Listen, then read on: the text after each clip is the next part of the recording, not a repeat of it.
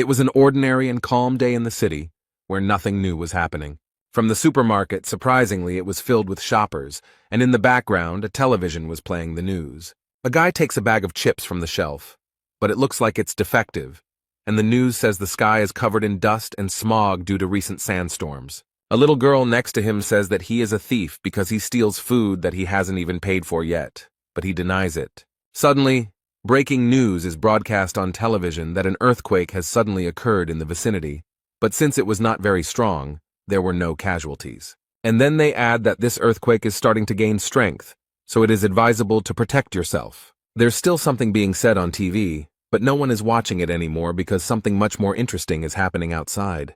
Suddenly the ground shook violently and rose up, as if something unusual had crawled out of it. In this place, as if from under the ground, a very strange and tall tower rises at a dizzying speed. All this is very frightening for people. No one understands what is happening here, especially a frightened little child. The whole store is shaking. People around are asking if everything is okay, if no one was hurt. The guy picks up the child and protects her from falling.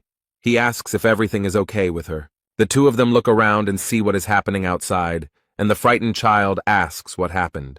Meanwhile, a new unknown building appeared behind the shop window, frightening in its appearance. This strange building appeared not only in one place, it is also found in others, including England. In addition, this tower has disturbed people in Japan, as well as on all continents and countries of the world. There was a lot of debate and talk about it, but few people knew what it was or where it came from, and people called it the Nightmare Tower. Suddenly, people were told that they had been chosen to save the world, and those who pressed the button to accept the challenge were immediately sent to the battlefield. They were greeted by the system. It was all like a game. You could earn things and skills. But everyone quickly realized that this was not a game at all, and that everything was happening for real. Very quickly, this tower made itself known and caused unspeakable horror among all people. It happened one day when people were actively working around her. They had some kind of plan. At first, they didn't notice anything, but one of the workers looked up and drew their attention to the tower. A creature on two legs emerged from it, resembling a human, but it was clearly not a human. The creature has claws and a tail, and frightened people call the police when they see it. A real monster with large, very sharp and strong teeth emerged from the tower. A great catastrophe occurred, and many monsters escaped from this tower and spread throughout the world. And from the loudspeakers on the street came panicked cries that the tower had attacked people. The city's residents are terribly frightened and are trying to save their lives and those of their loved ones. And the authorities deployed the army and heavy equipment to destroy these monsters. However, these formidable monsters are not at all afraid of tanks and bullets, which do not harm them. The city is attacked by many different monsters. Some of them are extremely large and strong, while others have wings and can fly. Because of all these monsters that were constantly coming out of the tower, a third of the planet's population was brutally destroyed. And all those who voluntarily wanted to become walkers found themselves inside the tower and could only watch what was happening outside. Since the system said they could save the world, people decided to try. So we decided to try to climb the tower, clear it of monsters, and put an end to this horror. These strong and very brave people were the last hope for the salvation of all mankind. But one day this cursed tower was attacked by people called walkers. They are entrusted with a very important mission. They must prevent the end of the world and the destruction of humanity. However, at some point in their journey they came across a wall, a large stone blocked their path, and there was no further passage. No one was sure that they would be able to break this stone by force, but they tried to do it anyway. But strangely enough, it worked, and they managed to make a hole where they noticed something very strange. There was a shiny blue stone lying on the ground that they had never seen before, so they didn't know what it was. The tower sent a message with information about the Stone of Return. With its help, you can return to the past and save your memories. To activate it, you need to break it. The captain of the Walker, Huang In-chan, was extremely happy to have the opportunity to return to the past. So he said that he would tell about this stone after he used it and broke it with his foot. The bright blue light blinded all the warriors nearby, so they had to cover their eyes. The light became less bright, and everyone looked in surprise at the mountain where a bright point towered. When only smoke and fading light remained in the captain's place, they realized that their captain had truly disappeared. But the only question that hung in the air was whether he would be able to return to the present after being in the past. Former scientist Sakamoto, who was with them, said it could have been much more obvious. He stated that the man had traveled into the past, but due to a space-time rift, he would most likely never be able to return there. He explained everything that was happening based on scientific theories, such as the theory of the multiverse or the theory of parallel worlds. The man stated that there was a rift in time and space, meaning that the Huang In-chan who had traveled to the past was no longer the same Huang In-chan they knew here. Upon hearing this, the men were extremely surprised and found this information very strange and even frightening. Samatoko is sure that Huang In-chan ended up in a completely different time-space, so his trip to the past will not change the present in any way. As far as he knew, all these items from the tower never lied, their descriptions were absolutely truthful. The stone will send them into a time rift, but that's just his theory, and it's entirely possible that using the stone will land them in this very world. But ultimately, the impact of the objects in this tower goes beyond the human mind. And then the clouds thickened in the sky, huge lightning bolts appeared, and one of them struck the tower hard. All the monsters in the tower became active, as if they had been given a sign. A huge number of monsters flew out from all the cracks of this tower. They are ready to attack people again. And before the end of the world comes, the walkers must find a solution, use the Hearthstone, and go back in time. Or they can stay in the tower and try to deal with all these monsters. Then they will most likely die. A huge monster with a terrifying mouth emerged from the wall they had made a hole in. He mercilessly destroyed everyone in his path, and many suffered from this. All those who remain understand with despair that this is the end, they no longer have a choice. Poor people hold these stones in their hands and understand that their life in this world is over. Almost all the walkers decided to use the stone to save themselves from the ugly monster. There are 2 of them left, and one of them asks for forgiveness because they have no hope left. It immediately disappears, but the last warrior is still standing. He has no desire to use this stone. The poor fellow falls to his knees in despair and no longer tries to fight. He has lost all hope. With his hands down and in deep despair, he stands before a mad and ruthless monster. Suddenly, out of nowhere, a very brave man appears, confident that he can handle all this. He delivers a series of quick blows to the monster and releases a green liquid from it and its tentacles. Everything happened very quickly, and the boy cannot believe what happened. This young man looked at the poor thing and smiled sweetly. He always asks if everything is okay with them. The red-haired young man slowly looks around, enjoying what he sees. Behind him stands a whole legion of fighters against these damned monsters. They ask if everyone was saved. The boy looks at his saviors with tears in his eyes, and the man thanks him for standing firm until the end and not running away. It was these people who did not use the Stone of Return, who were humanity's hope for salvation. The head of this legion stood proudly among his brothers and urged them to move forward. These are the warriors who bear the responsibility for the fate of human existence. They are called Seize the Day. They are all defeated, their weapons are broken, and the one who remains alive is completely exhausted and wounded. The guy lies there exhausted, finding it difficult to understand at what point everything went wrong as they had planned. Although no one wanted it, many of their brothers died in battle in this tower. These monsters are extremely strong and always different, and it is difficult to immediately understand how to defeat them. The boy steps on the creature and worries about his friend who is planning something dangerous. Jae Hwan attacks the monster from behind while it is distracted by his brother. He gathered all his strength into a fist and swung his weapon to destroy this monster. On the other hand, his friend attacked her and also made every effort to destroy this evil. With their combined efforts, these guys finally managed to destroy this monster. They dealt it a crushing blow. And after they did that, the body of this monster simply turned to dust. Yun Hwan said that fortunately there were no casualties, and that those who were injured would recover quickly after rest. It seems that this tower gave them the ability to heal wounds quickly and painlessly. With such success, they have every chance of reaching the top floor of this ill-fated tower. The guys are smiling happily, and Jae Hwan noticed something interesting from the side, so he got a little distracted. He saw the dragon suppression sword. It was imbued with the energy of the sun and moon. It was forged by the master of the 85th floor in 1,000 days to kill the dragon. The warrior picked it up and admired the beauty and power of the sword. The boy was glad that a stronger weapon had appeared. Jae Hwan looks at the blade with a smile on his face and hopes that they can still reach the top floor. But now, looking back, he realizes that he actually thought that everything was going for the best and in their favor. Now they reached the 98th floor. This is the Purgatory Chamber. Here they met the strongest monster of all they had seen before. Their extremely durable weapons were almost completely destroyed. It looks like the monster simply melted them, and their legion seized the moment was almost completely destroyed. The poor guys couldn't survive this battle. Jae-hwan watches all this in horror and can't believe that it will all end here. At this time, the monster swung its huge limb to destroy another brave hero. He easily throws the poor thing into the wall, which cracks from the powerful blow. The boy screamed loudly in severe pain and appeared to have suffered serious injuries. You can tell from his eyes that he has already lost all hope of moving forward. The poor guy remembers the past, how much he went through with his friends in that damn tower. He understands that there is no chance now, and that continuing the fight is most likely useless. The boy had already lost all enthusiasm in fighting these monsters that had taken the lives of his faithful comrades. But he can't accept that they've already been through so much, and now he's just going to die one step away from victory. Jae-hwan stares at the terrifying monster he has to deal with.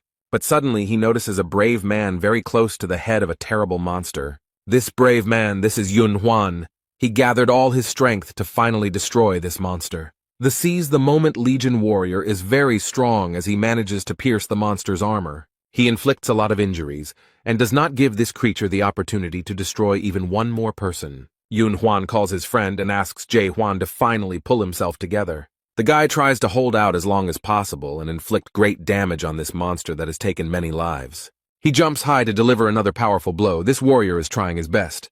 The young man asks for help because he understands perfectly well that he cannot cope on his own. This terrible creature turned its red, burning gaze on the poor boy. Jae-hwan doesn't move. He still stands in place as if nailed to the wall. He is stunned by what he sees. His friend no longer holds his weapon as tightly as before. This terrible creature pierced a strong warrior of the Seize the Moment Legion. The young man could no longer fight. Jae-hwan screamed his friend's name in horror and despair. He couldn't believe that this actually happened. After this, for unknown reasons, the monster turned in the opposite direction from the guy. It's as if he's running away from something. Something very strange is happening to this terrible creature. The monster broke through the stone wall with its head. It destroyed it with its strength. The young man understands that all this is very strange. These creatures usually do not act like this, so it surprises him. Jae-hwan gritted his teeth and focused all his anger on the monster that took his loyal friend with him. The boy felt that he still had the strength to fight. He had to avenge all his brothers. So the last warrior gets to his feet and picks up his weapon from the ground. He still needs it. The young man doesn't want to let this monster go so easily. He speeds up and quickly approaches it. He doesn't know if he can survive the battle, but he does it for the sake of all those who fell in the fight to save humanity. The Legion warrior uses his power and, like magic ropes, wraps it around the monster. Suddenly he noticed a light on this creature. It seemed that these ropes were causing him irreparable harm. The guy adds strength and makes the liquid flowing inside the creature flow out. Jae-hwan now realizes that the monster escaped because it was already weakened and damaged enough to be easily destroyed. The creature falls to the ground with a loud thud, raising a large amount of dust. The walker puts in even more effort and approaches him at breakneck speed to deliver the finishing blow. The monster could not withstand this powerful blow and suffered a crushing defeat. The creature lies in the burning liquid that recently nourished it, and now suffers from it itself. The young man sighed in relief and turned to Yun-hwan, who explained that it was time for them to leave. But the boy was in no hurry to get up from the ground. He had a large wound on his stomach. The poor guy didn't have the strength to get up. This monster seriously injured the boy. It caused him irreparable harm. Jae-hwan looked at his faithful friend and realized with horror that with such wounds he would not be able to survive. The boy smiled one last time at his brother, with whom he managed to reach the 98th floor of the tower. But this is where his journey ends. He apologizes to Jae-hwan for not being able to go further with him and help him. During the time spent together, the young people managed to get to know each other well and develop a strong friendship. Kim Yun-hwan's smile never left his face, and it always warmed the hearts of those around him. Even that terrible tower couldn't take that away from him, so the walkers began to call him the Knight of the Smile. But at that moment, perhaps for the first time, a smile appeared on his face. The boy understood his end. Jae-hwan's heart was breaking, but he turned away from his friend and asked him to leave. He doesn't want this brave and strong warrior to leave him, so he goes another way. The young man looks down and walks away from Yun-hwan with a heavy burden on his heart, leaving behind only the memories of his sincere and kind smile. The guy stood up with difficulty. He knew that his friend had noticed everything and clearly understood what needed to be done. This stone was in too bad a condition to be used, and Jae Hwan realized this. The young man can barely move. He climbs the steps with difficulty and thinks about his friend. In fact, Jae Hwan turned out to be much stronger than he previously thought. The guy reached his goal and sat down to gather his courage and do what he had to do. He thought that it was Jae Hwan who gave him the confidence that reaching the summit was indeed possible. Yun Hwan gave this world his last smile. He is sincerely glad that his friend stayed here and will be able to finish his work. Then he pushed off the floor with his foot slightly, and what was supposed to happen happened. He disappeared from this world, and now his smile will not be able to warm the heart as before. Jae Hwan will miss him very much. This guy made this world at least a little kinder and better. He will miss Yun Hwan very much and will try to go all the way to the end for him. And his friend will continue to live in the boy's memories until he himself dies. But now he has no time to grieve for his friend. He needs to move on. He must continue on his way because now the fate of all mankind is his responsibility. The young man opened the door to the next level, and a bright blue light shone from there. It took Jae Hwan's eyes a few minutes to adjust to the bright light and figure out where he was. And the next moment the young man realized that he would now have to fight on a snowy plain. A cold wind immediately blew on him. The boy's clothes were completely unsuitable for such weather. The Seize the Day Legion warrior didn't have to wait long for a new opponent to appear. It all happened so quickly that Jae Hwan barely managed to dodge the icy blows. However, he is not an easy prey, as he managed to get here and overcome various difficulties. Suddenly a very strong and cold wind arose, which almost knocked the young man off his feet. The dragon with a huge mouth slyly asks if his new victim has already surrendered. The boy's hand was covered in ice. Apparently this creature still managed to harm the young man, but that doesn't stop him. Jae Hwan confidently declared that he will never give up, and the ice dragon took his words as a challenge and struck on the spot. The walker hid from this terrible creature to buy time and try to do something with his hand. The dragon tried his best to find his opponent. Apparently people don't come here often. The boy sits quietly in his hiding place. He can't let this creature find him any sooner than necessary. This monster has been sitting here for 10 years. He uses some kind of potion to heal his injured arm, the monster's blows causing him great pain. At level 98, Jae Hwan had faced many difficult challenges, but what awaited him here was far more difficult than what he had already experienced. The boss of the 99th floor of this cursed tower is the ice dragon Velhisus. He inspires fear with his strength. The breath of this dragon from the Forgotten Lands is difficult to withstand, even if you have a high level of cold resistance. The young man understood that if it weren't for the weapons and supplies of the dead walkers, he would have no chance of winning. On the 85th floor, he received the dragon suppression sword, and from Yun Hwan, the ice demon armor. The boy sadly bowed his head and remembered his faithful friends, for whom he came here. He gently touched the Fire King's bracelet and remembered from whom he received this artifact. This is from Han Xiel. He suffered so many losses, lost so many friends because of these damn monsters. He was extremely sorry that such wonderful people had to die such a horrible death. An image of a beautiful girl with a warm and gentle look appeared before his eyes. He regrets that he was not stronger and could not save her from death. She did not deserve it. No one deserves it. He remembers with horror how Han Xiel died, unable to survive a fight with another monster, and Jae Hwan couldn't save her or prevent her death, and it breaks his heart. The young man remembered another incident when he was sitting at the table and calmly drinking tea. The man asked him if he wanted to try again, and the young man replied without hesitation that he definitely wanted to do so. Then the warrior boldly and confidently declared that he believed that this time he would definitely succeed. The Atopos blacksmith, whose name was Jae, looked at the young man with interest and was glad that Jae Hwan did not give up.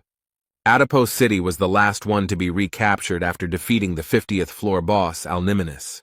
People did not lose hope.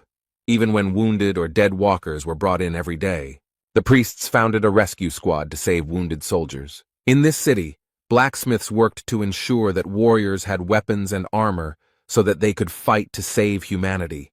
The guy thought for a moment and decided to note with sadness that Jae now seemed special to him, since he is the last blacksmith of Atopos, but the man asks not to remind him of this. However, he added that Jae Hwan was the only person he worked so hard for, and noted that weapons from the lower floors were no longer being returned. Jae explained that he had little ore left, although there was a lot of it a few months ago. The guy understood that this was to be expected, because there were almost no living people left in the village. He has lost track of time and doesn't even know what year it is. There have been more than 10 tremors since the tower was built. And at some point, people stopped coming to the first floor. It became completely empty. With sadness in his voice, Jae Hwan stated that, in his opinion, humanity had been destroyed after all. The last blacksmith in town looked down sadly and continued his work. Apparently, he too realized that the boy was right. He asked the warrior if he had studied the tower well and if he had noticed anything strange there, other than the fact that the tower always remained the same. This made the young man think, and he still remembered some rather strange things. He noticed something where the wall had been broken and where the return stones had been found. There he saw a very strange inscription which read, "A tower within a tower, a nightmare within a nightmare." He assumed it might be a message from the people, but he had no idea what it might mean. Koval said that 2 days ago Grandma Kylene disappeared, and this information scared him. Time stops in this tower, so if someone disappears from it, there are 2 reasons for this. The first option is that a person used the Stone of Return and found himself in the past. Or there is another, no less terrible option, that the one who disappeared jumped from the tower. Halen from Halen's potion and Jay from Jay's workshop were among the few remaining walkers. The blacksmith tries not to show that he is sad or worried about her. But Jae Hwan understands that underneath this mountain of muscles, this strong man hides a gentle heart. Suddenly the boy asks his blacksmith friend to teach him blacksmithing. The man's hand trembled when he heard such a bold request from this young man. Jae didn't answer, apparently needing more time to think about the request. And Jae Hwan waited patiently for an answer. He sincerely wanted to master this difficult task. A seize-the-day Legion warrior emerges from his hiding place, ready to continue the fight. The dragon reported that since the tower was built, no one had climbed to the 99th floor alone. The ice dragon Velhesis declared that he recognized in this boy an amazing person, but the young man did not want his skill to be recognized by some monster. The boy teased the dragon, saying that it would even hurt him if he died, since he knew his abilities, but the dragon explained that this was impossible. The young man doesn't believe the words of this overgrown lizard, so he grabs his sword and is ready to prove him wrong. Jae Hwan asked the dragon with interest why he was so confident. He is smart and observant enough to notice flaws in his opponent's defense. So he declared that even the armor that the dragon was so proud of had already cracked. The arrogance of this young man greatly irritated the overgrown ice lizard. So he aggressively declared that it was time to put an end to this senseless chatter and was ready to strike. And the next moment there was a very strong blow. The dragon used the power of his breath. This did not pass without a trace for the boy. Crimson drops appeared on the white snow. The poor guy was in a lot of pain from his breath. It seemed like their fight ended at the very beginning. The dragon chuckled and asked if this worthless man had really decided to fight to the end. Jae Hwan remembers his loyal friends who died in this fight for humanity. The dragon hypnotized the boy. He believed that even if he stood firm to the end, he would only receive loneliness. The ice figures, who look like his faithful friends, seem to encase him in ice. They do this at the will of the monster. This lizard-like echidna watches as the boy slowly dies in her clutches. The brave boy sighed heavily and declared that the dragon had been sticking out his tongue for too long. And then he put in a lot of effort and managed to free himself from the captivity of these ice sculptures. The dragon aggressively asks if this little man has decided to attack him again. He calls on the walker to surrender because he himself will never be able to defeat such a large and strong dragon. Jae Hwan went to the tower later than everyone else, so he missed out on a lot of different skills and hidden abilities. That's why he decided to give up all skills and focus on just one thing. His only skill was to attack the enemy, and he did it over and over again. Thanks to this lunge, he managed to kill over 50 million monsters, and his brothers gave him the second name, Lunge. Over time, the guy realized that his skills were changing. He was becoming faster, more accurate, and stronger, and as a result, he gained such strength that he became more effective than any hidden skills. This technique was not a skill that took away strength, so the boy did not get tired in battle. But despite this, it was still difficult for him. Jae Hwan had already made 100 attacks, but he had only managed to make one small dent in this dragon's armor. It was clear that this creature would not tolerate such a thing. The dragon immediately prepared for his powerful icy breath. The walker realized with despair that he had no time to evade. But suddenly, at the last moment, he noticed something very interesting, and it gave him hope. Jae Hwan noticed a light coming from the wound on his opponent's neck. He remembered everything that happened on the 98th floor and how he defeated the previous monster. The guy realized that he had already seen this same light on another monster, and this was great news. The walker has already gripped his weapon much more boldly and tightly.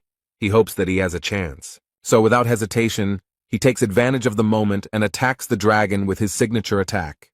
The warrior hit the target accurately. His sword pierced the enemy and destroyed his armor. Now Jae-hwan knows for sure that he can do it. He is full of confidence in it. The wounded monster was very angry. He did not understand how this insect dared to do such a thing. But the young man smugly declared that he had not hit hard enough and that he should have simply torn the monster's head off. The ice dragon has spread its wings and does not want such a situation to happen again. He stood tall and declared menacingly that this time he would wipe him off the face of the earth. And without thinking twice, the dragon used his icy breath to destroy his offender. The poor guy barely had time to dodge all the attacks. If even one had hit him, he would not have survived. This is a very difficult test for Jae-hwan. He barely dodges. The boy is surprised that this monster can make such powerful attacks. With great disappointment, he realized that there was no chance of winning. The dragon has cornered him, and he won't be able to defeat this creature. But the monster looks pitiful, its jaw hanging open after being wounded. He explains that if at least 10 pedestrians had come here, they would have dealt with him. And he added that if people had not been deceived by the dream demon stone, everything would have been completely different. The boy doesn't understand what stone the dragon is talking about, so he asks him what he means. However, it is clear that he will not explain anything, but will immediately attack the guy. Jae-hwan does not wait for his death peacefully, but runs away from this dragon. This monster just watches as the guy who maimed him simply disappears. He has reached the door through which he came here. This will be his salvation. The warrior left this floor and closed the door tightly behind him to make sure that this creature would not appear here now. He understands perfectly well that he was a millimeter away from falling. If the claws of this monster had reached him, he would not have survived. Jae-hwan remembers the dragon's words about the dream demon stone, but he can't understand what he was talking about. What kind of stone was it? How did it deceive everyone, and what could have been different? Many questions immediately arose. The warrior was glad that he managed to get out of there alive, but he still returned after 5 years. This time he was much stronger and better prepared for this fight, because he already knew what awaited him. The system bombarded him with various messages congratulating him on completing a new level. This time he managed to destroy this monster, so the guy received many congratulations on reaching the 99th floor. Jae-hwan looked at what was left of his opponent and asked what the dragon dreamstone was. This creature answered with the last of its strength that it knew the answer to its question without him. But he added mysteriously that he would understand everything when he found himself on the top floor. As a reward for completing the level, the young man received a new weapon, the Ice Dragon Sword. This weapon is infused with the breath of the Ice Dragon, and can determine when its wielder is ready for battle. Suddenly, the young man looked down and noticed that something very strange was happening on the ground. Some substance that flowed out of the ice dragon begins to move and rise upward. She rose very high and formed a door right in front of the brave warrior. And at the very top, the number 100 was formed, indicating that this door leads to the top floor of the tower. The guy took a deep breath and collected his thoughts. He was ready to boldly move forward. Without thinking twice, he goes inside, not knowing what will happen to him next. After the boy walks through the door, the number 100 slowly turns into some other inscription. In its place appeared hieroglyphs, indicating that a control room was hidden behind the door. Jae-hwan had already peeked out the door and was looking around with genuine interest. And he was very surprised by what he saw there. Probably the guy expected to meet another monster there. But what I saw there was something completely different. A multitude of different screens and photographs showing the tower and the city. The young man came closer. He was very interested in examining all this and looking at the tower from the side. All these pictures depict places he has already visited. The boy sees the place where the walkers should come. He also sees a topos, a city where those who have not yet perished at the hands of monsters live. He was so focused on these images that he didn't notice someone approaching him and saying they were glad he had come. Jae-hwan looked around and immediately got into a fighting stance, and the voice said that he thought the boy would return to a topos first. And then he calms him down and explains that he shouldn't worry, because he completely forgot about him and didn't have time to prepare everything. The boy received a message that surprised him, because it said that he was the first to complete the training of the 294th world. His achievements were recorded in the immortal Akashic records, and this record will be visible to the monarch of the great land. The guy read it and realized with horror that it was actually a workout, although it didn't look like one. He is overwhelmed with emotions, and they turn into water that envelops the poor guy. The warrior was extremely excited. A large puddle of water had already formed under his feet, caused by his stormy emotions. The voice asks if he is surprised and hopes that the boy will soon recover from the shock. A huge wave of water rose up around the young man, ready to swallow him up. The creature smiles slyly and remarks that if he does not cope with his emotions, they will consume him. And then the lion head with bright eyes adds that it is probably too late to pull yourself together. And he tries to explain to the guy that there is no reason to be too upset, because he achieved a good result, considering that he is an ordinary person. However, this brave warrior did not give in to his emotions and tried his best to calm down. His stony expression shows that he is in a state of complete calm. His interlocutor is surprised because the guy came to his senses earlier than he expected. The young man unceremoniously, and without mincing words, asks what kind of creature this is and who he is anyway. Then he remembered that he had not introduced himself at all, because he was very glad that this young man had reached the 100th floor himself. Such cases had never happened before. He said that his name was Devil Bystrian and that he was the master of this tower. The warrior noted that if this was just training, then the game itself had not even begun yet. The demon smiled slyly and noticed that the boy had a sharp mind. But first he wanted to show him something. And the next moment he clicked his paws with sharp claws, showing what he had prepared. A large screen appeared in front of him, showing people who were in the tower for the first time and looking around in surprise. The guy watches the video carefully, which shows how he started his journey. These are his memories that show him how he met Seal, how she joined their group.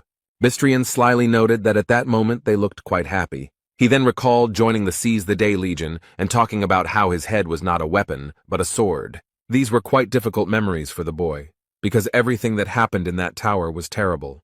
And the creature noticed that this young man would never again see the faces of his faithful friends.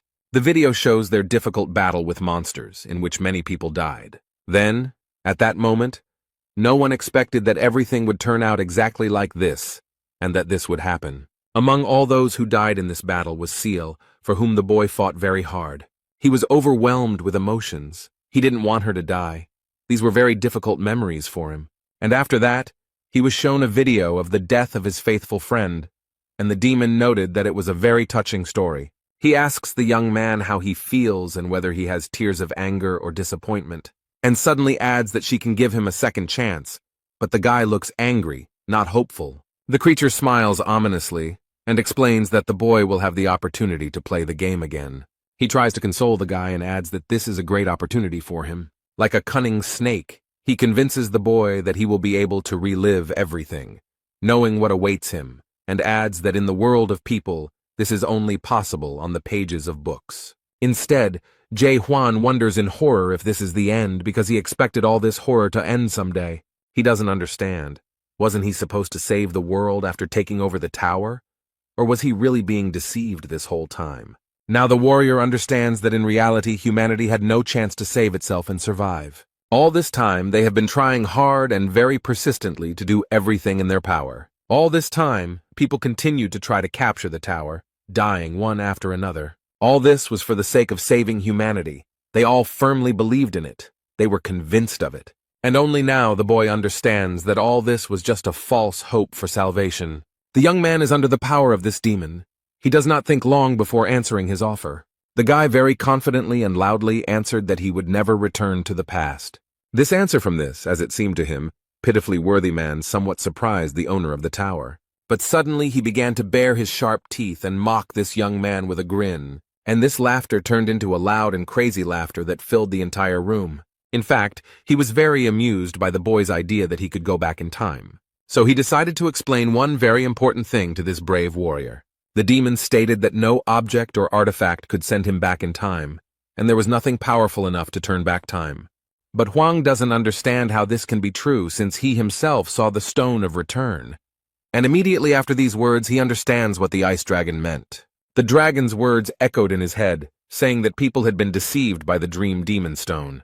The guy remembers this stone and the description that the system gave him, and with horror he realizes that it was a lie.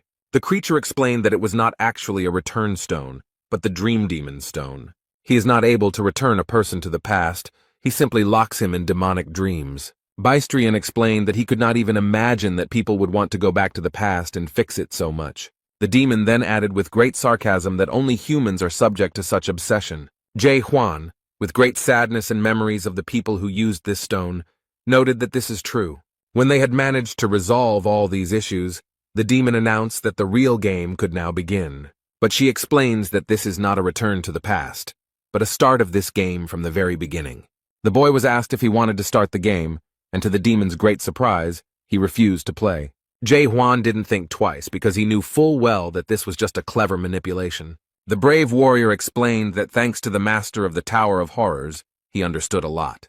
A new report has emerged that the Tower of Terror, also known as the Tower of Regret, is created by a dream demon and is placing walkers in artificially created dreams. The young man explained that he had already been in the dream demon's dream and would not return there again. And that is why the boy grabbed the weapon and boldly declared that he would kill the owner of this tower. He did not believe in the cunning and insidious plan of this monster. The warrior was going to kill him and leave. The creature took a deep breath and explained that there was nowhere else to go. This was the end of the tower, although the boy stated that he didn't trust anyone anymore.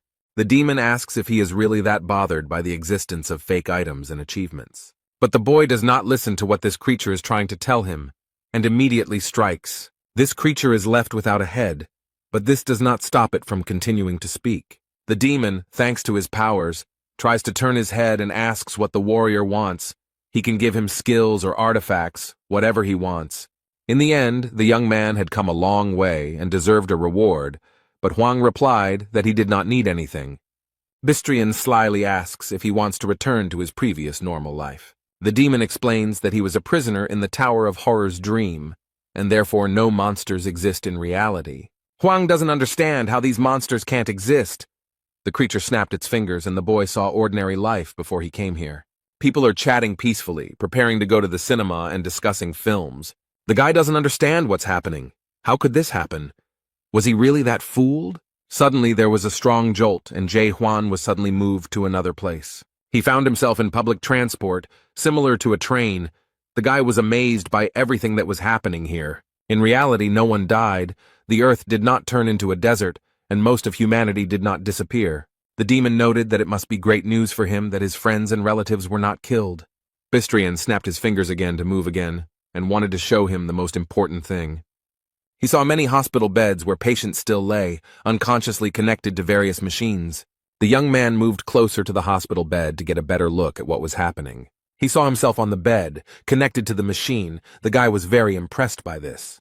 The demon explained that decades had passed in the Tower of Terror, but not even a month had passed in the human world.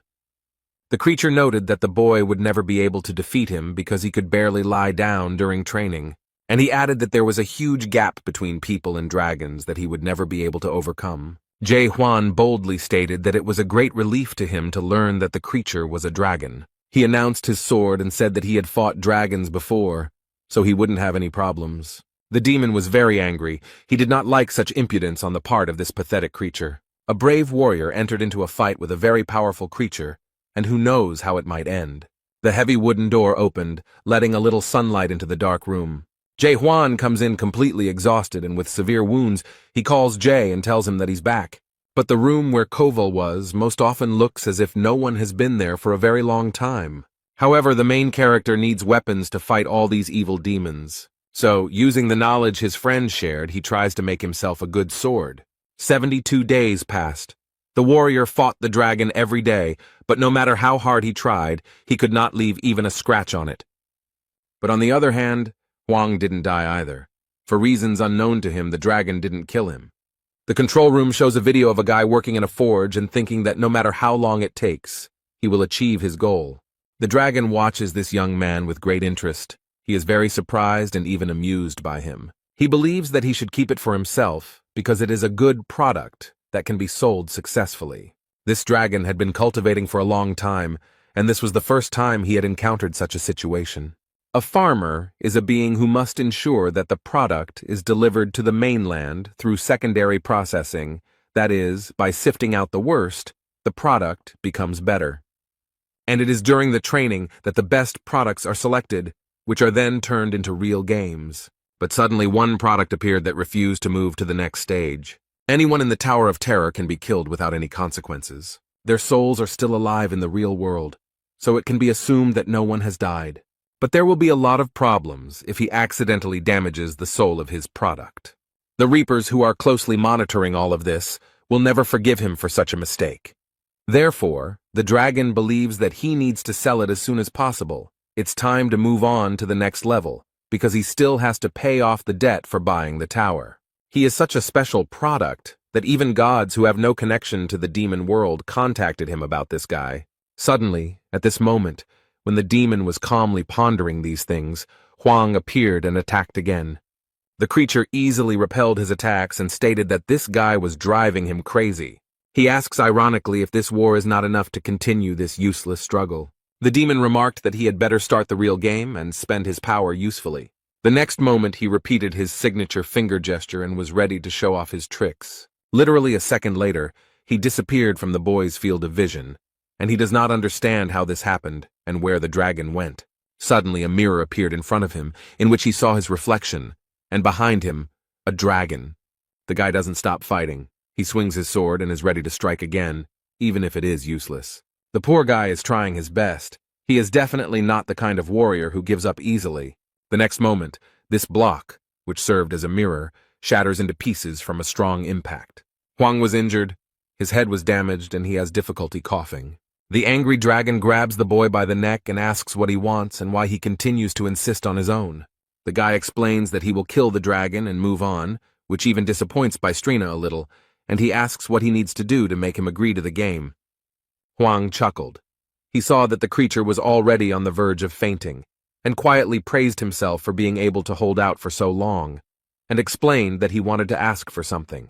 The dragon is already sitting calmly and explaining to the boy that the universe does not consist of only one dimension, but he calmly replied that he knew about it, and added that he also knew about parallel incarnations and the multiverse. But the demon wants to clarify something and says that there is one main dimension, the almighty Earth. And then he explained that it was from this great land that many different alternatives branched off. The Earth is a small planet in a large dimensional system consisting of a large number of alternatives, and they called these actions the 294th world. In the Tower of Terror, walkers can gain skills, obtain various items, and level up. In this way, they will be able to adapt to the structure of the mainland and thus have a chance to enter another world. And various evil demons like him have the ability to control this game. But the guy doesn't understand at all why he's doing this, why the demon needs it. The dragon noted that it was a good question, but he didn't think it was something he really cared about.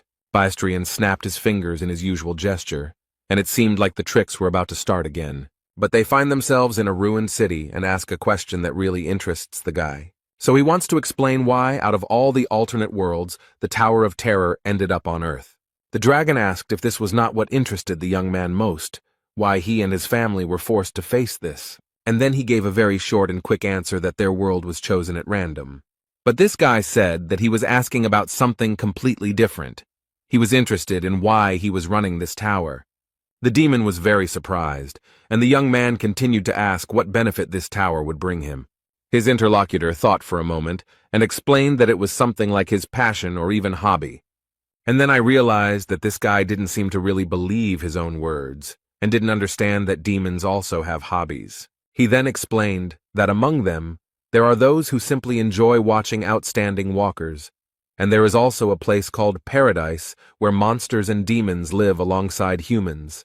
And to make his point completely convincing, he showed the bishop's message, which said that the boy should not be killed.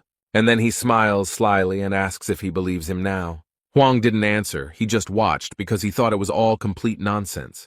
The walker found himself on the 99th floor, where he had already defeated the ice dragon and received a message that he had reached the maximum level of 100 and all his stats were at maximum. The guy was in terrible condition. He was badly injured, so he drank a potion to recover. He looks at this message with terrible despair and realizes that he now has no purpose. But he still can't tame this monster, the master of the Tower of Horrors, although he really wants to do it. The warrior lay down on the cold ground in despair, wondering what to do next and how to understand what is real and what is not. Jae-hwan ponders whether humanity can truly be destroyed and how he will know. Perhaps everything in this world is destroyed, but some alternative version continues to live peacefully. And at that moment, the boy felt something very strange. He had never experienced anything like it before. This alarmed him, and Hwang thought that something very strange had happened inside. And then his attention was drawn to some very strange yellow light, which was definitely not there before. Bright yellow substances began to appear in the air, and the main character even thought that perhaps it was a hallucination. Jae-hwan hesitated a little, but still tried to touch the strange things in the air. As he examined the substance, he squeezed it in his fist, and it seemed to crumble into small particles. These small particles were first shaped into Zycra cubes and then immediately crushed. The guy believes that these particles are the components of the world, and it doesn't matter what shape they have. Then he remembered the bishop's inscription that the demon had shown him, and he began to gradually understand what was happening. The warrior frowned and realized that he was just entertainment for the stronger life forms in this universe. Suddenly, a demon appears in front of him, and the boy asks who the monarch is and if he is the one in charge. And he tried to explain briefly and clearly that monarchs are observers of a large country. Those who manage to complete the game are sent to the mainland and receive the support of the monarch. Jae-hwan didn't quite understand what this meant, so he asked again to get a more precise explanation.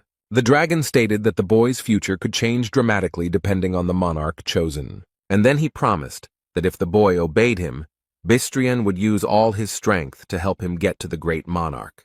But the demon noted that this would only happen if the young man agreed to play the entire game to the end. Jae-hwan noticed that the creature now spoke like an annoying store clerk, and the next moment the guy agrees to join the game, but will do so only after 10 days. 9 days have passed, and the boy is still training with the sword to be in top shape before the game. The demon sits calmly in his control room and watches all the actions of the young man. But he is looking forward to it. There is very little time left, and he remembers that he bought this tower because he was deceived. These memories made him angry because he remembered how false they were. He was told that the tower had been built by the Lord himself, and that it was so old that its value could hardly be overestimated, so it would definitely be a good buy. But he regrets that there is no function to voluntarily exit the game while keeping all your achievements. And now he himself is trapped in the tower, unable to exit the game because Hwang refuses to move on to the next level.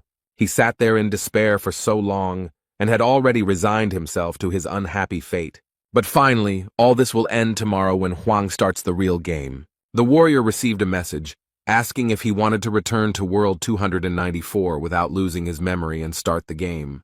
The dragon is looking forward to the moment when the guy confirms the application. He is very excited. But completely unexpectedly, the guy attacks him. The main character still wants to kill the demon. He asked with great surprise what was going on here and why Jae-hwan was doing this.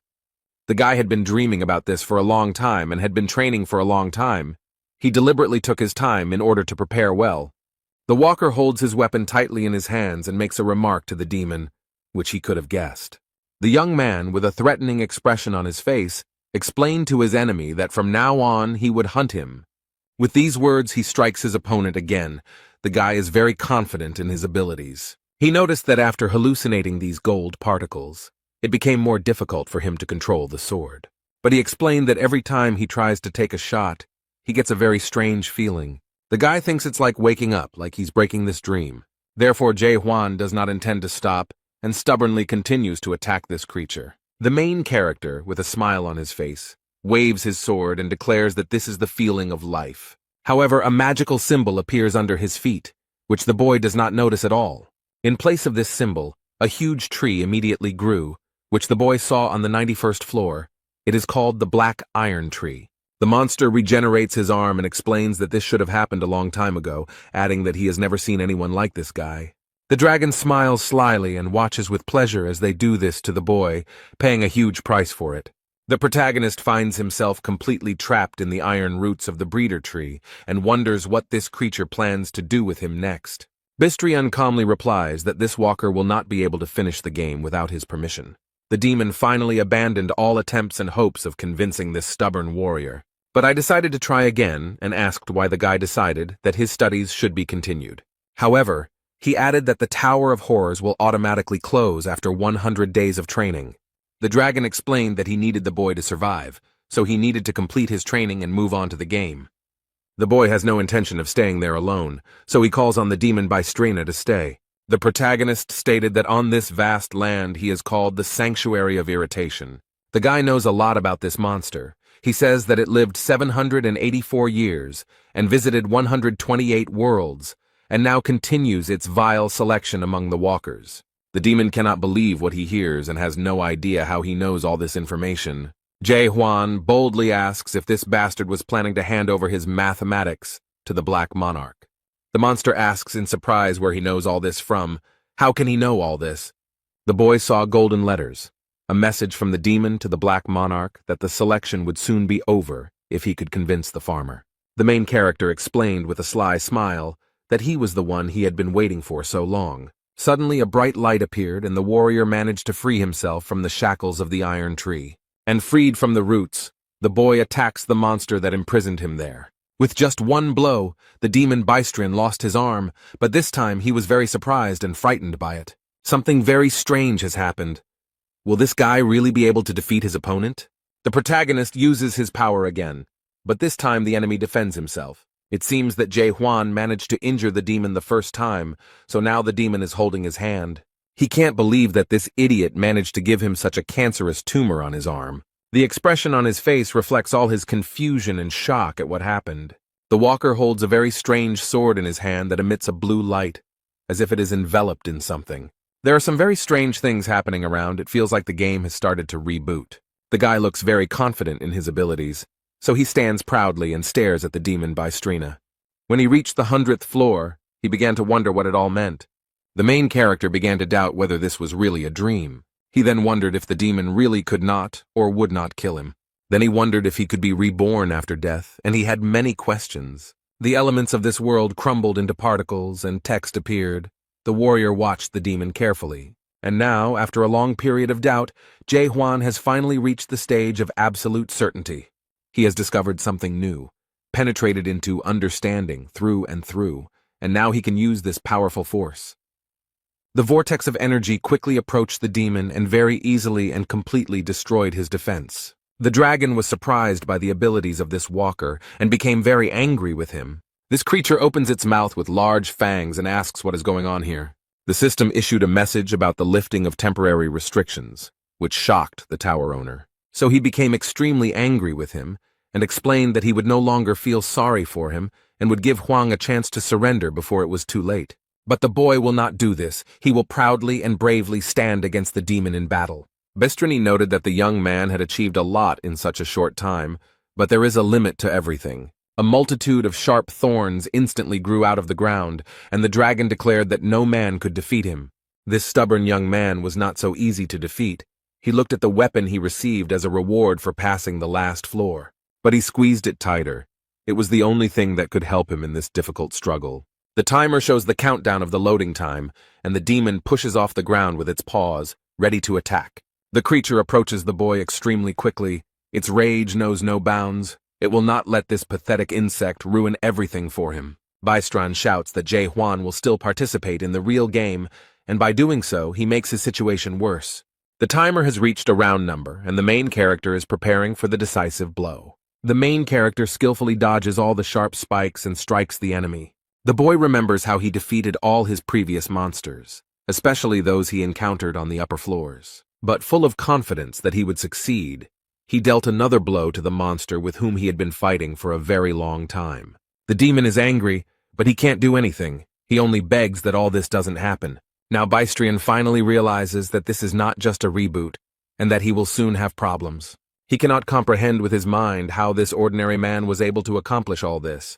There was another blow and a bright light appeared, as if after an explosion, and the demon suffered more and more. The main character does not stop for a minute. He continues to attack to destroy the enemy. The dragon screams wildly from pity and severe pain, opening its wide mouth full of fangs.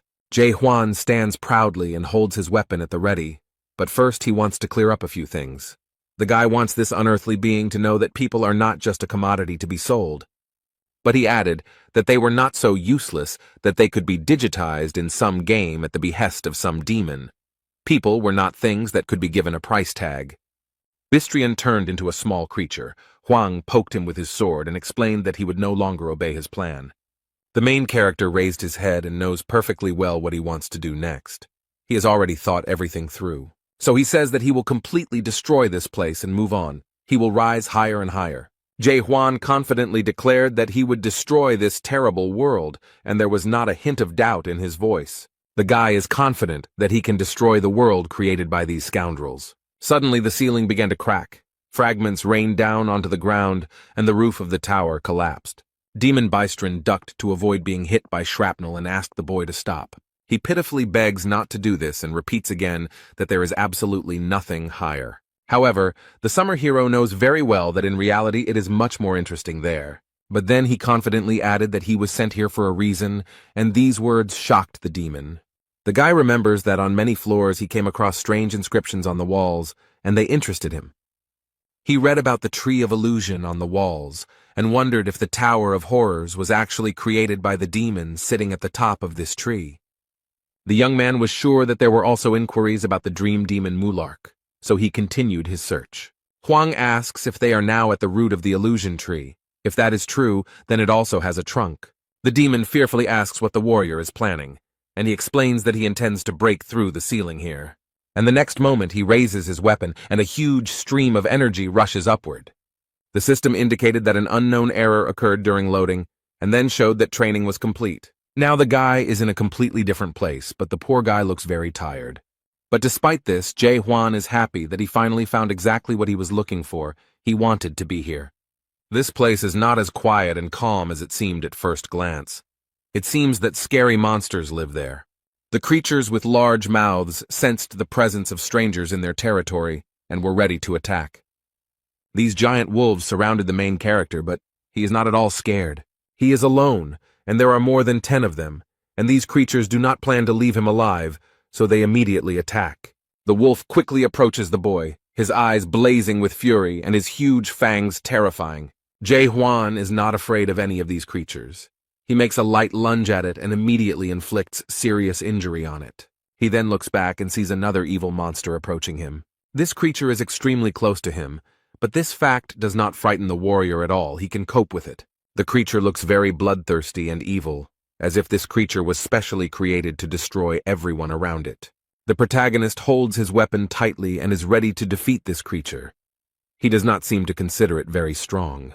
But against this huge wolf, he uses a medium lunge that literally cuts the monster in two. On the monster's head is a large horn, which is enveloped in a magical yellow glow, looking magical.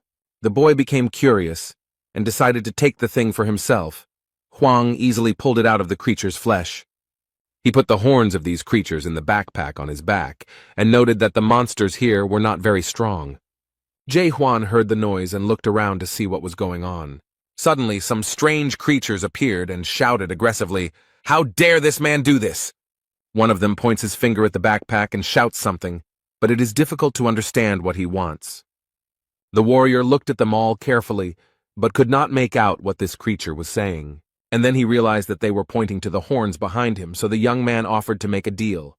He would give up all these things, and in exchange he would want information about what this place was. But the monsters didn't seem to even listen to him, and it was unknown if they understood him at all. They went on the offensive. One of these green monsters immediately dealt a strong blow, apparently thinking that this would be enough for victory. The young man got angry and said that now he would have to kill these scoundrels with bulging eyes. He is ready and willing to proceed with his promise. He does not mince words. Jae-hwan didn't have to spend much time and effort to neutralize them all, since all of his stats were at their maximum levels. Now he is trying to get at least some information from this monster. The young man needs to know what this place is. The guy grabbed 2 antennae sticking out of the head of this incomprehensible creature, and it screams in horror that this is a game. The walker is still trying to get at least some valuable information out of him, but all in vain. The creature uttered a few words incoherently, which were understandable. They said, "Human, kill, now." And the next moment he bit his tongue, and it looked very strange and incomprehensible. The boy tore off the antennae and the creature died. At first they seemed weak to him, but now he thought they were not so simple. Hwang looked at what was left in his hands with surprise and interest, trying to understand what function these things performed. But he decided not to think long and left the antennas on the ground, and went to explore the area. To get a little more information, the protagonist decided to look at other creatures. He saw a small bag and received an information message from the system that it was a small backpack for storing things with a volume of 2 cubic meters. After leaving the tower, the system stopped working, and he thought he would gain access to the other dimensional system. But this did not happen. But fortunately, he at least has access to information, and after examining the bag, he noticed many interesting stones there. The boy examined the stone and was informed that it was a spirit stone, and that it gave him the ability to increase energy. He collected them back into his bag, thinking they might have some value and wondering if anyone made them here. Having completed his search, the guy wondered what to do next and where to go, but he still didn't find out anything about this place. Suddenly, the sword he received as a reward for defeating the ice dragon made itself known. The guy sat down and looked at this thing in surprise, not understanding what was happening to it. And the next moment, the dragon's mouth appeared, as if a ghost was trying to get out of there, or it was a hallucination. It all ended as suddenly as it began. Nothing else happened, and everything just disappeared. The main character props his head up with his hand and tries to understand what just happened. After sitting like that for a minute, he was able to examine everything more closely, and noticing the crumpled paper, he suggested that it might be a map. The guy opened it and saw there a tree of illusions, as well as some other castles, possibly a settlement, and a strange inscription, Chaos. He remembered that the idiot in the tower hadn't told him about this place, so he would have to try to find out for himself. At first, this forest seemed like a very quiet and peaceful place, but these palm trees and greenery create a deceptive impression. A little further away from Jae-hwan, wolf-like monsters angrily open their mouths, ready to attack. Their opponents move towards these creatures fearlessly, quickly, and energetically. It is unclear what they are, but they look very human and seem to know what to do. The girl with red hair looks at the spores with confidence, but her eyes are unusually bright. She threw the blade, probably intending to hit one of the monsters, but something went wrong. Because she stepped on some guy's foot and apologizes, explains that it happened by accident, and promises to change her hunting location. He smiled at her, and when she turned around, it was clear that the man was angry, and thinking about how badly she must be handling the weapon that had accidentally hit him in the knee. The other boys looked in horror at what awaited them ahead and screamed in fear. A terribly angry bighorn, also known as a bighorn, is quickly approaching them. This terribly evil creature with huge fangs and an open mouth runs towards the girl, who does not seem to be scared at all. All this happens near a high cliff, and the people below are trying to prepare for a difficult fight. Hwang watches them from above and comes to the conclusion that this girl looks much stronger than the others, but they don't seem to be very friendly. At this rate, they'll all just die. I wonder how they even got out of the tower with those skills. The man has gathered his strength and is ready to join the battle. He uses his skill, Breath of the Fire King. The girl screams that she will help him and immediately hits him hard on the cheek. She then smiles cheerfully and apologizes again, although this time the guy calls her a whore. The red-haired girl noted that it was very rude to call her that, because she just wanted to help. Hung Nim doesn't notice the monster approaching him with its mouth wide open while he argues with the girl. It seems that the protagonist realized that they would not be able to cope with this creature, especially if they were so careless, so he decided to help. Jumping down from the mountain, Jae-hwan used his sword, made a medium lunge, and easily defeated the monster with one blow. Han Nim seemed to be too close to the monster, so he got slapped quite a bit and he didn't like it very much. There was a lot of smoke, so no one immediately noticed the stranger, only his powerful weapon was visible. Jae-hwan wields a strong and large sword that emits a beautiful blue light. The main character stands proudly on his prey and carefully looks at everyone present. He didn't seem very impressed by what he saw here. These people didn't look particularly strong or smart. They discuss whether everything that happened here was legal and whether they can take Bighorn's body. The man tries to wipe the dirt from his face, and the girl watches the stranger with interest. Someone said that it would take at least 10 people to defeat this creature, and Hwang thought about the fact that the previous creature had 5 horns, so the more horns, the stronger the beast. The girl is still awake, mysteriously and intently looking at the man who so easily dealt with the monster. She doesn't know who he is, so she plucks up courage and decides to approach him. The girl comes up from behind and threateningly asks who he is. The guy didn't expect such a reaction. She then explained that chaos is not a simple world, and no one can defeat Bighorn with just one attack. She asks again who he is and where he is from, but the young man only looks at her with interest. He remembered seeing the word on the map and not being able to figure out what it meant, but now he had a chance to get more answers.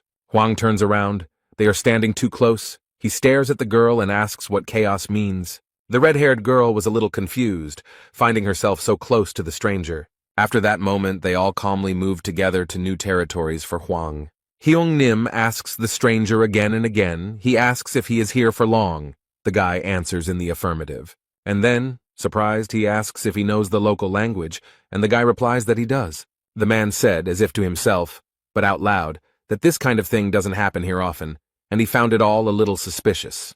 The girl asked if they could really take the body of this monster, and the boy calmly replied that he had no rights to it. She finds him very suspicious because the whole situation is extremely strange. Even though he says he came here through the passage, he killed that monster himself without using any skills. The girl tried to use her abilities on him, but the system gave her an error and indicated that the skill could not be used. She was a little surprised that even her strength couldn't help her stop this guy somehow. The system noted that verification was impossible, and the girl assumed that the guy was probably outside the system. She is very concerned about who this man is and why he came here, so she has several questions for him. So I decided to explain that chaos is not such a simple place, and no one can kill this monster with a simple attack. Then she bombarded the guy with questions, and he looked around with surprise and great interest. But of all these questions and explanations from the girl, only one word, chaos, interested the creator. However, this made the girl very angry, and she asked if he was serious or just joking. And then she decided that maybe he didn't understand what she was saying because she asked who he was. Was it really that hard for him to understand? But the main character explains that he understands everything perfectly and hears perfectly well what she asks him about. The boy remembers his life on Earth, his family and friends, and realizes that his whole life on Earth has lost its meaning after the appearance of the Great Tower.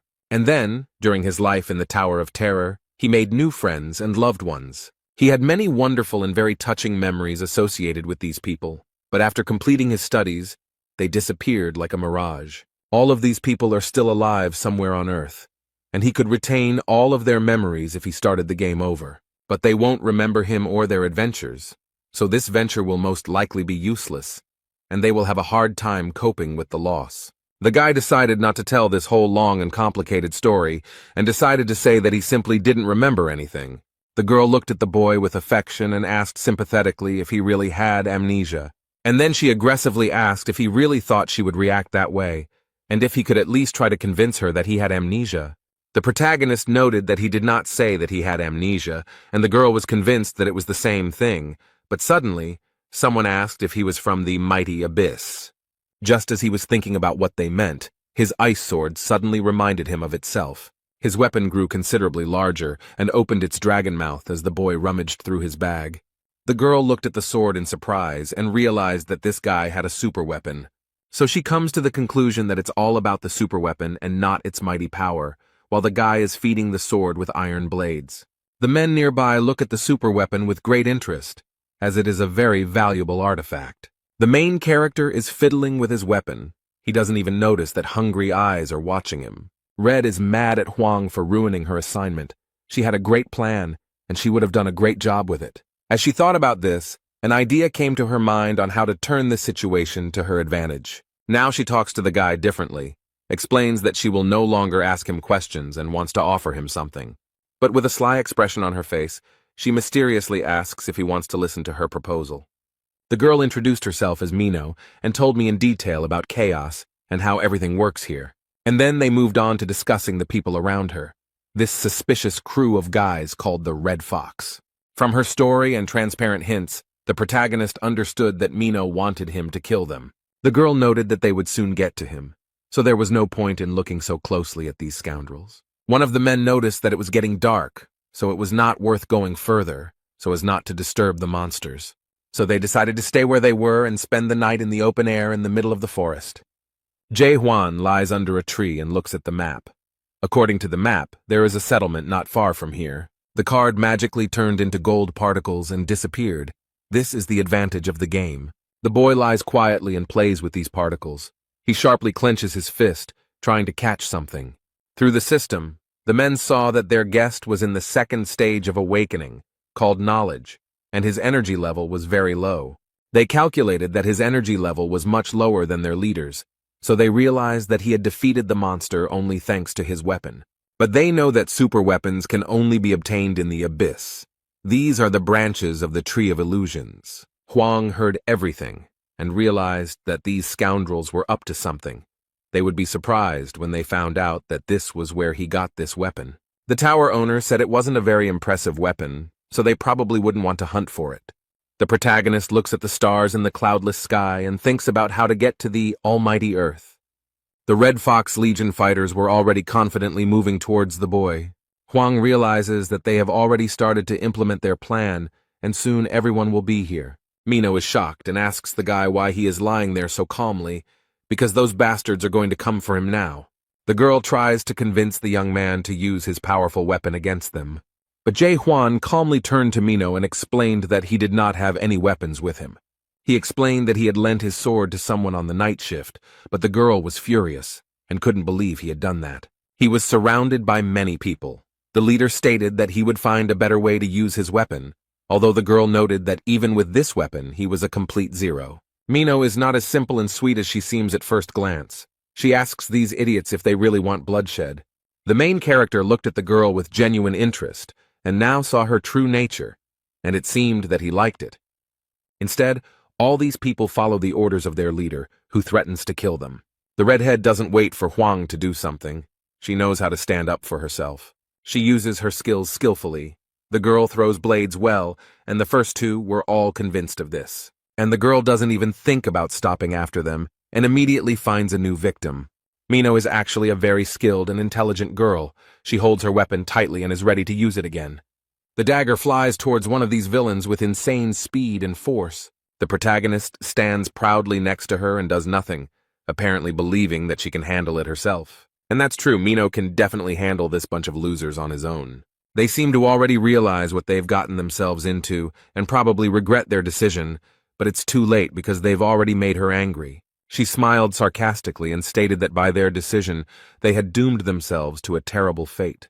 Their leader stands behind the rest of the Legion and admits that he knew she was a witch from the start. This became obvious when she unceremoniously set the monster on them.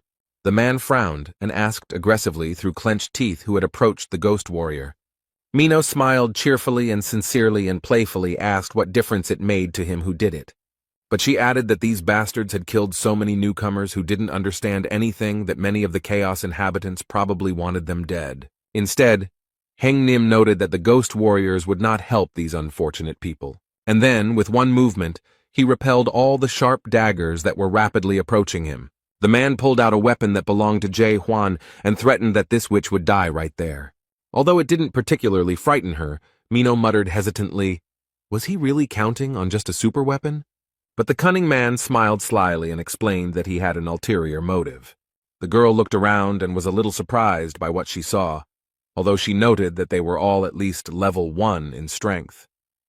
Now I could see even more people around, hiding behind trees and bushes, waiting for the right moment. The girl explained that she immediately felt that there were many more of them than it seemed at first glance. The leader asked if she really thought he would go into battle unprepared, especially if he had to fight a witch's ghost and a boy who had killed that monster with one blow. But he would have acted differently if he had known that he would get this amazing superweapon so easily. He wouldn't have gone that far or called so many people for help, but it's already been done. The girl asks in surprise if Black Fox is really here too. It seems like nothing interesting is happening in his life right now.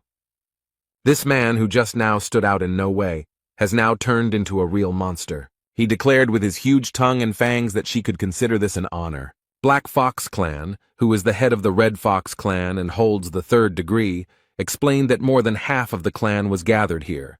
She is not very pleased with the honor done to her and asks them to wait a little, as they still have so much time to gather here. Mino feels that she can't handle this monster alone, so she turns to Jae Hwan. She doesn't want to admit it, but she has to admit that she can't protect him. So she throws a stone to the boy and tells him to grab it and run, and the boy realizes that it is a terrible stone. The girl explained that it was a return stone, and if you used it, you could move to the nearest fortification or fortress.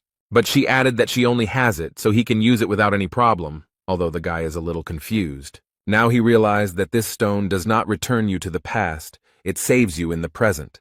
He immediately remembered his friend from the Tower of Horrors, who did not use this thing. Jae Hwan thinks that he should have given Yoon Hwan that stone, and maybe then he would have survived. A guy asks his new friend if she had the opportunity to go back in time. Would she do it? At first, she was angry because now was not the time to ask such questions, since their lives were literally hanging by a thread.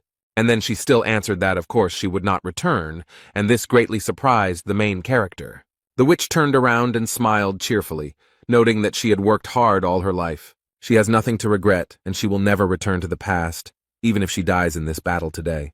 This answer seemed to surprise Jae Hwan because he moved closer to Mino and placed his hand on her shoulder. The guy stood next to her and declared that she would not die today, and reached for his weapon. His reaction surprised the girl. She did not expect him to protect her or take part in the fight. Without warning, he threw something to the ground, sending up a column of smoke and blue sparks. Jae Hwan uses his strength and easily deals with the attackers. The Black Fox shouted that he was using the Flame King's 14 transformations. After these words, the monster's hands caught fire, and the swords of his subordinates were engulfed in flames. The protagonist does not appear embarrassed or scared after what he saw. He has a plan, and he is preparing to use the lost spell to get rid of all these fools. The guy copes with all this evil without any problems. No one even has time to understand what happened. The protagonist came face to face with the strongest of them. He tried to wound him with a sword, but the monster held him back with his hand. But this did not stop him for long, as Hwang proved stronger and pierced his clawed hand. And as a result, the boy's weapon passed through the flesh of this monster, although Black Fox did not expect this. It turns out that Heng Nim remained alive, although the head of the Red Fox clan took up residence in his body. Jae Hwan looks back and stands proudly in front of the very scared man. The poor man, overcome with fear, fell on his knees and humbly handed over the weapon to its owner. The remaining members of this gang realized that after the death of their leader, they were powerless here, and quickly fled. Although the main character will not give them such joy, he holds the weapon firmly in his hands and is ready to take revenge. He uses a light lunge and effortlessly destroys anyone in his path. Mino is shocked and very scared. She cannot understand how this is even possible. She remembers how easily he gave up the monster's body, and then she thought he was just a fool. She felt like he didn't understand anything when he bragged about his superweapon, and when he said he just gave his gun to some stranger, she thought he was an idiot with no sense of self-preservation. But everything turned out completely differently. This stranger turned out to be very strong and cunning. When Hwang finished, he looked back and saw Mina with a very surprised expression on her face. She cannot understand who he is and why he came here, and asks him about it again. The guy is in no hurry to answer her questions directly. It seems he likes to maintain a sense of mystery. He smiles at her and cheerfully asks if she has forgotten about him. The warrior replies that she already knows who he is, but this greatly surprises Mino, and her face shows that she does not understand what he is talking about. Hwang teases the girl by asking if she has memory problems. He thought he was the only one with such a problem, but this remark angered her. However, Mino decided not to discuss it further and asked him to return the stone to her, but he admitted that he had lost it. The poor thing is seething with rage and cannot believe that he could lose such a precious thing. They are sitting by the fire and relaxing after a very eventful evening. The young man sits quietly and looks at the stars. It calms him down. He feels peace and bliss. Instead, the girl tries to find her stone in his bag, but it seems to be in vain, and she fails. So she gets angry that all this is happening because of some stranger. The guy noticed that she already knew everything, so there was no need to ask him questions, but she didn't quite understand what he was talking about. Hwang explains that he knows who he is, and looking at the fire explains that he is an ordinary person. He then asks his interlocutor if she is human, and she reluctantly replies that she is almost human. Then the boy thought of something, clenched his fist tightly and replied that it was good. This seemed a little strange to her, so the girl wondered what he was thinking about now. And then, realizing that the guy wouldn't say anything else, she turned away and thought about something of her own. She wondered if it really was necessary to be just a human to become so strong and skilled. The girl asks if he has really forgotten everything that happened to him on Almighty Earth, and Hwang confirms that he does not remember anything. Then she bowed her head sadly and remarked that he was very lucky that he had forgotten everything. Most people here would envy him. And she added that it was obvious how they all ended up there and why. but the guy didn't understand why it should be obvious. But he asks with interest how she ended up here, and the girl stops when she hears this. She gave him a sly look and noticed that he would immediately regret his question as soon as he knew the answer. They achieved their goal. The girl took him to a very beautiful place, which turned out to be the Gorgon's palace. They approach the building and Mino notices that they have arrived at their destination. Huang carefully examines the entire new territory and tries to understand what kind of place this is. The circular space with columns reminded him of the first floor of the Tower of Terror, where newcomers came. The square was completely empty and there was not a soul around, but suddenly a red light came on. And then something very strange happened, which really scared the main character. He didn't expect it. He saw many people suffering, crying from pity or writhing in pain. These were the last seconds of their lives. Mino noticed that there were 1,000 times more of them this time and added, "Does he now understand how she got here?" But frowning, she added in a threatening voice that he should never ask her that question again. The poor people in the round square are still screaming and writhing in pain, and the girl, lowering her head, noticed that they were in chaos in the kingdom of the dead.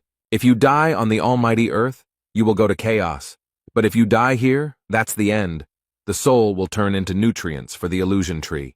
At this moment, men in white boots appear and rush to do their job. Their uniforms are white with gold trim, and the captain orders them to line up and escort. They rush to meet people who have just arrived. Their job is to welcome them. The captain wrapped one of the new arrivals in a warm blanket and noted that he looked very weak, which was probably the cause of his death. The captain's name is James, and he was called to point out the two waiting on board. He asks why the girl came through the north entrance, to which she replies that since they are acquainted, she would be glad if he let her in earlier. The captain apologizes, but things have changed, and now everyone who enters the fortress must have their documents checked. Mino looks back and asks if Huang has an older brother card, but the boy shakes his head, indicating that he doesn't have one. The girl understood everything, and looked at her new acquaintance with suspicion. She turned to James and tried to explain in a flattering manner that she had forgotten her ID. Then she handed him a bighorn horn and asked if this one would suit him. It worked. The captain picked up the phone and basically stated that he checked the paperwork and everything was fine. The man asks Huang to show him his documents, but he explains that he has no identification and asks what he should do. Mino looked at her friend and said that if he asked her for help, she would resolve this situation. Instead, James reiterated that entry into the fort without identification was strictly prohibited. Huang briefly replied that he understood them, and the girl looked at him in horror and asked what he was going to do. She thought he would kill all the guards to get inside. The girl knows that he is not quite normal, and seems to have some mental problems, but she doubts that he will ever get to this point. But this picture of him killing everyone appears very clearly before her eyes, like a terrible dream, so she thinks he's still capable of doing stupid things like that, and that scares her a lot. Mino tries to prevent this from happening, so he suddenly stands in front of the guy and tries to somehow convince James. Suddenly a voice comes from the fortress. Someone asks what is going on here. This really scares the man in uniform. The girl also realizes with horror that they are stuck and will now have serious problems. All the boys immediately lined up in a straight line and greeted the man in unison. He seems to be a respected and very serious figure in Gorgon's fortress if he is treated like that. Approaching them is the most famous checkpoint captain in Chaos, North Entrance Captain Carlton the Stubborn. He approaches James and asks him sharply what is going on, and James meekly tells him. The captain rubs his beard and thinks about what to do if this man wants to enter without permission. And then he categorically states that it is impossible. Huang asks why, but the man does not understand why he is asking this. His eyes lit up blue and he read Section 4 of Article 37, which states that if there are problems with identity verification, they have the right to refuse entry to the guest. He used the skill Law of Fortress, and everyone knelt and bowed their heads before the captain. Mino doesn't really like that he used that skill. It seems like those knots are giving her a headache. However, during the lesson, the protagonist holds the sword firmly in his hand, and this skill does not affect him in any way. Huang noticed that the girl was not feeling well, so with one movement of his weapon he easily cut the knots on her head and arms. The boy shouted sharply for him to stop teasing. The captain of the North Entrance, Carlton the Stubborn, could not believe what had happened.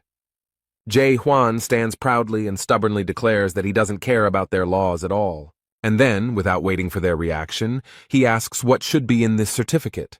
The captain doesn't understand how he managed to untie the knots, but replies that the ID card must indicate the name, status, organization, skills, class, and spirit level. The protagonist replied that in that case he did not need an ID card, since he did not want to confirm his identity. Carlton tries to use the skill Law of Fortress against him again, but it doesn't work. Since this had no effect, the captain declared that he was forced to arrest him on the basis of paragraph 6 of the second article of the serfdom law. But he used another skill against the guest, which is called Silver Shackles. Jae Hwan is chained in silver, but he doesn't look scared. The guy dealt with them surprisingly easily. The chains broke and fell apart. The captain's subordinates are shocked that this guy managed to free himself from the shackles of their respected captain so easily. The man, no less surprised, asks how he managed to do it so easily, because it is impossible to get rid of these chains on your own. Hwang points his finger at Minho and asks if he can do the same as her. This really scared the poor thing, and you can see the fear in her eyes about what might happen to her as a result. She understands perfectly well that in this situation the horn was a bribe, and the chief captain will not like it. But besides her, there is James, who received the bribe, and 2 men who witnessed it. They were also seriously frightened, and cold sweat ran down their foreheads from fear. The girl tried to stop him, but Hwang had already thrown something at the captain at the north entrance. He caught the object in his hand easily and casually, and seemed a little surprised that the boy had done so. The man looks at something in his hand with interest and attention, and Hwang gestures for him to take it and throw it. James is incredibly angry, he shouts how this bastard dared to bribe the captain. However, the man stopped his subordinate and asked the boy if his name was Jae Hwan, and the young man answered in the affirmative. And then he looked him straight in the eye, called him a gossip monger, and said that he had been waiting for him. Mina was scanned by some device and told that her soul was more than 15% destroyed, so she needed to take medicine. The captain explains that her soul has been affected, so he assumes that she knows what to do in this situation. Hwang asks with interest what this destruction of the soul is, and the girl, having taken the medicine, asks if he really doesn't know or understand anything. Soul corruption is a chronic condition quite common among the inhabitants of the house. The soul of everyone who resides here gradually deteriorates and is eventually completely absorbed into the place. That's why the horn of this animal is so valuable, and in the meantime James reports that they have escorted all the newcomers to the village. The bighorn horn is the only thing that can prevent the soul from being destroyed, so this man was happy to receive it. The girl also remembered that thanks to him she received such a valuable horn for free. North Entrance Captain Carlton Stubborn pointed the device at the boy and explained that he would now test him too. It's like some kind of eye-shaped camera that scans a person's face and gives out all the information known about him. The protagonist stands obediently and waits for this thing to tell him something about himself. However, after scanning, she found some error. It seems that this device does not provide any information. The system only showed that the process of destruction of this guy's soul went unnoticed. James and the captain are shocked by this information, as everyone in this city is suffering from soul destruction. And this thing shows 0% destruction, and it makes them wonder who he is. Carlton thought for a second, then smiled slightly and said he understood. The man takes the boy by the hand and explains that he has checked his stone and can now take it back. Hwang asks in surprise if they really don't need this thing, since it seems quite valuable. He addresses him as a messenger of gossip, and explains that the spirit stone is not something to be given to just anyone, but the guy ignores the fact that he is some sort of messenger. But the captain didn't explain anything. He just smiled slightly, and noted that he knew about it. 2 guests entered the fortress, and the captain was asked if they could be let in. Instead, the man asked James if he knew what a spirit stone was, and he explained that it was something that increased spiritual energy. Carlton noted that this was not the only thing worth knowing about this stone, and showed his subordinate something quite shocking. When he took off his white glove, his hand was in a terrible state, and his subordinate asked if it was because of the stone. The captain explained that no one except the messenger of gossip has power over this stone, and only he can bypass the destruction of the soul. Although he doesn't think that this guy is actually the messenger of the gossip, he somehow managed to control the stone. James asks if they can really trust this guy, but the captain explains that he does, deep down. Carlton recalls how he was measuring the level of destruction of his soul, and his subordinate remarked that the device must have broken. But as far as the manager knows, the device is fully functional, and can only show this in one case. This can only happen when his soul is the purest of all that exist in chaos. But James does not understand how this is possible. It doesn't matter whether he is the messenger of the gossip. What matters is that he can control the spirit stone, and what to do with it will be decided by the fortress itself. James asked if this was related to the illness of the owner of this fortress, but the captain of the northern entrance doesn't know about this at all, so he has nothing to say. And then you add that I heard that someone tried to let them through by giving a bribe, and this scared the man. Now he doesn't know what to expect. Huang walks around the fortress grounds, looks around and thinks that the streets here are very confusing. He's also concerned about why this girl is following him and who is in charge here. The captain punished her for not showing her ID and for offering a bribe to a security guard. However, Jae Hwan asked to let her go, so the man complied with this request and let her go, wishing her a good day. The guy doesn't know anything about this city, so he decided to just ask out loud if anyone here knew a good blacksmith. He continues asking questions, shows his sword, and asks if he knows anyone who could help him. Instead, a cunning man appeared who seemed to want to profit from the fool. The walk through the city dragged on, and it seemed they had entered some dark alley. It seems that the girl is already beginning to come to her senses after the captain cast his spell on her. Finally, she feels better and asks how long they have been walking and living in this settlement. The protagonist is glad that she feels better, because finally she won't be following him everywhere, so he wishes her luck and says goodbye. But Mino can't believe that he's just leaving her like that and asks him to wait for her. Huang explains that he has entered the fortress and now he no longer needs help. He looks back at his friend and casually adds that now she will only be a hindrance to him.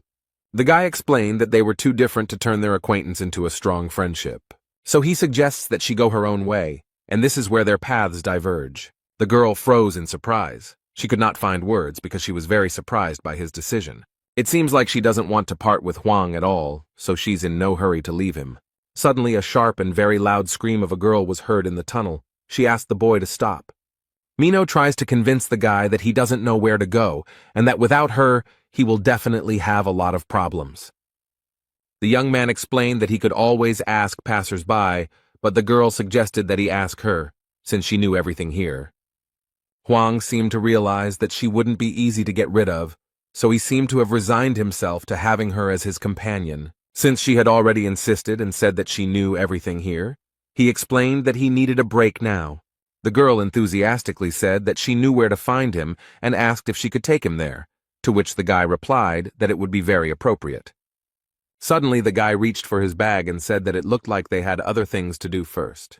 Now they have to settle some issues with people who are interested in the alien to these lands. They are blocked by guys with sly smiles and asked if he has that beautiful sword that has heat in it or something like that.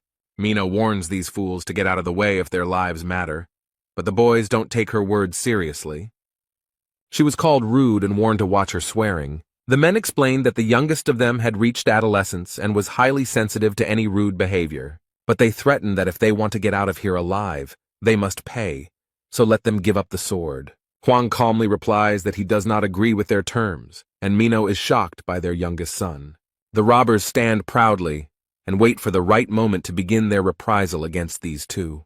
But the girl is still under the impression of this overgrown man and claims that he cannot be the youngest and accuses them of lying. The Mountain of Muscles no longer waits for a command from his minions. He quickly approaches them. Approaching the girl, he swung his axe and declared that her rudeness would be punished.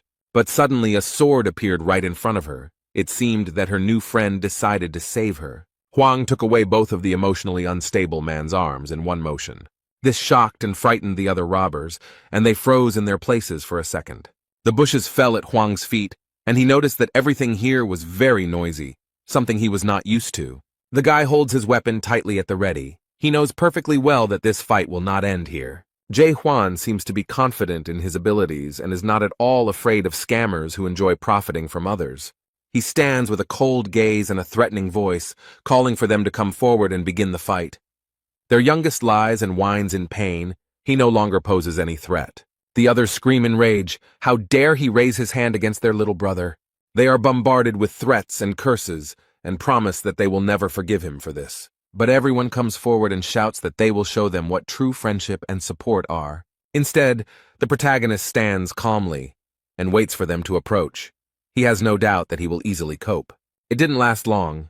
His sword was already dirty, and finally there was peace and quiet around him. The girl is delighted with how easily the guy dealt with the attackers. She is impressed and thinks about how strong his other skills are. but he explained that he only knows how to lunge.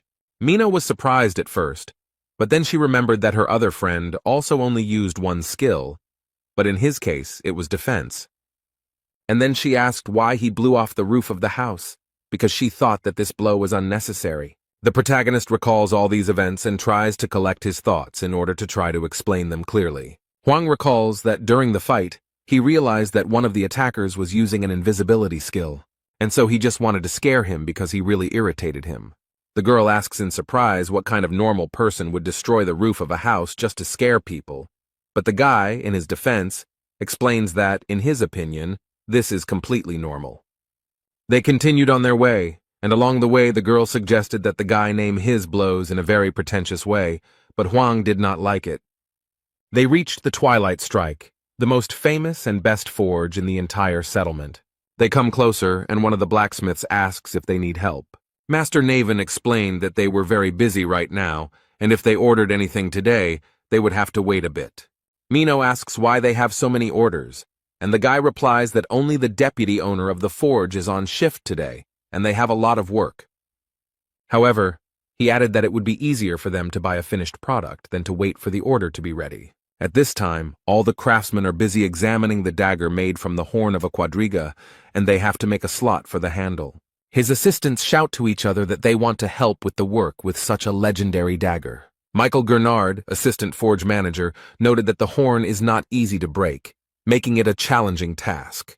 But he decides to play a game with them, and makes a bet that whoever of them can make a hole for the handle in this dagger will become the owner of the forge's assistant for the whole day. The first volunteer is actively trying to do this. He has made every effort, but he is not succeeding. The assistants take turns trying to make a hole, but they can't do it. The horn is very strong. The deputy is angry that these guys are so weak and can't even scratch him.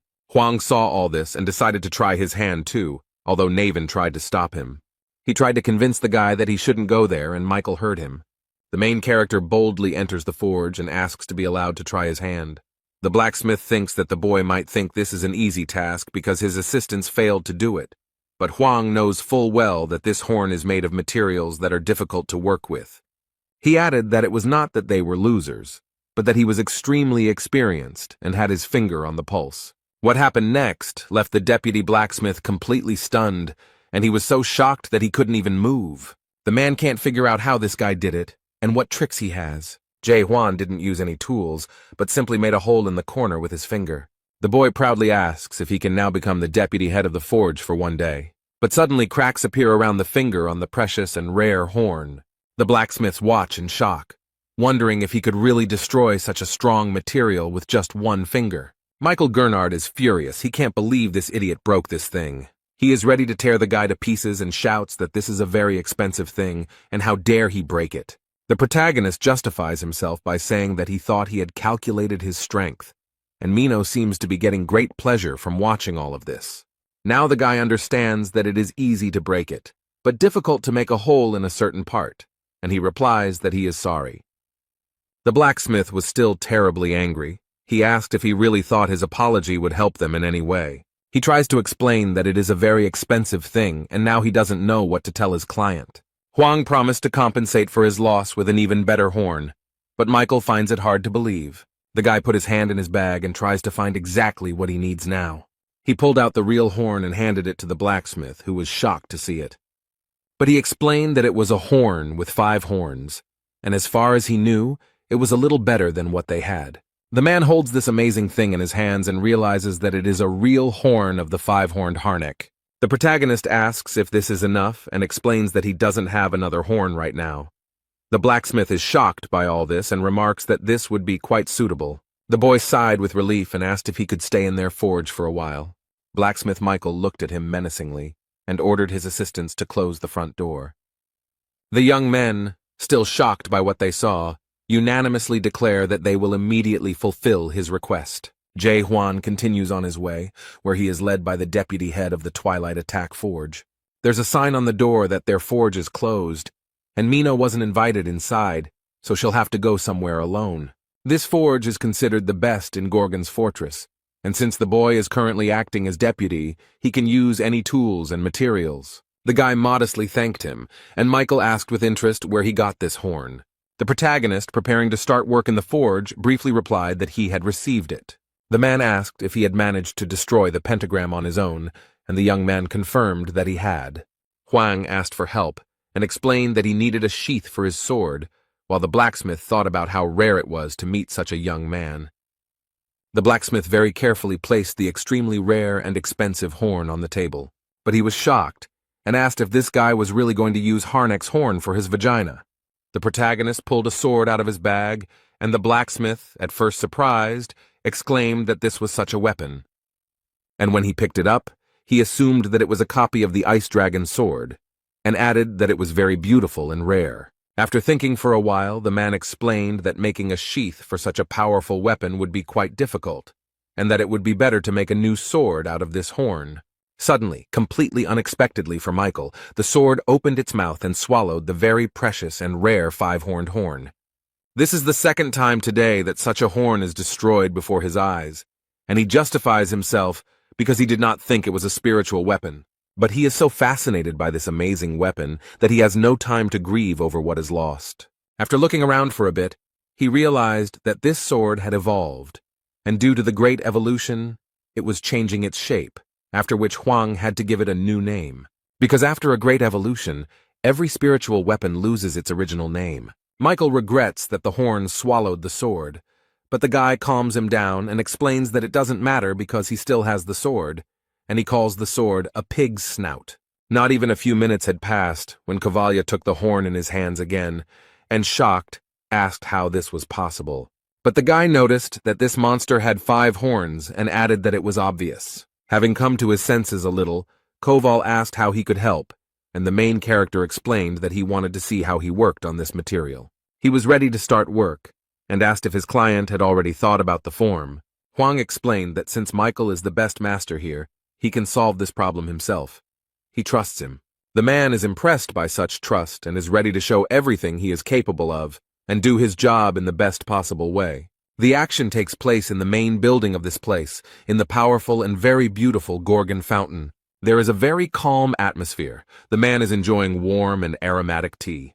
As he sipped his drink, his subordinate told him regretfully that he was very sorry. The man knelt down in front of the owner and told him that they had beaten up all the bandits, and then he lost sight of his target. Gorgon Fortress Minister Jurken Yeber thought for a moment about this guy's words, but he is interested in how he lost them. The man replies that it is difficult for him to say specifically. He only knows that he lost consciousness, and when he came to, he found himself on the roof. The minister asked in surprise if the target had been able to detect or somehow sense his presence. The man thought for a moment, since he was able to experience a high-level 3 invisibility skill, then he himself must be at least level 5. Jurchen Saber ordered his subordinate to gather as many people as possible and search the entire territory of the fortress. The man left the office, leaving the minister alone with his thoughts. Suddenly he felt a severe headache, frowned, and clenched his teeth. A strange sensation permeates his entire body. He feels every muscle tense. The table he was sitting at swayed and the tea almost spilled out of the beautiful porcelain cup. His legs felt like cotton wool. They didn't obey him at all, but on the contrary, they pressed tightly against the chair. The minister, exhausted, banged his fist on the wooden table and tried with all his might to pull himself together. Overcoming the unbearable pain, he asked the owner of the fortress to be patient and wait a little longer. Meanwhile, at the local bar, as usual, alcohol was flowing and people were drinking no matter what. People sit quietly at tables, eat their ordered dishes, and watch TV. The program Top 10 of this week is coming to an end, and the presenter is a little sad about it. But she still has the latest videos, and the girl assures that each of them has already heard about it.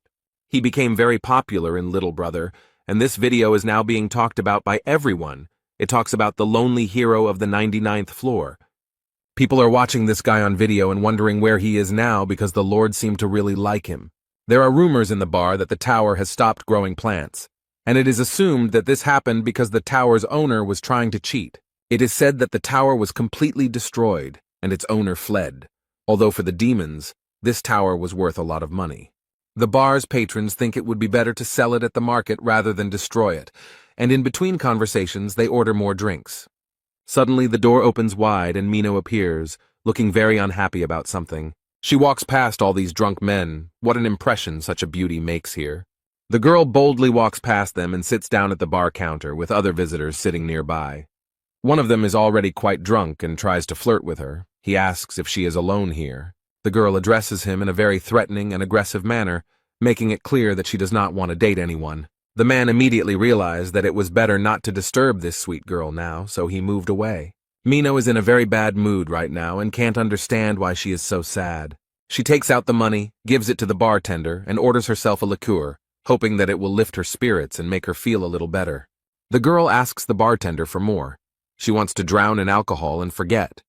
Not much time has passed, and the girl is already quite drunk and tells the bartender what is bothering her. She drunkenly says that this guy is a terrible weirdo and is making a big deal out of himself. The owner of this tavern, Claire, exhales heavily and notices that the girl hasn't even had time to get drunk yet, and she's already talking nonsense. The woman explained that there were many good men around and asked why she was so attached to him. The girl lowered her head, but the only explanation she had was that he was starting to really irritate her. She remembered him from fights and explained that this guy destroys absolutely everything in his path. It irritates her that he walks around swinging his sword as if he doesn't care about anything at all. Mino tilted her head and remembered how he spoke and what he said, and it all sounded very strange. The trouble is that he speaks to her very poorly and completely incomprehensibly. She was angry with him because he did whatever he wanted, even knowing that he was in the world of chaos. Huang responded that people usually think it's the end, and then added that she is no longer human, and they are very different. Apparently these words really touched her, because the poor thing sadly leaned over her glass and fell silent. She is terribly irritated that this man does not take her seriously and considers her a nobody. The girl noticed that everyone present there was struggling for their lives, and he just appeared out of nowhere. She remembered asking him what he would do when he was horrified, and the boy briefly replied that he wanted revenge. But he didn't explain why he wanted revenge, so the girl thought he was looking down on her. Minu is terribly irritated by his behavior. Next to him, she feels inferior and worthless. Claire noted that she was still just a child and asked her not to go near the man again. But she doesn't understand at all why she needs this, and asks the bartender to explain it to her. The woman looked at the girl with compassion and noted that if she stayed with him, she might die. But Mino asked why she became so serious and thought she might die, and at that moment the door of the bar opened. The golden glow stretched in a beautiful path from the very door to the red head. A golden messenger bird flew in and brought the girl an important letter with a seal. This letter from Captain Carlton Xavier is addressed to the terror of the dark forests of Mino. The girl wondered with surprise why he had written to her, and felt some anxiety as she unpacked the letter. As she read this letter, the girl heard someone behind her asking if she really was the witch who had carried out the massacre. Mino didn't think long, and drawing her blade, replied that it was okay to say that. But at that moment some man grabbed her hand and squeezed it tightly, and the poor thing had to drop the weapon. He explained that he didn't like such rudeness, but he didn't have time for explanations now, and said that she had to help him. Meanwhile, in the forge, the men are trying to carry out their plans, but it seems that everything is not so simple. The blacksmith struck the horn, and it was immediately thrown back with great force. He had not expected this at all. Completely unexpectedly and as if out of nowhere, a huge monster appeared. It was that very pentagram.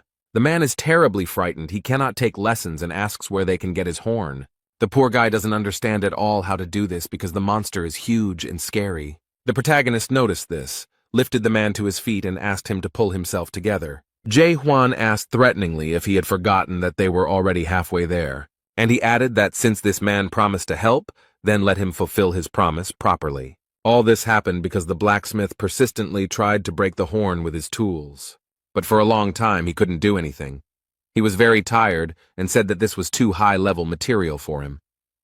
Huang covered his eyes with his hand and explained that the situation was unequal, noting that the first stage of rebirth is the stage of doubt, which can destroy the essence of the world. The second stage of rebirth is the stage of understanding, that is, the ability to recognize and accept the destroyed world. The blacksmith seemed to discover a strange, secret vision within himself, and looked in amazement at the horn on the table. The thing began to move and seemed to change its structure and shape without any apparent reason. A large black substance begins to rise and form something completely unlike itself, which seriously frightens the man. There was a strong, bright flash that made blacksmith Michael Garnard close his eyes. And when she opened them again, he couldn't believe that what he saw was actually happening. From this strange black matter emerged a huge and terribly evil monster. The man seems to freeze in place from horror and complete incomprehension, and Huang asks him to come to his senses. But he added that since the blacksmith promised to help, he must do it now. Michael is horrified and cannot understand if this monster is really Harnick's horn, and that he used his pathetic skills against it. Suddenly, in the middle of this space, he saw a door. The man thinks that he is sleeping, so he wants to wake up as soon as possible. The blacksmith quickly runs to the door, being completely sure that this is a dream, and Huang does not have time to stop him. The guy just sighed in disappointment and realized that he was useless here. The man quickly ran out of the door and screamed desperately, calling for someone to help. But what he saw there frightened him even more and plunged him into complete stupor. Ugly and scary skeletons slowly approach him, surround him. In fact, it is his assistants in the forge who ask if he has finished his work yet. The man is so overcome with fear that he cannot understand what is happening to him. Suddenly, Michael heard a voice telling him that this fool had no right to be here. The poor guy can't do anything. His forehead is covered in beads of cold sweat, and his whole body begins to shake. The boy has to attack this creature himself, trying with all his might to subdue it. He thrust the instrument into her with all his might, while wondering if this world really existed. Jay Huan has finally achieved success. He forges with confidence, and this material lends itself to him. The horrible creature began to fight back, and the boy wondered how it had managed to get here in the first place. The main character tries his best to hold on to the monster so as not to fall, but it seemed he had already realized that this would be a much more difficult task than he thought. The monster turned out to be quite strong and terribly angry, so the boy decides to jump. He then applies twice as much force to speed up and try again. Huang uses his blacksmith's hammer and deals a blow to the creature that breaks its bones. Meanwhile, Michael cannot come to his senses and screams loudly in shock. There are boundaries in this world that cannot be crossed, and no matter how hard you try, a person will never go beyond his capabilities and reach the level of horror. Michael thinks he's too old to work with Harnick's horn, and the guy should have come to him sooner. He understands that this young man came here to see the owner of the forge, but he has not been here for a long time, and adds that he is sorry that only a loser like him remains in this city. He thinks that he cannot consider himself a true disciple since he has not created a single tower, but Huang reassures him by explaining that he is good with weapons, so he should not give up. And he added that no matter how hard he tried, he could do it 1,000,000 times. But this phrase made the man laugh, because only a young guy could say such a thing. Michael noted that the boy might think he wasn't trying hard enough, but that was not the case at all. Believe it or not, this man tried again and again, but he never gave up. The guy remembers the blacksmith from the tower, who said that he has honed all the skills related to blacksmithing, and can repair all the weapons in the Tower of Horrors, with a probability of 99%. But despite such success, recently he began to be troubled by very strange thoughts. Instead of focusing on the 99% chance of success, he thinks only about the 1% chance of failure and does everything possible to avoid it. Huang noticed that Michael worked harder than the others, but did he know about the principle of craft skill? The skill of the craft of horror appeared much earlier. It existed from the very beginning, like fire and water, but is a person capable of understanding how the world works? Huang asked if he really used this skill without understanding its essence. The blacksmith thought for a moment he had nothing to say or add to his interlocutor. He believed that spiritual power transferred energy to the hammer and the tools adapted to work with the horn. But the boy noticed that if everything was so simple, then why couldn't his subordinates succeed? The blacksmith suggested that it was because they hadn't yet fully mastered the craft. Michael suddenly thought that since the principle of this skill was so simple, there was no point in mastering it. Huang points out that you have no idea what the skill is and continue to use it, and the man defends himself by saying that no one understands how it works. And then he persistently asked if this guy knew how the crafting skill worked. The protagonist calmly replied that he had just figured out how to do it, and reached his finger towards the horn. Under his finger, the material magically begins to melt and change shape. The guy was working on the horn, and asked everyone to look carefully and say what they saw. The blacksmith saw the decomposed particles of matter, but Huang noticed that everything was not so simple. Hard work made his world more stable. Michael doesn't quite understand what he's talking about, but the guy explains that there's nothing wrong with it. But he goes on to say that he doesn't really understand that if it doesn't work even after so many tries, then the problem is not with him, but with the world. Suddenly, the blacksmith remembered a conversation with a monster who explained that his approach worked for monsters, but not for people.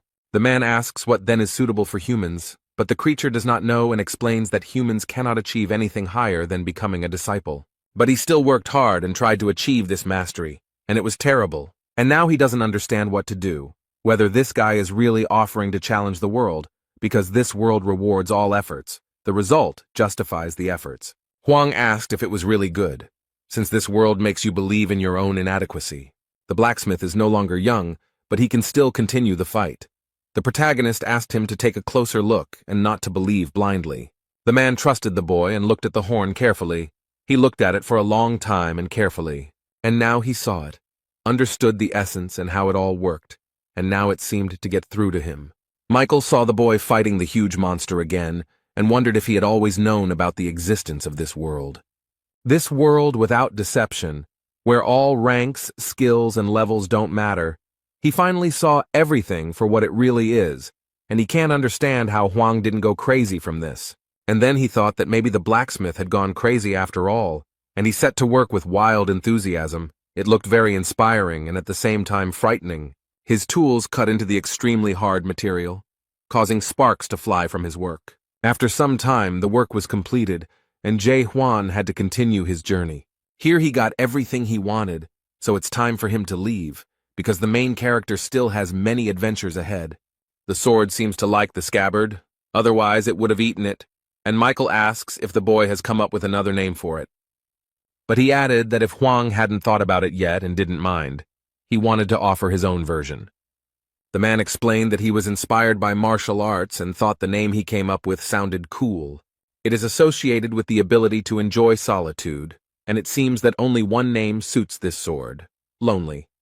At this point they said goodbye. The blacksmith Mikhail kindly wished him a safe journey. They seemed a little sad that he was leaving so soon. But at the last moment the man asks him to stop. He is worried about another question. He puts his hand to his chest and asks with genuine curiosity what he really looks like. He is very curious about how he looks in the eyes of his master, what he is like in the world that Jae Hwan sees. The guy half turned around and briefly replied that he saw a person in him. This answer greatly surprised and greatly pleased the blacksmith of the Twilight Attack Forge, and the boy already set off on his way, boldly passing by all these terrible skeletons. On the city street he was met by Mino, and Huang asked why she was chasing him, but she tried to explain that she was doing it with good intentions. The protagonist looked back and asked if she was up to something sneaky again. The next moment she was already walking next to him and was surprised how he managed to guess so quickly. Without much preamble, Mino suddenly announced that she planned to kill him, and she said it very calmly. And just as calmly, without any fuss, the boy asked what they were going to achieve by this. The girl said that she wanted to take possession of his soul stone and finally live a full life. But when she saw the expression on his face, she realized that he was not joking. She is a little disappointed that he is not impressed at all, so she suddenly gives him the clothes as an apology gift. They walk through the city, and Mino asks what he will do now, since he never got to face this horror. He explained that Michael told him where to find him, so that he would find him and ask about the Tree of Illusions, and then go in search of a way to the abyss. The girl tried to understand what he was going to do, and suggested that he would still get to the abyss, but what would happen next? But Huang said that he was not going to return. And then he added what exactly he was going to do, and this information greatly shocked Mino. She could barely stand on her feet, took a deep breath, and asked in surprise who he was. And then she got very angry, screamed, "Where did he get this from? How could he do this, and who gave him such a right?" She asked why he thought he could do whatever he wanted and didn't care about anyone else. The girl considers him cruel and heartless, and adds that he does not consider others to be people. She explained that she is a human being, even if not very strong, but she is a human being and worthy of respect. Jae Hwan tries to listen to her and understand. He watches the girl carefully. He remembers their first meeting and how she said that if it were fate, she would die today but would not go back to the past. Suddenly he saw her body begin to disintegrate into tiny particles and messages, telling her not to be stupid and not to cause trouble. And the next message said that she should lure him, and if she did not keep her promise, the old woman would die. From this, Huang realized that they had a hostage and they needed him, so they wanted to lure him somewhere. The main character noticed someone very suspicious standing on the other side of the road and following them. He thought that he should give his head to some swindler, but it was all in vain. No matter how hard he tries to save people, it will not change anything, and only doubts allow him to see the whole truth about this place. This world is ruled by money and information, and it is also made up of people who have sold their souls for power and wealth. The guy decides to get rid of them and go in search of horrors, while Mino explains that you don't need a big dream to be happy, you just need to appreciate every day you live. She gets terribly angry and thinks that from this point of view he is not a person, and grabs him by the clothes. The girl boldly declared that she did not want to stay with him as long as he had such goals. When she broke up with her boyfriend, she said she hoped to never meet him again. But at the moment when she was saying all this, the guy saw something very strange. Now she begins to look like an ordinary person. He does not understand why this happened. Huang noticed a message that the witch had betrayed them, and all their plans of horror had collapsed. Meanwhile, the girl headed to the bar where she had recently been drinking and sharing her problems. She walked to the door and thought sadly about how this could have happened. She opened the door, apologized to her aunt, and asked if she had kept her waiting. However, the institution looks in a very terrible state. Everything is broken and scattered. This is the work of Maluzga. There's a man standing in the middle of the establishment with a huge sword and his henchmen around him, and the barmaid remarks that she should have stopped her earlier, and she added that this time she would really die because of her. And the man holding Claire threateningly demanded that she shut up. The eldest of the Kim Chinbang brothers, Jenya, asked why the witch killer came alone, since they had an agreement. But she said he was very naive to think that the witch could keep her promise. She prepared her daggers and explained that he would not come because he had gone to destroy the world. And after these words, she abruptly released her weapon to hit as many opponents as possible. This evil man smiled slyly and noticed that this girl had completely gone crazy. But he immediately cast a shadow on her, and in the forests, she was nicknamed the Witch Killer because of her ability to lure creatures. Jenny is very curious to see how she will cope with these shadows he casts on her. It looks like he wants to see an interesting show. Meanwhile, Mino is doing well. She has learned to avoid the shadows and not give in to any of these creatures. These creatures are no match for such a strong witch. The girl does a somersault and throws her daggers. The man realized that if he wanted to win her over, he would have to put in some effort.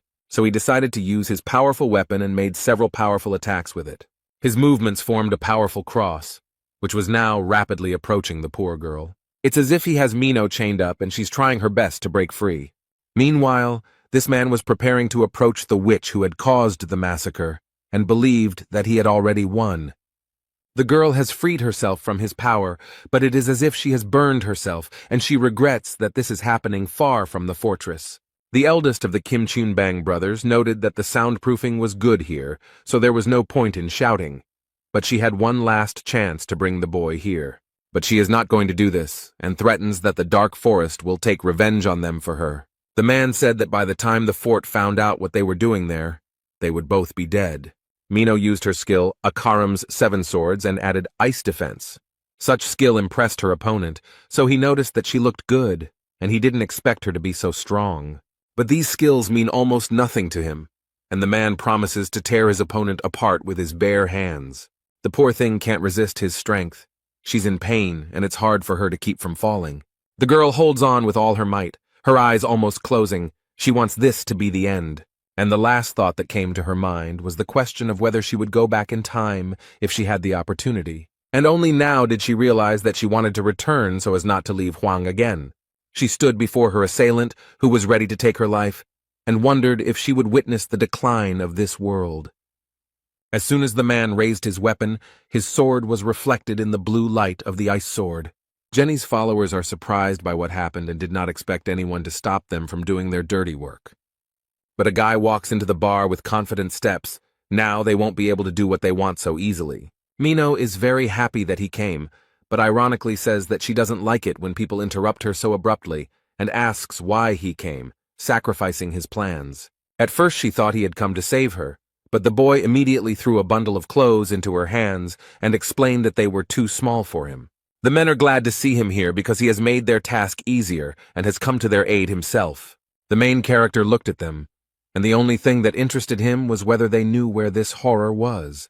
And then he decided to put the question differently. He demands that these bandits bring this horror to him. One of them said he heard that he had broken the rules of the fortress, and it seemed to be true.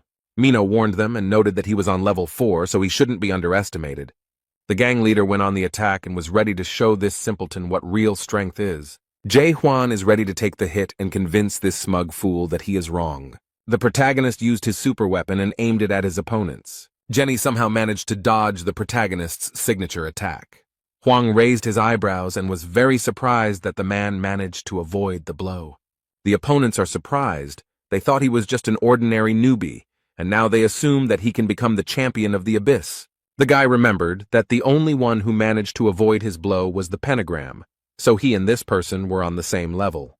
But he doesn't care because in the end the monster gave up, and Hwang will still fight. The protagonist looks confident and completely calm, while Mino is very scared.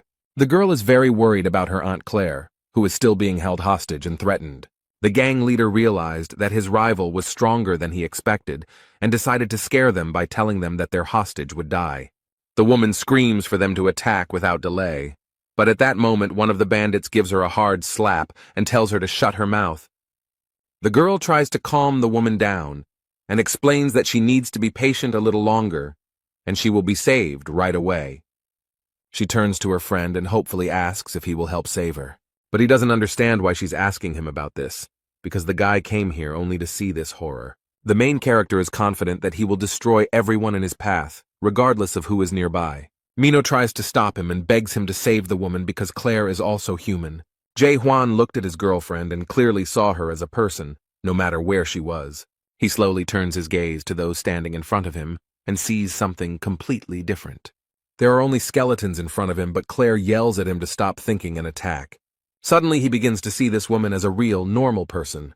It looks like he'll have to save her now, even though he didn't plan on it at all. He then decides to raise his sword and direct all its power upwards towards the roof of this building.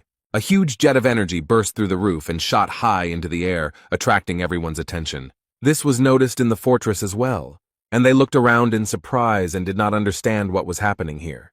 The captain of the north entrance also noticed it and seemed very interested in what it was, so he immediately orders his subordinates to head to where this light is coming from. It turns out that there was some strange magical dome above the house, created by the smoke of the villains. They realized that they were now in trouble because Hwang had broken the barrier of silence. Immediately after this, people in uniform appeared and were ordered to cordon off the area.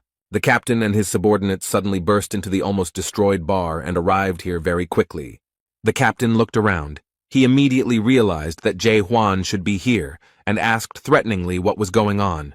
The main character reported that this man was brazenly violating the laws of the fortress. The guy did not go into details, but he has an assumption that he violated paragraph 4 of Article 276 of the Criminal Code. But he added that this man probably wanted to unite with horror and destroy this world.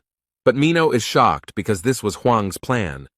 The captain arrests them under paragraph 4 of Article 174 and paragraph 6 of Article 124 of the Criminal Code. The bandits are not very happy that they want to be arrested, so their leader gives the order to flee. However, the man is not going to let them go so easily and uses his silver chains skill. He immediately grabbed himself with 2 bandits who really wanted to break free, but couldn't. The man is not going to stop there, because he still has to catch the leader of the gang. So he takes out his gun and warns them that their best option would be to surrender. However, Zhenya seems to be confident in her abilities and is not going to surrender to the law so easily. He drew his weapon and was ready to fight the captain, just so that he would not be put in prison. A battle between 2 rather strong opponents takes place under a huge hole in the roof. Neither of them is going to give in to the other. Neither of them is ready to lose. The gang leader waves his weapon wildly and shouts furiously, demanding that it burn with a blue flame. However, the captain is not afraid of empty threats. He uses his silver chain skill. The man wielded it skillfully as he instantly and effortlessly tied his opponent's hands. But he threw him to the ground with all his strength, so that the man would not be tempted to continue the fight. Zhenya realized with despair that he had no choice. He was already completely defeated. The captain pinned him to the ground. The man sighed heavily and admitted that he was now giving up. The warrior leader is glad that the man surrendered and notes that it was a rather wise decision on his part. But suddenly, completely unexpectedly, one of the villains threw a lighter at Carlton. She falls into the middle of the room and begins to do exactly what she was thrown there for. Black and acrid smoke filled the entire building, making it difficult to breathe and understand what was happening. The man watches the house from afar, the smoke from which has already cleared a little. He did not think that he would have to take such measures. One of the bandits seemed to have inhaled the smoke. If you inhale a lot of it, you can die. He turned to the man and aggressively asked how he dared to use black smoke without consulting their leader. The leader of the Forbidden Paradise clan, the wanted warrior Hexal Ran, did not comment on this, as he was more impressed by the witch's skill and remembered that they had promised to bring her to him. The boys explained that the witch was not to blame because they used silver amulets against them. Only now did Hyuksol realize that Juan was there too, and he was glad that the boy had inhaled that smoke and thought he was already dead. However, as soon as he thought about it, he noticed something near the building that surprised him. Jae Hwan emerges from the building unharmed with his friend, the witch Mino. It looks like he used his super weapon to avoid the harmful effects of the smoke. But as soon as he came out, he immediately noticed these scoundrels on the tree, and with one swing of his sword cut down the thick trunk. They are extremely shocked, and do not understand how this guy's spirit did not decompose under the influence of black smoke. The man suggested that it might be a messenger, but he had never seen them without antennae before. Huang looked around and made sure the girl was okay and could stand on her own so he could finish his work. The clan of Scum is already wary and wondering why this guy came to the house. Instead, the protagonist took out his super weapon, and thinking that they were terribly annoying him, prepared to engage in a fight. Huang is very serious, so he will not lose this fight. He unsheathes his sword, and he really didn't think it would come to this. He summons the monster hidden within this sheath using the technique Garnek's Greatness. It's clear that no one expected this. They were hoping to defeat this guy very easily. But now they have to face not only a guy with a super weapon, but also a giant and terrifying monster. Before they could recover from what they had seen, the boy and the monster had already attacked several of them. The protagonist calmly walks past the lifeless bodies lying in his path. He looks very menacing and scary, and his weapon radiates terrible fury and ruthlessness.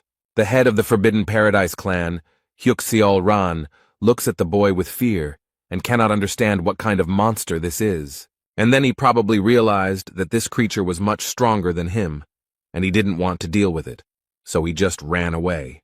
Zhenya realized that he was left practically alone with a guy he didn't even know anything about. Zhang Man and Zhang Meng were unable to withstand Huang's strength and so lost the battle. The man immediately lost two of his subordinates and friends. He cannot believe that everything turned out this way. The protagonist approached him and explained that he had a chance to save his life. He just needs information about where they are hiding this horror, and then he will let him go. The man knows that if he tells everything now, his life will lose all meaning, because if he finds out about the betrayal, he won't just let it go. Jae Hwan became very curious about who Zhenya was referring to, and who would take revenge on him for this. The bastard took another look at all his comrades who had just died and realized that there was no other way out. He already understood everything perfectly well. He knows that in any case he is destined to die. So the man boldly takes the blue stone out of his pocket and eats it. The guy recognized this stone. He is 100% sure that it is a soul stone. At first glance, it may seem that all people living in chaos are attached to some objects. But these are not drugs. As it may seem at first glance, they must be taken to prevent the complete destruction of the soul. After all, no one wants to die. That's the point of this place, and this man risked everything he had. After he did this, he was overcome with unbearable pain, and his eyes seemed to grow larger. Strange long shoots, similar to tree roots, begin to emerge from the body. The man's body has completely changed. It is getting bigger. Something is happening that is completely different from what he expected. The city's residents are terribly frightened. They have never seen anything like this. Instead of dying, he turned into a huge monster. This creature is very frightening to those around him. The creature is very angry, and there is absolutely nothing left of Jenny. Now he will be like this. His rage knows no bounds. The monster mercilessly grabs everyone he sees in his path. And after him, only lifeless bodies remain, scattered throughout the streets of the Gorgon fortress. The frightened residents run away in horror. They do not want to be left without their souls, which they value so much. And Zhenya finally sees the true essence of this world. Now he knows that there is nothing good here, so he does not need to be afraid to die and give up his soul. Now he knows that he held on to all this in vain, but he could be truly free. This being is now satisfied.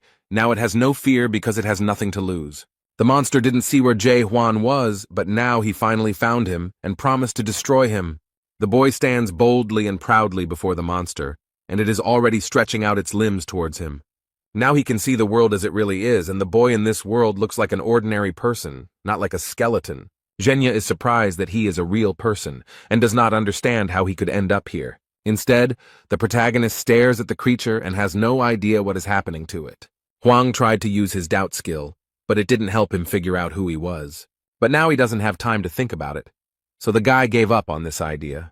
The protagonist points his weapon at the monster, showing that he is ready to engage in combat with it. No matter who he is or what happened to him, this guy knows exactly what he needs to do. Jae-hwan confidently moves towards the creature and believes that his weapon is strong enough to defeat it. The ice sword is a very powerful weapon.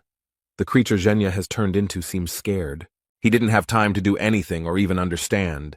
His end came unexpectedly quickly. Thanks to the sharp blade, the head was separated from the body, and now he will not be able to scare anyone. It seems that this man's soul is dying irrevocably. He remembers for the last time the happiest moments of his life. In the world of chaos, it's raining, the bodies of the dead are smoking, and Jae-hwan doesn't care because he destroyed the monster. All that is left of him slowly disappears like rain erasing a pattern on the asphalt. And in an instant, nothing remained of Jen, the great swindler and criminal, but smoke. The protagonist realized that this creature had disappeared and would never return or recover, so he calmly hid his weapon. He pauses for a moment and looks at the place where his opponent was and thinks about his own existence. But he is still haunted by thoughts of horror. He is sure that he will definitely find someone here who will tell him about it. After that, he goes on a search. His mission is not yet complete. He has not done everything here yet. Mina never regained consciousness after inhaling black smoke. Hwang did not leave the girl. He returned to her, and in the meantime, his subordinates were worried about the condition of their captain. Carlton is also feeling unwell, but he manages to explain that they need to warn the fortress. He approaches the girl. She is very sick. Mino believes that she cannot be saved in any way, so she asks him to kill her while she is conscious. The guy is surprised to see the girl in human form. He doesn't know why this is happening to him. He sat down next to her and looked at her with sympathy. Perhaps he had some feelings for her. The young man tries, but cannot use the skill doubt against her. This worries him a lot. Why can't he see her as she used to be? There are so many questions, so many unknowns in this city. But he is ready to accept Mino's last will and do as she asks, so the guy reached for the weapon. He understands that good emotions cannot exist in this terrible world. There is simply no place for them here. But suddenly, very abruptly, someone grabs his arm and tells him to stop and not do it. Claire convinces her that there is still a chance. The girl needs to be taken to the hospital as soon as possible, where she will be taken care of. You just need to hold on a little longer, and the chance for recovery will definitely appear. The hospital in these parts looks like a field hospital, with wards instead of wards. Mino lies motionless on the bed, while someone explains to her that if the grinding process does not stop, she will have no chance of survival. Suddenly there was a very sharp and unpleasant sound, signaling some kind of warning. Announcements appeared all over the fortress that the dead had appeared on their territory. In order to save themselves, the leadership asks all residents to immediately leave the fortress, which causes great panic. One young man, in a panic, tried to get at least some information from the guard and asked where they should run. But when the guard turned to him, it turned out to be a terrible monster, from which everyone ran away. The poor thing has no chance to escape. It's too late.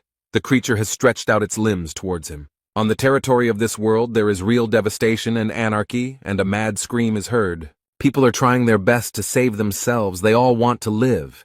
That's how this world works. And now they have very little chance of survival while such monsters roam the streets. Suddenly, as if from nowhere, warriors appeared, destroying these monsters one after another with one blow. They finished their work quickly, so now they look as proud as possible. Hwang calmly watches these events from the room where his girlfriend is located. Claire remembers everything Mino told her about him and asks if he really decided to go against all the rules of chaos. She believes that this person judges the world by himself and decides for himself who has the right to be called a good person. She understands him very well, because when you get here, you adapt not because you are stupid, but because there is no other choice. The guy suggests that people here simply don't have the courage to change anything. But Claire was skeptical of his words and asked what all this courage was for.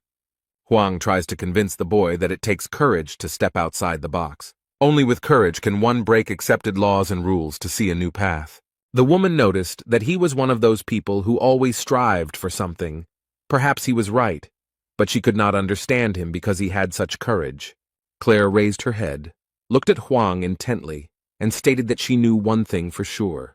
She understands perfectly well that this guy is dangerous, so it is better to stay away from such people. Mino hopes he won't leave now, but Claire has made it clear that she wants him to leave. And this is not because of her personal dislike or desire, but because he gives people hope. And then he drives people to despair. It's terrible and very cruel. It's better for him to leave. The woman is angry with him. Before his arrival, everything was relatively fine, but now everything is going wrong. Instead, Mino asks Huang not to give up with a sweet smile on his face. The main character is lost in his thoughts.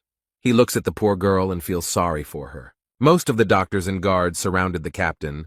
They found that most of the medicine had been used for the master of the fortress, so now they had little left.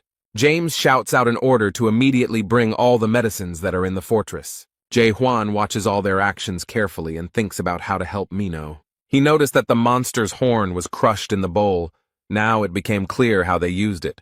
They tried to give it to their master, but even the horn of the cocked hat could not correct the situation. Huang asked if they could bring him back to life after he turned into a corpse. The man is very irritated by this question because he does not know the answer to it, so he answers like this. The protagonist grabs the captain by the shirt and lifts him up to shake him slightly. He slaps him and asks him to wake up, while his subordinates complain how he can behave like this to their master. However, the method seemed to work, as their attention shifted from the boy to the captain. He barely opened his eyes and said Jae Hwan's name, a little unclearly and very slowly. He holds his hand tenderly and has only one request. He wants the young man to kill him. But the boy asked incredulously, "Don't people usually ask for salvation?" The captain explained that according to Article 4, Section 1 of the Gorgon Fortress Law, this was exactly what should be done in this situation. The boy bowed his head over the man and looked at him with compassion. This man was so dedicated to his work. If he had had at least a few people like that around him, he wouldn't have been stuck in the tower for 40 years. Suddenly, the system reacted and reported that the captain's soul destruction level had reached 94%. This is already a very large percentage, and it seems that there is no chance of salvation at all, because the decomposition process will soon begin. There is some noise in the street, and all the guards are ordered to step aside and make way for him. The same man who, a few minutes ago, destroyed the dead monster that was wandering the city streets, enters the tent. James realizes with fear that this is the captain of the demonic extermination squad, Jahir, who has the 5th degree. He drew his sharp sword and declared that he must do his job in accordance with Article 4, Section 1 of the Gorgon Fortress Law. He has to kill the captain of the northern gate of Carlton and a girl he still does not know. This man waves a gun and doesn't ask if anyone is against his decision. But Huang doesn't hesitate to stop his weapon with his bare hands. It seems he has other plans. This action greatly surprised the captain of the demonic squad, because no one had ever done anything like this. The protagonist explains that he will not allow this man to be killed because he still has a few questions for him. Jahir frowned and couldn't understand how this guy managed to stop his blade with his bare hands. He tries to calmly explain that very soon Captain Carlton will cease to be human and will turn into a dead man, and this will lead to terrible consequences. However, he added that they are doing this with good intentions and just want to avoid this event. Huang pulled out Harnack's horn and asked if it could help him, and from the doctor's expression it was clear that it was exactly what he needed. Therefore, the guy, without thinking twice, crushes such a valuable item right in his hands. He did it to separate 2 sick people. The guy tries to save them both. Jaime sat down next to his captain and explained with relief that his numbers had stopped deteriorating, so there was hope. However, the result of Mino's treatment was completely different. These drugs did not help her as much. Its endurance level is very low, so the decomposition process does not stop, but on the contrary, accelerates. The level of destruction of her soul has reached 90%. It seems that they can no longer help her. However, Claire is still trying to save the girl. She asks to call Chan Ho, because he knows how to do dead man's strike. She insisted for a long time and explained that this blow could stop the destruction of the soul. The captain explained that they could not call upon the divine physician for such trivial matters. But after that, he calmly approaches the bed where the girl lies to finally do what he came for. However, Huang blocked his way. The captain politely explained that he did not want any arguments and asked him to disperse peacefully. The main character doesn't seem to be planning to do this. He has a very confident expression on his face. The guy has something in mind. His hand reaches for the sword, which is already ready to do its job. And then he explained that he would kill this girl because she asked him to do it. Jae-hwan approached the girl and tried to use the doubt skill on her again, after which he saw the world as it really is. Claire is still screaming at him to stop and not do anything stupid, but the guards are holding her back. And the skill of doubt never worked on the girl. He could not see her in a different light. The main character, with great sadness in his eyes, fulfills Mino's last request, to which he is not indifferent. He holds his sword tightly and after a split second of hesitation does it anyway. However, instead of what usually flows through the veins, silver drops drip onto the ground. Suddenly, very strange things happen, and Hwang himself does not understand what is happening here. He is blinded by a bright white light. The guy was trying to understand what had happened to him. His expression was very confused. The poor fellow looked around and realized that he was in an endless white space and did not know what it was. Only Hwang, Mino, and some grandfather remained, who looked at the girl with sympathy. He very kindly asks how Mino was able to bring herself to such a state with her methods. And then this man raised his head and realized with surprise that there was someone else here. He looks at the guy and screams how he ended up in his world and who he even is. The old man looked at the boy carefully and frowned. It was a very strange situation. He noticed how such a big soul could fit into such a small brain, like that of a 5-year-old child. The protagonist tried to use his doubt skill, but it had no effect on him. Hwang thought for a moment and guessed that this old man was the reason for the destruction of her soul. The boy thought that she might survive if he killed the man, so he attacked. Hwang is surprised that his grandfather was able to stop his punch, and his grandfather doesn't understand how the boy blocked his punch. Then he looked at his weapon in horror and realized that the entire blade was covered in cracks. Captain Jaher and the doctor watched them through the porthole in space with very surprised expressions on their faces. The old man was furious and shouted that the boy had no right to behave like that in his world. And the next moment, his weapon completely shattered into small pieces. His weapon was destroyed. He suffers, for him it was a very important weapon, his favorite cocked hat. The main character didn't seem to do it on purpose. He didn't expect it to happen. In fact, this old man is a divine physician named Chang Ho, but he seems to be offended. The captain asked what he was doing there, if he needed to treat the owner of the fortress. But the man made an excuse, saying that a beautiful girl would soon die and she needed to be saved. But he adds that he doesn't care who owns the fortress, and these words really surprised the man. But Hwang prevented him from performing the dead man's strike and broke his sword, so now he can't do it. And then he looked at the sword that the boy was holding. It seemed to beckon him with its beauty. The old woman squealed with joy when she saw this unique and very rare weapon. He already reaches for the weapon and asks where the guy got it from, but Hwang stops him. But he asks if this old man can save the girl if you lend him your sword. Chang Ho smiled contentedly and promised that with such a weapon he would definitely succeed. The main character, without thinking, gives his unique weapon to almost the first person he meets. Now he slowly watches what the old man will do, and it seems that this grandfather is confident in his abilities. The doctor examined the weapon and noticed that the sword had exactly the same aura as its owner. Meanwhile, everyone in the room watches what is happening with surprise and fear. The divine doctor is preparing to perform his signature dead man's punch and looks very stern. He smiles with satisfaction and declares that he is ready to see what this weapon is capable of. Jae-hwan looked around and didn't understand what he was seeing or if it was some kind of hallucination. He thinks it's a bit like the effect of the doubt skill, and in the meantime, Grandpa is doing his job. Now the boy understands a little better what world this old man belongs to. The doctor tried to perform a dead man's strike, but suddenly something went wrong, and the sword fell out.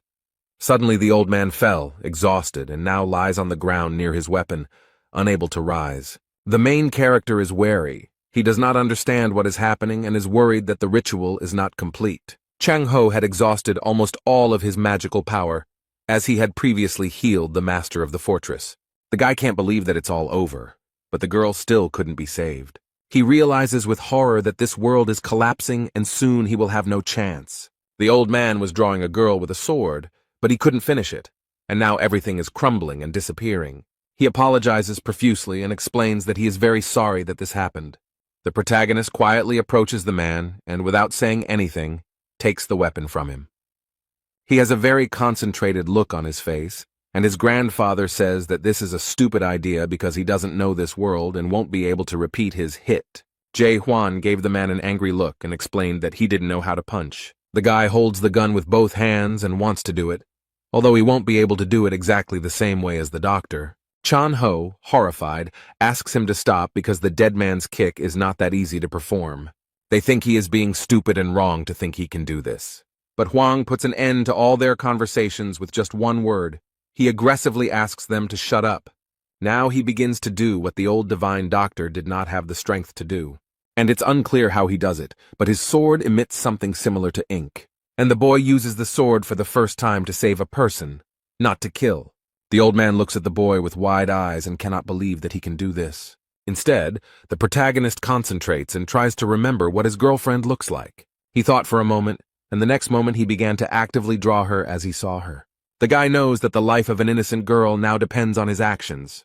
He remembers everything he knew about her, how sharp and stubborn she was, but too sensitive to be a killer. He also knows 100% that she will never betray her neighbor. This is a very noble trait.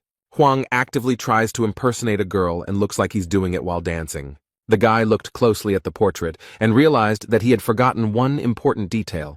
He added the final touch by remembering how they met and how she protected him, so he added that she was very trusting. The main character completed work on the portrait and managed to make it very accurate and beautiful.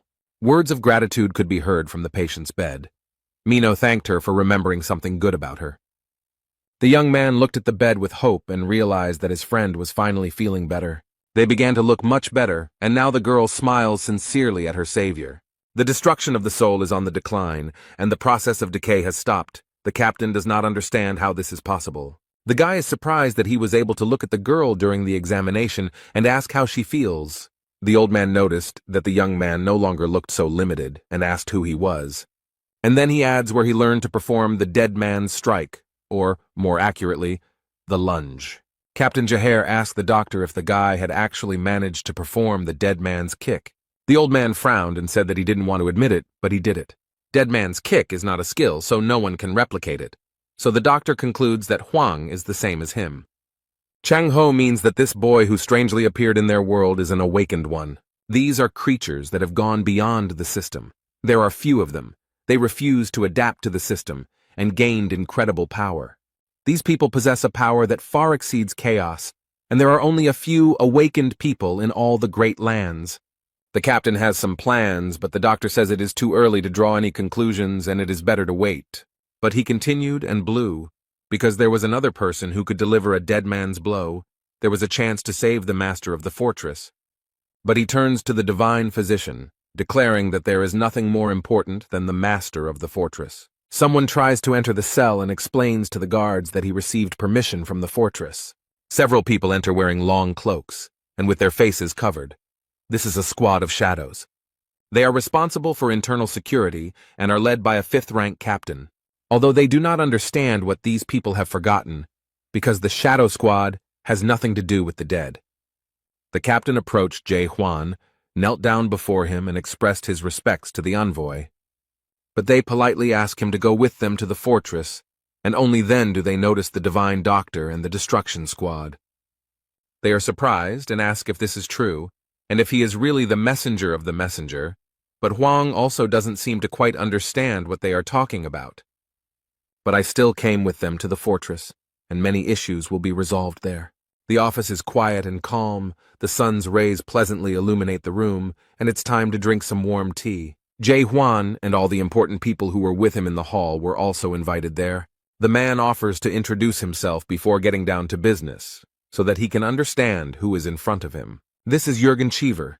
He handles the internal affairs of Gorgon Fortress, and the man said this with a very wide smile. The man remarks that this is exactly how the divine physician described him, and then asks him directly if he is the messenger of the messenger. Huang replies that he is not a messenger. The shadow captain is surprised by this, but Jürgen guessed. The elder explained that the soul stone is capable of not only increasing spiritual energy, but also establishing affiliation with the clan of messengers. He added that if he didn't belong to that clan, then where did he get that stone and why didn't his soul break when he held it? But Huang briefly replied that he found it. He was asked what happened to the owner of the stone, and he replied that he died. But the captain asked who dared to kill one of the 5 squads of the Great Land. The main character does not hide anything and calmly admits that he did it, but this really irritates the man. Jurgen asks him to calm down and explains that the guy probably had a good reason for doing what he did. Hwang said that they attacked him first and wanted to steal the horns he had gotten himself, so he simply gave up. This man knows that messengers of messengers can be very greedy when it comes to materials. And then he asks Jae Hwan to tell him in detail how he ended up in chaos with them. The main character honestly told everything as it happened, and Jurgen Cheever wants to sum up everything that was said. So this young man claims that he ended up in chaos by accident and accidentally received the Soul Stone.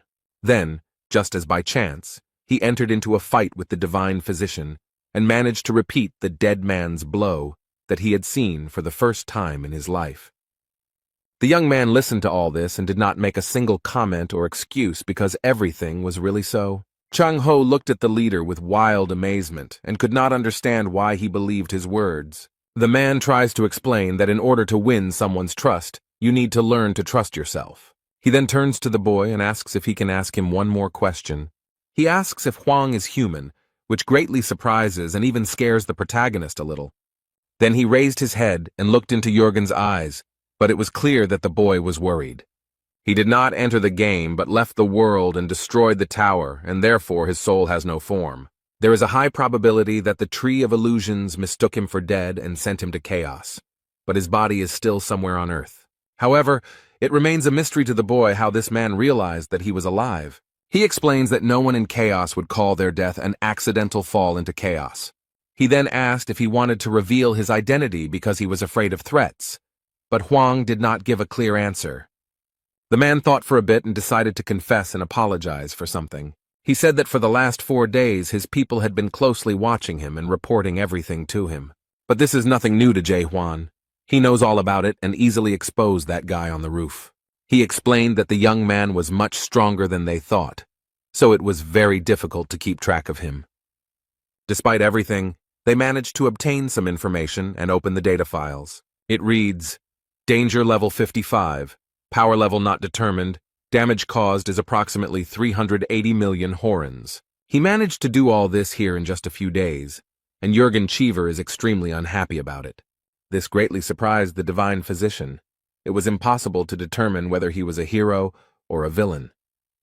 They shout into the room that he is simply crazy, and Jurgen calmly replies that they can call him different things. But he explains that it is precisely people like this young man that he calls the main hero, who will have to overcome a large number of obstacles. Such heroes have special values, so they are usually famous. But Jae Hwan is not very famous. It seems like someone is trying to hide him from the public. And it seems that this creature is hostile. If it weren't for him, then Hwan wouldn't have had problems with the documents. So he is the main character, pursued by an incredible force that cannot be controlled. That's why he accidentally ended up in chaos, and all this made him think. He is not 100% sure, but it is safe to assume that the monarch is behind all this. One of the 12 monarchs of the Great Lands, a young man ponders how powerful this creature could be. The man in the chair explained that he would not ask who he was or demand compensation for damages, and promised that he would be protected. Is the Gorgon fortress so strong that it can withstand the onslaught of 12 monarchs of the Great Lands? Jurgen Cheever asks if the boy is being pursued by monarchs, and explains that there is a possibility that he is one of them. This turned out to be good news, since monarchs have no right to interfere in the affairs of chaos. The protagonist is not a stupid guy, and understands that such things do not happen for free, so he asks what they want in return. Everything happened exactly as he suspected. They wanted Jae Hwan to do them one favor, save the owner of the fortress. 2 hours later, the boy is led through dark corridors without windows or lighting. Meanwhile, the North Gate captain and the girl are still recovering in the hospital. He is being taken to the training field, instead of being able to rest peacefully in the guest room. Old Jong Ho noticed that he had a lunge and a punch, so he wanted to test his strength. And then he adds that this guy also cleaned the master's tower, and these words really surprise the guy. He asks what this old man knows, but he calmly replies that he knows a lot.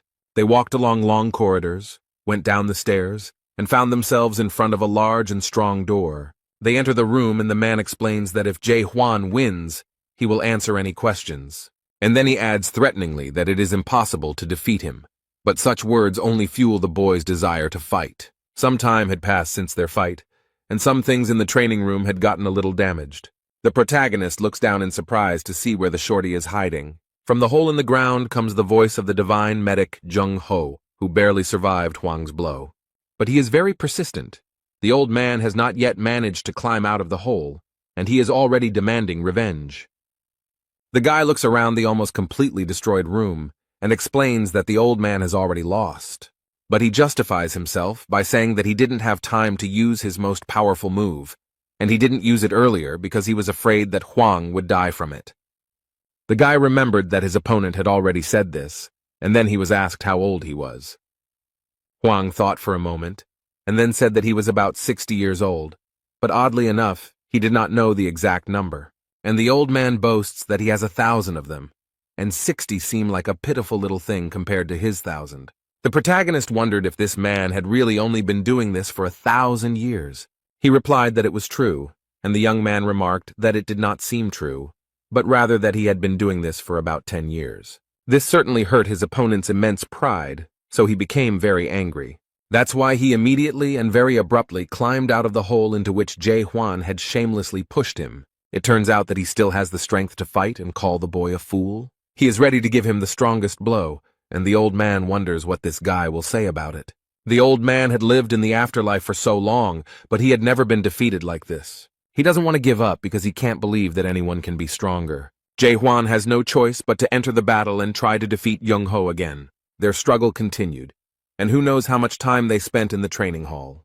But they continue to fight with stubbornness and stupid obstinacy, and it seems that it will never stop. His opponent used all his strength, so it was a little difficult for the young man to resist him. The boy was thrown back by the impact and barely managed to keep himself from falling with a dull thud. The medic is on the other side of the room and seems to enjoy competing with Huang.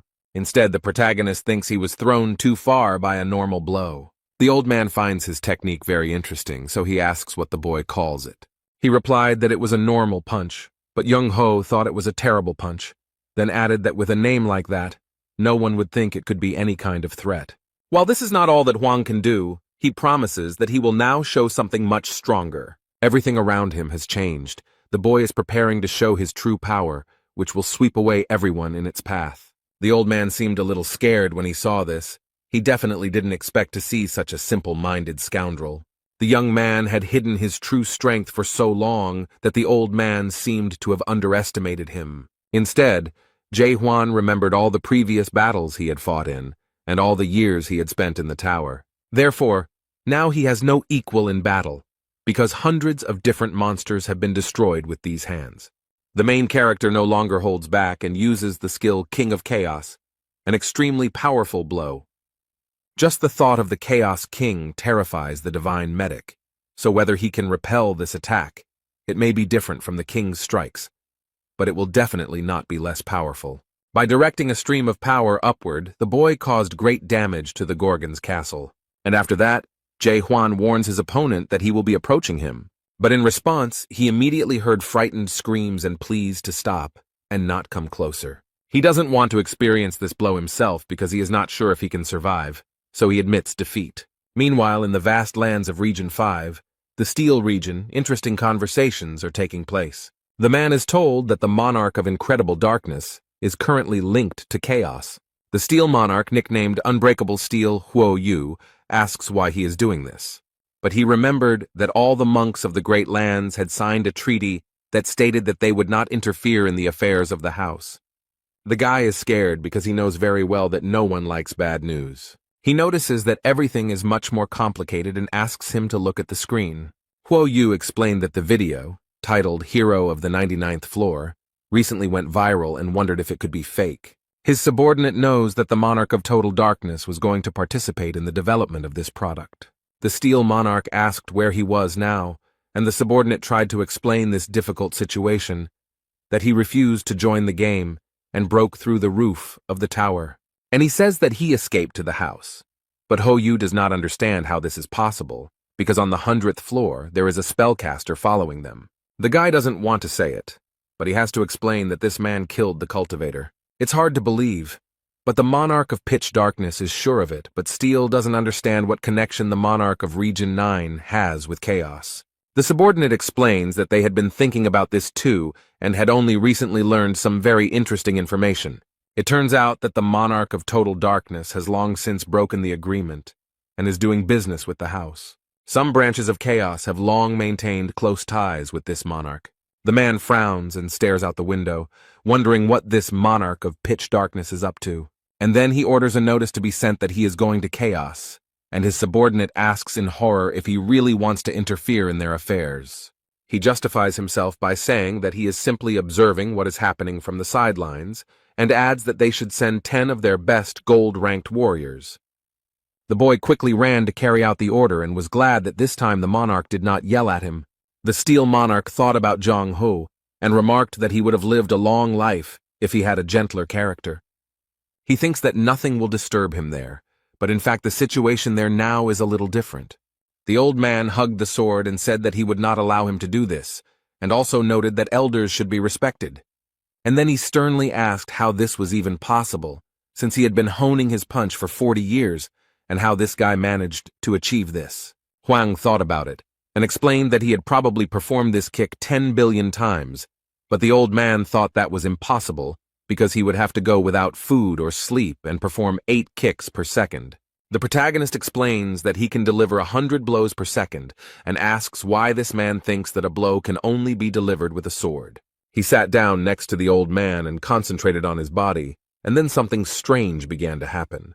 The divine physician looked at him with wide eyes and realized that it was the same alien energy he had felt when he first saw him. The boy was already surrounded by a radiant halo, and the old man understood that this was not energy or even fighting spirit. He comes closer and realizes that it is actually his anger and his frantic desire to change this world. Chan-ho touched the glowing needles and they seemed to illuminate him. Now the medic understands that these are all blows. This man looks at the young man in shock and can't believe what he sees. This guy has become a hit himself. With wide eyes and a trembling voice, he notices that Huang is surpassing this world every minute. The protagonist calmly remembered that he was telling the truth about having performed this blow about 10 billion times. The guy shows his opponent a document and asks if the old man remembers him. This is the contract they signed before the fight, in which they agreed that the loser would have to grant the winner one wish.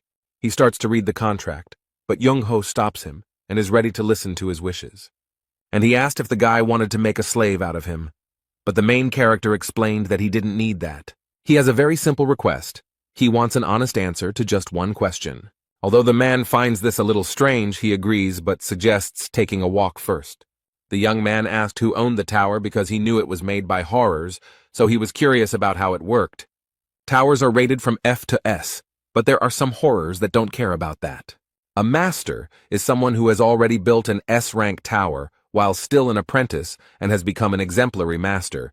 But if a tower is built by a master, it does not mean that it belongs to him. Only the special tower can be considered the master's tower, which has nothing to do with cultivation, but Huang asks what these towers are for. His interlocutor does not know this, because no one can understand what the masters are thinking, but one thing is known for sure. Among those who cleared the tower, sometimes awakened people appear. The protagonist asked if this was the tower that Jung-ho was from, and he replied that he was from the 4th Melville Tower. This tower is also called the White Whale, because on the first floor, where newcomers arrive, a white whale suddenly appears. He turns everything into sheer horror and begins to hunt for frightened and defenseless people. Now this may seem like something frivolous and trivial, but at the time it was a real disaster. The man remembers with horror his past and how many soldiers died in this tower. He thinks it's some kind of miracle that he managed to reach the 100th floor and leave the tower. These creatures are extremely scary. If they don't kill you, they will leave a scar for life. Jung-ho realized that the young man was also from the master's tower and asked whose tower he had cleared. Huang remembered that his name was Mularka. This greatly surprised the divine physician, and it seemed that he knew something about him.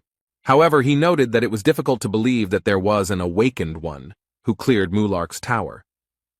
The boy asked if this grandfather knew Mulark, and he replied that he knew him well because he had traveled with him. The main character did not expect to hear this at all, so this information surprised him very much.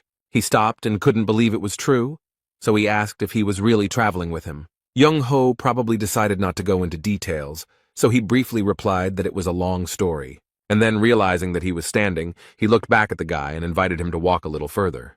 They reached a place that was very beautifully decorated with flags and lanterns with a warm yellow light.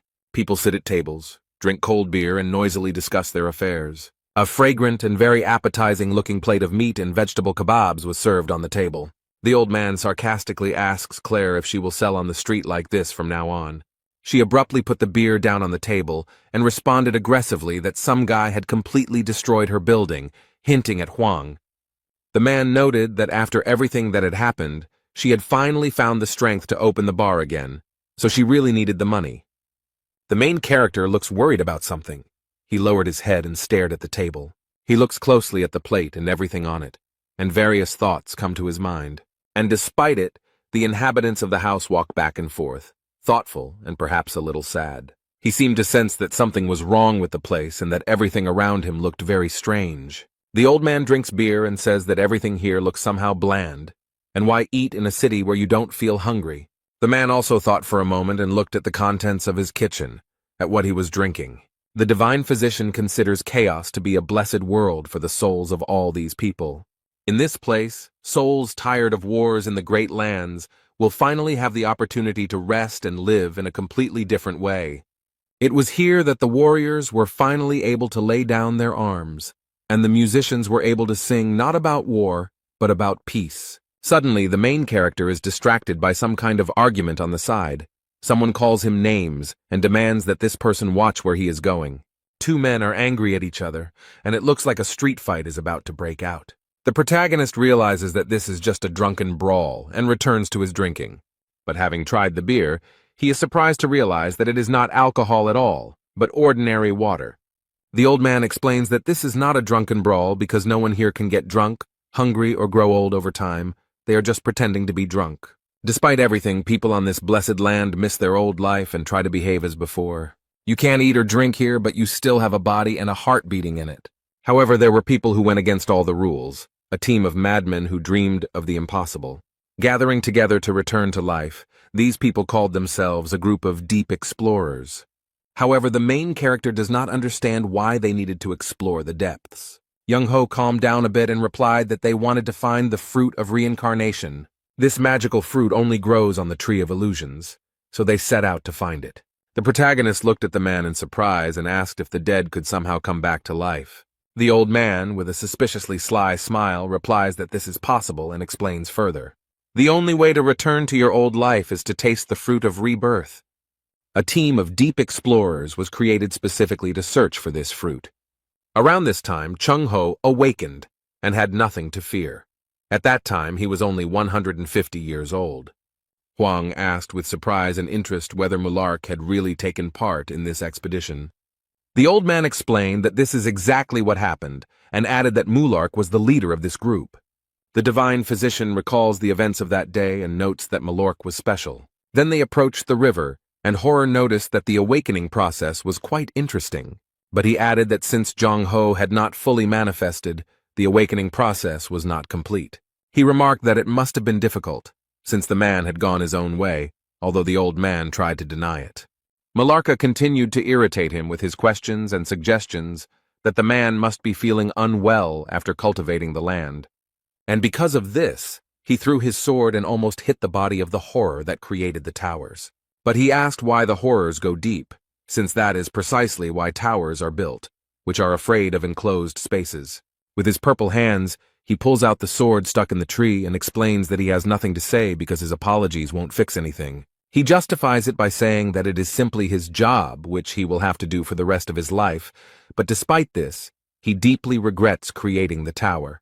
It was at this moment that Mularka confessed to Jung-ho that he had plans to find the Tree of Illusion.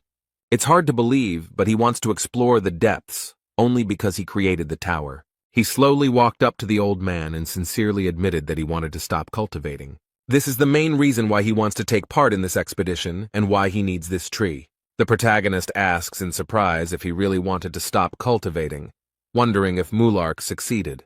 The doctor explained that he had not reached the end of the expedition and was only at the entrance to the depths. but it seemed to him that Mularka had reached the Tree of Illusions.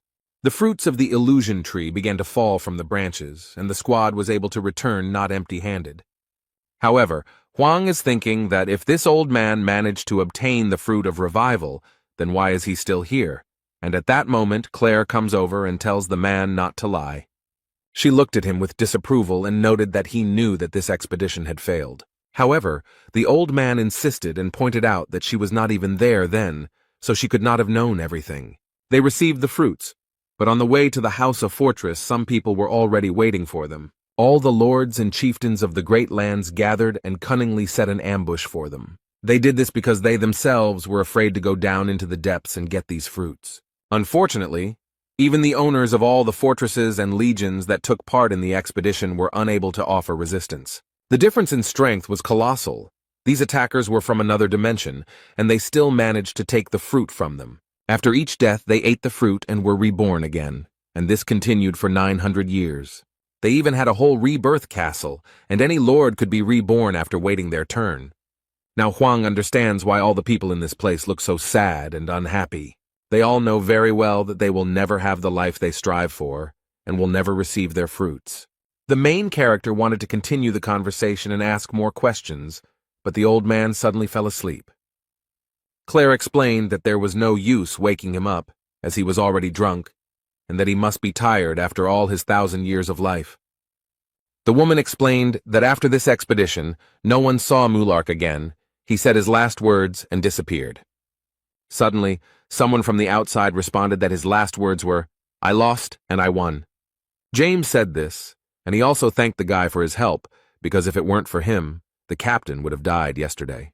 And then he added that if the boy ever wanted to come to the house again, he should come to the south door. Jae-hwan won't need to show his ID since James already knows him. And then he decided to make a joke and asked the guy to keep it a secret from the captain and continue doing his business. The main character didn't answer, but suddenly he heard some noise nearby and looked around. The man runs very fast and calls for the divine doctor and the boy who is with him. He runs up to the table where a young man is calmly talking to Claire and asking her about various things. Their conversation was unceremoniously interrupted by the captain of the fighter squad, who seemed to be frightened by something.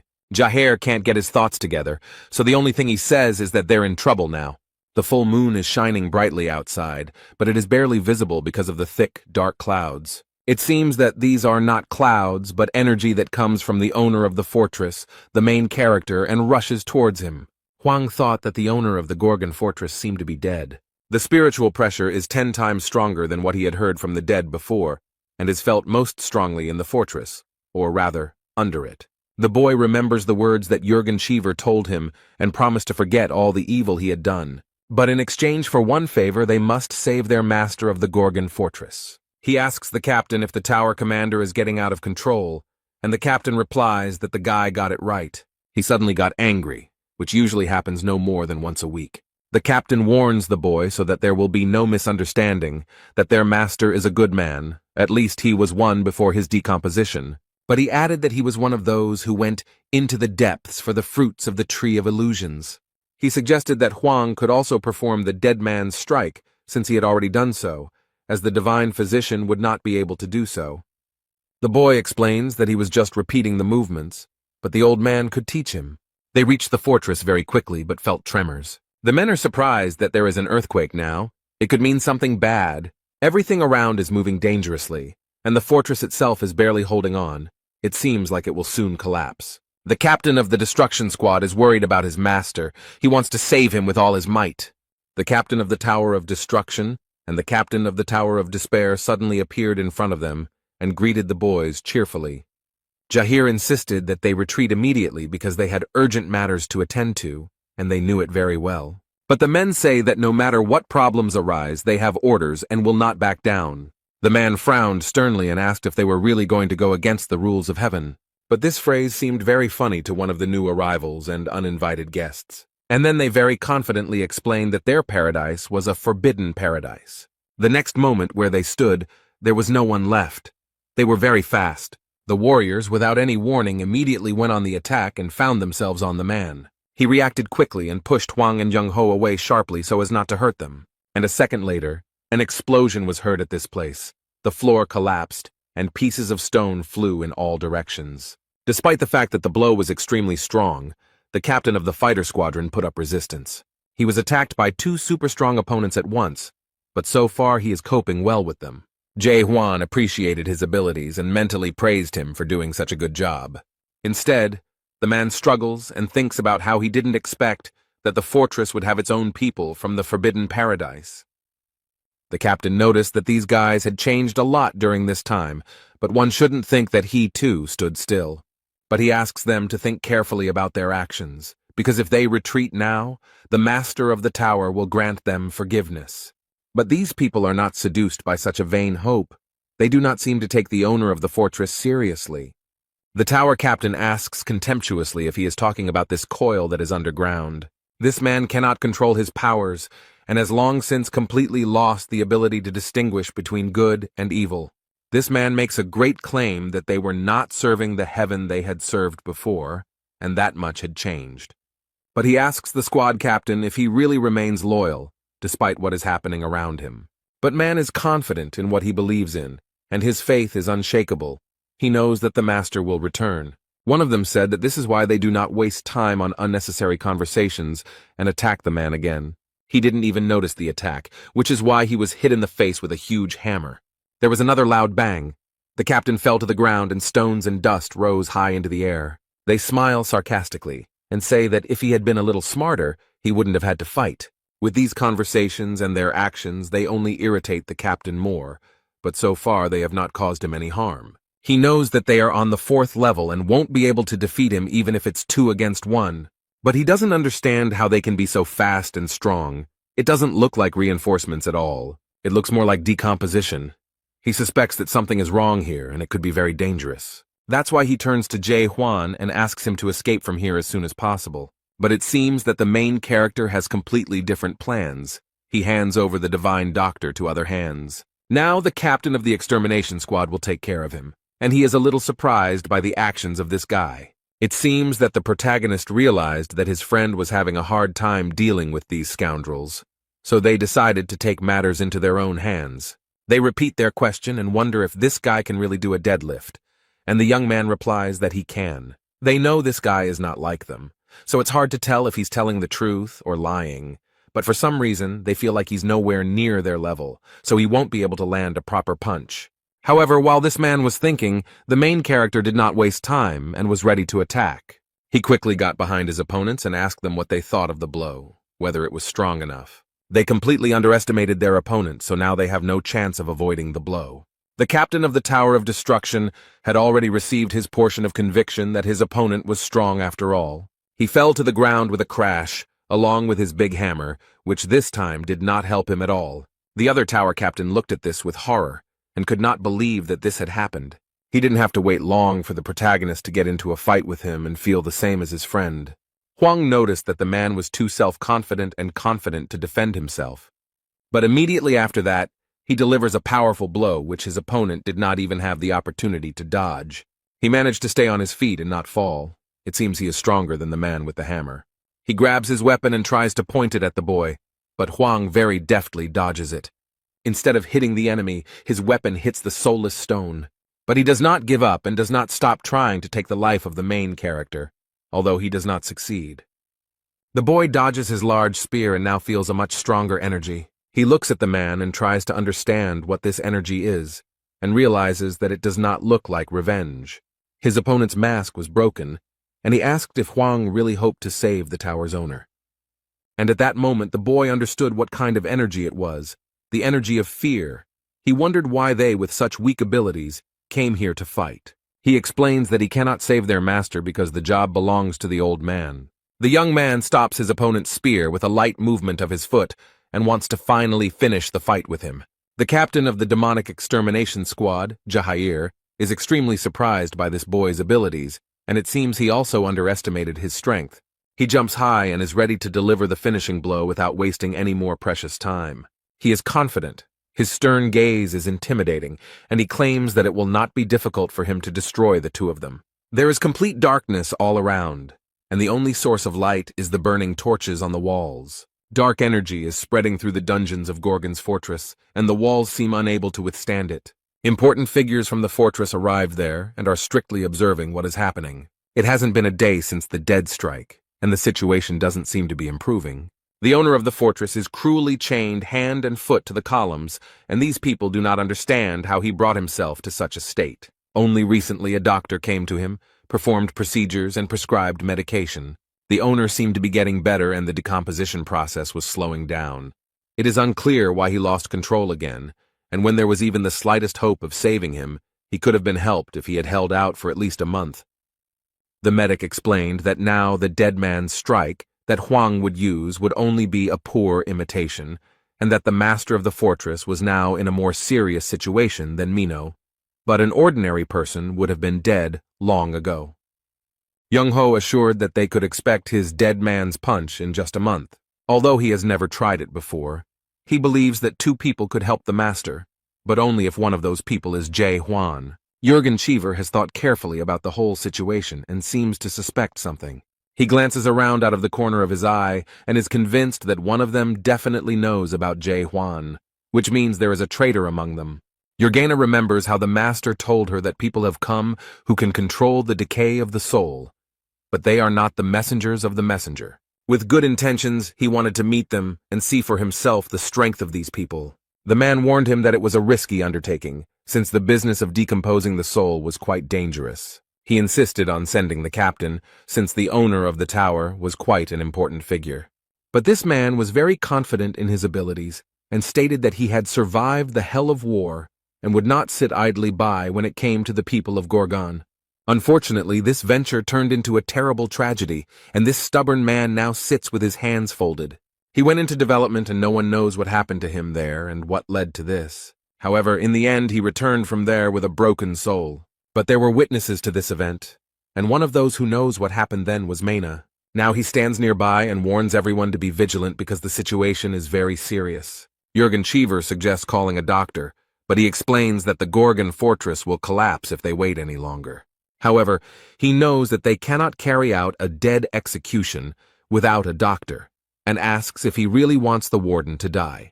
But Mena is convinced that they won't be able to deal with him even if they join forces. And then, completely unexpectedly, he offers his help and says that he himself can do the dead man's blow. Jurgen seems to be against this because it is a last resort, and during this attack they must preserve the host's spiritual energy. And then he adds that for this ritual they need the ghost stone, but it doesn't seem like that's a problem. Mena explained that everyone already knows and understands that this man cannot be saved. At that moment, someone quickly approaches them from the dark corridor and shouts that he is already here. The dark shadow captain approaches them with a box containing a very important item.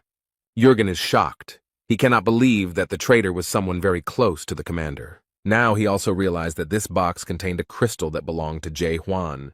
Mena complained and asked why they were hiding such an important item from him, since the future of the Gorgon fortress depended on them. And then he puts pressure on the man, stating that he knows perfectly well what will happen if the decomposition process is completed. But she asks if he intended to turn their master of the Gorgon's tower into a real dead man. Everyone knows what danger an ordinary person who has turned into a dead person can pose, and this one can turn into a special undead and bring trouble and destruction wherever he goes. Jurgen is worried as the fortress caretaker is becoming increasingly violent, and the doctor is still missing. He hesitates. At first glance, it may seem like a rational decision, but his heart tells him that something is wrong. The fact that they have the crystal means nothing, because Dead Man's Strike is a special skill of the messengers, but where can they get it now? But this man seemed to have taken care of everything and assured me that there was nothing to worry about. After all, he has already found people who own this technology, but they look very suspicious. Mena explains that they are not the Forester's messengers, but they know how to strike. Jurgen Cheever can't watch all this calmly. He knows it's wrong. But this does not stop anyone. Everyone actively begins to prepare for the ritual. However, if the blow is dealt in this way, the master's spiritual energy will be trapped within the crystal. Since spiritual energy does not belong to the house, anyone can become the owner of a ghost crystal, and whoever gets the crystal will be able to possess the spiritual energy of the overseer and become the master of the fortress. But if the crystal falls into the wrong hands, the consequences will be dire, and who, other than Jae Hwan, can use the crystal? The man remembered the owner's words that people had come who could control the decay of the soul. Jurgen realized that these were the same people who had begun the process of decomposition of his master's soul. 6 months ago, his soul began to decompose, and now he has almost completely lost control, so all this was part of the commander's plans. The man finally understands everything and gives the order to everyone to stop the commander immediately, and then he looked with horror into the faces of these people and lost his last hope. Now he sees that they were all together, and only Jurgen was loyal to his ruler to the end. From this understanding and disappointment in all these people, he fell to his knees, powerless. They're all in this together, and he knows he can't do anything alone. He took one last look at the owner of the fortress and apologized for how things had turned out. Jurgen Cheever was supposed to defend Gorgon's fortress, but he failed. He sincerely regrets that he couldn't save him because he was too blind for so long.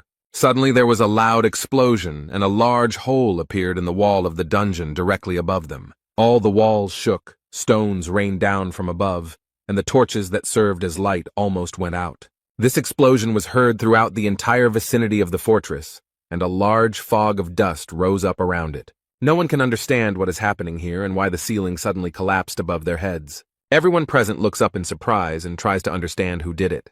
Jurgen Cheever looks up with eyes full of tears and hope for the salvation of the master of the fortress. And everyone else is trying to pull themselves together after the explosion and a small rockfall. Meanwhile, moonlight penetrates the hole and a man confidently jumps into it. In an instant, Jae Hwan and the demonic destruction squad's captain Jahir approach them. He looks with pride at everyone present and shows with his whole appearance that he will not allow them to destroy the soul of the master of the fortress. They came here to stop this traitor from carrying out his terrible plan. Mena is not at all happy to be disturbed, so he asks who he is and why he came here. However, Captain Jahir demands that the steward stop and not do something he will regret. The captains fall at his feet, and the man explains that news of his terrible plans has already spread throughout the heavens. But he adds with irony that his traitorous accomplices have long since told everyone everything. The manager looked at them with a cruel gaze. He would not allow there to be traitors in his ranks. One of the beaten men understood this look and apologized, explaining that he was sorry. But this did not help him at all, because Mena mercilessly and with one movement destroyed him. This action frightened the men. They did not understand why this man was doing this. He smiles sarcastically and says that they probably chose to die for spreading the truth, and he simply fulfilled their goodwill. But this excuse irritates the captain even more, and he insistently asks the man to finally pull himself together and stop talking nonsense. And he calls on the others to prevent him from carrying out his vile plan, but they surround the poor man with swords. He asks in surprise what they are doing, but one of them explains that he is sorry. One of them explains that this is the will of the administrator and no one has the right to go against him. And he adds that they must remain in place until the process is completed. Huang remembers being promised that he would be safe if he saved his master, but he knows that it was nonsense and that they couldn't guarantee anything. And in order for everything to work out as they promised, the main character is ready to change the conditions. Jae Hwan very confidently promises that he will save the master of the fortress and destroy all the traitors. In return, he demands that they give him the divine doctor Jung Ho. The guy, with a serious expression on his face, explains that he plans to repeat the trip into the depths. But it is obvious that he is not alone. He demands that they help him with this, and such statements surprised everyone very much. The mine manager frowned and said incredulously that this was nonsense. But he adds that he has already heard different stories about a guy who killed a dead man with one blow. He always thought that these were just stories and lies, but it turned out that it was all true. Since such a situation has already arisen, he proudly and very confidently declares that he will go with them. And with these words he pointed at him, and all his henchmen rushed at the boy with swords. In addition to those inside, a whole squad attacked him from above, all armed and trying to kill Huang. The main character didn't lose his head for a second, immediately pulled out his sword and skillfully killed his enemies. Jahir still holds the divine medic in his arms and tries to avoid these chaotic movements with his sword. The guy skillfully copes with the onslaught of carnivores and leaves them without limbs. The man looks at everything that is happening with horror and understands that he will not get out of here alive. Instead, a new group of warriors jumps down from above, hunting only one man. The guy assessed the situation and realized that it looked like an endless stream of manpower. He is alone, surrounded by hundreds of experienced and highly trained warriors who know how to kill. Huang looked around and saw that not only the pawns, but also the stronger characters in this party wanted to join the battle. He quickly approaches the protagonist and looks very confident in his abilities. The guy makes a slight lunge towards him, so that the light from his sword fills the entire room. This man has no chance of blocking the punch because it is simply impossible. The force of this attack surprised the commander. Now he realizes that he was wrong about this guy. So he didn't even try to stand in the way of this energy and quickly dodged, barely surviving. Huang crashed into the wall next to the fortress owner, who was still chained up and waiting to be rescued. This traitor Moy is surprised by such power. He did not know who he was dealing with. Now he is scared. He realizes with horror that he will certainly die if he tries to repel this blow. The captains couldn't even imagine that Huang possessed such destructive power. The warriors don't understand what to do because continuing to follow the plan is useless, so they should move on to point B. They plan to use dark smoke, and they don't care that it might cause the fortress to collapse completely. The boy looked sternly at Mian Keldergran and clearly saw how bad and cruel this man was. He approaches him and states that this man is the manager of internal affairs of the Gorgon Fortress and the foreman of the Forbidden Paradise Squad. He does not understand why this man is engaged in the destruction of souls, why he needs it, what he achieves by this. The guy takes his gun in both hands and says that he knows one thing for sure. He likes people like him. His opponent decides not to listen to this speech anymore and shouts that they must do everything possible to destroy Huang. At his command, all the warriors quickly approach the enemy, despite the fact that they have already seen what he is capable of.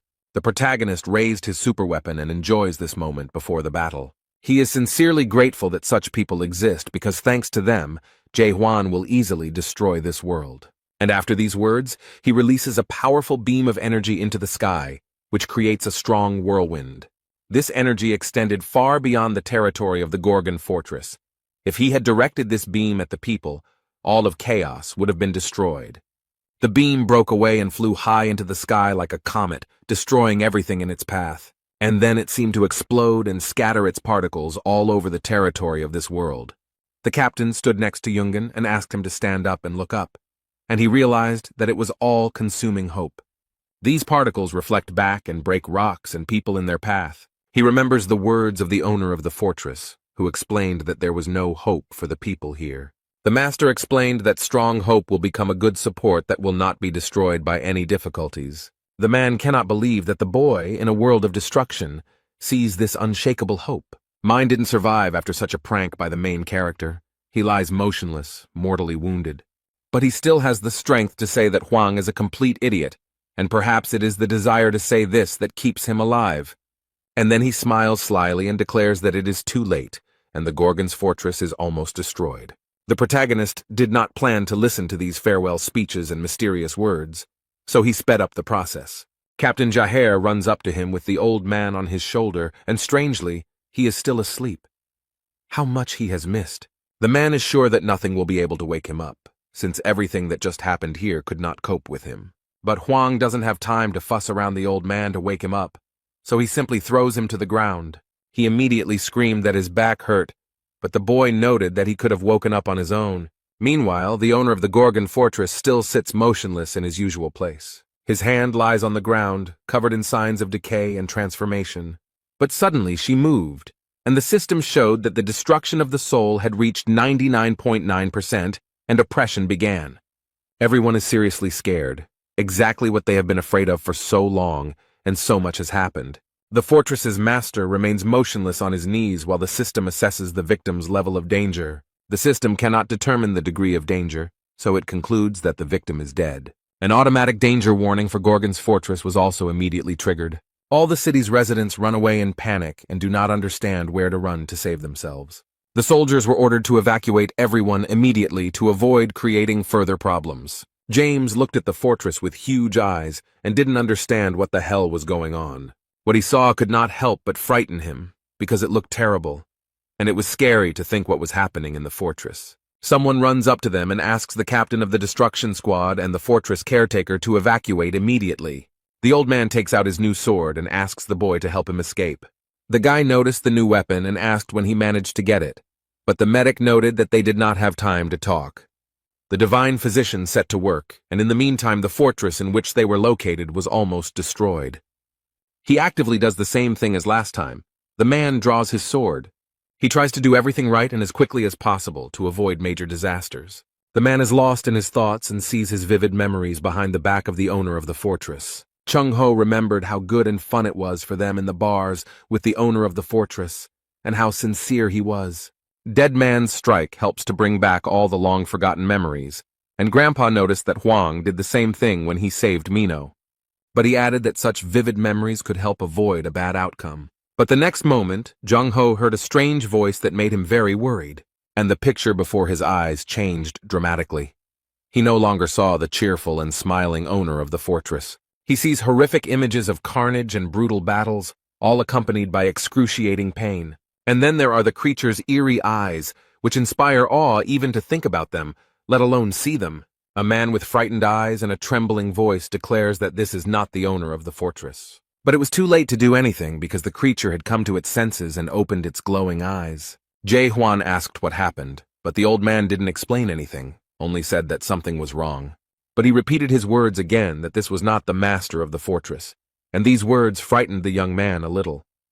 The divine physician screams in horror that it is someone completely different, but the shackles are already broken, and this creature finally comes out unhindered, no longer hiding in someone else's body. Apparently, it has become huge because men have to raise their heads high to see anything. Now, instead of the owner of the fortress, there is a huge and terrible monster, and who knows what it can do. And so he opens his terrible eyes and sows unspeakable horror in all who see him. This huge creature is happy to finally get out of its cramped and small body. Jung-ho didn't expect this. He is very surprised and scared. It seems like he knows what kind of creature it is. His body is raised high above the ground, hovering in the air like weightless dandelion fluff. This creature carefully studies those around it and examines their internal state. And then he spoke and said that he could not even think that he could come into this world with the help of the body. However, he added that the owner of the body was already dead, so he probably didn't care what happened to the body. And now, when I look at the divine Dr. Jung-ho again, he says that he sees a familiar face. He bared his huge teeth in a grin as she remembered that he knew that face. The creature turns to him as if half awakened and asks why he is still in chaos. And he adds mockingly, "Didn't he find what he came to Glebina for 9 years ago? He is the master of the Fortress of the Dead, located in the center of chaos, and only he can open the gates to the depth." The protagonist tries to use his doubt skill but can't figure it out. This creature looks very much like a dead person, but it is something completely different. Huang cannot understand who it is. The master of the dead fortress waved his hand and pretentiously asked why this man was still here. But then large black rays burst out of it, absorbing everything in their path. It is difficult to resist such a force, and the creature asks if all this is because it wants to save this unfortunate world. Jung-ho is scared. He doesn't know what will happen next and what to expect from pure evil. In the end, with one flick of his finger, he easily erased the entire world he had created. And then this terrible creature turned its attention to the boy, who was standing calmly to the side. He looked at Huang and noted that he was an interesting person, and his voice sounded even more frightening, and added that he was fully awakened with a living heart. The old man suggested that the creature had taken advantage of the royal privilege of dead man's gentleness. Perhaps it had used it on the owner of the fortress. So it's just a clone. This conclusion really alarmed the old man, and he was shaking all over. He can't believe that the Fortress of the Dead's doppelganger could be so terrifying. Jae-hwan turns to the old man, who looks at the young man with fear and listens to what he says. The protagonist calmly asks if he understood correctly that he failed. The guy has already pulled out his superweapon and is holding it tightly, ready to use. And then he explained that if their plan had failed miserably, then his goal was to kill this monster. But when this monster heard it, it seemed very funny and completely impossible to him. He asks again what the man is going to do and starts laughing even louder. King Catastrophe laughs madly, his voice penetrating your skin and making you tremble. Chung-ho tried to convince the young man not to do this, since he would not be able to do anything against such an opponent. But he added that even Mulark would not be able to go against him, despite the fact that he was just a brawler. It might be unrealistic. However, the protagonist is very confident in his abilities, so he insists that the old man not be afraid and convinces him that he can fight him. The old man was shocked to notice that this boy was too calm in the face of real death. And this monster laughs louder and louder, trying to scare his opponent. Jae-hwan didn't move for a moment. He had already seen many potions in his life. The Tower of Terror had hardened him greatly. The monster opened its mouth wide and the hilt of a deadly black sword protruded from it. He grabbed it with both hands and pulled it out of his throat, then demanded that he show him his best punch. He calls the boy a stupid awakened being with a living heart, but Huang doesn't respond. The creature smiles slyly, holding a giant sword in its hands, and eagerly awaits the boy's first movements. This weapon that the King of Catastrophe wields is called the Void Sword. It is a terrifying weapon. Chung Ho recalls that it was this sword that turned the entire expeditionary force into dead men. It was the most incredible combat experience for him, and now he can't believe he's seeing it again. He moved closer to the boy and seemed to grab him, but Huang restrained himself. He looks intently at the young man and declares that this look is familiar to him. He has seen it before. And he stated that Huang is aiming to get into the deep, but this shocks Jung Ho because he missed the guy's confession. He can't believe this guy is going to the depths. The old man didn't even manage to get there, but he wouldn't want to try again. The creature sarcastically stated that it seemed that there were still those here who wished to reach the end of the world. But then he adds menacingly that this guy is too weak for such a difficult journey. The monster laughs and says that the boy doesn't even reach the level of horror from 400 years ago. And then the monster stretches out its terrible and scary hands to the main character's head. The poor thing seems to be swallowed up. He tries to fight, but it is simply impossible to escape from these embraces. Huang held the sword and managed to use it skillfully, so now the bastard was left without an arm. This fight is very difficult for the guy, but he always finds a way to defeat his opponent, whoever it is. He consoles himself with the fact that he has lost his arm, and hopes that in the future he will be able to destroy it with the same success. The creature swung its dark sword and almost hit the boy, but he barely managed to dodge. Immediately after this, the monster repeated its attack, and this time wounded Huang's hand. The guy is not distracted by this and lunges, hitting right in the chest. But for the King of Disaster, this blow is not a problem at all. He acts as if nothing happened. And then he thrusts his sword into the ground, making a loud noise and raising a lot of smoke. He tried to explain to Huang that the destruction of the soul is a disease of all times. It will never go away. The main character, being at the site of the injury, already feels that the same energy is emanating from there as from the dead man. After the void sword inflicts a wound, centuries or even millennia may pass. The soul does not stand the test of time. It wears out over time and eventually breaks down. And after this destruction, a person turns into a terrible creature, the dead man. But this still doesn't stop Jae Hwan. He proudly declares that he will tear the King of Disaster to pieces. The monster taunts, saying that all he can do is cut a small piece from a dead soul, and then he emits streams of black energy, which are already absorbed by him on the way. The protagonist didn't know what he was signing up for when he threatened to kill this creature. These beams turned into many swords, turning them into dead men and pointing them at the boy.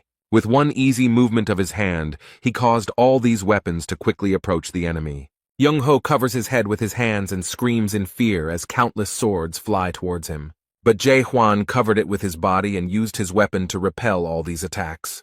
The monster noticed that the boy didn't feel too bad, considering that he was holding an ordinary toy from a horror movie. The old man saw that the boy was wounded and screamed in fear. He was not indifferent to this boy. The protagonist is aware of his wound, but he has no time to think about it. After all, at this moment a monster is rapidly approaching him, wanting his death. They met in a duel and crossed hands at night, creating a powerful wave of energy. He is so strong that he sweeps away everything in his path, and even the divine physician cannot resist him. The monster smiles sarcastically and remarks that this guy's soul won't live long if he continues to fight like this. The main character understands that this monster is right, and at this rate he won't last long. The guy can't figure out his opponent's weaknesses even with the doubt skill, and can't concentrate because of the tiny particles flying in front of his eyes. Huang remembered how the old man told him that his world was white, and in it, he could recreate the images of all the people in his life who had died through his imagination. Each awakened person has his own unique world. This world is built from a special word, and is usually an expression of desire or emotion. In addition, strong, awakened ones can pull a rather large creature into their world. This gave the guy a little hope. It seems like he plans to make his plans come true. He wants to try to create his own world. And this hope gave him strength, thanks to which the main character managed to repel the blow of the terrible monster. Jae Hwan has distanced himself from his opponent and is preparing to put his plan into action. He focuses and plans how it should look, and I have to give him an advantage in the fight. The next moment, he He is already building his own world, into which he plans to draw the enemy and play by his own rules. He created a very dark and hostile world called Moon's Eye, and now he will feel better. Chung-ho looked at it all carefully and immediately realized that it all looked very much like hell. The old man realized with horror that this boy had been living in such a terrible world all this time. It is a very scary world. The doctor cannot understand how one can exist with such a feeling in the heart. After all of this is built on hatred and disgust, and he cultivates and nurtures all of this within himself. The King of Horrors asked in surprise if this was really his ideal world, if this was what fed him. All this seems very interesting to this potion, and he begins to laugh madly. Jae-hwan doesn't waste time on all this unnecessary talk, but immediately goes on the attack and plunges his sword into the enemy. He is full of strength and hope that now everything will work out for him, because the scars on his eyes have finally disappeared. This creature is not as simple as it may seem, and defeating it with such methods seems impossible. The monster's limbs rise up around the boy, but he doesn't retreat. These things wrap around his arms and block any movement, leaving him powerless. And then they wrap it around his neck. This creature claims that it is attacking him and does not even understand what to do next. After this, the King of Calamity extended his bony hand to the poor fellow. He grabs him and throws him hard to the ground. The protagonist can do nothing about it. The boy feels severe pain from the blow and is unable to use the sword to save himself. This creature repeats this movement once more. It again throws the boy as if he were a doll belonging to it. Chung-ho realized with horror that his friend's affairs were going very badly, although there was little hope of victory. The monster places his foot on Jae-hwan's chest and believes that people like him will never give up their feelings of hatred. Another sword bursts out of his body with which he plans to finally finish off the boy. He pointed a gun at him and admitted that he hadn't met such interesting characters in a long time. He smiled slyly and added that he had a great time and a good time. But everything comes to an end, and now it's time for them to end it because it's starting to get boring. The main character thought with horror that these were his last minutes of life, but he didn't want this. He still had many plans. He is not ready to give up so easily and does not want to die, so he uses a sword. With his blow, the boy cuts the creature in half and prevents it from doing what it had planned. The monster did not expect such a turn of events. He thought that his opponent was already completely broken. But now, as the monster's head falls to the ground, the boy asks if he likes this ending. He stands up proudly and boldly declares that he has only just begun the fight and will not die so easily.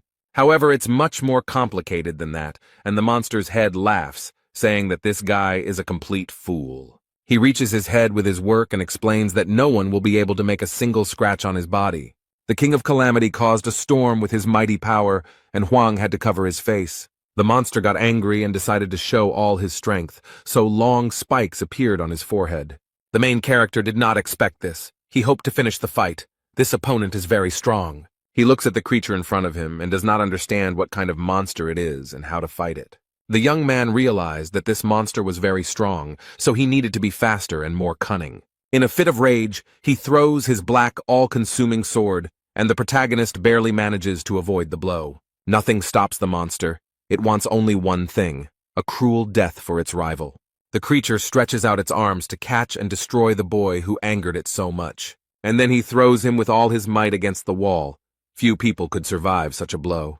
The poor guy was hit so hard that even the stones around him couldn't withstand the pressure and fell. But the main character is much stronger than it might seem at first glance. He coughed several times. The monster is not going to stop there. He wants his opponent to die in agony. But it seems he has lost count, as the protagonist follows him and moves forward. The young man picks up speed and is ready to use his sword against the king of disasters. But this terrifying creature senses him, and uses its power to repel the attack. He stated that he had been observing the Mejans of this world with interest for thousands of years. Everyone tried to reach the top of the Tree of Illusions to satisfy their curiosity. The monster noticed that the boy doubted everything and asked if he was trying to find answers to questions in his world. He strikes with his black sword with all his might and asks what exactly is bothering Jae-hwan. The monster tries to solve it like a riddle and with crazy eyes screams that he understood something. The guy bravely withstands the sword attack and stands firmly on his feet. It is not so easy to defeat him. He grits his teeth and refuses to give in, but the monster taunts him and declares that Hwang's world is a matter of doubt. He wonders what his world really is and suggests that it might be destruction. Options such as destruction or complete extermination are also offered, which for the monster looks like a game.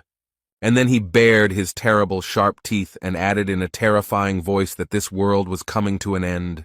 He feels like this is the only word that suits him best. This world feeds on arrogance. The monster wonders if this ordinary man would dare to question the value of the Tree of Illusion. The King of Calamity has turned into a mad and very scary monster, and asks if the boy is turning to his world to find out his destiny.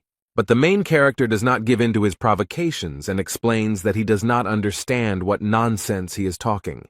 The monster still asks tricky questions to distract attention, but the boy is adamant. He is already very tired. This struggle has exhausted the young man, and he does not know how much longer he can hold out. But suddenly he unexpectedly remembered something, and realized that this had already happened to him in the past. The guy remembers such a terrible monster, and he defeated it then, which means he can do it now. The main character seems to have finally figured out how to proceed and how to stay alive. He remembered how Jong-ho had said that the fortress master's body now contained a double. The young man finally knows what to do, so he prepares his weapon to strike. Now he definitely has a chance. The monster noticed that something had changed in his opponent's eyes, and that a strong blow was awaiting him. Hwang exerted all his strength, and his blow was so powerful that no creature could resist it. The result was a powerful explosion that crashed down on the monster and lifted many stones into the air. But this creature is still alive. It is so difficult to defeat, and she noticed that its arrogance knows no bounds. He declares in a terrifying voice that this fool will never be able to defeat him. The monster then stated that he was bored and wanted to finally put an end to this. The main character froze in front of a creature that was tens of times larger than him and opened its mouth wide. It doesn't scare him. It seems like nothing scares this guy anymore. He looks very confident. Instead, this creepy monster grins angrily and rejoices that he will soon swallow his stubborn rival. But Hwang won't let that happen. He's preparing to deliver another powerful blow. He uses his doubt technique again, and this time it worked, and the protagonist saw it. He saw a long and bright thread connecting the double with his physical body. Now he knows where to aim, so he grips his weapon tighter and prepares to strike. Jae-hwan quickly approaches the monster, completely ignoring all of its wounds. He doesn't have the opportunity to think about it because the only thing he needs right now is to defeat the King of Calamity. The last blow caused damage to the double, as the young man used the decomposition technique. The main character does not stop fighting and increases his attacks in order to eventually win. The monster stated that the boy lived for the end and added that he would wait for him in the depths. This was his defeat. This was the last straw. The monster disappeared and Jae-hwan remained alive. Hwang, completely exhausted, leaned against the stone. It was even difficult for him to hold his head up. All this struggle had a big impact on his physical condition. His body was ready at 101%. But now he has had the opportunity to analyze the fight, and he realizes that he needs to become stronger. He understands that his lunge is not enough, despite the fact that it is a very powerful weapon. Strong Strike does a good job of crowd control. However, when it comes to one extremely strong opponent, this is not enough. The attack radius is too small to deal enough damage to win the fight. This time he used the lunge to distract the monster and buy time, but now he knows he needs to master the skills to fight especially strong opponents. The poor old man is lying on the ground. He has lost consciousness and is slightly crushed by stones. As soon as it was all over, the captain and commandant of the fortress came running to his aid. The main character suddenly hears someone talking to him and becomes confused. His weapon lies at his side, and next to him on a wet blanket lies the owner of the fortress. Despite what had just happened to his body, this man somehow survived. He has difficulty speaking, but he explains that even though he became dead, he was still watching over him. He is sincerely grateful to this young man for his efforts in fighting the King of Calamity. And then, without any warning, he suddenly grabs the protagonist by the tired hand. The guy is a little wary. It seems he doesn't like this kind of contact. It scares him a little. Instead, the owner of the fortress suggests that perhaps it is time for a change in Gorgon's fortress. He asks Hwang to accept him, and then a bright yellow light spreads across his hand. The owner of the fortress sighed with relief and noticed that the young man reminded him of someone. After what this man did, the boy was left with warm memories, but the owner's last words were a request to take care of his living heart. Now others arrive at the scene of the battle, asking if everything is okay and if anyone needs help. Jurgen and James looked back and couldn't believe their eyes. What they saw was shocking. Jae-hwan approaches them with a sign on his hand given to him by the master of the fortress visible. All those present, without hesitation, immediately fell to their knees to pay their respects to him. Jürgen Cheever looked at the young man with tears in his eyes. He realized that the overseer had died, handing over his power. He submits to the will of his master, and if he wanted it, no one would object. Jürgen dropped to one knee and greeted the new overseer and master of Gorgon's Keep. And now the main character understood what this seal on his hand meant, and it shocked him. 2 days have passed. The fortress is gradually being restored. Active construction work is underway. Huang is sitting at the table, and Jürgen approaches him and addresses him as the owner. But the guy objects and explains that he does not intend to be an observer. The man shows him a document where the boy's promise is written down. He promised to save the observer and kill the traitors, and Jürgen promised to help him get to the depth. The guy is angry because the owner of the fortress died. Now he must take his place. Jürgen noted that the boy could not break his promise since he was now their new leader. But this is not what he planned. He cannot waste time in the fortress because he wants to get into the depths. He hopefully asks if he can pass the position on to someone else, but Jürgen assures him that this is impossible, as the new person only takes over the position after the owner's death. The fortress does not recognize a new observer, and this sign is a symbol of the Gorgon fortress, which is why it was chosen. Since they had resolved the issue, today the man brought him a mountain of documents to study. There are also some extra helpful notes since he is new here, so he needs to familiarize himself with everything.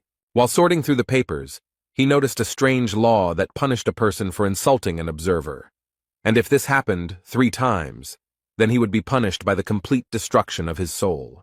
Jürgen went to put the books away, but before that he allowed them to use any items on the table, and the boy looked into the drawer. He was a little surprised when he opened it and saw what was inside. He was very interested in a crumpled piece of paper that stood out from the rest of the documents in the drawer. On the edge of the sheet was a noticeable inscription in red ink, 17th Warden. Suddenly, this paper ball starts to unfold without any help. And he starts talking. This paper greeted Huang, and it really surprised the guy. The newspaper continues to talk and explains that if he sees this, then he has become the new warden. The leaf turned into a paper figure, which suggests that the boy is probably thinking about becoming the master of the fortress. But she calms him down and explains that the observer has only one task. But Huang wonders what it is. Maybe it's some kind of magic note?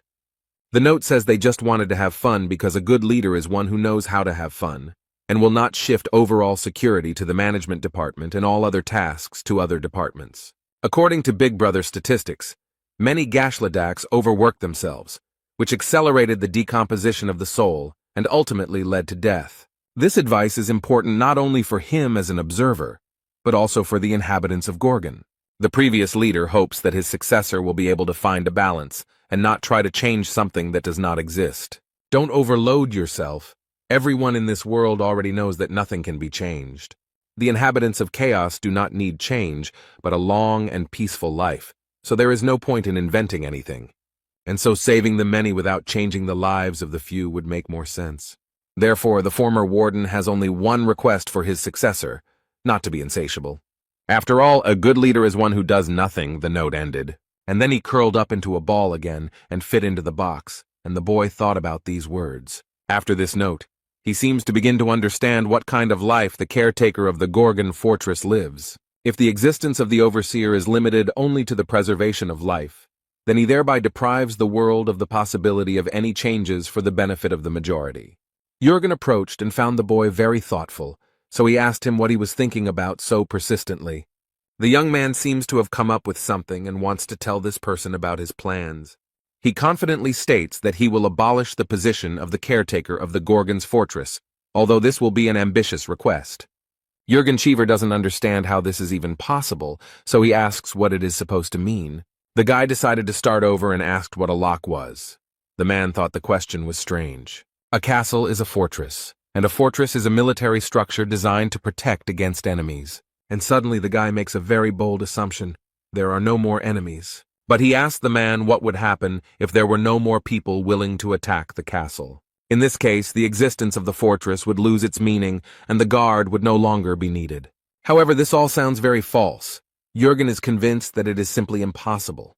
But the main character is firmly convinced of the opposite, and insists that this is quite real and possible. Jae Hwan proudly and very confidently states that this will happen because he is going to unite chaos. In chaos, people are not buried, but a soul flight ceremony is held to mourn the soul lost forever.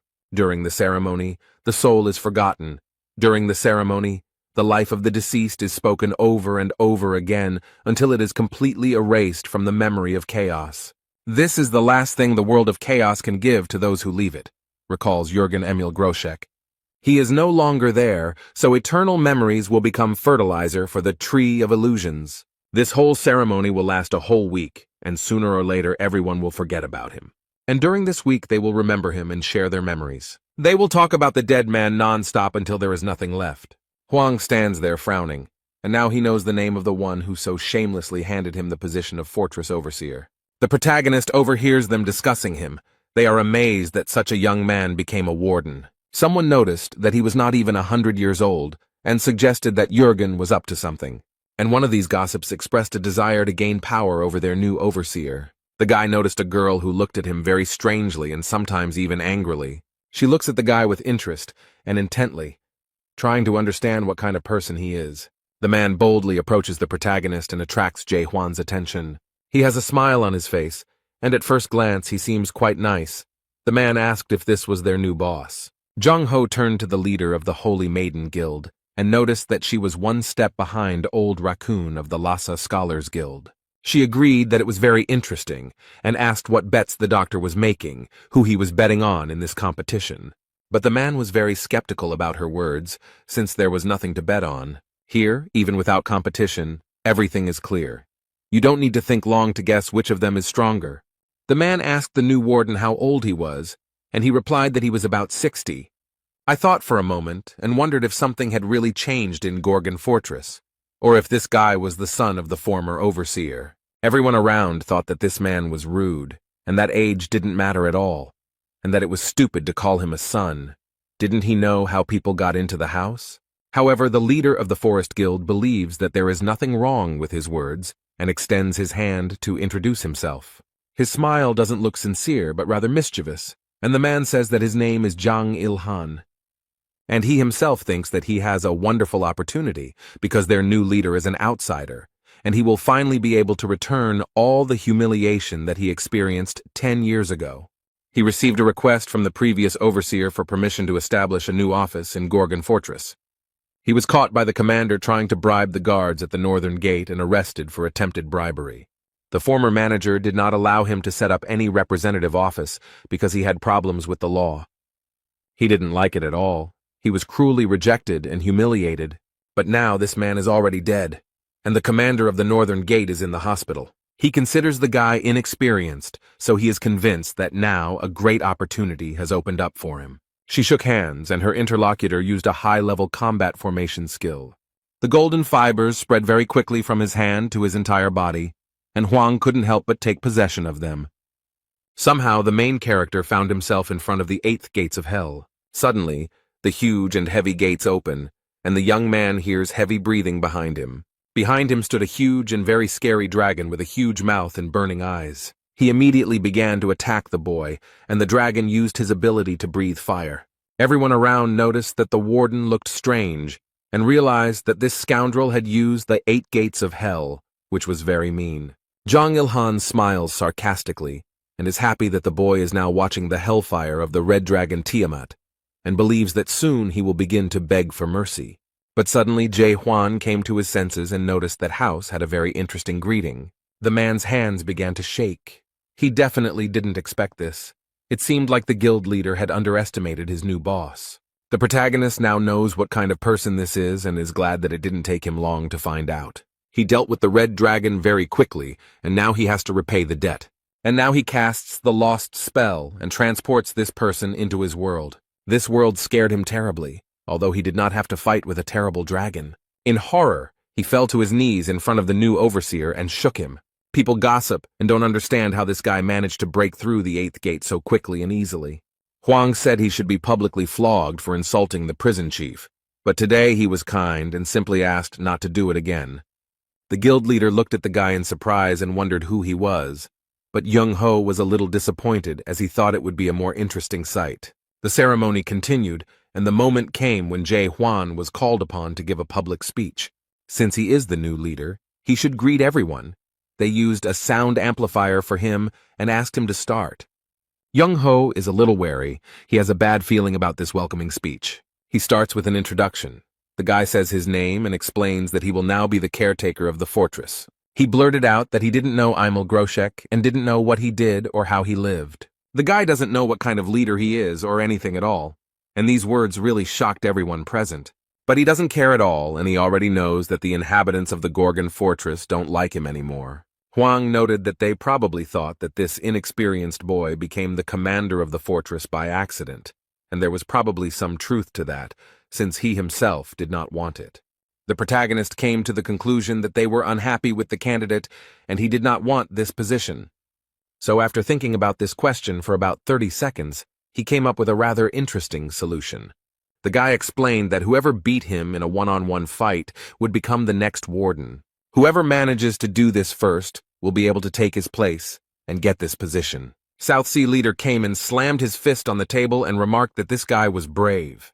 But he added that their former boss, Imel, had chosen an incredible man to replace him. But it's not that simple. There's one small condition. They only have 1 month to do all this, but that's not all. After all, whoever loses the battle to him will be forced to do something that he can no longer refuse. The loser will be forced to join an expedition to the depths that will take place in 2 months. Jürgen still believes in Jae Hwan despite everything because he saved Gorgon Fortress. And no matter how you look at it, the former warden recognized him and handed over all power to this guy. He believes him even in spite of his stupid decrees about uniting the entire house. His faith was not shaken even by Jae Hwan's strange welcoming speech. He decided to give him a chance. The villagers are very concerned about their new leadership, but Jürgen believes that no matter how strange this guy is, he is still their overseer. Many people have gathered at the gates of the Gorgana fortress, but the guards are not letting them in. They notice that they have a chance to compete with the warden, but the guards cannot cope with such a crowd. But the captain of internal affairs still doesn't believe that this young man could do anything to harm House. But in the morning, a man bursts in and notices that it seems that things have gone too far. He shows a commercial featuring Chog Ho and comments that he once challenged the warden and is confident that even all of Chaos couldn't defeat him. It seemed that Jürgen was not prepared for this information, but he was not prepared for the guests either. Having received this information, he quickly ran down the corridor to resolve the issue with the prison warden. The man quickly ran to the office door and was already thinking about what he would say. The captain of internal affairs abruptly opened the door and 1,000 sheets of protocol were thrown at him. It seems that this man is in a bad mood and noticed that the manager has a lot of work accumulated. He sorts through all these stacks of documents and approaches the table where a man is sitting. He says that in such a mess one cannot sit and pretend to be active, but there is no leader at the table. Jürgen asked in surprise what Carlton was doing here since he should be in the hospital now. But despite this, he is now worried about a completely different problem, and he is not in the mood to play hide and seek. The entire fortress heard his desperate cry, and the question of where the hell the warden was now. Carlton has his own room with his statues. This man loves himself very much and admires himself.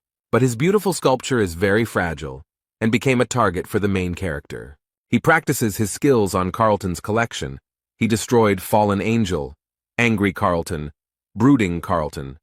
Young-ho asked if he realized how much this collection was worth. However, Huang reassures him and asks him not to worry as he has mastered a new skill and is demonstrating it. The doctor was impressed by the boy's posture and noticed that Huang was encouraged by his strike, judging by the movements of his sword.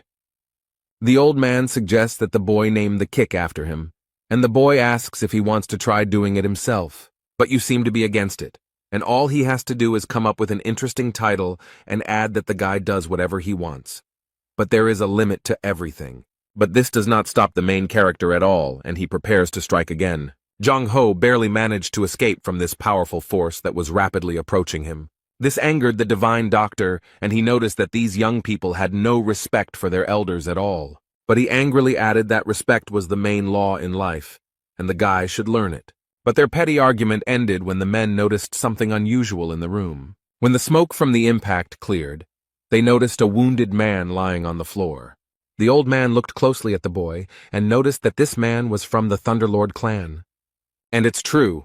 Yun, the leader of this clan, is lying on the floor thinking about how everything went wrong. Some time ago, he was in the attic of Gorgon's fortress preparing his plan. These people specifically waited for the moment when the mentor was busy teaching. There was a crack in the ceiling through which they could watch what he was doing.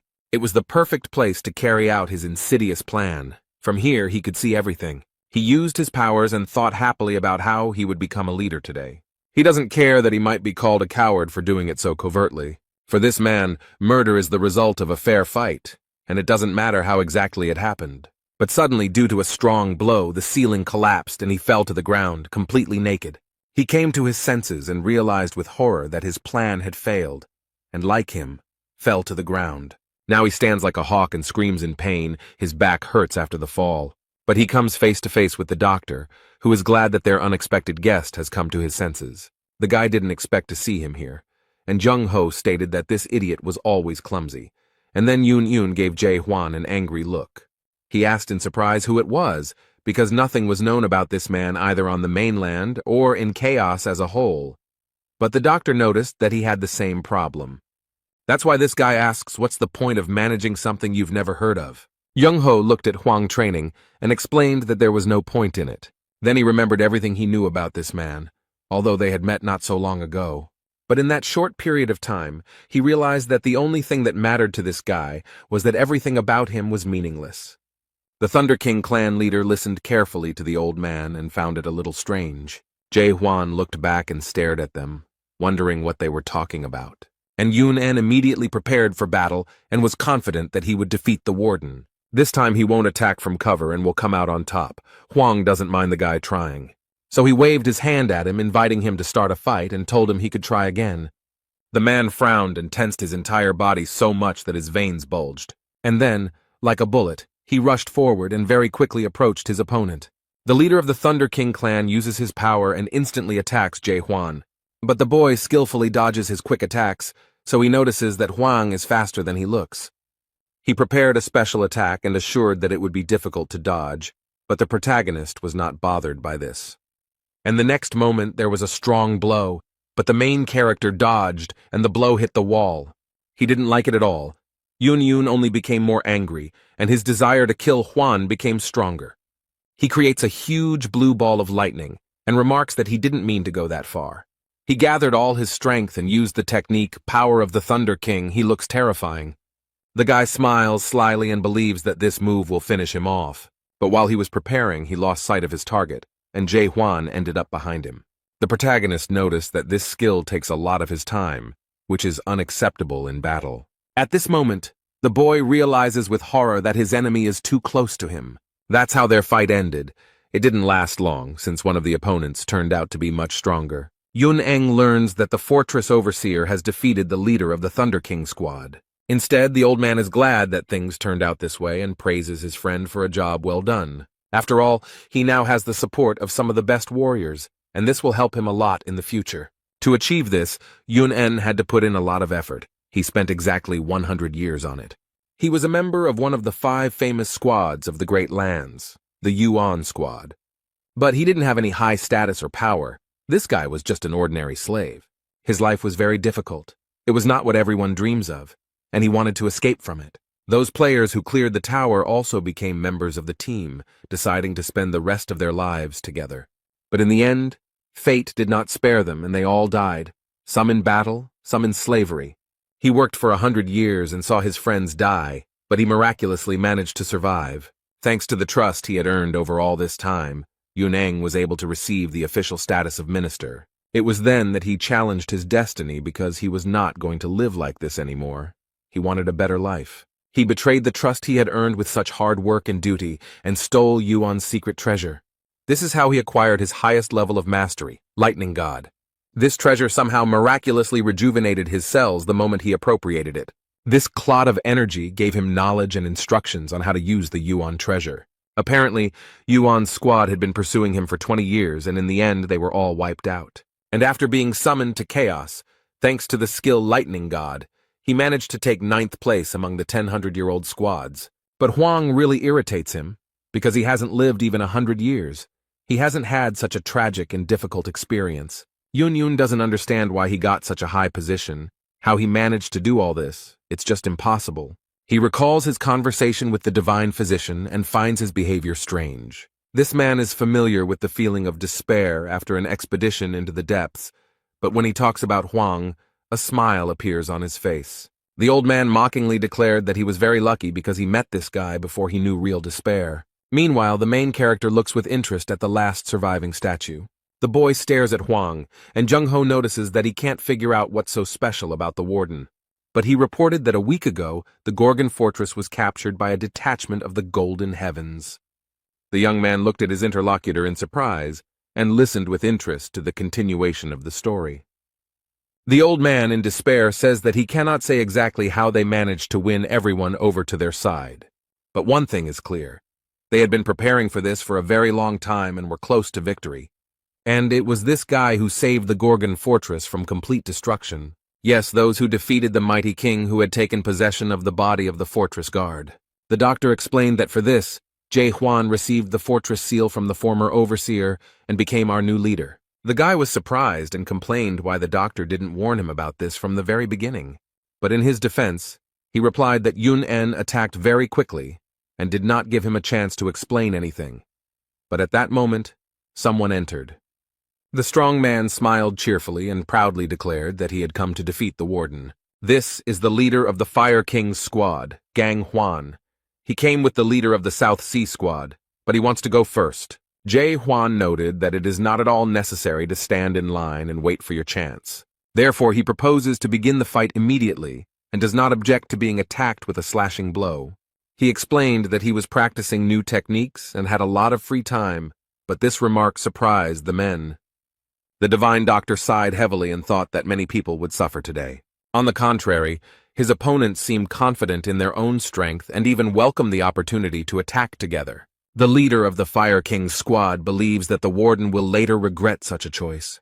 And this man suddenly attacks Jae Hwan with his flaming sword, confident that victory will come easily to him. The fire engulfed the squad leader's weapon and sought to burn the enemy to the ground. This fire almost touched the main character, but he does not look scared or embarrassed. The guy easily dodges the fire stream, and now it's his turn to attack.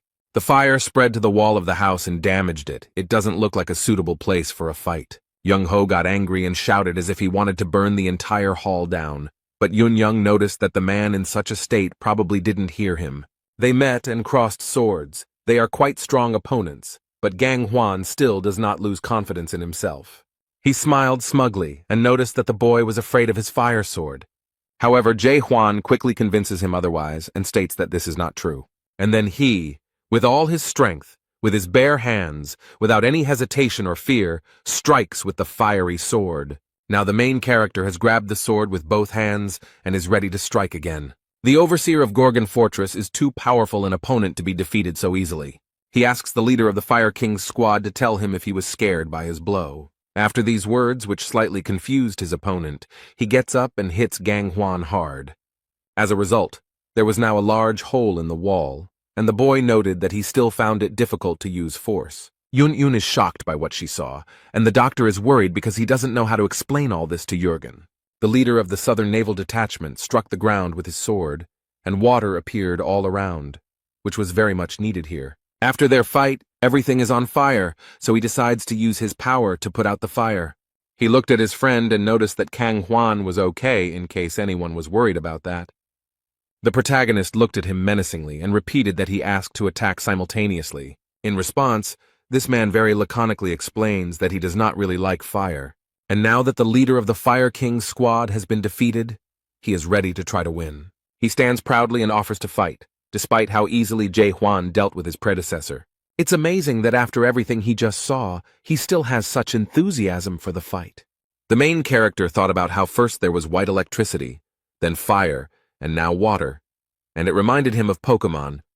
However, upon closer inspection, this man turned out to be stronger than his previous opponents. But without further warning or prelude, Jae Hwan takes the first step towards his opponent. He went on the offensive, and the leader of the Southern Naval Detachment defended himself with weapons. The man frowned and no longer looked as confident as his predecessor.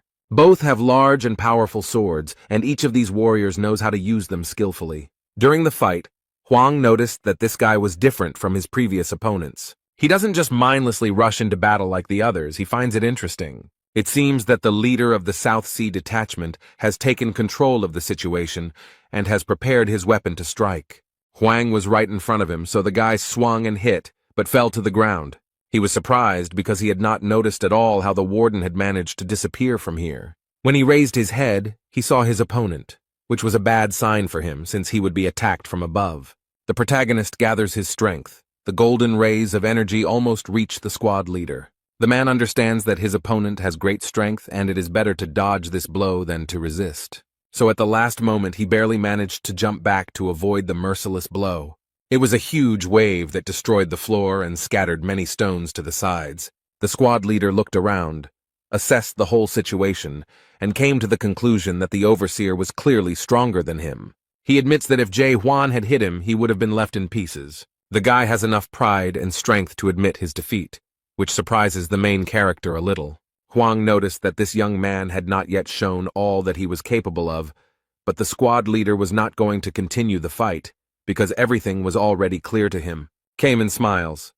Since he lost, he now wants to discuss the rats in detail. The Fire King squad leader is extremely angry and cannot believe that the Lightning God squad leader has lost. Instead, Young-ho asked why he was blaming that guy when he should be blaming himself for the loss. Now all three have lost, and the leader of the Lightning God squad wonders what they plan to do next. However, he added that since they had been defeated, they had to join the deep detachment of the expedition.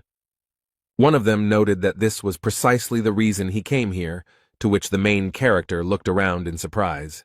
But I asked the South Sea detachment commander if he was joking, and he replied that he was absolutely serious. The leader of the Fire King's squad, Gang Hwan, looked at him very aggressively and thought that this was to be expected from him. This guy was the best friend of the former commandant of the fortress, Emil, but he was unable to join the expedition because he was still too weak at that time. Then, when the detachment returned, everyone saw their failure, became disappointed and lost hope. The people were defeated and the fruits were lost forever. It was a strong blow to the fortress of Gorgon. This guy saw with his own eyes how dangerous and scary it is to go down there, and even more dangerous to own something so valuable. He witnessed the disintegration of a detachment that was going on an expedition into the depths, after which no one else showed a desire to go there. It happened 900 years ago, and Cayman believes he honed his skills for this very day. He then explained that he planned to join the squad in the near future and go into the depths. The divine doctor sighed heavily and asked for what purpose the Fire King had come here. The man crossed his arms over his chest and remarked that since he had already lost, he had no choice. Then I asked the lightning god, and he calmly replies that he has already made a decision. And the next moment, he suddenly stood up and ran quickly. I wonder what he was thinking. Was he really going to run away? The main character noticed this, and he didn't like this idea at all, because everyone knew the conditions of the battle. However, then everyone noticed that he was running towards the main character, and the doctor tried to stop him, as he thought that he wanted to fight him again. But the guy doesn't stop and continues to do what he planned, which alarms those present. The protagonist had already grabbed his sword to fight back, but the boy fell to his knees in front of the warden, apparently realizing that Jae Hwan was indeed very strong. His behavior really surprised everyone present. They certainly did not expect to see this. He swears that from now on he will serve him faithfully and obey his overseer. The protagonist looked at him in surprise, and remarked that he should not swear allegiance. But the boy still kneels, promising him his devotion, and is even ready to die for him. However, Huang noted ironically that he would not be able to do this since he was already dead. The young man realized that he had said something stupid, and it upset him, but he was not going to back down. He begs to be accepted and is ready to become a private captain, just so that he is not rejected. No one understands what he wants. But the boy promises that he will not steal the secret treasures and begs to be accepted. The divine doctor doesn't understand what's going on here and why the leader of the Lightning God Squad is acting this way. He asks how he can speak and behave like this and how his team will react to it. The other two squad leaders watch this whole event with surprise and great interest, and the leader of the Lightning God Squad admitted that his squad was no longer in chaos. Young-ho asked in surprise what this young man meant. How could his unit not exist? He admitted with regret and sadness that there were only 7 people in the detachment, including him, and no one else was left. The Lightning God suffers greatly because of this, because he has been the leader of the squad for so long that now he does not know who he is without it. His squad has completely fallen apart. This prevents him from living a peaceful life. The poor guy doesn't know what to do now. All this happened a week ago, and everyone in the room is listening to it with horror and great surprise. The poor guy is completely broken and disappointed. Suddenly, everything he worked for has come crashing down. Young-ho thought for a moment and asked if he really meant that his squad had fallen apart. The young man sadly lowered his head and, without looking anyone in the eye, noted that this was indeed the case.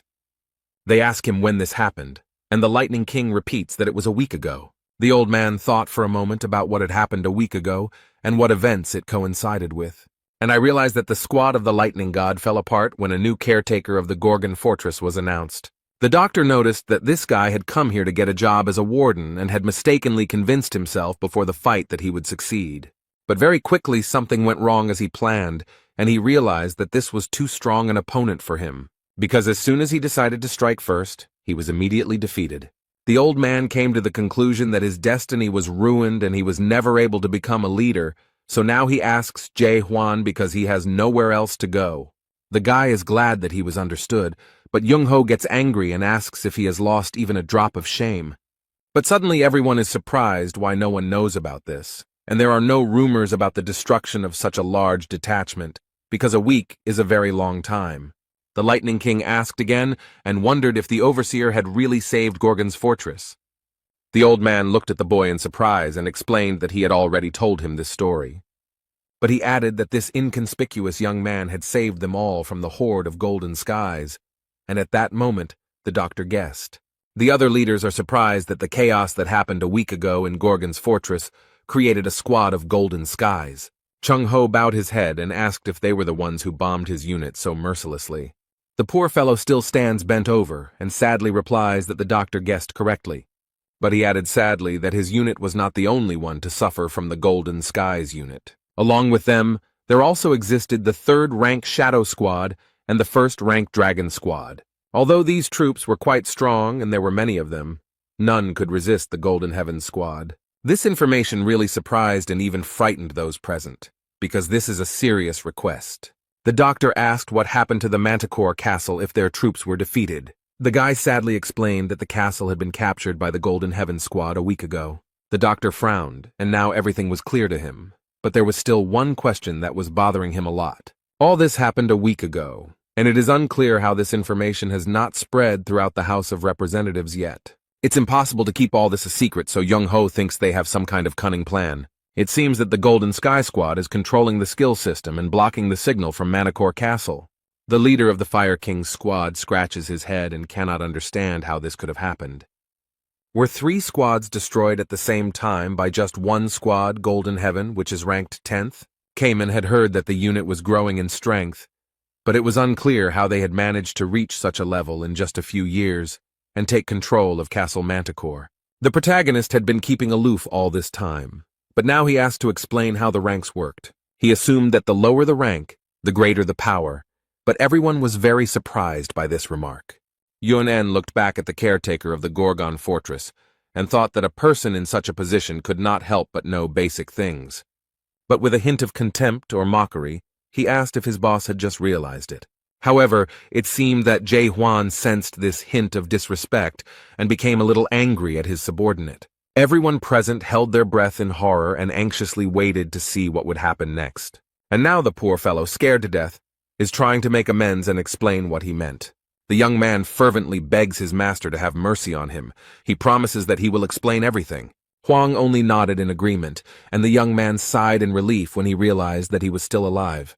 He then explains that there are 4 great castles, Gorgon, Manticore, Dryad, and Garuda, and there are also 10 house squads. Each squad has its own special power that it wields best, and its own rank from 1 to 10. First rank squad is the strongest, and the 10th rank squad is considered the weakest and is very different from all the previous ones. The Lightning God squad was ranked 9th, the Shadow squad was ranked 3rd, and the Heavenly Dragon squad was ranked 1st, and they were all defeated by the Golden Heaven squad, who were ranked 10th.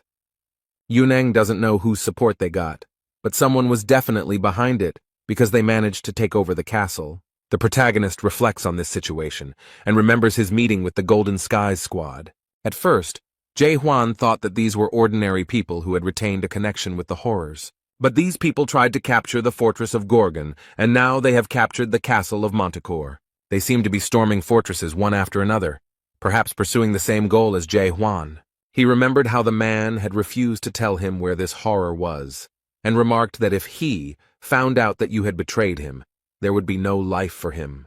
Then the main character became very curious about who he was talking about, and who he meant, who this he was, who this person was very afraid of. And now Hwang wonders if there are horrors in this mysterious he in Manticore Castle now.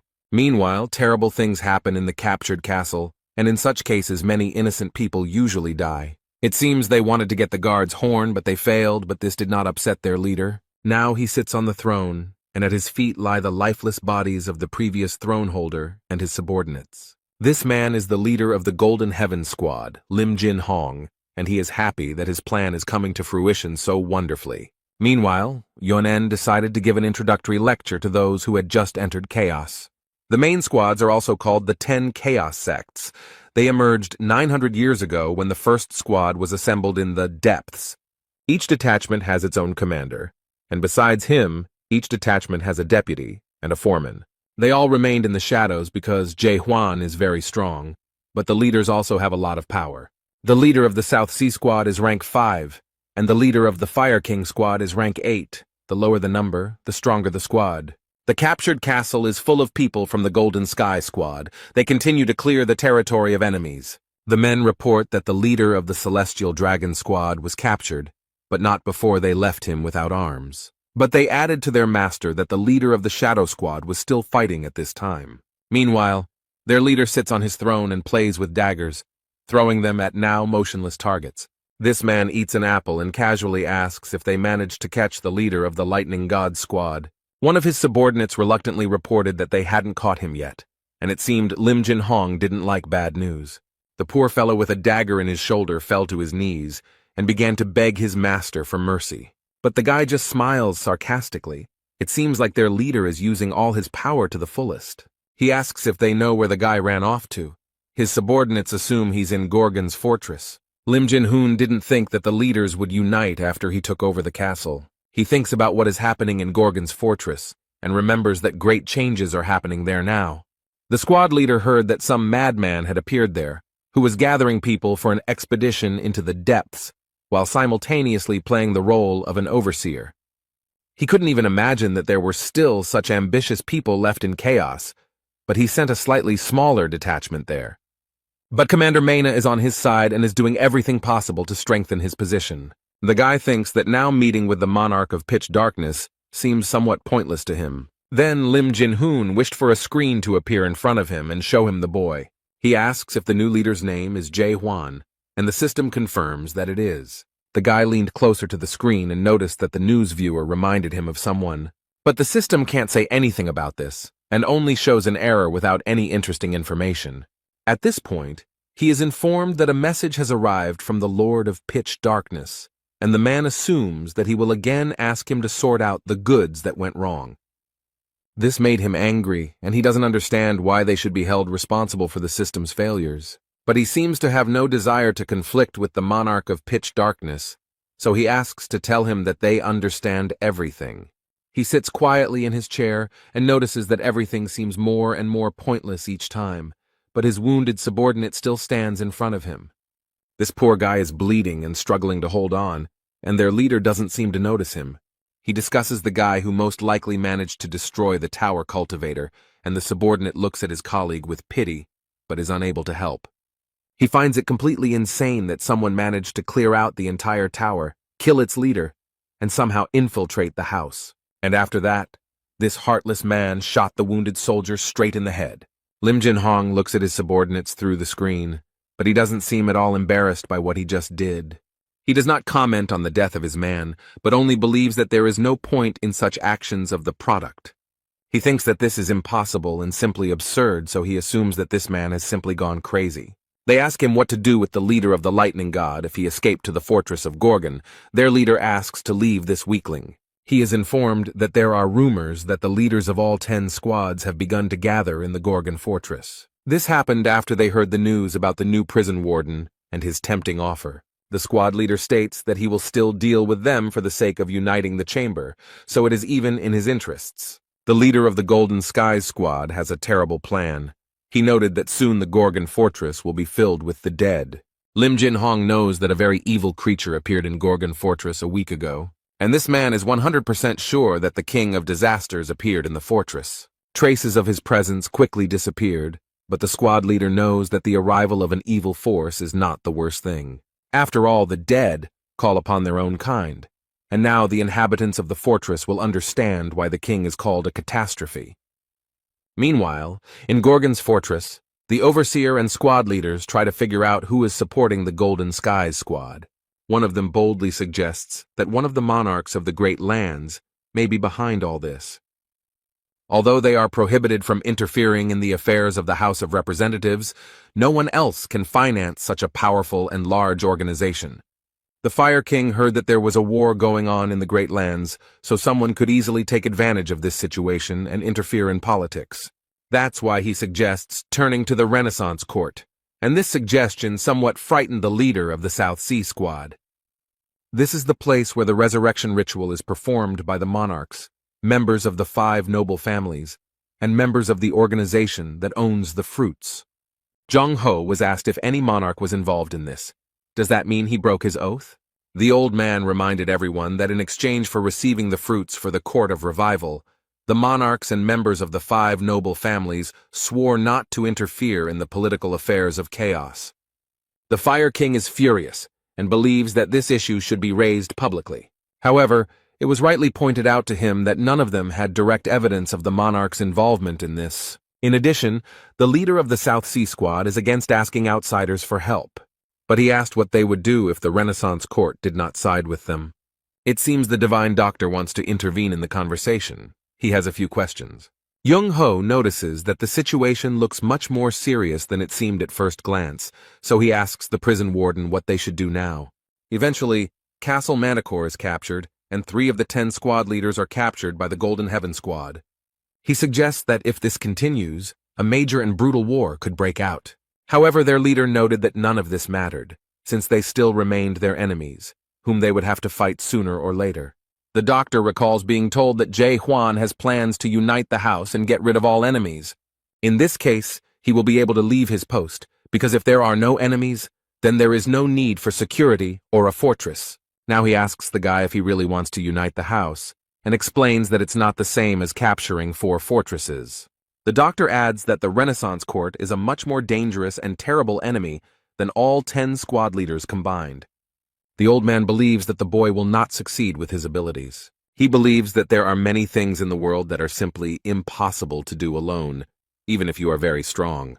The clouds in the sky have parted, and rays of sunlight are penetrating through a hole in the ceiling. He filled the whole room with his warmth and bright light, and the boy noticed that none of it mattered. But he added that this is precisely why the old man is here, to help when needed. The main character looked at the Divine Doctor with hope and respect, because he had a lot of experience. However, it seems like he didn't like this hope at all. Young Ho looks a little shocked. The caretaker of the Gorgony fortress noted that he was quite young and did not have much experience, but this did not matter as long as they had a doctor with them. But Young Ho got angry and asked why the guy thought he would go with them too. But Jay Huan looked at him and said, "Isn't that so?" The straightforwardness and spontaneity of this young man simply amazed him. Young Ho can't believe he was so easily seduced by such a green and frivolous guy. The protagonist looked at the squad leaders and decided that it was time to tell them about his plans. It consists of several points, the first of which is the unification of chaos. But Huang does not specify how exactly this will happen. After that, he plans to destroy the Court of Rebirth that stole the fruits 900 years ago. And only after this will their expedition into the depths begin. But for this, he needs devoted people who will work for the common good. Therefore, if any of them are not confident in themselves and understand that they are not ready to sign up for all this, then it is better for them to leave now. Cayman wondered what the warden would do if everyone refused, and no one showed any interest. Jay Huan said that he would go alone then, but the squad leader pointed out that such a plan could not be carried out if you were alone. However, the main character proudly noted that he had traveled this entire path completely alone, and therefore was not afraid of anything. His interlocutors looked at him in surprise, and now they at least understood a little what their leader had to go through. Suddenly, the leader of the South Sea Squad started laughing loudly. It looks very strange. And then, cheerfully declaring that he would join Jae-hwan and noting that he would follow his leader anywhere, Yoon-yoon also confirmed his participation in his plan. After the confession, everyone looked at the Fire King and began to wait for his answer. The man rubbed his head in confusion and explained that he had not yet decided what he would do. In his defense, he stated that it was completely normal, and they were very calm about accepting an offer from a complete stranger. He explained that he was not sure that Jae-hwan would be able to lead the expeditionary force because the enemies were too strong. But he expressed his wish quite confidently. The Fire King wanted their overseer to prove his worth. The man explained to those present that there were now 6 squad leaders on the side of the Gorgon fortress. If 3 more leaders, not counting them, recognize him, then he is also ready to stand on his side. The protagonist folded his hands and agreed to these conditions, but it seems that no one expected him to agree so easily. But then the guy thought for a bit and added that he also had certain conditions for them. Since they must recognize him, it is only fair that he recognize them. The leaders ask curiously what conditions he came up with, and Jae-hwan replies that they will have a competition. He is organizing a competition among the best, and you need to get into the top 8. This will be enough for him to be able to accept them, and after that the overseer is ready to carry out any task. This angered the Fire King, but Kaiman noted that it made sense, since being the leader of the squad did not yet guarantee them unconditional power in the world of chaos, and asked when the competition would begin. Meanwhile, along the corridor of the fortress, someone is quickly approaching the door of the hall where they are. He opens the door with different movements and eavesdrops on their conversation, but it doesn't seem to bother him at all. This is the Minister of Internal Affairs. He looks very strange and shows some document. The guy looked at the man and realized that something was wrong with him, so he said that he thought the competition would start right now. And the man shows an announcement that anyone who wants to become a leader can come today and take part in the first stage of the competition. Not long before this, a management meeting was taking place in one of the fortress's offices. The Interior Minister appears extremely upset by the whole situation. They ask him what the fortress commandant's plan is because it seems he has something in mind. The situation has become even worse than before. The outer borders of the fortress are overcrowded, and the guards are having problems checking people. Carlton noted that the minister did not seem to like what the warden had proposed. He noted that it was a matter of principle, but Carlton did not understand why formalities could not be avoided in such an extreme case, especially if the majority supported it. Moreover, the supervisory authority has already received approval, but the minister is not confident in this majority. Since 3 of the 5 ministers who agreed were recently appointed, he probably does not have much confidence in their decisions. They seem to have gotten the hint and are not very happy to hear it because it does not show respect for them. The recent disaster killed 4 of the 5 ministers and left the remaining ones seriously injured. In this case, new ministers were appointed from among the inner circle, so Claire became the Minister of Finance, Zaire became Minister of Security, and Carlton was appointed Minister of Justice. But this caused everything in the fortress to go wrong. Claire noted that the Home Secretary was not very happy with the new prison governor's policies, but she wondered if he even understood what values they stood for. The man doesn't seem to quite understand what she's saying, or doesn't want to accept it, so she points out that you shouldn't look down on her just because she's a waitress. He tries to object, but the Minister of Finance sees everything perfectly and understands his tone and facial expression. The woman explained with a smile that where there are people, there is money, and now many guests come to the Gorgon Fortress because of competition. She confidently asks if he even knows where the competition will be held, and the man is a little confused because he doesn't know. She then tells him that all this is happening on the eastern shopping street outside the fortress, the same street that was destroyed in the disaster. Residents of Gorgon are currently repairing the street and helping with the competition. The man thought for a moment. He knew there would be a competition, but he didn't expect Huang to be able to find people and a place for him. This disaster caused damages amounting to 12,787,000,000 gold units, and then asks how much he thinks they have earned so far in these 2 days of competition. The Minister of Internal Affairs tries to answer something, but says nothing concrete or significant. That's why Claire decided he didn't know anything and took matters into her own hands. The woman excitedly announced that they had already earned 13,280,000,000 gold units. These figures really impressed the minister, He does not hide that he is very surprised by such calculations. The Minister of Finance explained that it doesn't matter what world she's in, the main thing is that she's excellent at counting money. Claire calmed down a little and added that she didn't know what their new fortress caretaker was doing. Does he really want to form a war band in the depths? Or perhaps he is planning to rebel against chaos? The only thing she knows for sure is that it is time for change in chaos, and for some, it may be painful. Whether these changes will be positive or negative will become clear later. Somewhere far away, in the southern part of chaos, everything is very quiet and calm. Peace and harmony reign here. In this part there are endless sea spaces, beckoning with their purity and idol. The highest and most ancient place in these magical lands, that is the Acropolis, is Dryad. There rises a heavenly fortress of mighty stems, growing thanks to the monster guardian plant Dryad. At the very top of this tower, a woman plays with a shoot of this plant and talks to it. This is the caretaker of Dryad Keep, Asa Lincroft, and she senses trouble approaching. She was completely focused on using her unique skill. The observer uses an advanced clairvoyance skill and attempts to see what is hidden from the normal eye. This skill allows the Dryad Fortress Overseer to see at very long distances. She saw a terrible picture of a huge number of dead people approaching the Gorgon's fortress. But what's even more frightening is that among them is a walking Magritte, a very dangerous and powerful creature. This monster somehow realized that someone was watching it and was able to deal damage at such a distance. The woman gritted her teeth in pain and stopped using her skill. She had seen enough. It took Asa Lincroft a few minutes to recover from the contact, and now she is ready to do anything to warn the Gorgon fortress about the approaching danger. In one movement, the guard turned into a bird and headed towards the fortress before it was too late. Meanwhile, in the territory of the Gorgons, at the eastern gate, extremely interesting events are taking place. A crowd of people gathered to watch the competition between the strongest people they knew. Everyone is incredibly excited because there will be 16 fights in just 4 days. The leader of the Infinity Squad, Shin Moo-hyuk, watches everyone closely and thinks that they are too demanding. Someone from the outside noticed that this was all because of Kang Hwan, because he lost control, and declared that he would kill everyone. Young-ho spoke to him, and they greeted each other as if they had known each other for a long time and were old friends. But it looks like this man decided to surprise his old friend and show off his strength. The leader of the Infinity Squad shines like gold with his power, and the old man seems to appreciate it. But he noticed that he looked very good, and it seemed like he had not been sitting still but had been working hard. The man looked closely at the divine doctor and noticed that he was also in good shape. They watch the fight and have a nice chat in the stands, which Young-ho finds quite impressive.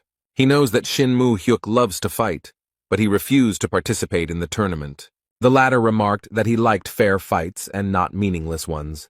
The old man remarked that Kang Hwan would definitely not like such a statement. Meanwhile, in the ring, the fiery king gritted his teeth and tried his best to defeat his opponent. He can't lose. It would be too much of a blow to his pride. Therefore, this man does not hesitate to release a huge wave of fire at his opponent. He smiles sarcastically and believes that he has succeeded and the warrior he fought has already been defeated. But the next moment he realizes that something is wrong and this is not the end of their fight. The man raises his head and sees above him, in addition to the clear blue sky, his opponent ready to strike.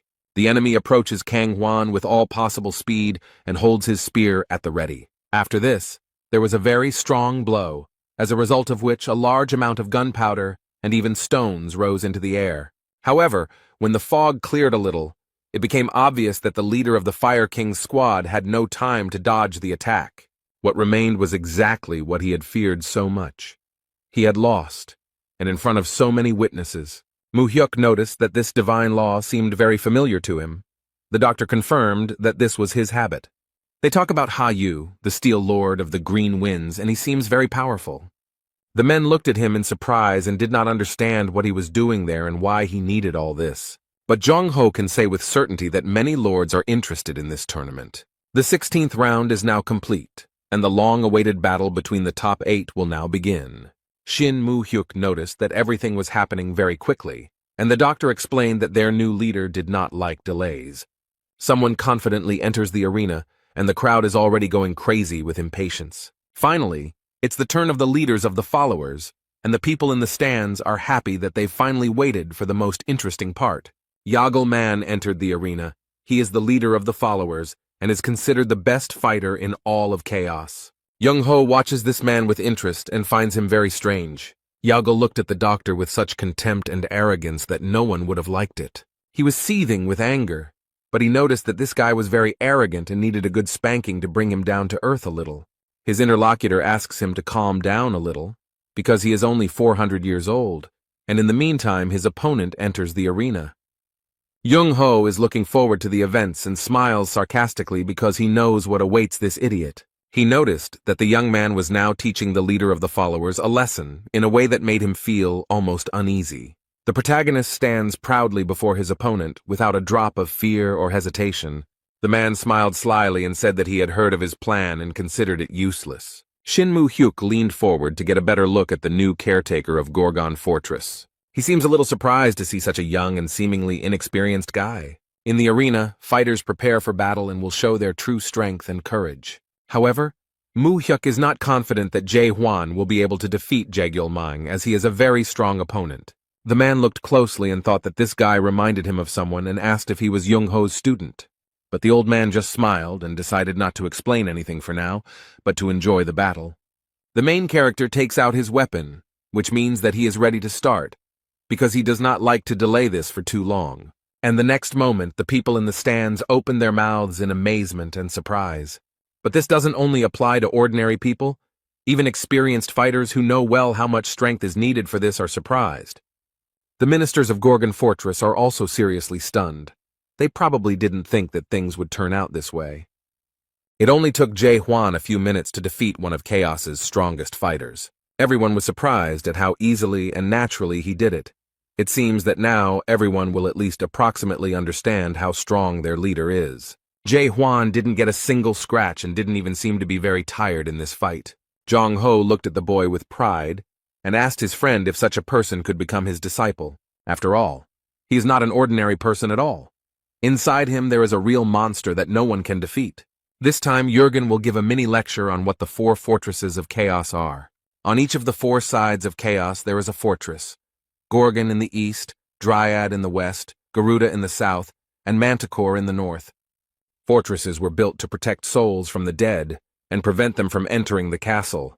That is why the fortress's first priority is to get rid of all the dead that have appeared in the fortress. Zaire tried to destroy Carlton, who almost turned into a monster, because it was his job. Each fortress has its own overseer, and each of the 4 overseers has its own special sign, also called a talisman. Yagelman fell heavily to the ground and remembered that his opponent was not on the list of semi-finalists. This man has had a hard time with Jae Hwan. He is all beaten up and his body barely obeys him. When he learned that his opponent would be the warden, he was very happy about the news. In the end, he decided to take part in this stupid competition only to appease the fortress commander. This has happened before. People gained hope and began to make plans for a long-lost life, but unfulfilled hopes led to great disappointment. He came here precisely to destroy this hope and prevent it from turning into disappointment, and he has been doing this for 400 years. That's why he can't lose, and this man is not going to admit defeat. If he loses anyway, it will mean that everything he has done for 400 years will lose all meaning. The man noted that Huang said that the fight would be one-on-one, but did not specify what kind of fight it would be. The protagonist remembers that everything was exactly as it was, and does not understand what his enemy is leading him to. He smiles slyly and says that he wants to have a battle of terms. It seems that in this case he will feel a little more confident. The people in the stands are outraged by his choice because they think he is pathetic and too weak to admit defeat. Young-ho frowned and guessed that this man wouldn't be able to come to terms with something he lost so easily. His interlocutor could not remember anyone who could win in a battle of conditions, and the doctor suggested that the guy wanted to take advantage of the military advisor's trick. Then he calmly watches what happens next and how the leader reacts. The guy asked what kind of battle of conditions this was, and this cunning man does not miss the opportunity and remarks that he will assume that the guy agreed. The next moment everything around changed. The main character did not expect this. He did not understand at all what his opponent was talking about. Somehow, an unfamiliar landscape had opened up before him, and now he had to figure it out. He stood on the green grass and looked around so as not to lose his advantage due to his confusion. It looks like some kind of simulated small world in which the main character is like a giant. The system informed him that this was a world of military strategy building, and since the guy was a newbie, it suggested that he familiarize himself with the rules of the game. Yagelman explained that the construction world is just a beautiful name. According to them, one of the 13 masters, the horror Maris, was inspired by military strategies when creating this game. The manager carefully studies what the system offers him. He must understand how everything works here if he wants to win. And his opponent noticed that all the strategists of the great lands love to play this game, and mentally added that he was one of the best players. He asked if his opponent needed time to understand the rules, but Huang said the game was actually easier than he thought. It seems that the main character has figured out how it works, and now he is not as confused as he was at the beginning. This game is built on the confrontation of 3 races that need to accumulate resources and train their troops. The main goal of the game is to destroy the enemy's defensive fortresses and capture it. Jae Hwan knows such games. On Earth, he actively played a similar game and knew absolutely everything about it. He was such an avid gambler that he played over 10,000 games. Now he wonders who these horrors are and if they just stole someone's idea, while his rival asks if this is the right place for him. The system reported that Yagelman had chosen the Lost Garden as his battlefield, and it was perfect for him. Jae Hwan chose the human race to fight as in the game and seems to be very confident in his choice. Instead, his opponent has chosen the race of the dead and smiles slyly, believing that victory is already in his pocket. He finds it very strange that this guy chose the human race out of all 3, and remarks that he acts arrogant when in fact he is just a newbie. The undead race becomes stronger in the second stage of the game, but can sometimes win during the game. He makes plans and wants to first train warriors, build fortifications and a base, and then go on the offensive with dozens of warriors. But while he was thinking about all this, his rival had already gone on the offensive and was destroying his race of the dead. The main character already has his own army and weapons. They use swords and arrows, and they easily destroy their enemies until they gain strength and become stronger than them.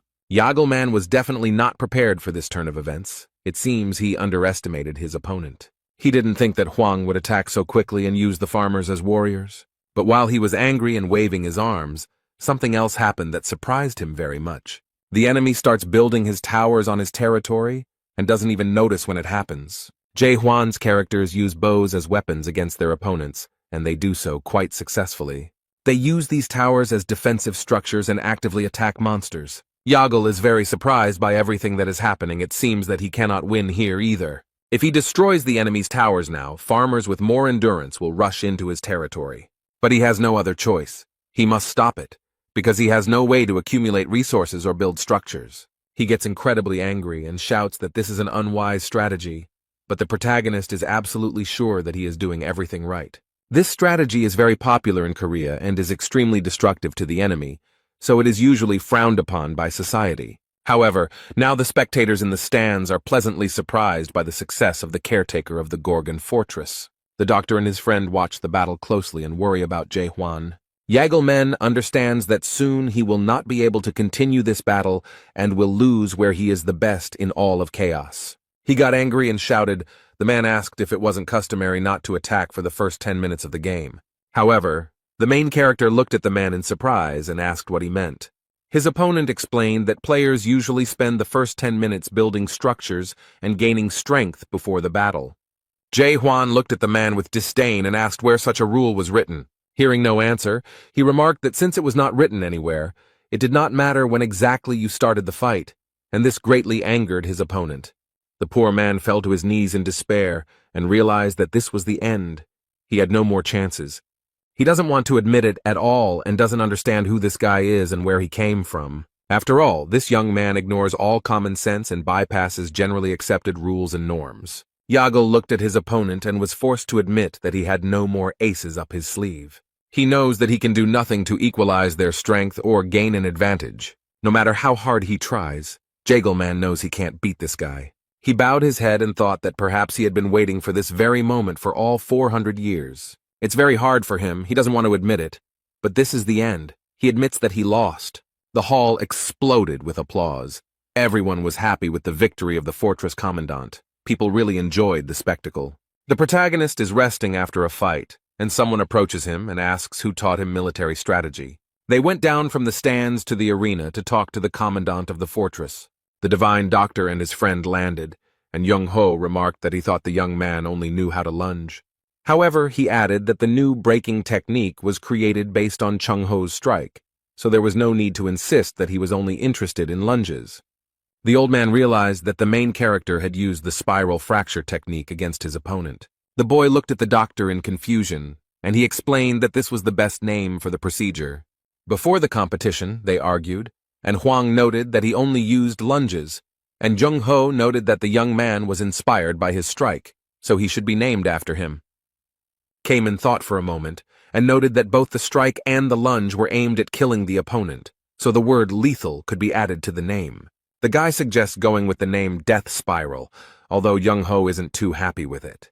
The protagonist still insists on his own, because he likes his name better. But suddenly he switches his attention to the person next to him. He doesn't consider it necessary to introduce himself first, but immediately states that this man looks strong and asks if he wants to fight him. The man noticed that the warden seemed to dislike unnecessary ceremony, and his friend explained that the guy had no respect for his elders and even dared to give orders first. The guy exhaled and explained that experienced fighters had gathered here, so he saw no point in unnecessary ceremonies. For the first time in 900 years since the Deep Squad disbanded, Shin Moo-hyuk sees Young-ho actively participating in a conversation. Mulark was the captain of this squad and gave everyone hope, but in the end he left behind only despair. He wonders if this guy can be compared to Mulark, if he can replace him. Judging from the previous fight, this guy is actually very strong. He boldly suggests that Jae-hwan might even be as strong as Malarka. But he is not particularly interested in this. A person is more interested in his soul. After all, he doesn't see any loyalty or obedience to the rules in him at all. It's the complete opposite of Mulark's wisdom and caution. Shin Moo-hyuk looked at the boy closely and thought that something was wrong with him, that he was somehow overwhelmed with bloodlust. Thinking about all this, the man's eyes widened in surprise, because all this could only mean one thing, and the next moment he seemed to understand something, his mind putting all the facts together. He looks back at his friend and studies him carefully before asking a question. Moo-hyuk can't control himself and doesn't know how to ask the right question, so he decides to do it directly. He looks at Young-ho and asks if Jae-hwan is sleeping, but the doctor doesn't answer at first. And then he breathed a sigh of relief because his friend finally noticed, and noted that Huang was fully awake. The announcer announced that the quarterfinals would now begin, and that we were in for some very interesting matches. The protagonist stood and thought for a moment, and then decided to enter the arena without an invitation. The divine doctor does not understand where the boy is heading, because his turn has not yet come. Meanwhile, Moo-hyuk looks at the boy suspiciously, still thinking about the fact that he is fully awake. He looks around and explains that he is tired of sitting and waiting for something to finally happen. So if he is fully awakened, it means he has passed the third stage of awakening. The old man looks at the boy with slight fear, because he has absolutely no idea what to expect from him. There is only one question spinning around in his head. It is impossible to predict what this young man has planned this time. He carefully studies those warriors who reached the finals. These are the strongest people of those who participated in the duel. It seems he uses his doubt skill to figure out who is who. He sees that everyone except Kaiman and Yunen look like pretty strong opponents, especially the woman with the sickle, and even his skill cannot help him understand her essence. He cannot understand who she is. Zaire was surprised and asked the warden why he was here now, since his turn had not yet come. People are going crazy. They saw that the warden came into the arena and are waiting for some words from him.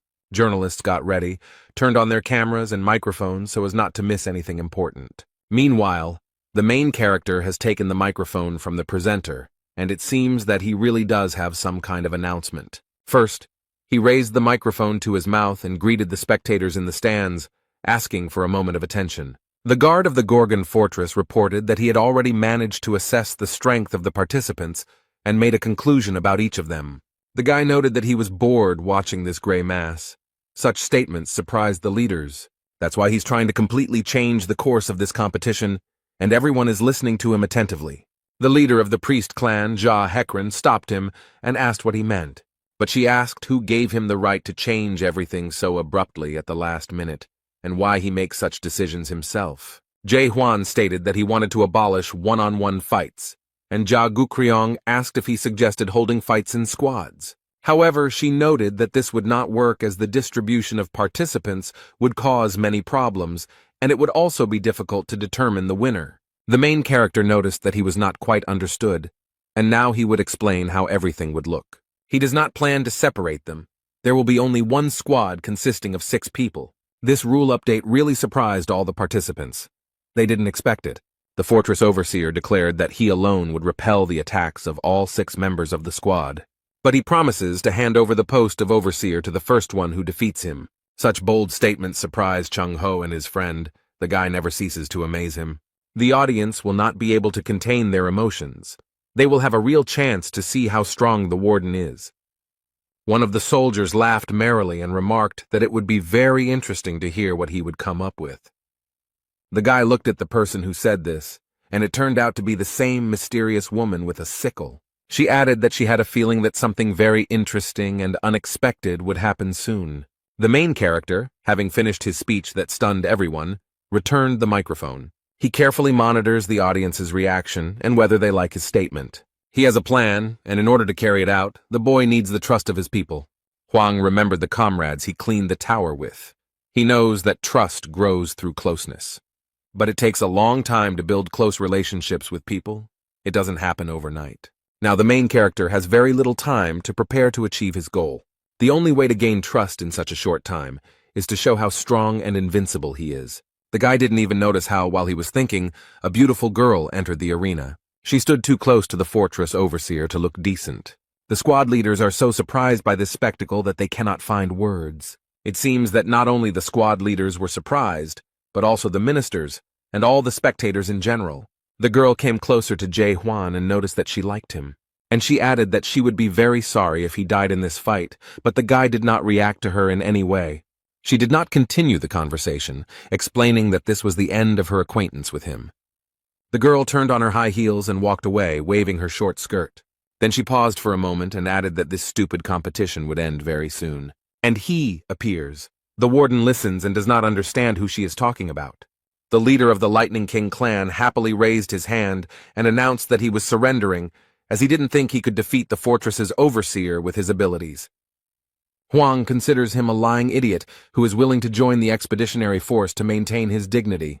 The leader of the South Sea clan announces that as a loyal servant of the overseer, he also withdraws from the competition. He admits that he won't be able to even touch the warden's hair, adding that it's unfair to turn everyone against one person. In response, Jae-hwan gets angry at this behavior because with this decision they are ruining his plans. And now, even if everyone else fights him, his plan still won't work. The girl smiled sarcastically and noted that it seemed like things weren't going as he planned, so Hwang suggested that at least the 2 of them attack him. Instead, she responded that his arrogance knew no bounds and that everyone was just trying not to screw up. His rivals communicate secretly through the system in the hopes that Hwang won't hear, and one of them offers to show him what they can do. However, she noted that his strength didn't matter, as he wouldn't be able to repel multiple simultaneous attacks anyway. And she added that they did not come here at all to defeat the warden. However, the protagonist used his doubt skill and understood everything they secretly communicated about. And he was very surprised by the fact that they did not come here to fight him. Using this system, one of Hee-yeon's subordinates asked her what she was going to do next. One of them believes that it is necessary to observe how events will develop further, and wonders who will cover the Forbidden Paradise squad and force the Steel Overlord to make a move. Their captain noted that he could not tell everything, but they would do what they came for. Hee-yeon doesn't seem to like this very much, but she asks what she should do now. They explained to her that they first needed to understand who the warden was and what he did. The girl realized that they wanted to find out what kind of pawn he was and how he could be influenced. So she turns to the boy and remarks that they are not going to compete with the chief of the Gorgon fortress. The protagonist frowns and wonders if this means he's just giving up.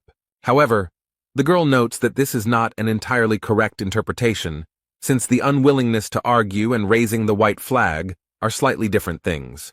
Hwang then, to make sure he understood correctly, asks again if this means they won't fight. And then they announce to him that they wanted to voluntarily join his detachment for an expedition into the depths. Young-ho looks a little surprised and even angry. It seems like he doesn't like these guests. The squad leaders who had already sided with their boss were also surprised by his words. Quite logically and rationally, the protagonist asked what their motivation was. The girl sighed heavily and wondered what he meant by asking this strange question. But she added that they cannot have any selfish motives, but only a desire to help people who are stuck in chaos and want to return to their previous lives. Although the people in the stands were not very happy that instead of fighting, they decided to just talk. Yan suggests speaking honestly, and points out that this competition was not a game for the position of warden from the very beginning. She suggests that it was such a tempting and very cunning move for the sake of something completely different. From the very beginning, the talk was not about the position of overseer, but about recruiting people for the expedition to Gribben. The public is surprised by this turn of events, and the girl continues to note that the warden's methods impressed her a little. Since the failed attempt 900 years ago, no one has tried to do something on such a scale again. So this girl feels proud to be here and notices that everyone here should feel the same way. But he invites those present to boldly admit that they have not come for the job of overseer. It seems like this girl is up to something because she takes off the mask she's been wearing all this time. But suddenly her eyes lit up with a bright green light, as if she was using some kind of skill. She rises into the air and hovers above the arena, spreading her power around. This skill spread throughout the arena and stands, and it calls into question their true motivation for why they are all here. Thanks to this skill, the girl gets the opportunity to see the whole truth with her green eyes. Yan seemed to have cast a spell on everyone in the stands and could reach into the most distant corners of their minds. The girl seems to charm everyone and asks what really brought all these residents to the house. Is the battle the main reason, or perhaps they are concerned about the future of Gorgon's fortress? The girl used her justice skill and approached people to understand their thoughts. People start looking around and trying to understand why they actually came here. They discuss what they think about this and how they feel about the deep sea expedition. The main character looked around and realized that she was using a skill that enchanted everyone around her.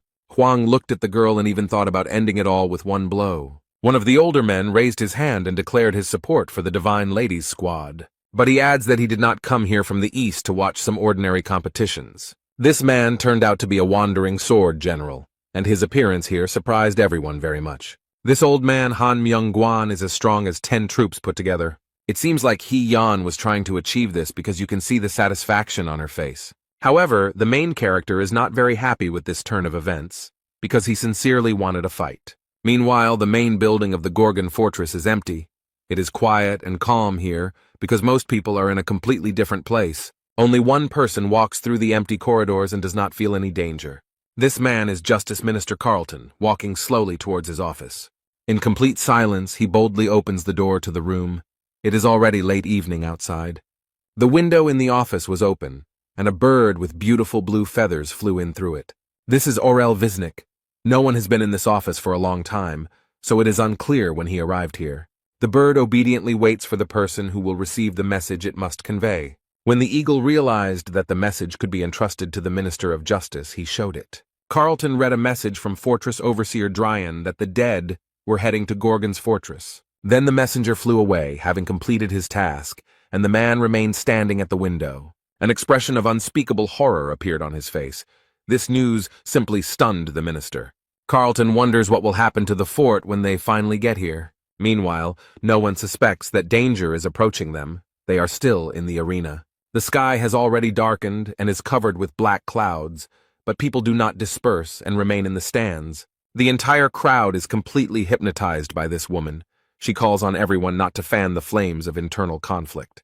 But she suggests that we all sort this situation out together. It's strange that no one stopped her. Yan stated that it was time to end this competition, as they had already achieved their goal, and there were many people behind them who were willing to volunteer to go on an expedition into the depths. She understands that now everything is in her hands, and she can get down to the most important thing. The girl announces that there is one more issue that everyone should discuss. She asked who would be the captain of the expedition group, as it was a very important mission. Young-ho wonders if this girl has returned to herself. It seems like he knows her well. Hee-yoon used the skills justice and illusion against people. Now she uses her cunning tricks to deceive people. I wonder what she is trying to achieve. The girl hopes that the commander of the fortress will take on such responsibility. She believes that the current overseer is a unique genius, surpassing in strength and intelligence all the leaders of the 10 squads. People praise the leader of the Divine Women's Squad because she is an amazing person who wants to praise someone else and not herself. She asked if anyone had any complaints, and the wandering swordsman noted that the position of squad captain could not be taken so easily by force and cunning. The girl is surprised and wonders what qualities a captain should have. He believes that the only thing a captain should be able to do is lead a large number of people. She suggests that the girl take a closer look at the fortress caretaker to find out. The man asks if she can use her fair check skill on the warden.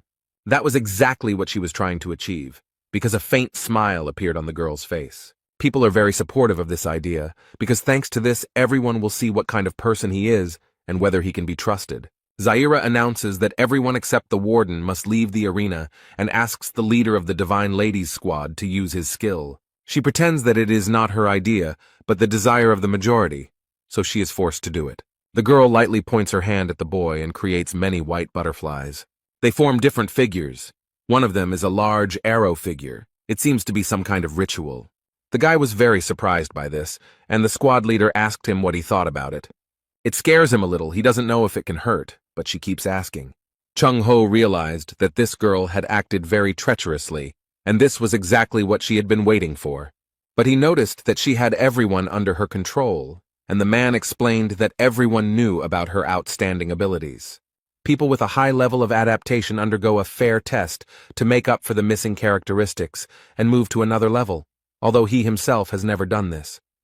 The doctor is worried about Jae-hwan because if he now brutally disperses everyone, the expedition will definitely not take place. After all, no one wants to follow a captain who can kill at any moment. But if we don't intervene now, his soul will be tested, and this is an intervention in his personality. The old man eagerly awaits what this young man will do, and the protagonist calmly agrees. This answer surprised the divine physician because he faced a very difficult choice. She asks him again if he is ready to undergo a fair test, and he repeats his answer. The girl didn't just like it. That's why she came here. She needed to find out what kind of person he was. The audience can't wait for something to finally happen. They're tired of watching these two just stand there. But immediately after that, she announced the start of an audit, and what happened next was quite surprising. Suddenly, out of nowhere, a huge wooden ship appeared with white sails raised. This ship is caught in a strong storm. The cold waves are battering it and breaking it in two. Suddenly, and for some unknown reason, Jae-hwan found himself on the ship, holding tightly to the handrails. And the squad leader announced that this time the ocean would be the location of the fair test. The main character is furious. He cannot understand what is happening here and how to get out of this illusion. Although, despite this, everything looks very real and scary, the guy does not know what to do. The girl noticed that, as everyone could see, there are cases in the ocean when a ship sinks during a storm. People find themselves in the open ocean and, trying to save themselves, climb into a boat. The girl notes that, fortunately, the lifeboat arrived in time, and people have a chance to be saved. They pulled almost all the people out of the water, leaving only one person overboard. But the boat can only hold 10 people. If they take this man on board, they will all drown together. Suddenly, one of the men grabs the captain with a wet and cold hand. Everyone looks at Jae-hwan, and one of the men holds his hand tightly. They demand that he make a decision about what to do as soon as possible, but the protagonist cannot understand how he ended up in this situation. He has two options. The first is to leave one man overboard and save everyone in the boat. The second is to take this man into the boat, and everyone will die together. It's a fair test, and the girl sarcastically asks what the fortress chief will choose. If he chooses option 1 and leaves this poor fellow in the sea, he will be accused of indifference. But if he chooses the second option, he will be short-sighted because his decision will destroy everyone. Therefore, no matter who the overseer chooses, the people will definitely doubt his candidacy for the role of expedition captain. Jae-hwan thought for a moment and suddenly announced to everyone that he would choose the third option. The girl was surprised and noticed that there were only 2 options. She did not understand what the guy was talking about. The young man explained that his goal was to save everyone and prevent the boat from sinking. The squad leader is at a loss. She finds it hard to believe that he will be able to find such a way out. This answer option will appear only when the man starts looking for his own way to solve the problem, and now the system has shown the third option, where he will save everyone and not let the marriage drown. This is the only way to save everyone and preserve humanity, but the girl did not count on this. She wanted to make him look short-sighted, and Hwang ruined her plan. But now she can't do anything about it, so she invites him to share his plans. The main character noticed that they all have problems because of the sea, so they have to fight it. He looked at the sky, covered with black clouds, and explained that he would simply part the sea. The girl is very surprised to hear this. She does not understand what he is talking about and how he is going to do it. It seems to her that the commandant of the fortress has simply gone mad from overexertion. Instead, Jae Hwan looks extremely focused and is already preparing his weapon to fulfill his promise. The girl looked at this with horror and tried to stop the guy, asking what he was going to do. Young-ho recognized this pose. He had seen the guy do it before and knew exactly what would happen next. So he immediately warned everyone to hide somewhere, and people began to run away in panic.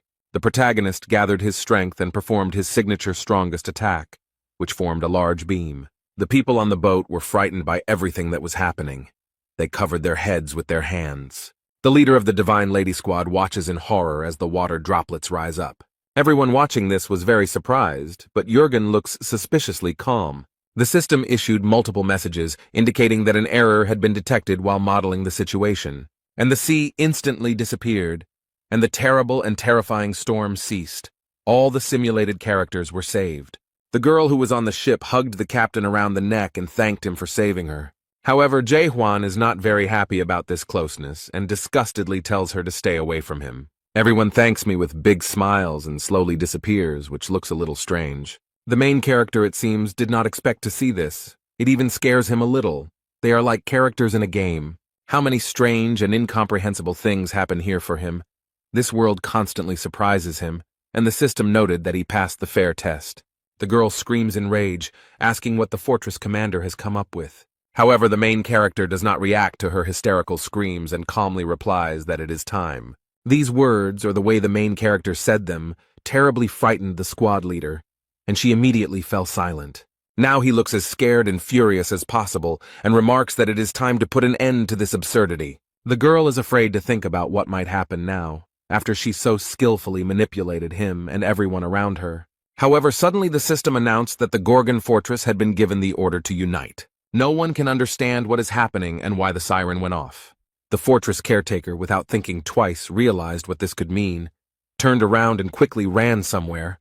They announced that from now on, all events were canceled and asked all residents of Gorgon to come out to the eastern street.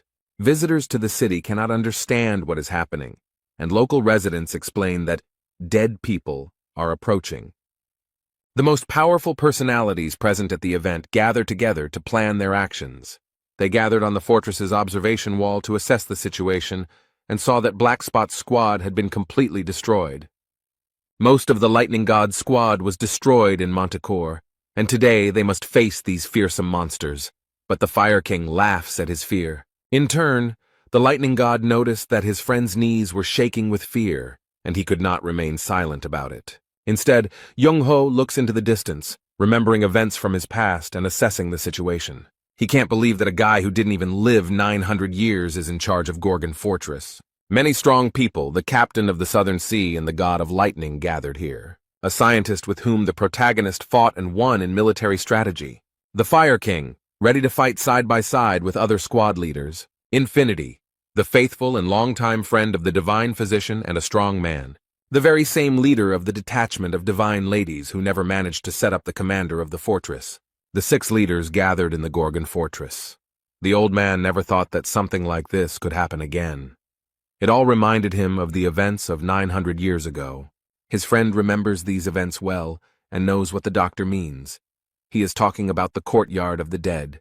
He looks sadly at the divine doctor and notes that there really was something like this once, but he doesn't understand why they are all here. It's then that Young-ho realizes what's going on here. The dead are attracting other dead people. When mid-level undead appear, they attract other small monsters. When a large monster appears, it attracts mid-level monsters. And a week ago, a great catastrophe occurred in the Gorgon fortress. The real king of the dead appeared. This disaster forced all the fortresses to strengthen their borders and build huge walls. And now, because of this, the most terrible catastrophe is approaching chaos, devouring all living things. In addition to small and mid-level monsters, mega undead are approaching them. This terrible monster is called the One Who Walks Backwards, Magrig, and it inspires terror. A terrible darkness enveloped the city. Screams of horror and pain were heard from everywhere. It all began. People can do nothing against these monsters and only shout for them to go away. A terrible end awaits them. The monsters know no mercy. They destroy everything. The leader of the Divine Ladies Squad looks at all this horror with huge eyes. They are being attacked by a huge number of monsters that no one can cope with. They have no hope. The inhabitants of the Gorgon fortress scream in horror and die from the sharp claws of the monsters. Poor people have nowhere to go, no way to save themselves or avoid their death. The girl realizes with horror that this is the end of a huge invasion that no one can stop. People try to save themselves, but because of their weakness and helplessness, they fall to the ground. There is no point in running or hiding. It is too late to do anything about it. The monsters have already arrived, and they will do what they do best: destroy everything in their path. The Divine Lady understands that this man is about to be destroyed by the monster, but she froze in horror. The old man doesn't even try to run. He has already resigned himself to the fact that his death has come. Suddenly someone will run very fast. Maybe he will save him, and will be able to save many more lives. This is the wandering swordsman. He is definitely very strong and will help them get rid of this trouble. The girl gains hope. She sighs with relief and asks him to help them. However, this man does not touch the monster. He passes it by and allows it to continue its evil deeds. He doesn't even try to do anything, but gives up and explains that even he can't fight such monsters. The poor woman looked at her husband and despair overcame her. She realized that she could do nothing. Instead of trying to fight, the swordsman surrenders himself to the monsters because he sees no other way out. The squad leader believed that in this world, any choice you made would lead to nothing. There are tears in her eyes, and inside there is a complete emptiness that is slowly taking over her. She has become disillusioned with everything she believed in and lived by, and now she is unsure if justice can be achieved in this world. The girl stands motionless, looking at what is happening in horror, and does nothing. She looks at the monster right in front of her and realizes that there is nothing in this world but blind hope. However, suddenly someone in front of her destroyed this monster and did not allow it to kill the confused girl. The poor thing is in shock. All these events do not allow her to think clearly and perceive reality. The lightning god saved her by killing the creature with one blow. He doesn't look confused. On the contrary, this guy is trying to take control of the situation and asks the leader of the Divine Women's Squad to pull himself together. Cayman also holds his gun and fights monsters. He does not engage in philosophy and does not measure his chances of winning in percentages. The Fire King also bravely joined the Chaos Fortress rescue party. They all bravely went into battle with an incredible number of monsters that wanted to destroy them. However, the girl does not understand why they are doing this, because it can only stop the enemies for a moment. She is sure that they definitely won't win and looks at the guy. She thinks he is fearless, and this is probably because of his recklessness. Although upon closer inspection, she realized that he was actually trembling with fear. The girl suggests that it is hope that makes them fight and not give up. The squad leaders were scared. The monsters were surrounding them. They knew it wouldn't be easy. However, among them there is a man who can easily deal with all these monsters. Jae Hwan has his weapon ready and is ready to show who is the strongest here. A monster approaches him from the side, but compared to the main monster, this one is not at all scary. The protagonist doesn't even use a weapon. He grabs the dead man by the neck with his bare hands without hesitation. And then he clenches his hand into a fist and leaves this creature without a head. It looks very threatening. Their leader seems to be unhappy that a normal human can deal with these creatures so easily. And because of this, he destroys the buildings in the territory of the Chaos Fortress. The fortress will be seriously damaged by this invasion. The fortress's caretaker warned the creature not to destroy the buildings so carelessly. However, huge boulders fly straight at him, and the guy manages to retreat and escape. He stopped and tried to approach the monster again to destroy it once and for all. But this creature does not allow this to happen and stretching out its bony paw tries to catch him. Huang steps back again and assesses the situation and the creature's behavior to see how to deal with it. He had already noticed some pattern in his movements and understood his tactics a little. The monster destroys objects when the fortress guards approach it, which is a bit annoying, and if Huang increases the distance, the monster will take advantage of this moment and attack. He opens his huge mouth wide and releases a deadly beam from it. The main character decided not to block the blow, but decided to retreat, since he was not ready for it. As a result, the monster hits the wall and destroys it, and the stones fly in different directions again. The monster does not wait long and prepares to strike again, but this time it wants to hit the boy. The protagonist looks at the monster with contempt. Now he knows exactly what kind of creature it is, and he goes on the offensive without hesitation or fear. He simply has no time to be afraid or hesitate. This time he does not dodge, but stands boldly and is ready to repel a powerful blow. Divine Dr. Young-ho also wields a sword he will not hide or sit idly by. Although looking at the way his body is trembling, one can understand that he is experiencing great fear. He had seen this before and been on a similar battlefield, although he did not want to remember it. The old man thinks with horror that an ordinary person is truly unable to do anything in the face of real despair. And suddenly, in this complete, all-consuming darkness, the man saw a bright light, like flashes of warmth and goodness. He remembered the words of their previous leader, who said that people here needed hope. The protagonist has thrown the creature off the tower and is still standing there, ready to deliver the finishing blow. Jae Hwan resolutely plunges his powerful sword into the body of this monstrous creature and puts an end to its existence. People in this place need an all-consuming hope that nothing and no one can break. Life in this place is very difficult for people who cannot come to terms with the loss of their past, so hope is the only thing that makes them continue to live. There was a lot of dust and rocks flying around, and in addition to that, a bright yellow light was visible. This created such a powerful wave that the fighters could hardly stay on their feet. Young-ho looks on in surprise. He can't believe his eyes. He's surprised that this actually happened. Through the thick fog, the man notices the faint silhouette of a monster with a sword in its chest. This is the final victory over him. This monster will not have to fight for long with the fortress overseer. The old man froze in surprise. He saw Huang and clearly understood that this guy had just achieved success. The main character is happy. This is his victory.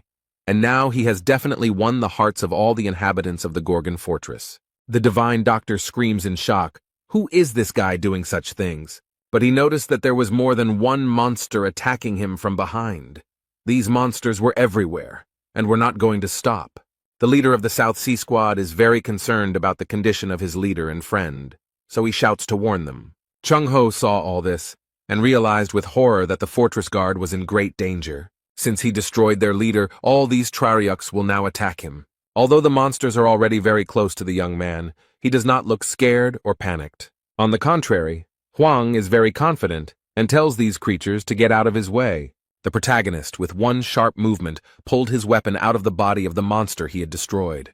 Now the boy points his sword at his enemies and is ready to brutally destroy them all. His eyes are burning and his sword is glowing. He is not going to think long or wait to assess the situation. There is no time to think at all. There is only one option to destroy all this evil.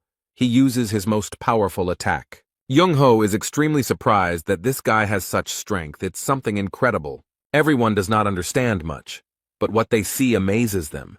It is hard to believe that a person can have such power. There was a strong blow. Part of the fortress wall collapsed, but many monsters still remained. They continue to attack, and the residents are scared of everything that is happening here. The warriors look around in surprise and now understand how strong their overseer is. The warriors thought it was a bit careless, but Young-ho noted that he made the decision to protect this carefree creature. Everyone must have been impressed by Huang's strength, so they also agreed to carry out the mission of the divine physician. They are all ready to fight to the end with such a strong leader. Now they have no drop of hopelessness or despair. But they bravely enter the battle and defeat a much stronger and larger enemy. Even those who initially did not believe in Huang's strength and power join them. Now no one doubts their victory. They have hope. And now it helps them fight.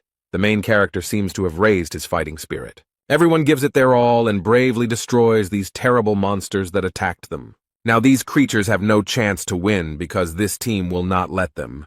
They may seem to be full of strength and energy and can fight at this pace for a long time, but these creatures don't seem to be going away. You'd think it would last a long time. The Lightning King is doing everything he can and everything in his power to put an end to this undead. He uses his energy to destroy one monster after another, just like his friends, doing everything in his power. The guy dealt with the monster. He did a great job and he was happy about it, but not for long. The young man looked at his Fire King and realized that they were all a little tired. And these terrible creatures are getting closer and closer, and it seems that there are no fewer of them. The Fire King noticed that his movements began to slow down due to fatigue. At this rate, he would soon completely lose control of the situation, and it seemed like someone had noticed. The monster was already approaching the boy, but at that moment someone threw a stone at him. It's a girl. She did it to distract the monster and prevent it from destroying the warrior. It seems her plan worked. The creature was distracted enough to understand what happened, and when she saw the girl, She quickly went to her to take revenge on her for what she had done. The monster is already very close to the poor girl, and it seems that now she cannot escape and this is the end. But it seems that was the plan, and she screams wildly, loudly, and with tears in her eyes that now is the time to begin. And the next moment, silver chains suddenly appear, quickly surrounding this monster. They completely entangle the monster and do not allow it to escape, which apparently means the end of it. Carlton was good at this ability, and he came to the rescue because the fortress needed him. But it was not only he who came.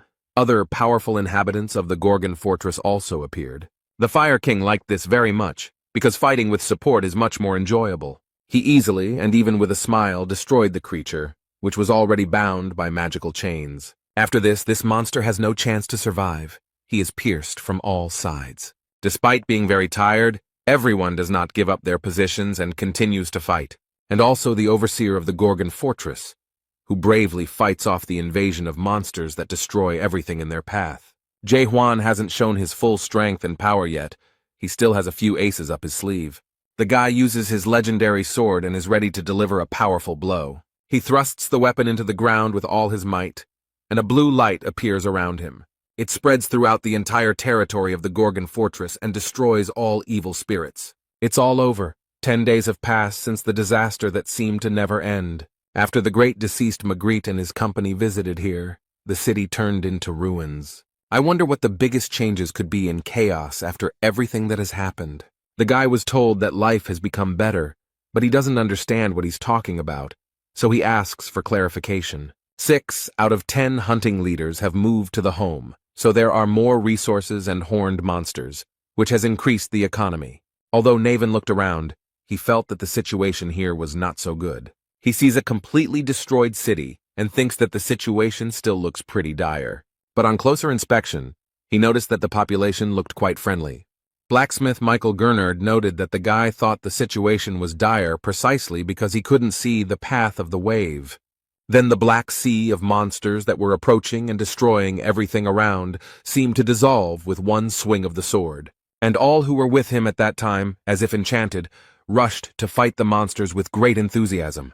Although the blacksmith noted that the only thing the fool could say was that life in Gorgon's fortress had gotten better. This guy simply wrote that after a huge tragedy happened, people can still live in chaos. Suddenly there was a loud explosion, and this sound terribly frightened and surprised the young man. However, Koval tries to calm him down and explains that this has been happening here quite often lately, and he shouldn't worry about it. The journalist believed that such an explosion could only occur when a high-level adapter collided with soul energy. Then he looked at the tall building and remembered that from now on, the leaders of the 6 squads were here. The journalist comes to the conclusion that there is a war between clans, and Koval notes that this can be said.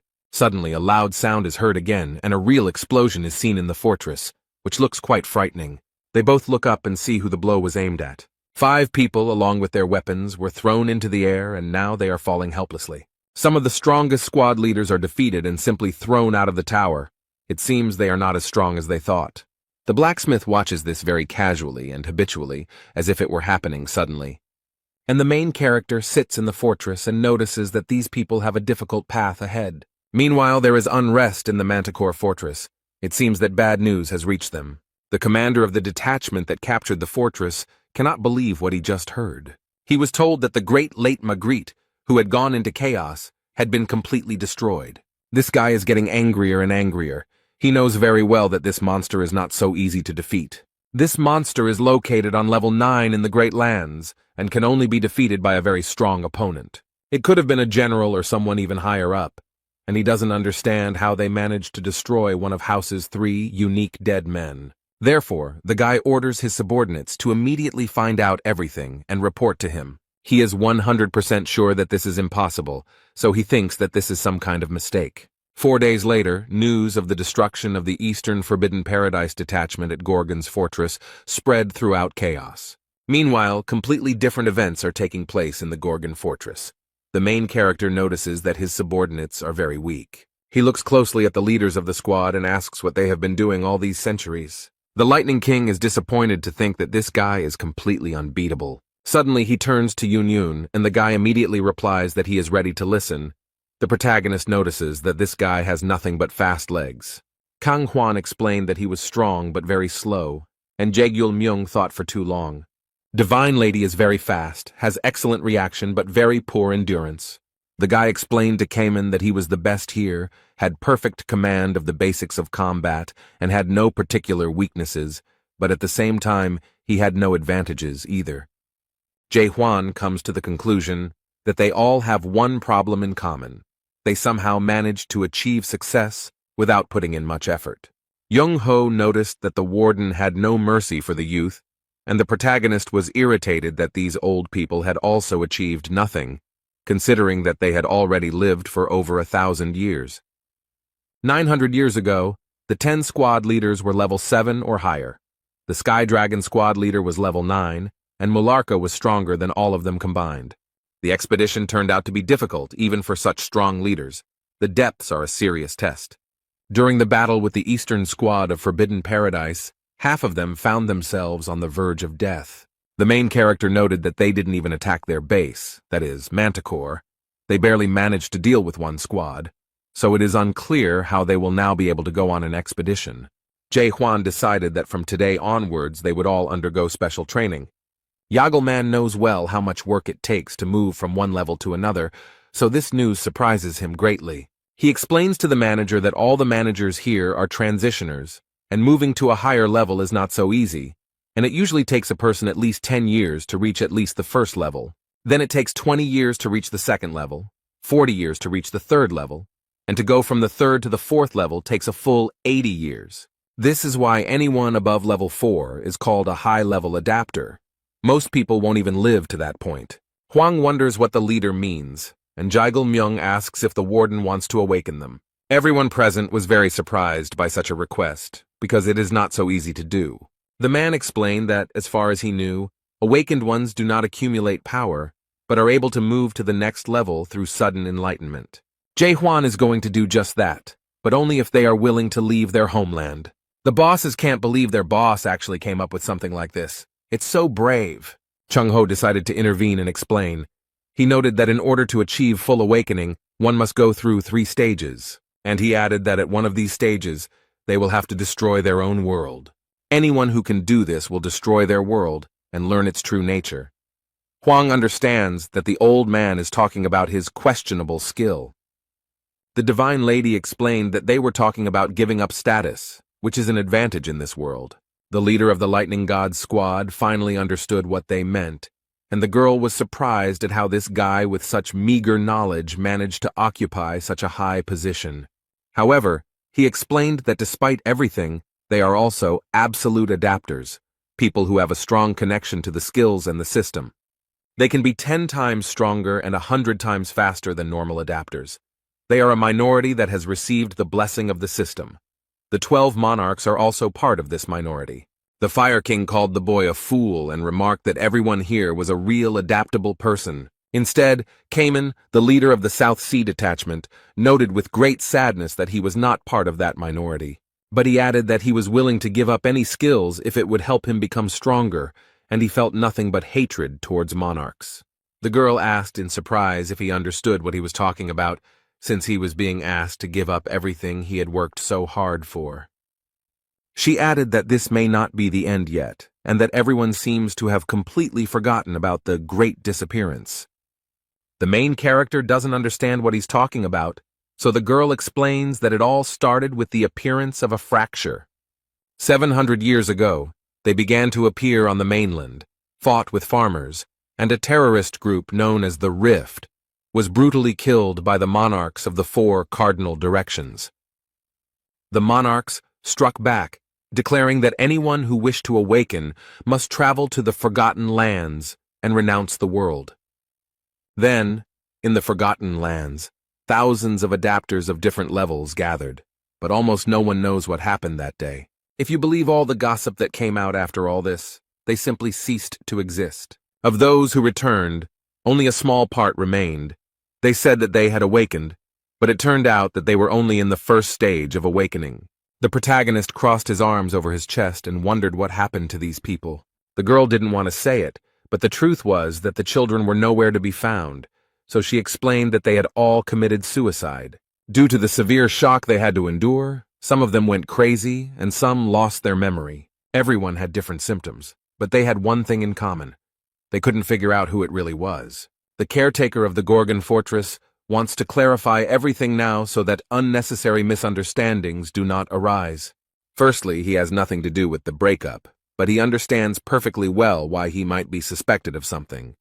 Secondly, he knows that awakening can be dangerous, so he is only willing to accept those who want to awaken themselves. The girl asked what would happen to those who refused, and Huang explained that he would still help them become stronger. He had to help them increase their adaptation level. But the Divine Lady reminded her that the leader of the scientist squad said that it was impossible to level up in a week. The protagonist is not too bothered by this. He notes that he will solve this problem and invites them to follow him. They left the fortress and walked outside, following their leader, not knowing what to expect. They came to a very strange purple tower that the workers on the mountain were still finishing building. Here they meet the blacksmith Michael Garnard, who looks very stern and even a little threatening. The man greets the boss, who immediately asks if he can activate the tower now. While they were talking, the Lightning King came closer and realized that the structure was made of horns. The blacksmith agreed to activate the tower, and the building immediately seemed to light up from within. The guy was frightened by the surprise and hastened to warn everyone that he had done nothing. The leaders received a message from the system asking if they were ready to take on the Tower of Terror's challenge. Zhang Ho looked at the message in surprise and couldn't believe that he was seeing the Tower of Terror again, and in chaos at that. They immediately moved to the center, and the Tower of Horrors greeted the Seize the Moment squad. Now they are all here, and Jung Ho is surprised that someone managed to create such a tower, and Cayman is very impressed with its appearance. Yagelman is excited because he is not here to gain power, but to do without it. But the lightning god is very happy to be here. Huang explained that now all their training would take place here. In this place, time flows 100 times slower than outside. That is, 1 day outside is equal to 100 days here. This means that 1 week outdoors is equal to about 700 days here, so they have about 2 years to prepare, but the rate of soul destruction is inversely proportional. Therefore, as soon as the destruction of the soul exceeds the 80% mark, an automatic disconnection from the system occurs. But he added that the monster's horns would always be there, so you wouldn't have to worry about your soul being destroyed. The boy looked at the overseer in surprise and admitted that he thought he was heartless. Now the main character wants to divide everyone into those who want to wake up and those who don't.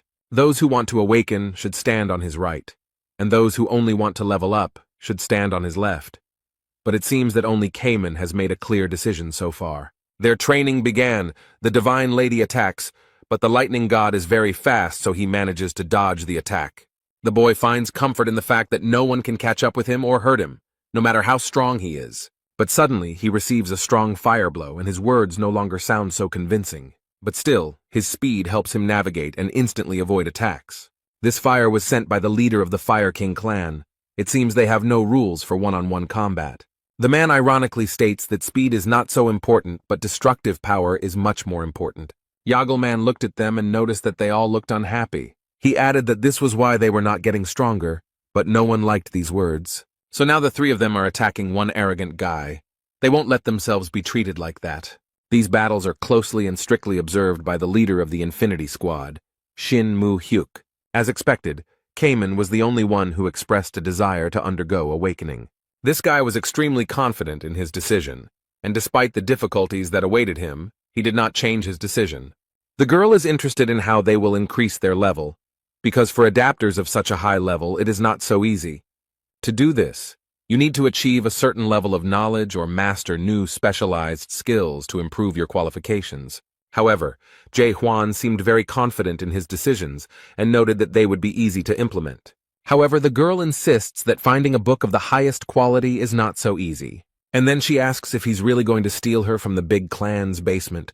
She remembers that the lightning god already stole from them. The protagonist explained that they didn't necessarily need a book. They just needed a good teacher. The Divine Lady suggested that the matron would teach them, but the boy refused. But she doesn't understand who can teach them then. But then she seems to understand what Jae Hwan means. The boy noticed the girl's confused look and smiled slightly, declaring that they would become teachers for each other. Shin Mu-hyuk thought that this was something new. The squad leaders were very proud, so they themselves would never have thought of this. Now they compete with each other for the title of the strongest. Each of them, without a doubt, considers himself the strongest and, of course, wants to prove it. The squad leaders shout that someone is stronger than the other and compete with each other. On the other hand, Jaegal Man is shocked by such competitions and considers the squad leaders to be short-sighted idiots. Shin Moo-hyuk watches this and believes that everything may well go according to the prison warden's plan. Then he wondered how Kamen was doing on the second floor, whether he was coping with his tests. He trains hard and repeats the same movement for what seems like an eternity. He had already lost count of how many times he repeated the same thing, but the guy did not calm down, but stubbornly continued. Jae-hwan watches him and orders him to speed up, and the young man tries hard to do so. And then he asks if it will help him become stronger, but his coach doesn't want to hear such questions. He explained that the guy should have already felt and understood everything himself. He just needed to listen to himself. Hwang asks if he's having a hard time because he hasn't fought other adapters, but Kamen knows that he's much weaker than the others and doesn't have much talent. Hwang explained that the guy is different from the others because his perseverance and constant work on himself made him one of the strongest, and his strength of spirit helped him not to lose himself. It is not talent, but strength of spirit that leads to awakening. Kamen doubts that he will succeed, but the warden believes in him. The protagonist repeated his words and noted that he wanted the young man to trust him. The guy was not very confident in himself and his abilities. He always considered himself worse than others. However, the coach's words instilled in him confidence in himself, and he believed that he could achieve anything.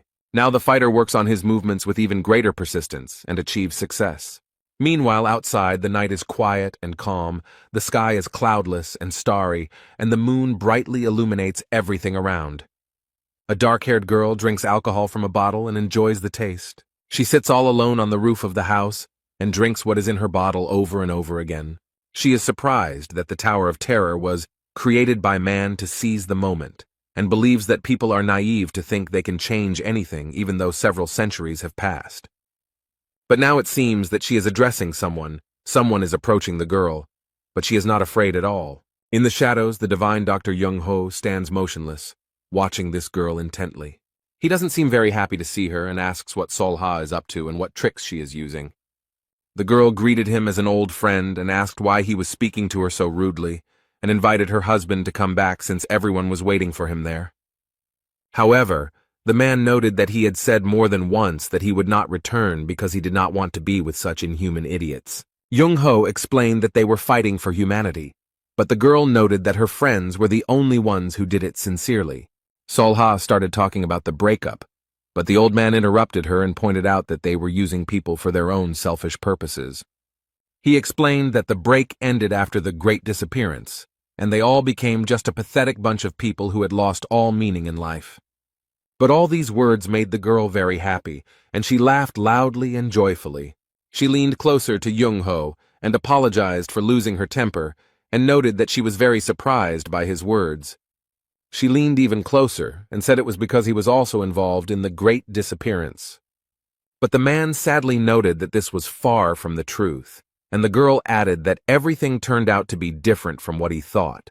But instead of doing something about the Great Disappearance, he remained on the sidelines. Sol-ha is still grateful to him for this, because if it weren't for him, she would be a completely different person now. The girl said that there are people in the rift who are still trying to awaken using the Chung-ho method. They have no talent at all. They just raise swords against each other hundreds of times. She pours the drink into a glass and repeats that they raise their swords hundreds and thousands of times. These people kill each other over and over again, and only a small portion of them can survive and take up arms again. They stop perceiving life and death and overcome human existence, thereby opening their eyes to what this world really is. Thus they receive the first key to awakening. This key is destruction. But the old man gets angry, turns around and notices that it is the wrong key, and they are going in the wrong direction from the very beginning. The girl looked at him calmly and was skeptical about his words, because he was not yet fully awake and did not know it. Young-ho created his white world around them, and Sol-ha saw that it had not changed at all. She explained that he was afraid of losing his humanity, so he could not draw anything in his universal world, which he created with great difficulty. But the girl added that she filled her unique world exactly the way she wanted. She also became the captain of the second squad of the Rift and wants to show her old friend her world. Sol Ha seemed to have broken through the old white world with her chains and immediately created her own.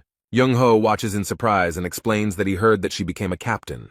But he doesn't know something, so he asks if she has reached the third level of awakening. The girl smiled carefreely and noted that she would not just be on the third level. Suddenly, the divine doctor finds himself in a red puddle and cannot believe his eyes.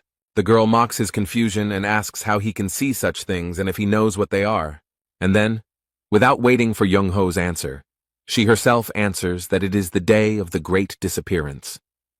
Sol Ha wonders what he feels when he looks at his creation, this red sea filled with bodies. She looked at her husband and said that nothing would change in chaos, and that she believed that Jung Ho thought the same. This world will not change. Everything will be as it always was, and it is useless to hope for anything different. So she smiled and kindly invited her husband to come back to them in a breakup. However, he noted that everything will change, and then repeated once again that the world will definitely change. This time everything will be different and everything will really change. He is absolutely sure of it. His interlocutor cannot believe that he still believes this, and remarks that Huang has had a huge influence on him. But she is sure that they will not succeed, just like 900 years ago in chaos, and 700 years ago in the Great Lands, and just like when he abandoned them and fled. The girl turns around and leaves, but the last thing she says is that they can do whatever they want, but the break will consist of watching them. The first stage of awakening manifests itself in doubt about this world. The boy is on the way to it. The second stage of awakening manifests itself in understanding the world that has caused doubt. The third stage manifests itself in forgetting your former self. This is not so easy, and as a result, you can completely lose yourself. The guy is in a deep decline of his knowledge and seems to have lost control of the situation. The main character tries to attract his attention and bring the poor guy to consciousness. He strikes close to Cayman to awaken him and set him on the right path. His plan worked. The guy came to his senses and can now continue to work on himself. His teacher slowly approaches from the fog and explains that he doesn't want to see him in such a pathetic way. Jay Huan raised his sword and declared that his student must fight to the death, and his weapon was so close to the boy that he could have died at that moment. Cayman is surprised by such a sudden attack and is not sure he can do it. A very strange thing happens, as if the drops escaping from this space are protecting the young man. He can't convince himself that defeating the warden seems like a fantasy. After all, he doesn't even realize how strong his opponent is. Cayman is definitely weaker than him, so there's no point in even trying. But Cayman believes that it is worth starting from a completely different place, to find out whether the guy has become at least a little stronger. In the situation he is in now, it is very difficult for him to control his body and mind. So Huang tries to help him and asks him to forget about the limits this world puts him in. The Cayman seemed to have awakened from a long and deep sleep. He finally came to his senses.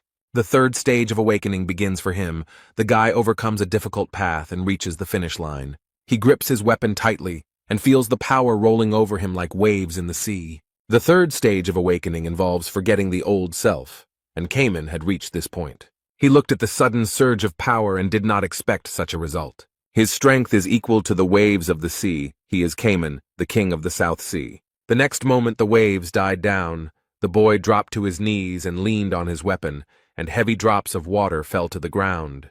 The main character greeted him. The guy raised his head in surprise from such words. Jay Huan came closer, extended his hand to help him up, and noticed that Cayman had reached the third stage. He incredulously asks if he has really become stronger, and his teacher explains that he is now much stronger. But the fortress warden is also in the third stage of awakening. The boy doesn't think he can catch up with him no matter how many restrictions he overcomes. There is a meeting of the 3 fortresses in the office, and some of them say that the expedition plans are very shaky, and they are not sure that the overseer is a good candidate for the role of leader. Organizing a hike through the Gorgon fortress is a violation of the rules of the 4 fortresses, but others point out that these rules have existed for a long time, and there is no point in following them now. The lightning god noticed that the humans had been sitting idle before they organized the expedition into the depths, and now their judgment seemed very unfair.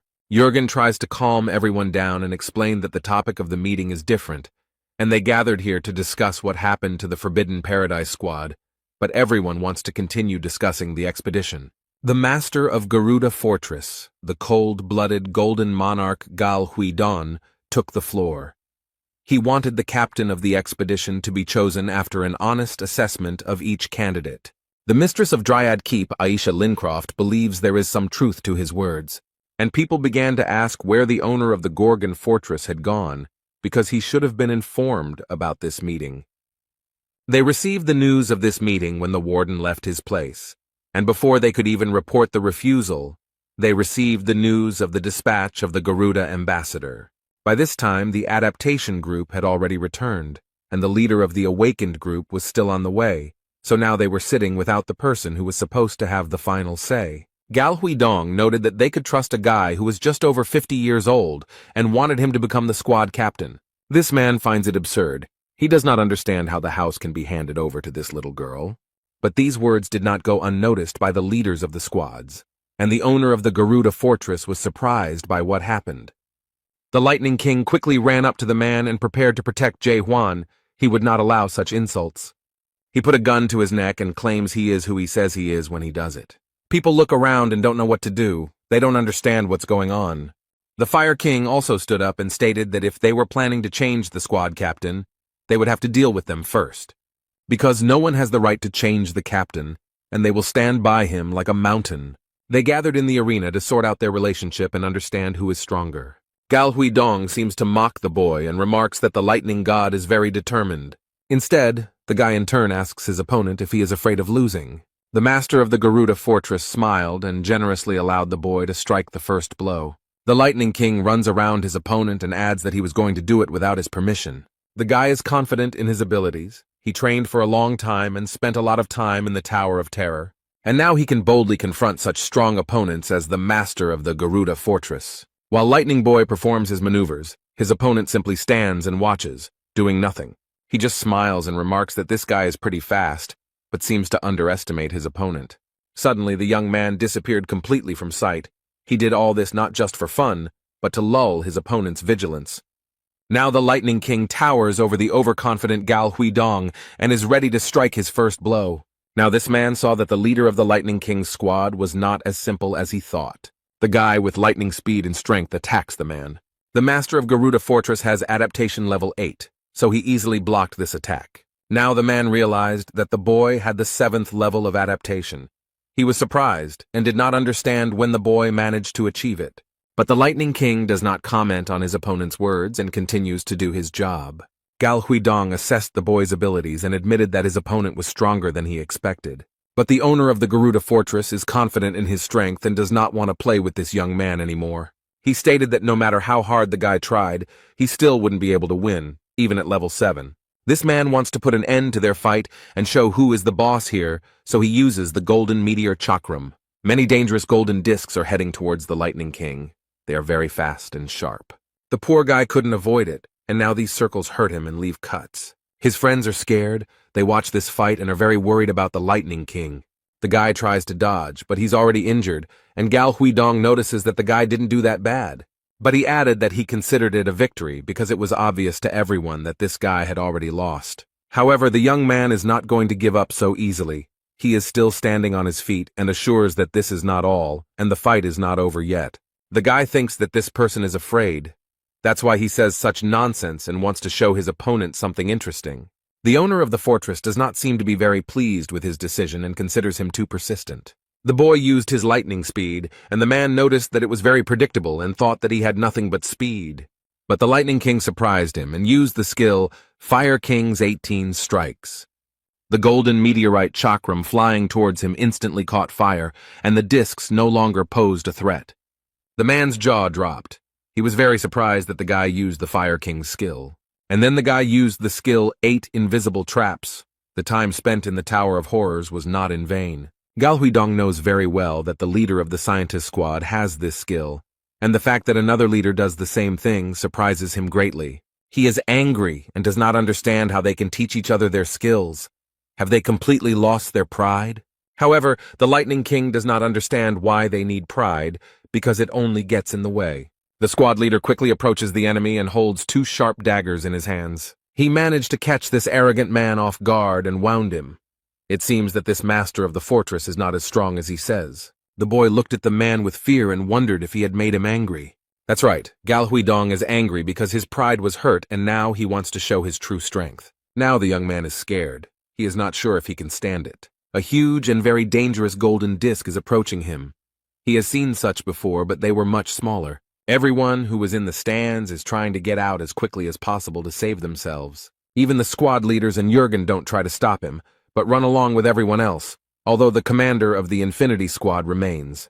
And the owner of the fortress is very strict and angry.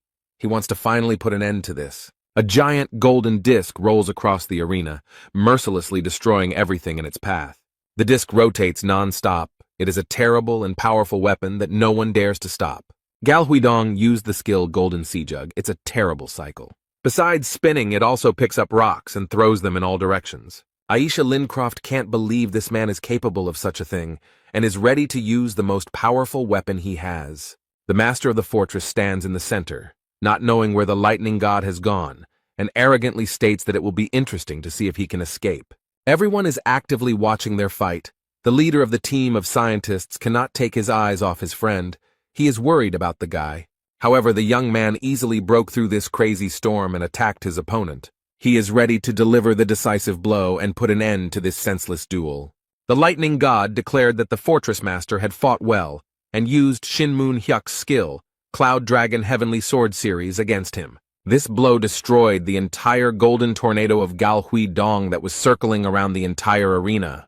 He didn't expect it, but the young man quickly approached and his blade ended up at the enemy's forehead. Shinmun Hyuk runs up and asks the god of lightning to stop, because it is already clear who has won here. He turns to the master of the Garuda fortress and asks if he thinks this battle is over. The man realized that the owner of the fortress was going to use the horned monster Garuda against the boy. But this weapon was created for the destruction of the dead, not for use in combat. He admitted that he had lost and noted that the lightning god had fought desperately and was very strong.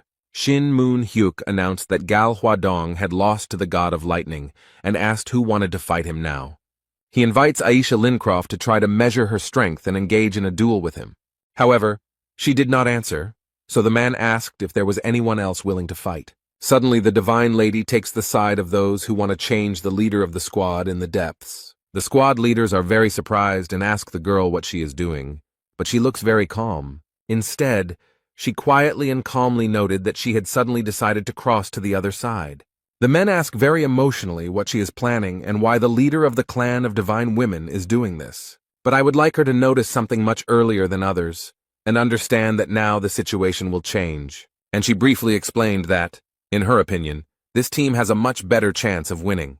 A gray-haired man enters the arena and loudly declares that he wants to fight him. Everyone turned around and watched carefully as the man approached them from the dark corridor. This is the Golden Monarch of the Jade Mask, Bang Chonggil, Adaptation Level 9, greeting them and noting that they haven't seen each other in a long time. Jurgen does not understand what the monarch is doing here and assumes that he was the real organizer of the meeting of the three fortresses. Shinmun Hyuk knows full well that this man is an enemy of chaos, as he stole the tree fruits from them and killed many souls 900 years ago, and aggressively asks how he dared to come here. But with a calm and kind expression, he asks Moon Hyuk to stop acting like this and join them because the Steel Monarch is waiting for him. However, the fact that this man served the Steel Monarch made him very angry. The Steel Monarch lives in the 5th region of Murim and has strong martial arts skills. It's all over with He-Ai too, and the leader of the Infinity Squad is shocked that he accepted such a scoundrel as Panjong-il into his ranks. The guest asked why he held grudges from the past and noted that He-Yi forgave him quite easily. And she encourages him not to be so heartless, because they have been through a lot together. But these words do not calm him down at all. On the contrary, he does not understand how this man dares to say such things if he betrayed Murim. The man attacks him with a sword, but unlike his opponent, the monarch uses his hand. But he defends himself from attacks with his bare hands, and does it quite successfully. It seems that he is quite strong. This is their first meeting in 900 years, and Panchinol believes his opponent is too cruel. Shinmun Hyuk looks at the man sternly, and it is clear from his gaze that he is not going to give up and will continue to fight. He asks when he contacted Dryad, Garuda, and even the group of priests. But the monarch pretends not to understand what he is talking about, and adds that he is simply giving advice so that they can make the right decision. He believes that the caretaker of the Gorgon fortress and several others are living a dream that will never come true. Then he smiles slyly and thinks that these people will never succeed and says completely without any sympathy that he is sorry. However, his opponent is firmly convinced that they will succeed, especially if no one interferes with them. There is almost no one in the stands. It is very strange that so few people are watching them. In fact, there is one very attentive spectator there. She is interested in what they are talking about and how this fight will end. The leader of the Infinity Squad shouts at her and asks that the mistress of the Dryad Fortress not succumb to their influence. But she is no longer alone. A man is slowly and confidently approaching the woman. He emerges from the shadows and assures the mistress of the fortress that she is now making the right choice. She looks back and immediately recognizes him as the Steel Monarch's envoy, He-Yon. The man convinces that the overseer of the Gorgon fortress is more dangerous than the leader of the Forbidden Squad. The main reason he is dangerous is that he is trying to unite chaos through an expedition into the depths. The monarch perceives this young man as a threat. He can destroy the entire system. He wants to change chaos, and whenever there is a threat, there is hope. This leads to people taking action and sooner or later falling into despair. The man convinces them that they need to get rid of Jae-Hwan, or else there will be more bloodshed. And since this woman is 970 years old, she remembers and knows well what happened in the past. And in no case does she want this tragedy to be repeated. He believes that this is why the mistress of the fortress should join them, and in a week a meeting of the three fortresses will take place in the Gorgon fortress. However, the woman doubts whether she's making the right decision. Perhaps she should not be so categorical. Meanwhile, the fight in the arena continues, although the monarch suggests stopping it. But he asks if this man himself does not understand that he will never be able to defeat the monarch. Shin Moon. Hyuk still doesn't give up and continues to fight using the skill Holy Sword. The blade passed very close to the opponent's head, and he was even a little surprised. The man uses all his strength to get rid of the rival who irritates him so much.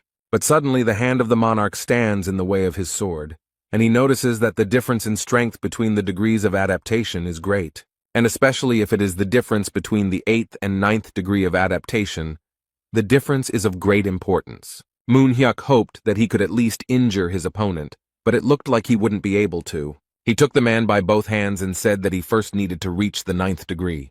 It seemed like Ban Chenol had easily pushed away the leader of the Infinity Squad with one hand. However, he added that anyone who does not hold the title of monarch will not be able to leave even a scratch on it. The power that this man used spread throughout the arena and affected more than just him. The Divine Lady had never seen anyone with such great power. It only took him one hit to defeat Moon Hyuk, even though he is the Golden Monarch ruling the 12th region and not even a Great Monarch. Below the Great Monarch are Lieutenant and Major, but he does not have this rank either. He is the lowest in the rank of Brigadier. The girl cannot believe that they are forming a team to go deep into the country against such powerful monarchs, and believes that they will not be able to win. The monarch also reiterates that they need to give up these stupid thoughts because they will never succeed.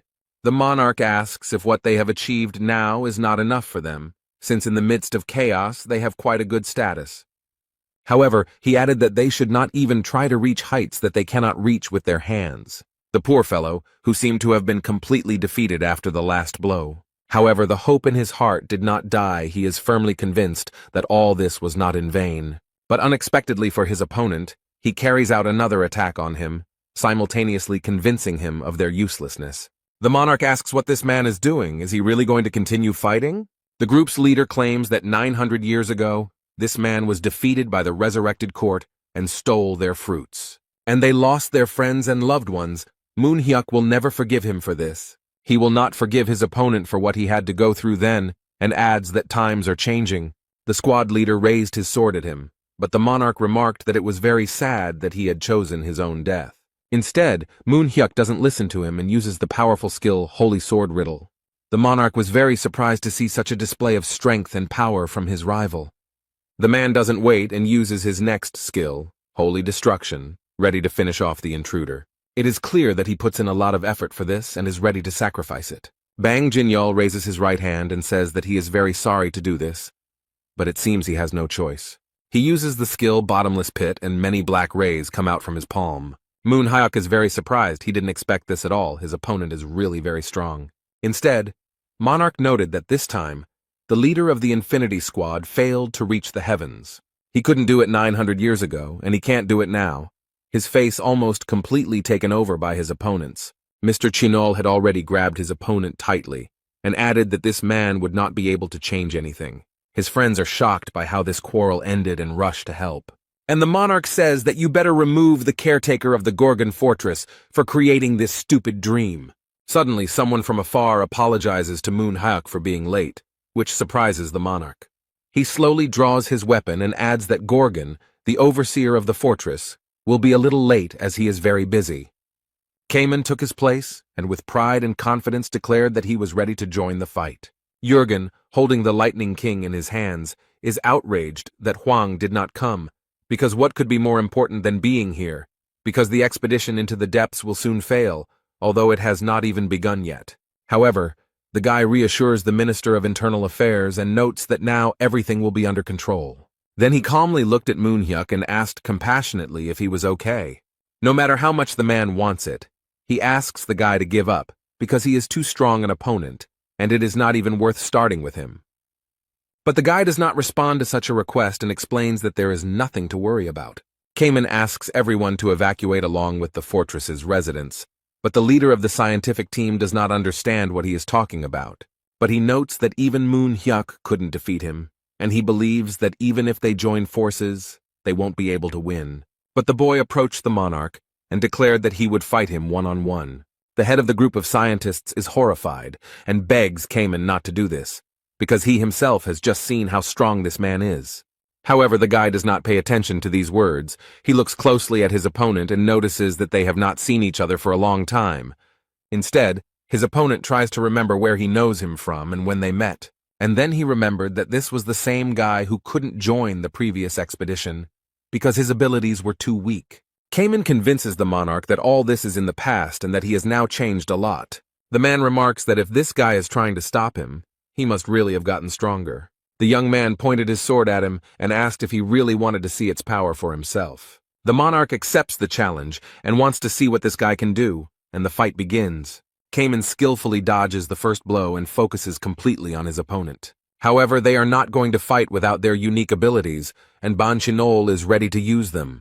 The guy points his sword at him and is also ready to fight. He is confident in his strength. Their fight has begun. The Caymans will boldly begin the fight against such a strong monarch. But Banchinol didn't expect this. The boy turned out to be stronger than he could have imagined. And then the young man pounced on his overconfident opponent and threw him back with his strength. However, he still smiles and asks what skill it is because it looks really good. Cayman explains that it is weaker than a strong blow, but much stronger than a normal one. He didn't lose any confidence in himself, gripping the sword tightly and proudly declaring that it was a crushing blow. The leader of the South Sea team looks closely at his opponent and notes that he will have to try hard, because if he doesn't take this guy seriously, he could easily die at his hands. However, this man does not take his words seriously. He finds it difficult to believe that this young man is capable of such a thing. He asks if Cayman really thinks he can kill him because it sounds a bit ridiculous. And he added that this young man is just an ordinary weakling who is not capable of such things. He does not believe that such a thing can happen. And then the monarch used his power, and very strange and frightening black hands appeared around him. He shouts aggressively, "How could such a guy dare to threaten him? This is unacceptable." One of these terrible hands approached the poor fellow and attacked him, but he was not afraid. Cayman used his strength to block the blow and he succeeded. He is not as weak as people think. He threatens the attacker that his days are numbered and this will be his last fight. But Banchinol smiles happily in response to such threats, because he is a monarch, and this simple young man cannot do anything to him. He uses his power again and attacks the boy a second time, warning this arrogant young man to know his place. Cayman stands confident and ready to repel all these attacks.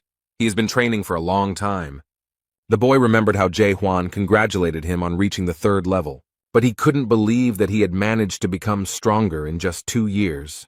The teacher explained that time flowed completely differently on the 2nd floor than on the 1st floor, where everyone else trained, and asked if he really thought he could do 10 billion punches in just 2 years.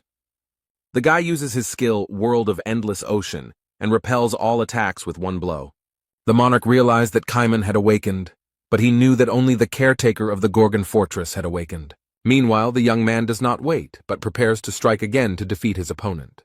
He points his sword at the monarch and uses powerful force to defeat him. Mr. Chinol noted that it was a very clever and unexpected move, as he initially underestimated his opponent.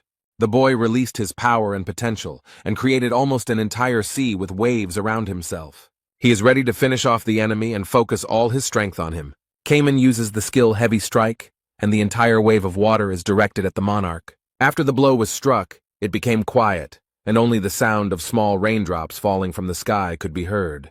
The awakened one thrust his sword into the ground and stopped to assess his opponent's condition. As a result of their fight, the arena received even more damage, and Bang Chinol is still standing. However, it is quite difficult for him. It seems that the guy has caused him serious harm. But the young man does not stop. He is ready to deliver his powerful blow again and finally finish off the monarch. Suddenly, the divine lady stands up for the monarch. She does not want things to end this way. Cayman is extremely surprised because she trained with them and was on their side. The girl fired many daggers at the boy to prevent him from completing his task. The young man confesses that the commandant of the fortress warned him that the divine lady almost betrayed them. Instead, she asks the leader of the Southern Sea Detachment to cease hostilities. She warns that in 2 years of training he will not be strong enough to defeat the monarch. The girl warns him not to think about the consequences of his actions. But Cayman has not trained for 2 years. The guy explains that he trained on the second floor much longer than on the first. He had been practicing his kick for 200 years, and now he gathered his strength and performed a spiral kick against Bang Chinol. His friends who were watching this were forced to take cover, as it was a powerful whirlwind. Jürgen stares with his mouth open and finds it hard to believe, because just recently this young man was much weaker. And now he has made a huge hole in the wall and defeated an extremely strong opponent. The leader of the Infinity Squad, who recently fought the monarch and failed to defeat him, is extremely surprised by Cayman's success. The keeper of the Gorgon fortress foresaw everything. He sent Cayman here because he knew that chaos would not rely on him alone, but would rise on its own. Local news reported that Cayman, the leader of the Southern Sea Detachment, had defeated the Lieutenant General of Region 5. Isa Lincroft reads the news. She is the only leader who has changed her mind. She explains to Cayman that she is here because he convinced her to come here. The woman warns that the lords are very dangerous, and asks if this boy really wants to fight them, to which the young man firmly replies that he does. Those from the Forbidden Paradise are nothing compared to those in the ancestral court. Although he managed to defeat the monarch Bang Chinol, he has the lowest rank of all, meaning he is the weakest. Isa warns that this means that in the future, he will have to face even stronger people. But the guy is ready for this. He explains that they escaped 900 years ago and it can't happen again. These words really surprised the woman. It seems she begins to believe in him more and more. He was an adaptable man who always doubted himself because he was not a Superman and did not have any strong abilities. This guy was always surrounded by his stepfather because he couldn't do anything or change the situation in any way. But now it has changed a lot, and it is difficult to recognize the Cayman that everyone knew before. Isa Lincroft believed in him if he was so sure of himself. She wanted to say something else, but the noise in the street prevented her. She became curious about what was going on there, so the woman went to the window and pulled back the curtain to look around. She saw a tower there and a lot of people around it. It seemed that almost all the inhabitants of the Gorgons had gathered there. The woman can't believe that there is a tower of horrors there. The guy wanted to tell her something else about the tower. However, Isa interrupted him and asked if he had undergone cultivation there, and if he had only become stronger there. Cayman explained that it may seem that way, but in reality, no one can become a product in this tower. This was because there was not a single cultivator in this tower, and this really shocked his young girlfriend. She can't believe that this guy became so strong thanks to this strange and completely unconventional tower. The guy comes to the window and wants to explain his opinion about this whole situation. With the fighting spirit of the common people rising, chaos can now stand firmly on its feet. She noticed that even ordinary people were trying to enter the tower despite their fear. They had dreamed about this for many years and finally got the chance and the opportunity to make a choice. 900 years ago, they lost such an important freedom for everyone, and it was a terrible event. But now it all may be for naught, unless ordinary people try to get it all back on their own. Asa Lincroft looked carefully at everything that was happening outside the window, and she began to understand something. She feels like Cayman is acting this way now because he wants to believe in himself again, and then she wonders where the caretaker of the Gorgon fortress is now, because he has not been seen for a long time. He sits with the divine physician by a lake surrounded by palm trees, and reflects that the meeting of the three leaders of the fortress is probably over. Young-ho wonders if the guy will get into trouble for not showing up for the meeting, but Hwang is confident that Kaiman has already sorted everything out. But he adds that the boy is stronger than the old man, but the old man does not agree, because he is much wiser than all of them. Jae-hwan noticed that Young-ho was also starting something and agreed, but he had some difficulties. The protagonist knows that this person has almost reached level 3, but he does not understand why the awakening has stopped. The old man explained that this was because he had chosen a different path, but the boy suggested that if Young-ho had woken up with a different word, his path would have changed too. These words greatly surprised the divine doctor, because he did not even imagine that Hwang knew about this. Jae-hwan noted that he knew they had different views on the world. The divine doctor looked at the boy and thought that he and everyone else from the break had awakened, having gone through the same stages. And the first stage of awakening was destruction. Its path was very cruel. After this, the old man remembers that the second stage was the stage of creation. It was not easy. Then man approaches the third and final stage, this self-denial, the awakening that he knew was different from what Hwang knew. For Chung-ho, this question was not so philosophical and incomprehensible. He simply cut up enemies on the battlefield. Destruction did not cause him any doubts, and the creation stage did not cause any torment. That is why the old man experienced awakening without any questions or suffering. But with Jae-hwan, it was completely different. Doubt made him doubt his own truth, and realization made him think about the meaning of the world.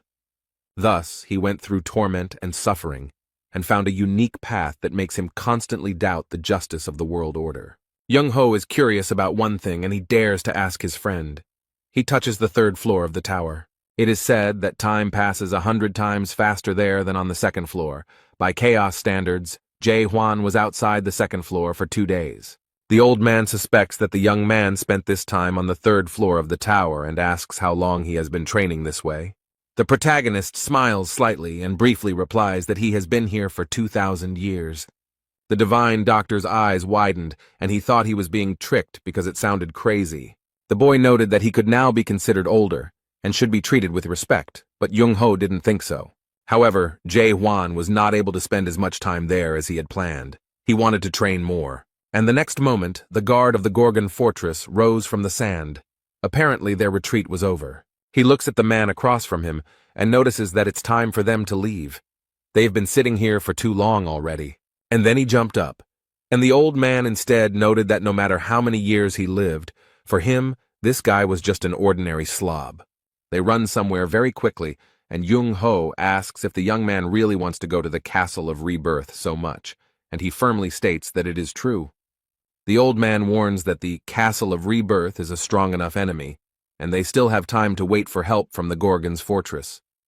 Instead, the protagonist is convinced that the Lord will not wait that long, and probably expects some action from him after meeting the awakened. That's why they should attack when the enemy least expects it, especially since Hwang doesn't plan on fighting the entire castle. The boy planned to take only the most important thing from there, to steal the fruits of the magic tree. But that's not all. He has a plan, and he's not going to stop there. He wants something more. He also wants to take away the mysterious treasure of horrors that turns a man into a lion. And he also needs a narrow gate, because if he passes through it, he might get to chaos alive. If you steal all the fruits and destroy the narrow gate, the lords will no longer be able to fall into chaos. They will only be able to do so after death. In any case, to carry out the plan, he first needs to get there, to the Acropolis of Manticore, which stands at the entrance to the Castle of Rebirth. Now Manticore is ruled by a forbidden paradise, and these guys aren't letting it go that easily. Young-ho asks in horror what Jae-hwan is going to do, but the young man sees no need to explain his plan of action. The protagonist performs a trick and destroys everything with his power, and then explains that he will do the same thing as always. Cayman will kindly tell us about the lords of the Great Lands. They have only 4 ranks. The highest level is occupied by great lords, who rule over 12 regions, followed by lords, great generals, and lesser generals. The old man didn't like this idea very much. He thought that it would be better to sneak in unnoticed than to fight the entire fortress now. Hwang repeated that he had warned them and would do everything as usual, but Jung-ho explained that they should conserve their strength. After all, Manticore is just a gate to the castle of rebirth. But in the meantime, a huge number of warriors are already approaching them. The guy didn't lose his composure, he was ready for this and stood calmly, preparing to strike. They are already very close. The main character has already gathered his strength and is not afraid of so many rivals. He makes a light lunge and easily scatters everyone who so obediently approaches him. Meanwhile, in Manticore Castle, a boy watches what Jae Hwan is doing with great interest and surprise. He realized that all this destruction of the southern part of the Forbidden Paradise was his work. He finds it surprising that this very product wanted to find the monarch of total darkness. The guy only regrets that he didn't meet this amazing warrior earlier. Suddenly someone appears in the empty room and notices that he seems to be deep in thought. The girl notes that she gets goosebumps just looking at this amazing guy. And she also finds it surprising that he is being chased by the dark monarch of absolute darkness. A very beautiful girl appeared in front of him, who felt completely confident and comfortable next to him. They seem to already know each other because he calls her a siren and comments that she is dressed too revealingly. He asks her to come to his house in her vulgar clothes, but the girl does not want him to comment on her appearance. Serena explains that martial artists always consider Marim to be their base. Suddenly she noticed something interesting, and what the boy was watching seemed fascinating to her. The girl is fascinated by his technique. She is simply delighted with what she sees on the screen. She clearly sees how everything in his path literally flies apart with just one blow. Instead, the man asks why she came here, whether she just wants to annoy him, to which the girl replies that she came to tell him something very interesting. This really interested the man. His eyes widened in surprise, and he waited impatiently. The girl reported that a golden jade mask monarch had been spotted in the chaos, but the young man said that he had already heard about it. But the girl continues to say that all the troops sent to Garuda were destroyed. This was done by the golden monarch of the jade mask. He defeated Garuda and Dryad in exchange for help. The treaty by which the monarchs promised not to interfere in the affairs of chaos was still to remain in force. But first, the monarch of pitch darkness intervened, and now her subordinates, the Steel Monarch. All this looks very strange and resembles a war between monarchs of large lands without a declaration of war. But the girl happily reports that she heard about the destruction of the golden jade mask of the monarch. The guy finds it hard to believe. He asks who could have done this, because this is a very strong opponent. Siren reports that one of the 10 leaders did it, but the boy notes that even all of them together could not have done it.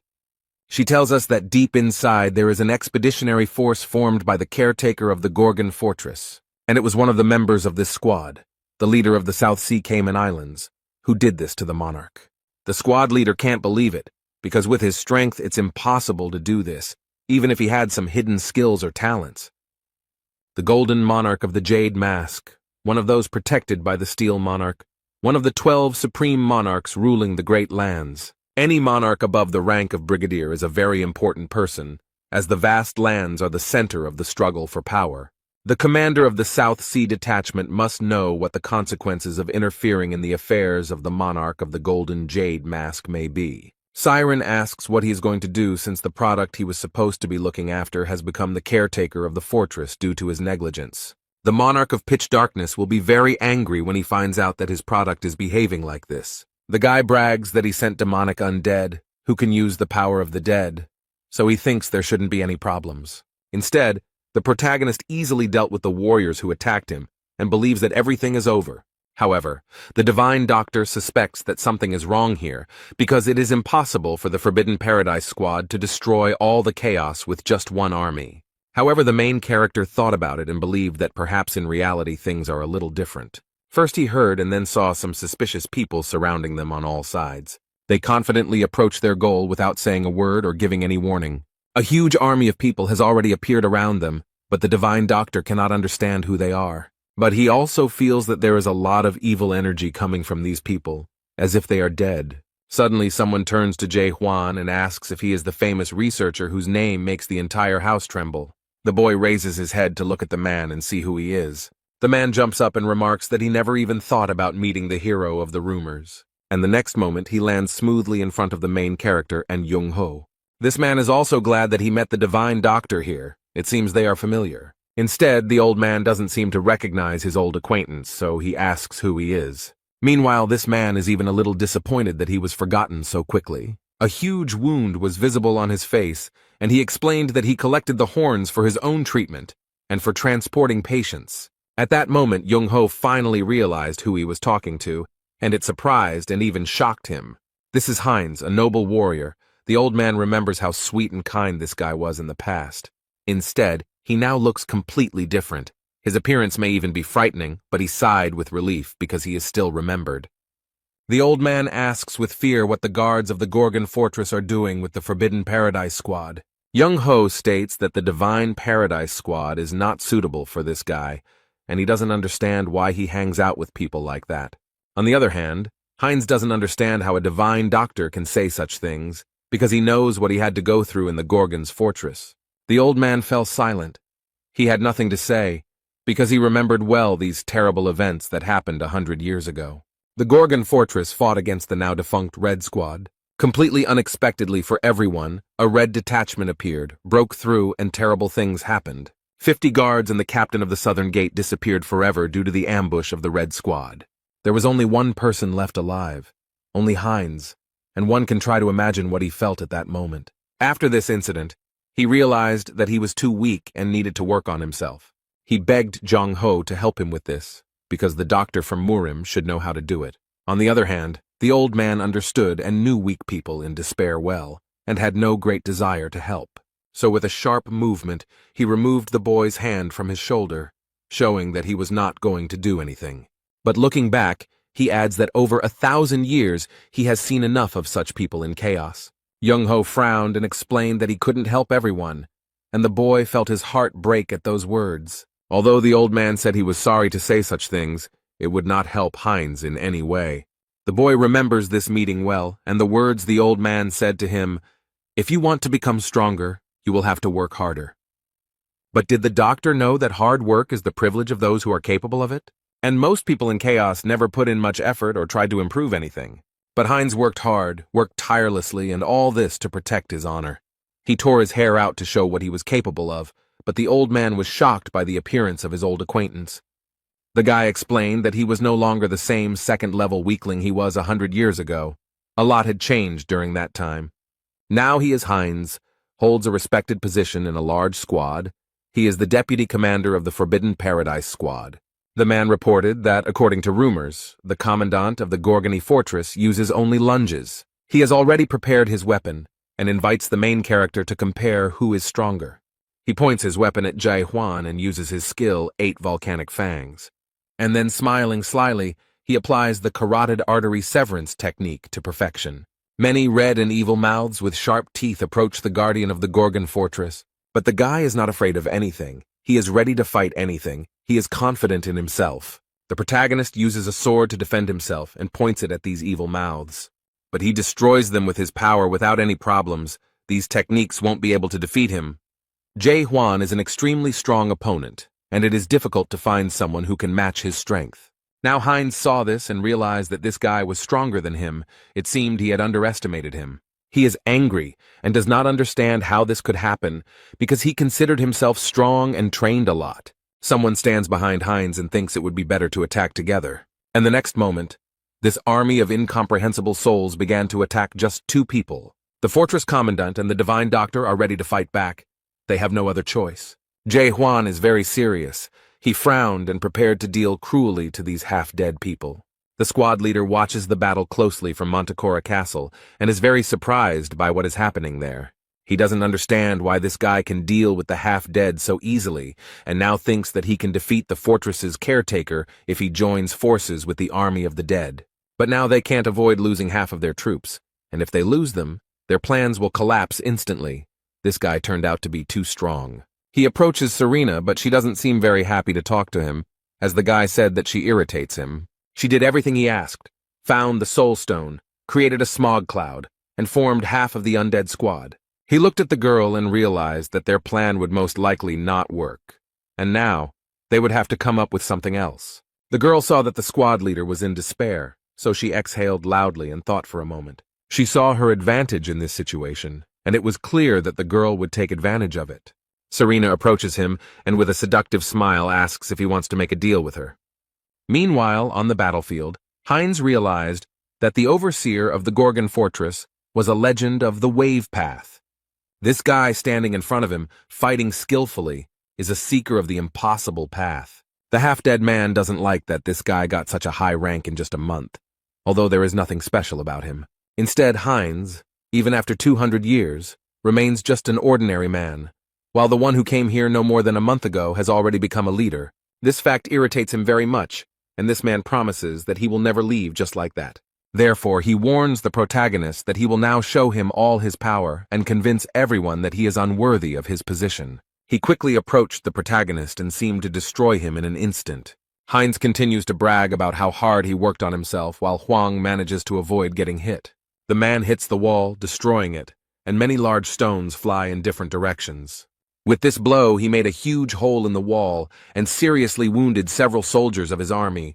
But this doesn't bother him at all. The man is so angry that he doesn't notice the damage he has caused. He wants his opponent to see what he has achieved despite the ridicule. Heinz boasts that everything he has now he achieved solely through his own efforts. However, the main character is already tired of this bragging, and he declares that it is time to put an end to it. The next moment, something happened that Heinz did not expect at all. A huge wave of force crashed down on him. The fortress overseer uses his lunge and destroys almost everything in his path with one blow. But this monster turned out to be stronger and more resilient than Huang imagined. But that's not a problem. Heinz is wounded and has difficulty clearing his throat, but he is not going to give up. The man is too confident and angry. The protagonist stands proudly and asks if his opponent really thinks that all people in chaos are the same. Meanwhile, the soldiers of this army believe that their enemy is very strong because he managed to knock down the vice leader of the 9th level. Someone shouts at them to attack the fortress guard first, as their leader, at his age, needs time to come to his senses. Young-ho noticed this and tried to calm the guy down and asked him to be careful. Jae-hwan frowned and stated that everyone was trying their best. And the end result is that every single one of these idiots will say that they tried their best and did everything they could. The guy used his sword and did something incredible. Everyone was blinded by blue light. No one can understand what is happening, but there is no way to avoid it or protect yourself from it. Heinz seemed to be enveloped in a white light. The boy became blind. He no longer sees anything. And the next moment, everything around him turned crimson, and he couldn't understand what was happening. In front of him is a tree with bare branches and a huge eye that watches everyone. He wonders if this is really the world of the awakened, the very world he has heard so much about. He can't believe that he now sees the same world as those who went against everyone. This eye seems to illuminate everything around it, noticing every tiny detail and observing the world. Heinz finds it surprising that the fortress commander is trying to go against them. It's even a little crazy. He thinks about what would have happened if he had remained a noble man, whether he would have been able to follow the path he dreamed of. The fortress commander declared that his rival was a terrible person, since he had destroyed 1,000 years of Manticora's history in a matter of minutes. He is considering changing the name of his lunge from Strong Lunge to World Lunge. He's fed up with all this nonsense and reports that he's broken through. Young-ho notes that there are still a few warriors left, but he doesn't think they can stop them. The divine doctor asks the commandant of the fortress how he managed to do all this, because he had never seen anything like it. The protagonist states that he just made a strong attack, but the old man wonders how the world could be destroyed by one strong attack. Is this guy really approaching the end of the Oblivion stage?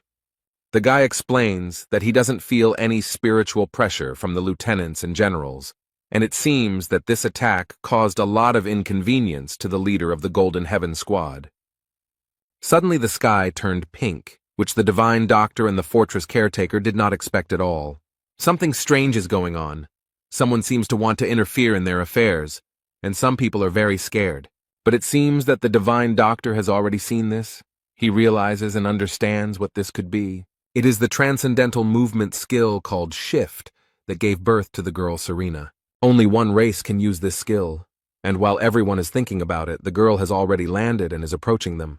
The protagonist doesn't know this creature, so it's logical that he asks who it is. This question left her stunned, because Serena thought that all the residents of the house knew her. It's hard for her to understand why he doesn't know her, because he hasn't seen Hot 10 of the Week or Best of the Best, where she was the host. She asks if this guy has a holographic panel at home. He calmly replies that he doesn't. The old man says that this woman is a real horror, and that every soul in this chaos knows about her. Meanwhile, the girl used her power and took the divine doctor's hat. She noted that the old man didn't seem to realize that a succubus wasn't exactly a horror. She explained that all the horrors come from different races, and it was very tactless to talk to her like that. The siren throws the hat back to its owner and explains that at his age he should know about it. And then she smiles sweetly and says that her name is Siren Armelt, and adds that she is not just a horror. Huang thinks that she must be a thunderstorm from the Golden Heaven Squad, and he has many questions for her, but now is not the time, so he kindly asks her to step aside. Instead, she just as sweetly replies that she's very sorry, but she can't do that. But she still decided to explain that all this was because she received a task concerning him. Siren still sweetly replies that she was asked to stop this guy because he went too far. Well, in that case, Jae Hwan won't wait long and discuss anything, but will take action immediately. But the girl begs him to stop and asks why he is so impatient, asks him to wait another minute and asks if he wants to become a product. She explains that the one who asked her to stop the guy is now dying because of his blow. She agrees to forget about her promise, only if he agrees to become her product. But the guy is not going to listen to her and wants to destroy her immediately. Serena wonders if he will continue like this and does not understand the situation he is in. Huang noticed that the soul pressure here was definitely much stronger than outside the fortress. She probably had the same rank of Major General that he heard about. The girl states that the owner of the Gorgon fortress is being sought by complete darkness, and he really doesn't understand what that means, but she promises that she can help him. If he goes to her, she will make it so that no one from all 12 regions will be able to touch him with a finger. But the main character refuses such an offer. Serena wanted to resolve everything peacefully and not resort to such manipulation. But now she will have to use her strength, because she does not know how to take refusal. The girl proudly declares that since he does not voluntarily accept her conditions, she will force him to do so. The divine doctor knows what is going on here and tries to warn his friend. He sees Siren Armelt using divine terror magic and warns the boy to be careful. Meanwhile, she claims that the guy can tell her about it at any time if he changes his mind, because she does not want to waste her energy thoughtlessly. However, the main character is not afraid and is not going to give up right away. He enters the fight. Meanwhile, Serena is watching all this through the screen and is very angry at what this guy is doing. She orders these snakes to surround them, and the divine physician believes that there will be no end to this. Although the protagonist does not lose hope, he holds his weapon tightly and is confident in his abilities. He skillfully destroys all these snakes one by one, not giving them a single chance to get to him. Huang lifts up the sand to hide in it and launch a surprise attack. The girl noticed this and said that he was quite a smart guy because I wanted to hide. Meanwhile, the main character quickly dodges all the snakes and quietly but very quickly moves towards the siren. And the next moment he is already next to her, but the girl is not at all surprised, and she wants to explain something to him. Serena says it wasn't unexpected at all because she clearly saw him on the screen. The main character did not expect this. He thought that he had outwitted this cunning woman, but she turned out to be stronger. That's why one of those sand snakes swallowed the guy very quickly and sharply, and he couldn't do anything. Serena rejoices at her victory and asks him to calm down a little and think, because he understands that she is the only one who will lose from this deal. Meanwhile, the girl watches her videos, where she claims that her charming fire ranks first in the popularity ratings among her little brother. But the fortress guard, it seems, has not calmed down and is not sitting idly by, but is trying to free himself. And it seems he succeeds. Such a surprise really surprises and even shocks the girl. And literally in a split second the guy is next to her. Jae Hwan does not give up so easily. He holds out his hand to Serena, and she thinks about how he managed to materialize his image. The overseer of the Gorgon fortress has a firm grip on this treacherous girl who thought he could be defeated so easily. But he is in no hurry to destroy her, but asks if she really wants to continue. The guy feels that this horror does not feel any hostility towards him. He thinks that if he saves her life and listens to her, she will be able to help him on an expedition into the depths. He might even be able to gain information about the first horror, which is rumored to be at the top of the illusion tree, and he tries to convince her to go with him to the Gorgon's fortress. But the girl smiles slyly and asks if he really gives up. The young man is still holding the girl, but Serena asks him not to joke with her. Suddenly a sandstorm arises. Jae Hwan loses his position. He will no longer be able to dictate his rules. The girl is already far from the main character and declares that she would never do this. The next moment, when the portal opens, the guy will no longer have the opportunity to get even one answer to his many questions. Siren Armelt waves goodbye to him and asks for forgiveness because she almost got to him. Jae Hwan is disappointed to realize that she simply ran away and avoided what could have happened next. But as he watched the portal disappear into the sky, a girl suddenly appeared behind him. She grabs the boy tightly by the neck and pulls him into the portal to transport him to a completely different place. The main character finds himself in a very strange and dark place. At first, it is difficult to understand where he is. And then he realizes with horror that he is near the 8th gates of hell, and Huang was sent to hell. He stands in front of a huge door and remembers that he has already been in front of the gates of hell. A hologram of a siren appears and cheerfully asks if he is surprised, since he has probably seen something like this before. But she explains that this is a little different from the fake gate he had before. The girl stated that the skill 8 Gates of Hell was created by horror, and therefore it evokes pity when a person uses it.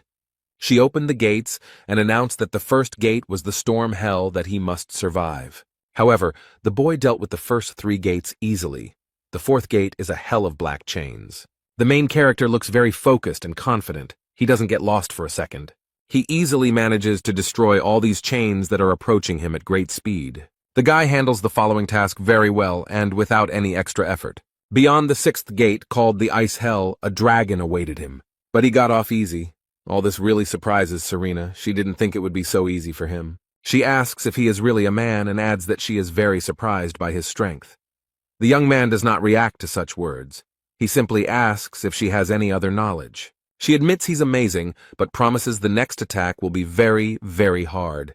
The boy looks back and sees the gates of the next hell that awaits him. It's a huge gate that is held tightly by many strong hands, and it looks a little creepy. Then these hands unclenched and slowly opened the huge and heavy gates. Some liquid began to pour out from there, and soon it approached the main character.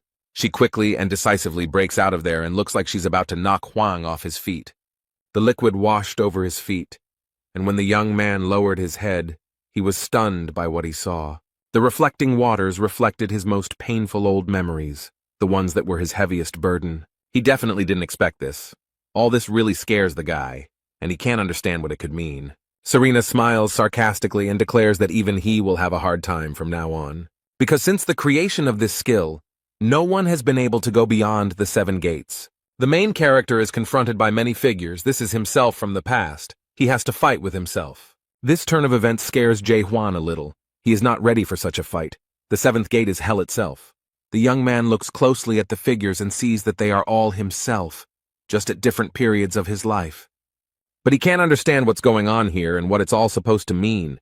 All this looks very strange, but at the same time even interesting, although it is unclear what will happen next. These figures look gloomy and a little angry. It seems like they are all preparing for something. They seem to be attacking the protagonist, pointing their weapons at him. The young man noticed this, and the whole situation scared him very much, and he definitely doesn't want to take part in it. But Jae Hwan has nowhere to go.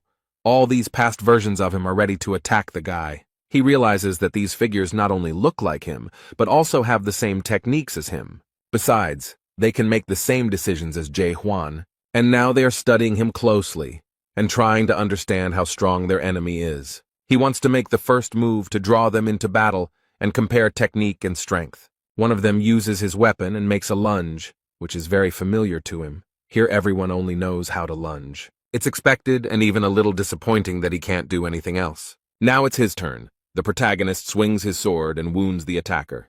Suddenly, thick purple smoke came out of his wound and spread everywhere. The guy noticed this and was very surprised. There are a lot of strange and incomprehensible things in this place.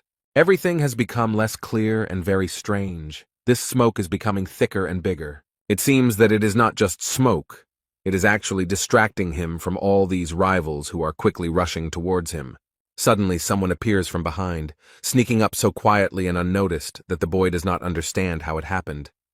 But he has a quick reaction, so he looks around in time and doesn't think long about what to do. It seems that the protagonist hit the target straight on and destroyed it without any interference. But this number jumps high. It seems that they are not as easy to destroy as it seemed at first. The creature, falling, stares into Jae Hwan's eyes, and the boy's skin crawls from this. These deep and bright eyes inspire fear. This is the look of a man who has experienced terrible things and now carries them in his heart.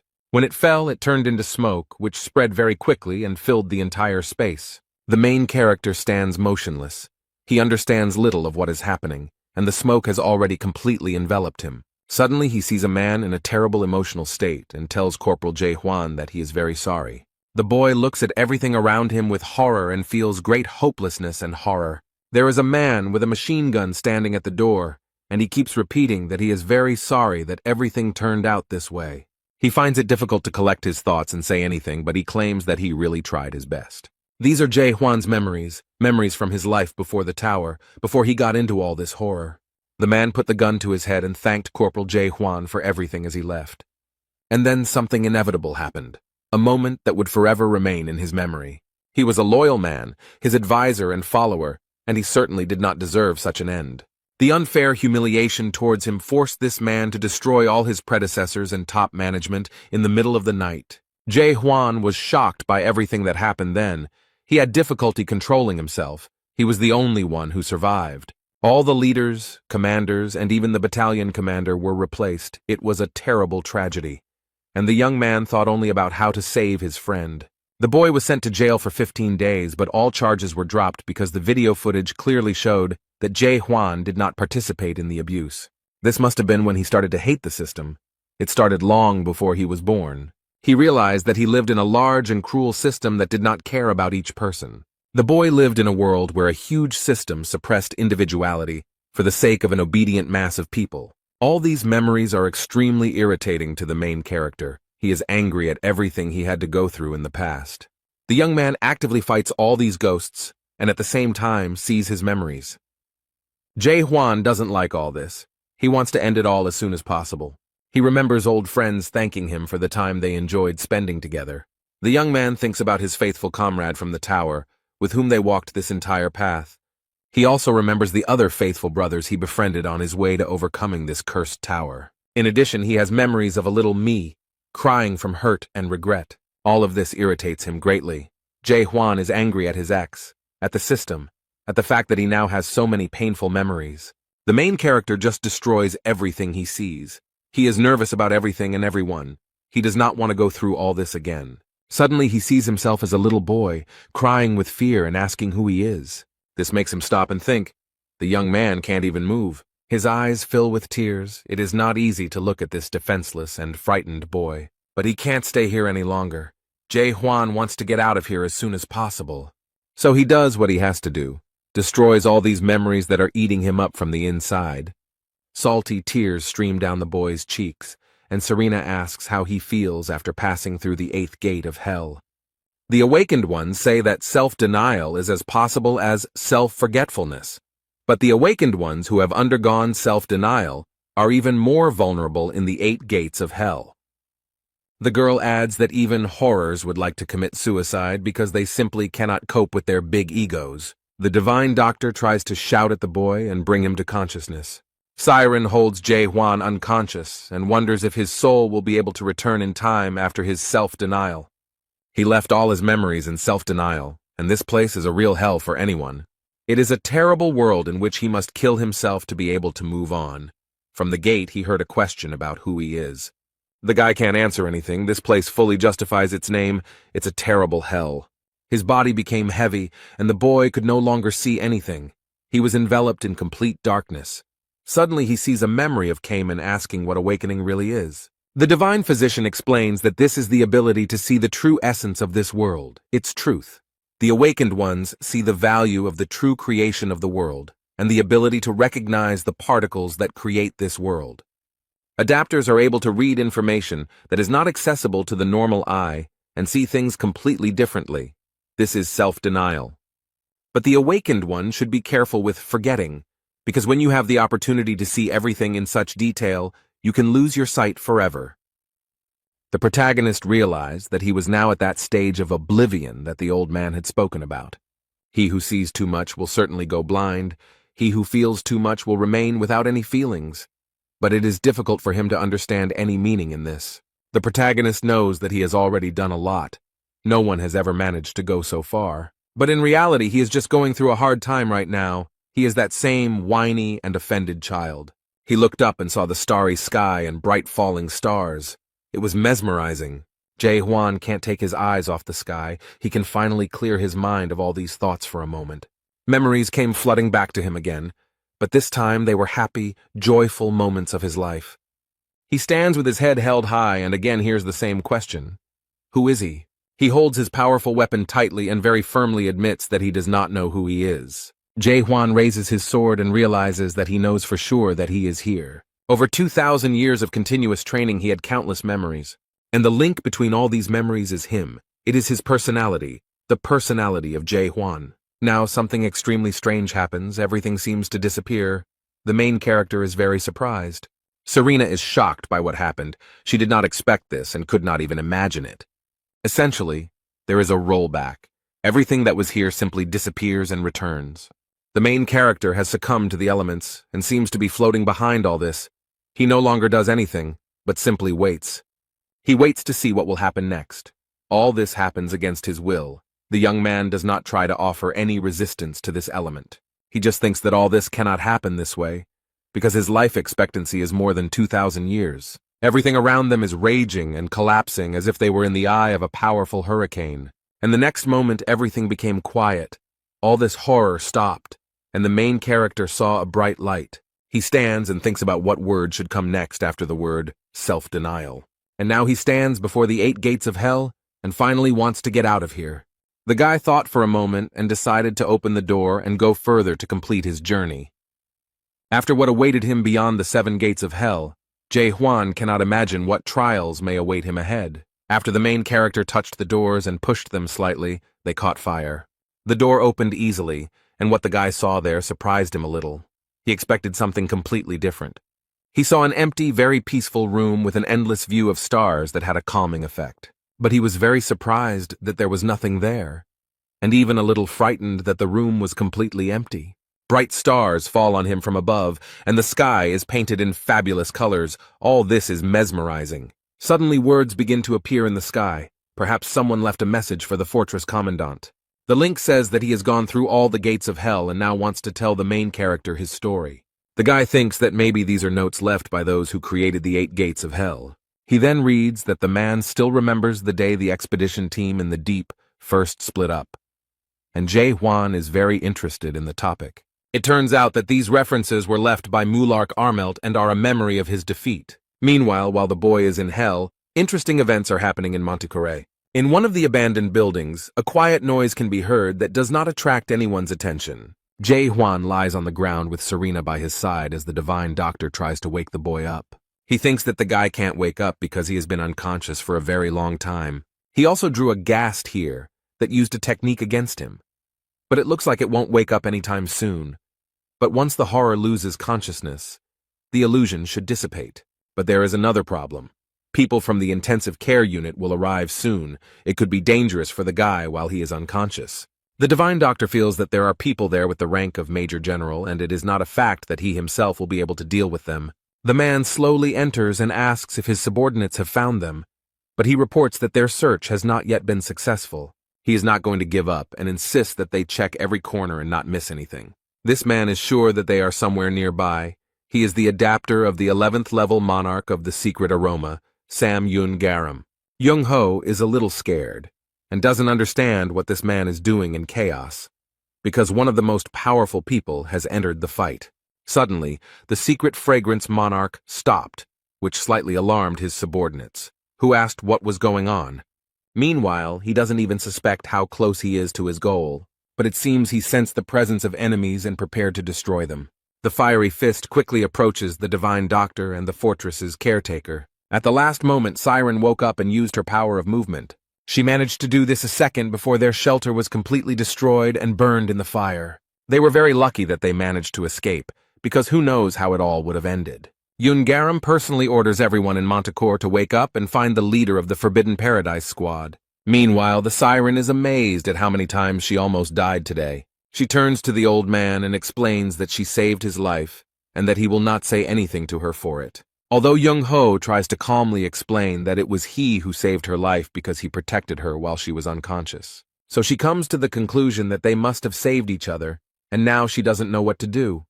Maybe it's better to go to the Gorgon's fortress first. She explains that she hasn't given up at all, she just has some business with the fortress commander. The old man says he sent a letter to Gorgon by Post Eagle, but he didn't think Huang would be unconscious for so long. The additional troops must have already split up after receiving his message. Cayman said that the fortress's caretaker informed them that the Manticore fortress had fallen. The guy explained that this was why the Seize the Moment squad and the Gorgon army had to split up now. Now their task is to go to Manticore and fight those who captured it. They are about to deliver a decisive, crushing blow to the Castle of Rebirth, and their spirits are high. Cayman saw the 11th level adapter of the secret monarch of the aromas of Sam Yun Garam and did not understand what this man was doing here. But nothing can break their fighting spirit, so they boldly attack the Renaissance Castle army. The leader of the Infinity Squad, Shin Mu Hyuk, enters the battle and is confident that he is strong enough for it. Some of our strong men boldly step forward and shout that they will free house. Yagelman is excited to be part of the army of 300 awakened, confident that this time they have a chance to win. Yun Haram himself watches this and does not understand why they are so stubborn in their beliefs. He thinks it would be better if they all just accepted the existing system and sat quietly. This man has no choice but to interfere with everything that happens here. He gathers all his strength into a fist and is ready to deliver a fiery and crushing blow to the army opposing his forces. He thinks these people are too ambitious and punches the wall with all his might. From this blow, many stones fall on the army of the Gorgon fortress, destroying people. Yael is shocked by what happened, because just a minute ago he considered his army incredibly strong. And now a giant fireball is approaching him with great force, ready to destroy everything around. He was unable to avoid or defend himself from the blow and was seriously injured. He cast a lightning-like glance at him and realized with horror that his friend was seriously wounded. He understands that now, in such a serious and terrible battle, he will not be able to help in any way. It's worth noting that the secret sent monarch is also a little intimidated by the strength of his opponents. But he will stand to the end, so he confidently goes out to defend his army. The people of the house are scared because they saw one of the most powerful people coming against them. However, the Lightning King is not embarrassed. He is not going to give up, but boldly moves forward. He calls upon all his brothers to attack Sam Yun Garam, and they obey his command. This man is not at all afraid of such an invasion and is preparing to repel it with a light blow. He clenched his fist and called these people irresponsible and inadequate fools. And after that he strikes. Light appears and a strong wave of fire burns everyone. The guy feels all the power and strength of his opponent, but nothing stops him. Although it was not so easy for the rest of those present, they were not prepared for such a strong opponent. Meanwhile, the monarch is still holding back his blow against the firepower of the Gorgon fortress army. The Lightning King was unable to stand on his feet. He was seriously injured, and who knows how he will survive this fight. Seize the day! The Gorgon Salvation Army managed to clear the way to the entrance to Manticore. But they didn't have the strength to fight any further, so they decided to retreat. It was their only chance to stay alive. And all because the secret fragrant monarch appeared. He is very strong and seems invincible. After his appearance, the course of the battle became truly turning point, and there was no chance of victory left. 10 days later, a meeting was held at the Gorgon Fortress Internal Policy Office. Their army was divided into different squads led by Carlton and other leaders, but within 10 days, half of them were destroyed, which became a turning point as they lost 5 awakened in the 3rd stage. And they were part of the main forces. Aisha noted that it would now be difficult to continue the war, and in the meantime, the army of the Renaissance Castle was already approaching the Gorgon fortress. She is even ready to accept the castle's offer of revival, but the Fire King cannot believe that she is ready to agree to his demands and give up the caretaker of the fortress and the tower. They can't betray the warden, Kaiman noted, since she can't predict the future. He believes they should just continue on their way. But the woman is sure that they have no chance of winning. Everyone understands this, so she wants to turn to the monarchs for help. Jürgen asks which monarch she means, and Aisha explains that she is talking about the Steel Monarch. Now almost all the monarchs have been sent by the Rebirth Castle. They are in the 9th region of complete darkness. And probably everyone knows that between the Steel Monarch and the Monarch of Complete Darkness, there is an eternal enmity. That's all true, but they killed the Jade Mask Monarch, and the Steel Monarch might not like that. Technically, he is not dead, because anyone who enters chaos through the narrow gate will return to their body after death. The Caymans believe that even if the Steel Monarch wants to help them, they should not enlist the support of other monarchs. But Aisha didn't understand why he thought that way. She needed a broader explanation of his idea. The guy explained very succinctly that this was because chaos had to be free and independent. Meanwhile, Serena and the Divine Doctor are very worried They are worried about Jae Hwan. The guy is still lying quietly on the bed, unconscious. A lot of time has passed. In the ward, the protagonist's friends stand next to him and think about what they can do now. Young-ho is angry at Serena and thinks that she should somehow wake him up since she herself brought him to this state. He asks what kind of spell she used since the guy hasn't been able to come to his senses for 10 days, but she points out that he's a doctor, so let him do something. They began to argue, and the old man, in his defense, said that he would have done something long ago if he could. And then he frowned and wondered why she was still here, since this girl worked for the monarch of pitch darkness. She explained that their contact no longer had any power because there was a person who could pass through the 8 gates of hell. The old man cannot believe that the illusion she created is the 8 gates of hell, and then declares that Huang will not succumb to such art. This phrase touched the girl a little because this skill is incredible and very powerful. Considering that the gate was not originally intended for humans, the true power of this skill lies in the fact that only horror can use it. But she still hoped that someone else could master this skill, so she trained the leader of the scientist squad. After all, no one has ever managed to pass through all 8 gates of hell, although many have tried. Although she had seen this goal achieved several times before, the result was different in this case. Back then, people didn't use them, and it was the consciousness of those who were there that was destroyed, not the skill itself. But this man is not like the others. He not only destroyed Serena's consciousness, but also destroyed her skill. Jae Hwan has broken through 7 gates, something no one has ever done before, and is now in the final stages. And the 8th gate is the gate of reward. Whoever manages to pass all 7 gates will receive an incredible reward. The Divine Doctor knows that whoever can pass through all the gates and reach the 8th gate can become the King of Chaos. This is what Yahello told him, but Young-ho didn't take it seriously. He thought he was talking nonsense. Now he asks what is in these 8 gates. The girl stated briefly and without details that she had an inheritance left by her godfather.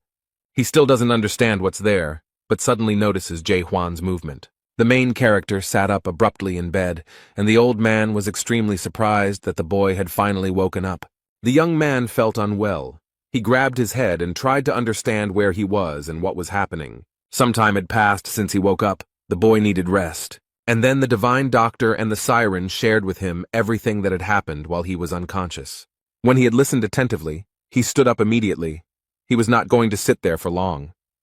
He walked out of the room without saying anything to anyone. The Divine Doctor wondered what was going on and where he was going. Then the guy explained that he was heading to the conference room. But Young-ho warns the protagonist not to go there. It could be dangerous. The old man stood in his way and explained that there were people everywhere who wanted to give him the Castle of Rebirth. He warns that he will stand in his way no matter what, but Jae Hwan simply steps on him. Now he is shocked that the commander of the fortress simply walked past him as if he was not there. The doors to the hall suddenly opened, and the main character entered with his 2 companions. Everyone was shocked to see him here, especially since they had discussed his fate without him. The squad leaders are extremely happy that the fortress overseer has finally woken up. It is a great relief for them. On the other hand, Jürgen and Aisha cannot look him in the eye because they are ashamed to try to hand the boy over to the enemies. The guy stands silently for a while, carefully looking at everyone present and considering his decision. And then he decides to announce his intention to go to the Castle of Rebirth. This news shocked everyone. Kamen does not understand why he is saying this, and explains that it is not good to do this. Everyone is trying to convince the warden to think because he can't be sad. Jae Hwan reassures everyone that everything will be fine, but Yoon seems angry. He says that while he was lying in bed, they lost their faithful comrades. They would not have died if they had not felt hope and the taste of freedom. The young man claims that they didn't even have time to say goodbye properly, but Jae Hwan only says that he's sorry. The boy loudly declares that he hates the commander of the fortress with all his soul for giving him hope for freedom.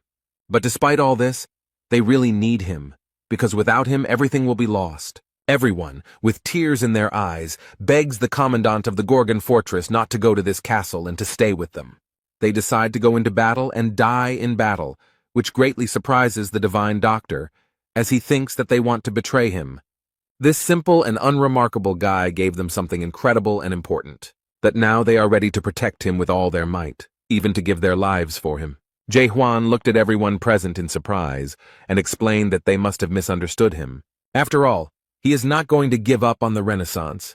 He has a completely different plan. Young-ho seems to have an idea of what the man is up to, and he doesn't like the idea at all. The main character loudly and confidently declares that he is going there to destroy everything there. This news stunned everyone so much that at first they couldn't even say anything. The divine physician thought only one thing: this guy is just crazy if he says so. The squad leaders ask if he has gone crazy, but Hwang assures them that he is fine. They can't believe he's serious and ask when he'll do it. The protagonist calmly replies that he was going to leave immediately and carry out his plan. Serena finds him very strange. It seems to her that the word reality simply does not exist in his mind and vocabulary. She believes that people always have to just accept the circumstances and believes that no one will follow him. But completely unexpectedly for the girl, someone announced that they would also go with him. The people in the room, one after another, declared that they wanted to leave with the commandant of the fortress and asked him to take them with him. The girl cannot believe what she sees. It seems to her that they have all gone crazy. She does not understand why these people are rebelling. Previously, they were all peaceful souls and existed in chaos without any problems. And it is unclear why they suddenly became so concerned about freedom, real life, and liberation. Was it because of him that all these changes that had happened in Gorgon's fortress and to these people happened? Jae-hwan expresses his gratitude for the words of support, but this time he will only need 4 people, including himself. The boy wants Young-ho to go with him, and the old man is glad that the man needs him. He also chooses Cayman, and it is a great honor for the boy to go with the fortress overseer and help in such an important matter. The last one to go with them will be Serena, although she has shown no desire to do so. The girl looks a little embarrassed. She was not ready for this. She had no desire to go with him. Serena asks if he really meant her. Maybe there's some chance she heard him. But the main character looked at her intently to assure her that she would not back down. She asks why she needs to go there, but no one listens to the girl. The fire horn declares that 4 people will not be enough. She's already screaming that Hwang should listen to her first. She doesn't want to go anywhere, but he's deliberately ignoring her. The fortress's commandant says that those who remain here will have much work to do, and he has already been bombarded with questions about what will happen after he destroys the Rebirth Castle and how chaos will unite. Aisha explains that not everyone will accept the Gorgon as the center of chaos, so they will have to plan it all out. The Lightning King thinks that perhaps it is better to put this planning off until later. After all, the lords will not be able to intervene if the narrow gate is destroyed and Siren is still fighting the old man. Hwang asks how he can be so sure that if the gate is destroyed, the war with the lords will end, since the narrow gate is not the first path to chaos. Yun knows only one way into chaos, not counting the gates, and that is through death, but it seems impossible to him. Instead, the protagonist assures us that we must be prepared for any turn of events. Suddenly, Serena attacks him for repeating that she is not going anywhere, and the boy realizes with disappointment that the old man has lost. But when he asked her if she wanted to know what he saw beyond the 8 gates, she immediately calmed down. Hwang promises to tell her everything he saw there if she goes with him and helps. It turns out that the girl has a personal laboratory, and it is a nice and very cozy place. In addition, there are many books and records, bottles with various liquids, and many other necessary things. The divine doctor holds one of the girl's strange things in his hands, and it seems a little strange to him. They look at her shirts, her dolls, and everything else, and come to the conclusion that, having become a sorceress, she has become very narcissistic, like all horrors. Serena gets angry, asks not to touch anything, and explains that it wasn't her who did all this, but her godfather. The poor thing can't believe she brought people into her personal lab, and she wouldn't have allowed it if she hadn't been asked to move them to the Rebirth Castle. But to do this, she needed to clear out the strange lab, and Young-ho noticed that she was creating her own tower. Information about the tower that was reborn 10 billion times. After so many rebirths, they set out to conquer the vast lands under the blessing of the legendary horror Serena Armeld.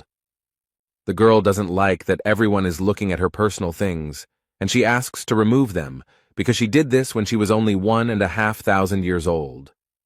Cayman looked at the girl warily, and thought that she was probably one of the 500 most famous masters.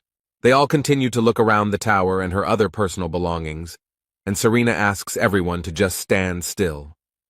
The old man looked at all this and remarked that it was surprising that he did not feel any emotion when looking at this tower. came and explained that it was just a lot of time that had passed.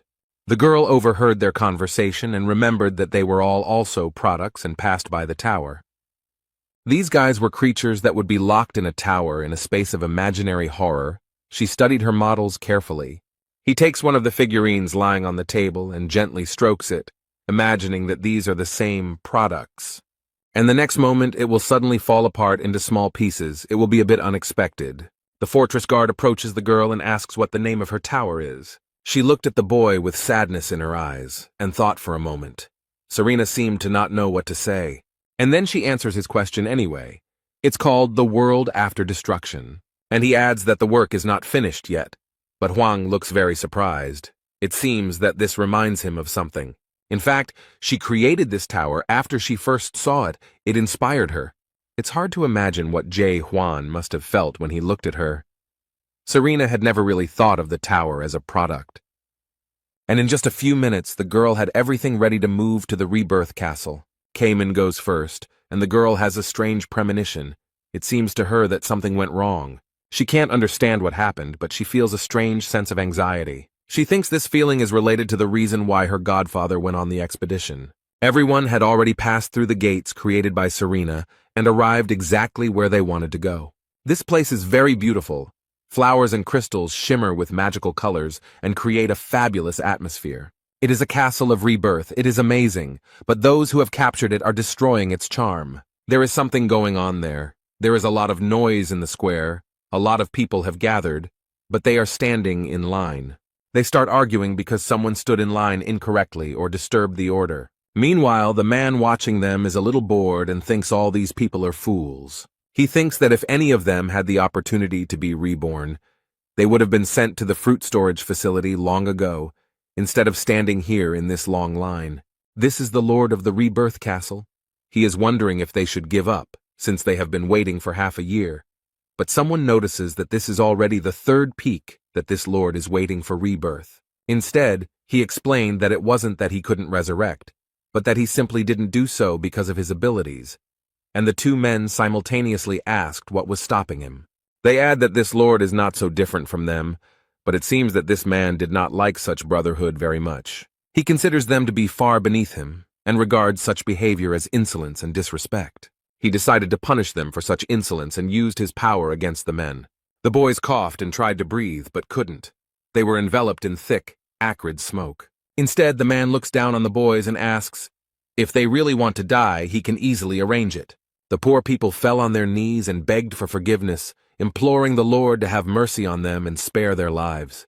The man sadly states that if it weren't for the contract, he wouldn't be rotting here. This job doesn't interest him at all.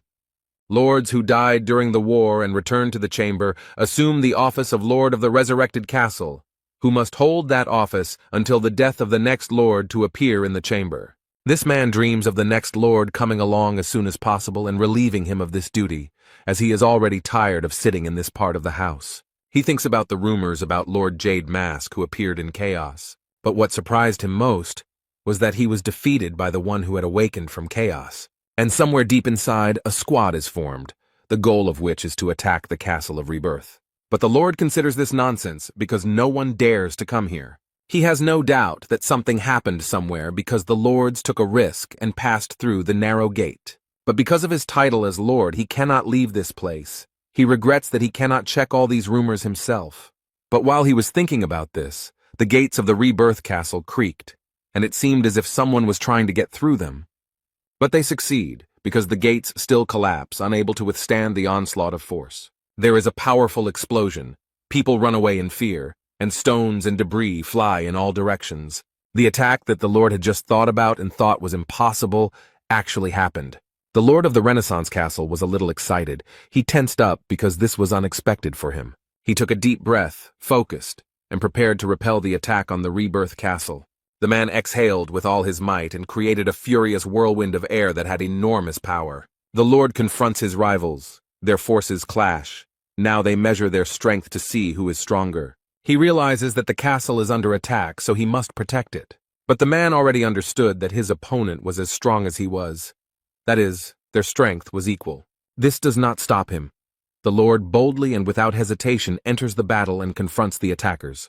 He assumes that this is the same famous man who is called the Lord of Gorgon's fortress. But when they crossed their swords, the Lord of the Renaissance Castle saw the power of the water and was amazed. This is the strength of the leader of the South Sea Detachment, Cayman.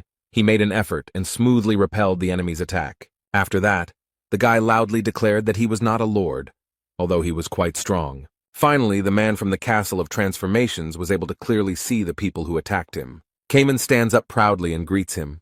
It seems as if they have already met and are acquaintances. Standing confidently next to them is the Divine Doctor, who has happily joined this enterprise. And of course, the head of the Gorgon Fortress, Jay Huan, who is absolutely confident that their plan will work. They are not verbose.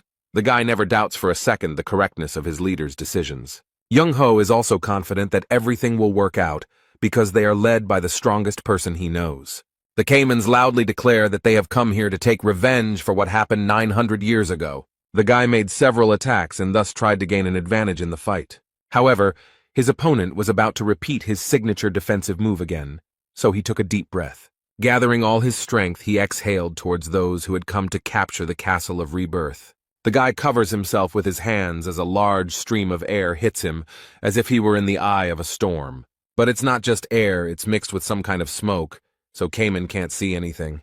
He tries to look around, but the fog is too thick to see who is where. Now he looks a little confused because I can't figure out where his opponent is. He finds it hard to believe that he cannot determine where his lord is, despite his many trainings. The guy begins to become disillusioned with himself and his abilities. He loses hope and faith in himself. But Cayman remembered the words of his teacher and mentor, who always believed in him, and asked the boy to also believe in himself, because he would succeed in anything he did. Therefore, the leader of the South Sea Squad decided not to give up, but to continue to believe that he was strong and could defeat this man. The young man closed his eyes and tried to concentrate and understand where his opponent was.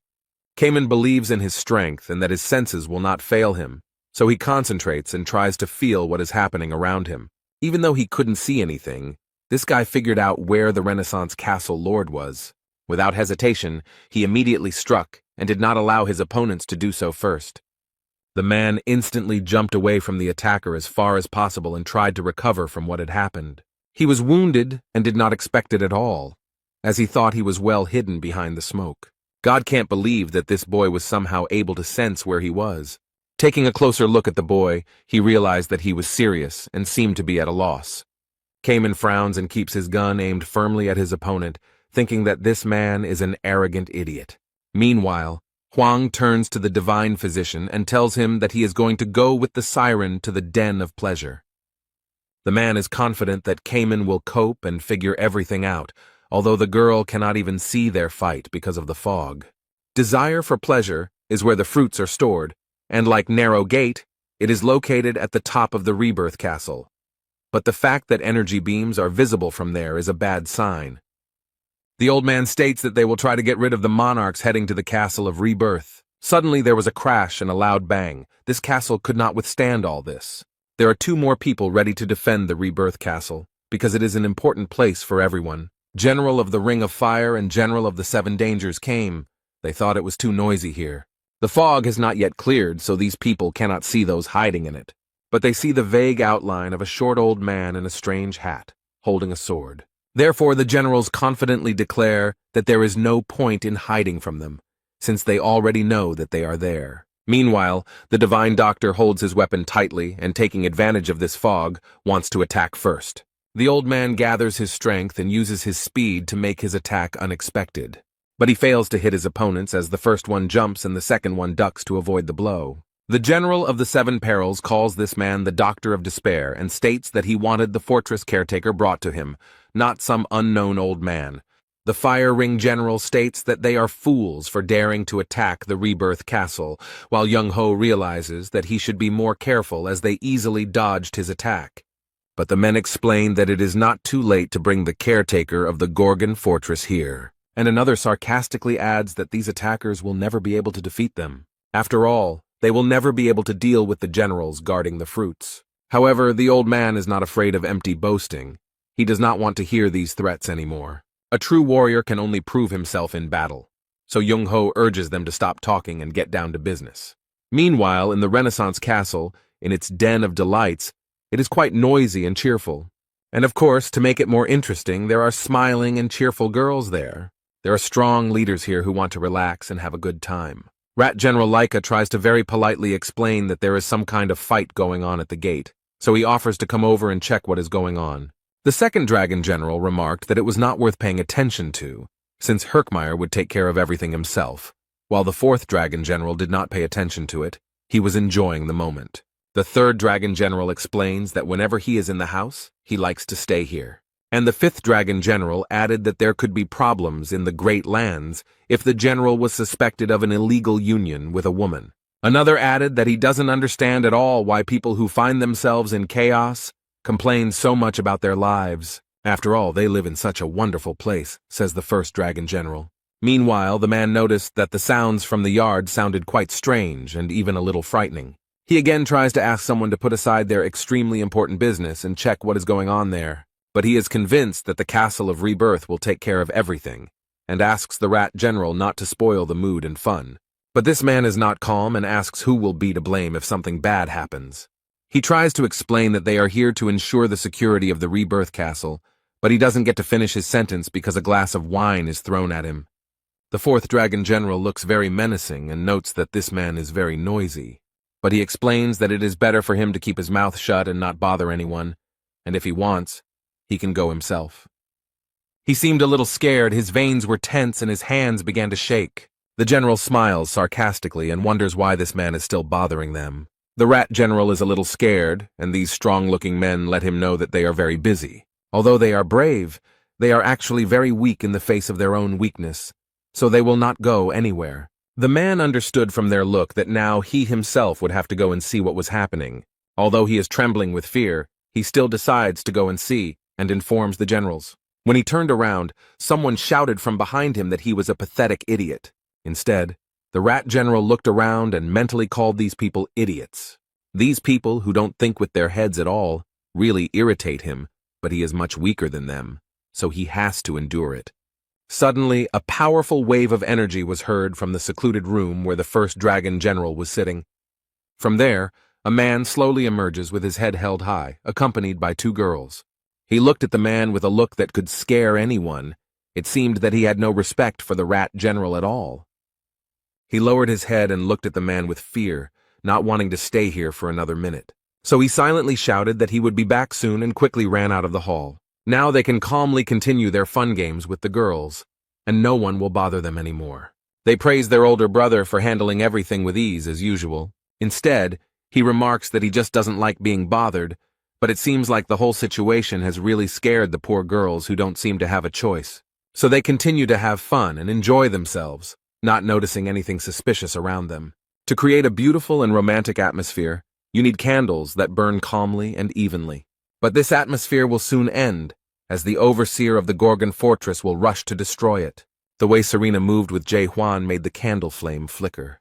For some reason, these people were not so attentive, so they did not notice all this at once. One of the generals at first cannot understand what is happening and then freezes in shock. The main character, together with his friend Serena, are already approaching these people. Meanwhile, the generals are screaming in shock and do not understand how these people managed to break through here. Jae Hwan is ready to strike at the generals he has caught off guard. He has no intention of sparing them. Someone shouted for everyone to disperse, but no one had time to do so, as the attacker was already aiming at the center of the room. The first general gritted his teeth in anger and covered himself with his hand to protect himself from small stones and debris. Smoke rose and people found it difficult to understand where the attacker was and who he was. When the fog cleared a little, they saw the commandant of the fortress standing calmly with armor in his hands. This guy is very serious, he has a plan and he will definitely follow it.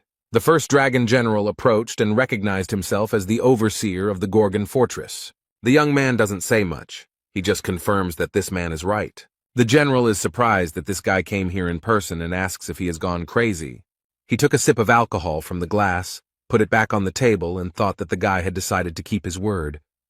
However, the main character decided to disappoint his interlocutor and stated that he had not come to surrender at all. And then he added menacingly that he came here to get rid of all these clowns. It seems that his interlocutor does not like the way he is spoken to because he is not used to such disrespectful treatment. And then he smiled sarcastically and said that this guy was too confident in himself and his abilities.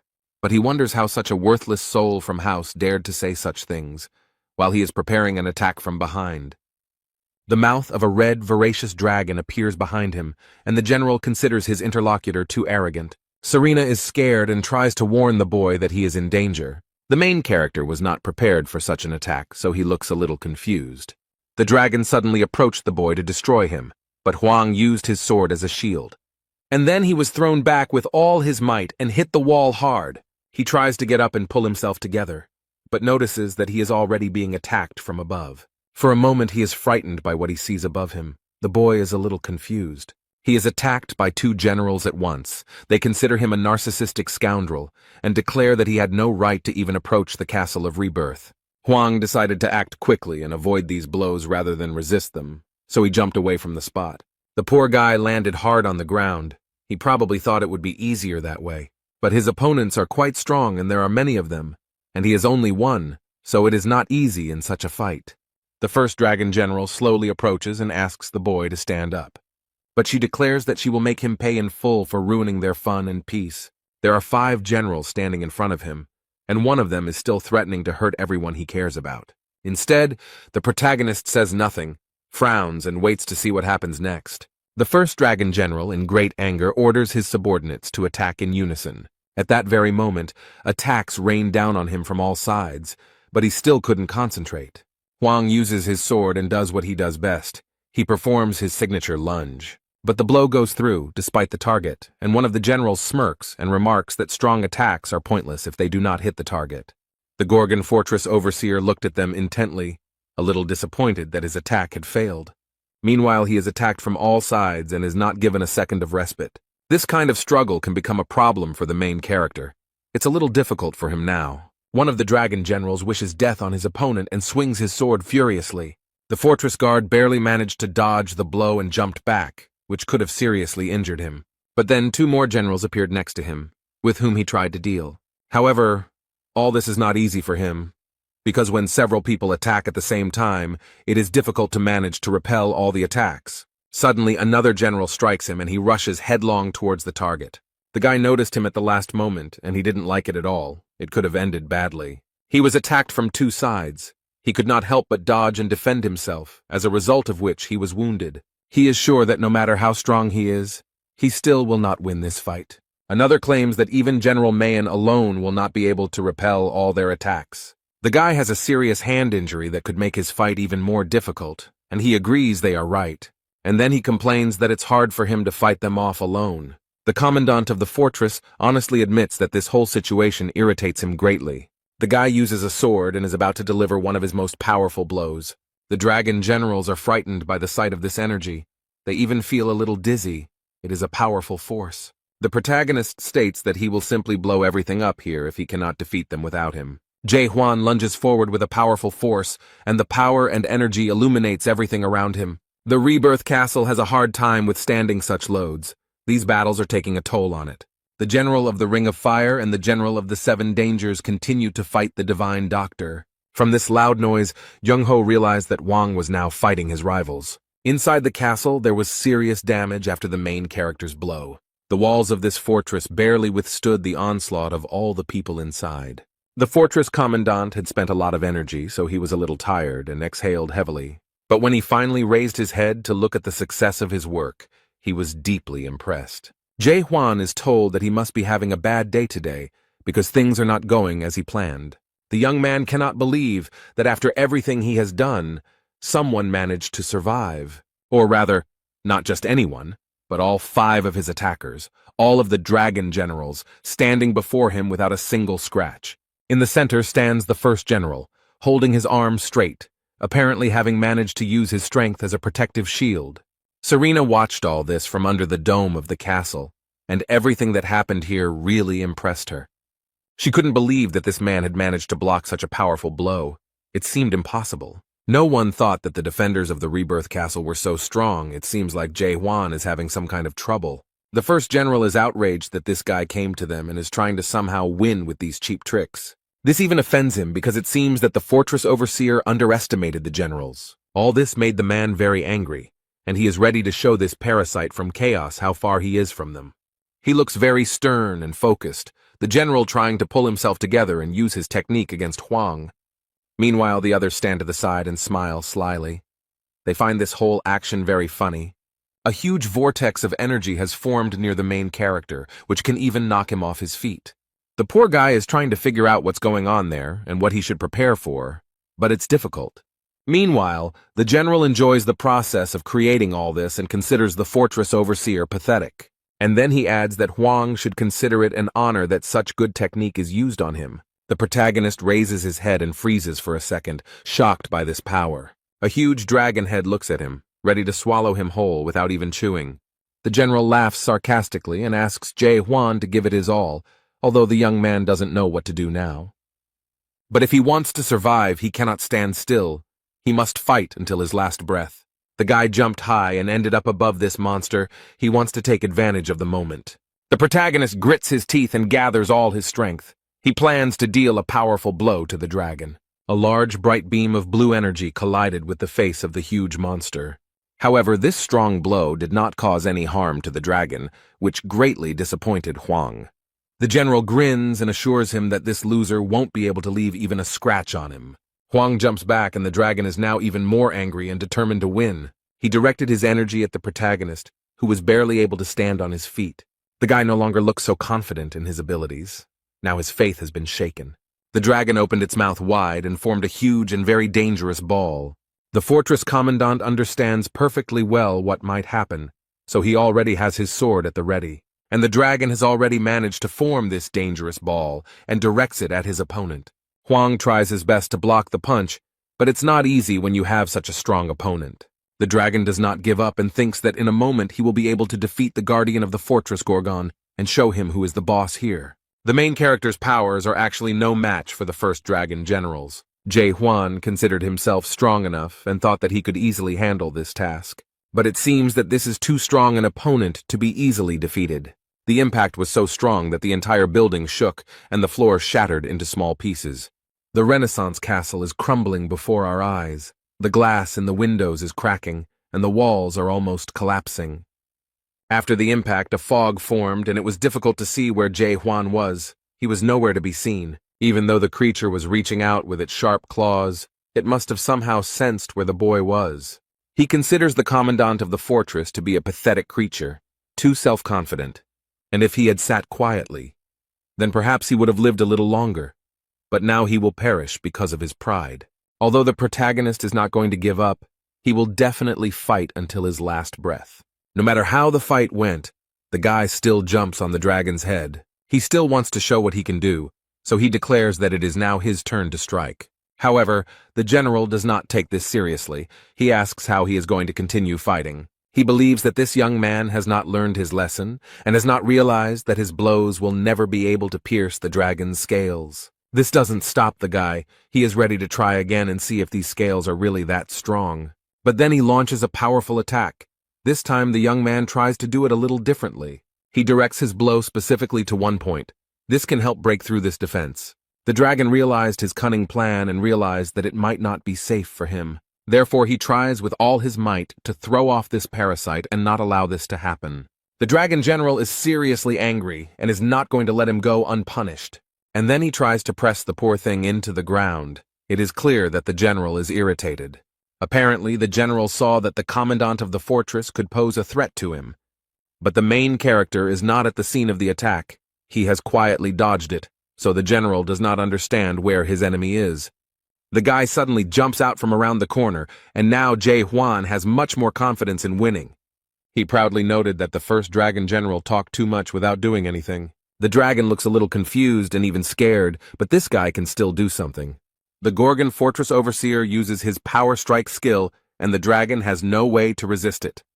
The impact was so strong that it destroyed the roof and lifted a huge beam into the sky. It was visible from everywhere. Cayman saw a bright light and immediately understood everything. Here he fought fiercely with an entire army that had come to support Peresvet's castle.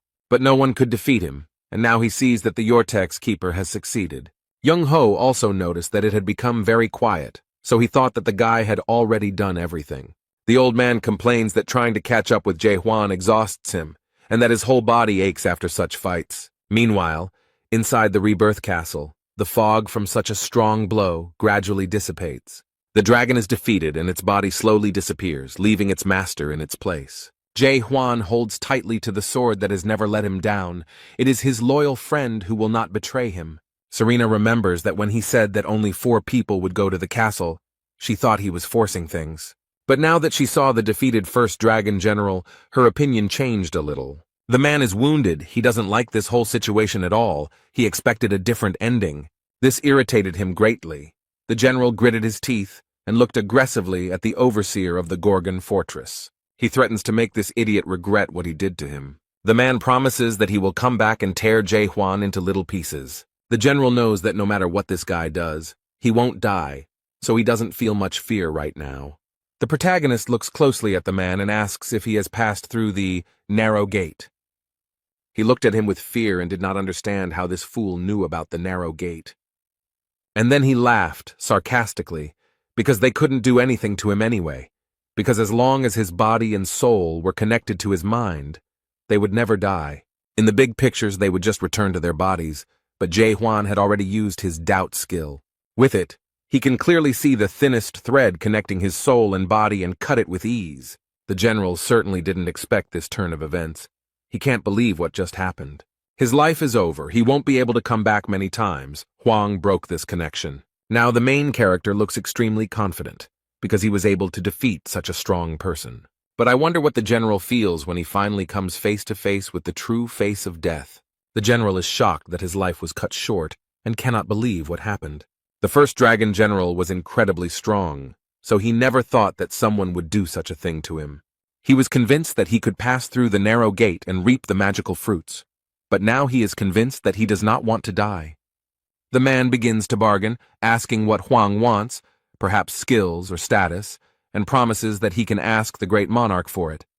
He continues to beg and promises to speak with the monarch of pitch darkness, convincing him that he can get what he wants. The poor guy doesn't want to die so much that he convinces himself that he can do whatever he wants, as long as he doesn't get destroyed.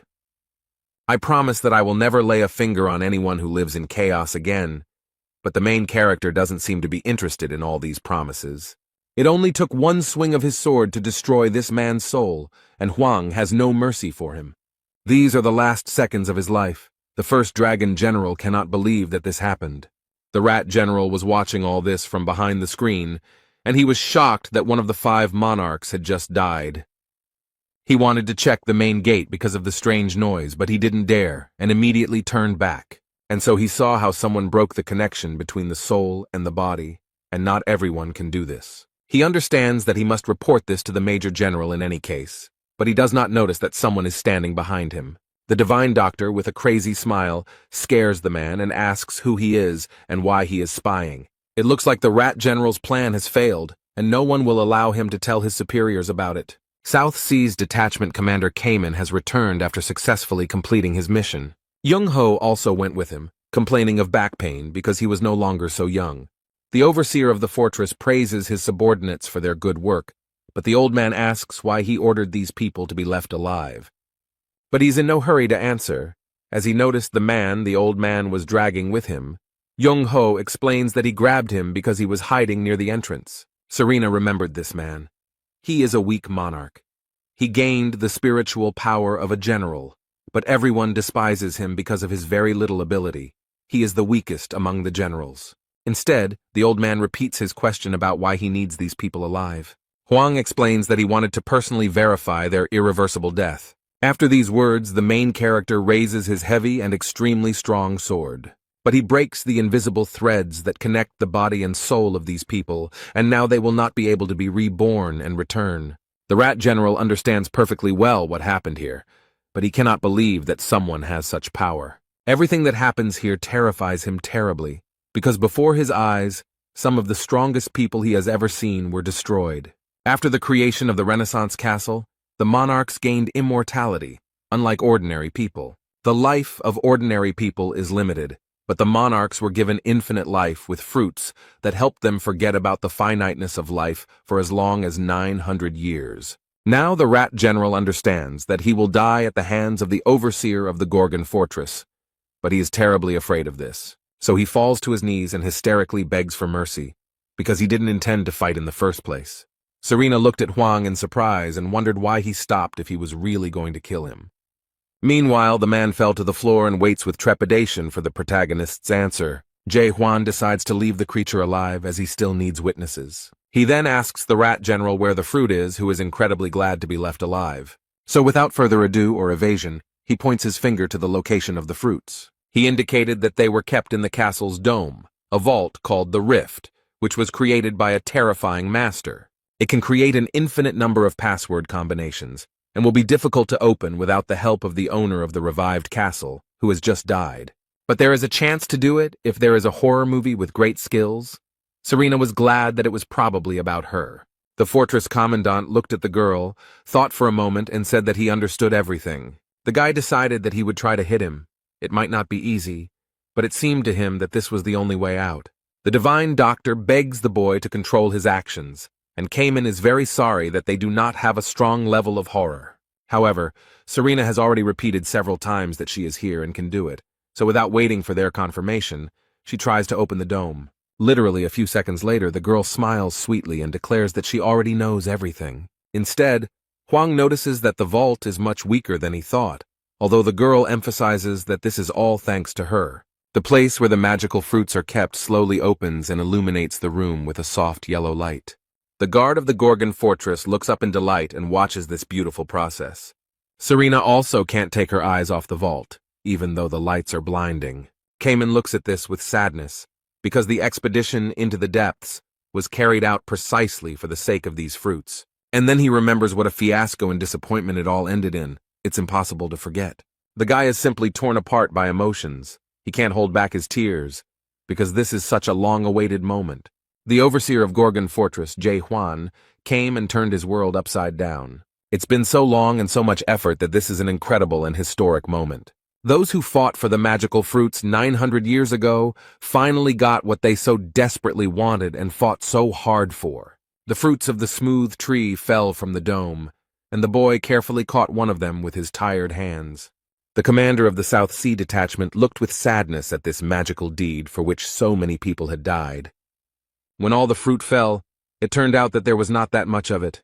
The members of this team had expected to see a little more. The divine doctor noted that these people have been consuming the fruits for 900 years. He understands that this is definitely not enough to spread among the inhabitants of the Gorgon fortress, not to mention the entire house. Cayman is still mesmerized by what he holds in his hands. These golden footprints look magical.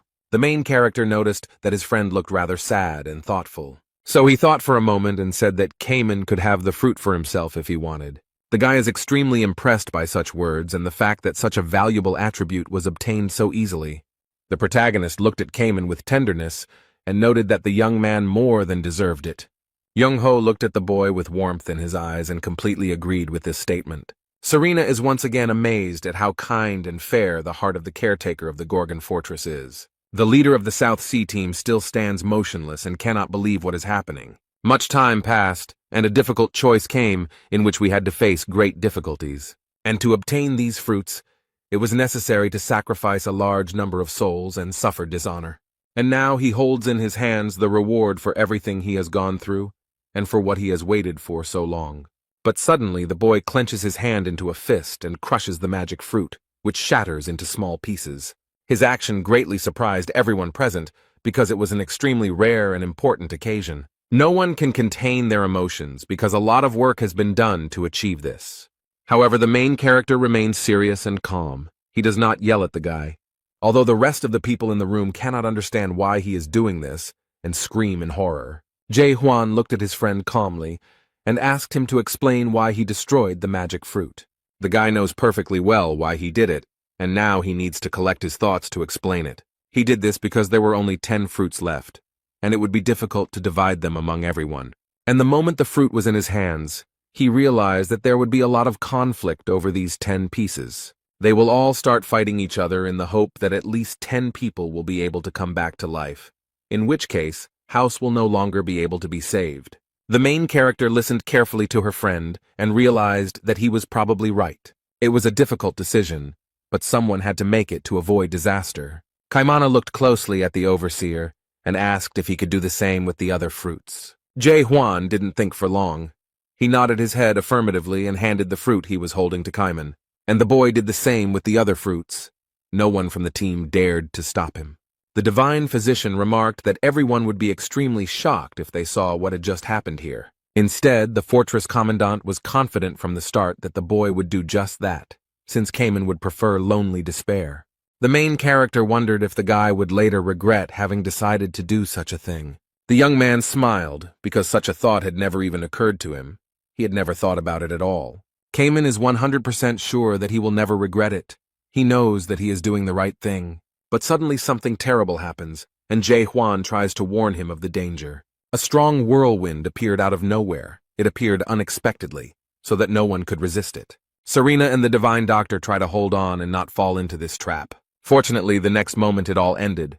But now the consequences of this disaster are obvious. The Kaiman lies on the ground, badly injured and not moving, which worries everyone. Some people, with great contempt, declare that they are all just pathetic insects, incapable of anything.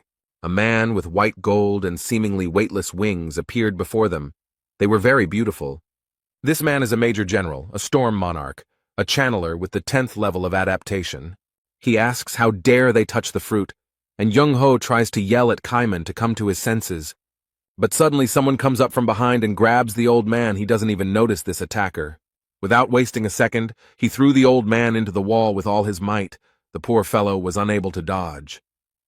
This was done by Major General, the Monarch of Silence, Mojito, who also had the 10th degree of adaptation. The divine physician fell heavily, hit himself hard, and screamed in terrible pain.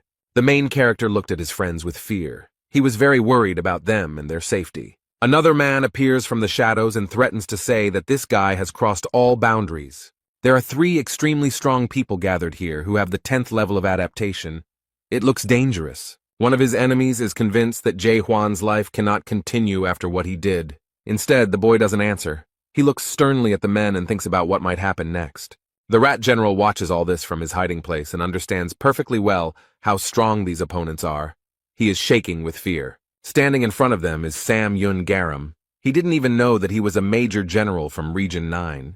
It's amazing that a real monster appeared here. He is one of the 5 strongest major generals of the Great Lands. The man cast a serious and merciless glance at those present and turned to his own. He orders Kanale and Mahito to eliminate Jae-hwan, and they happily rush to carry out the order.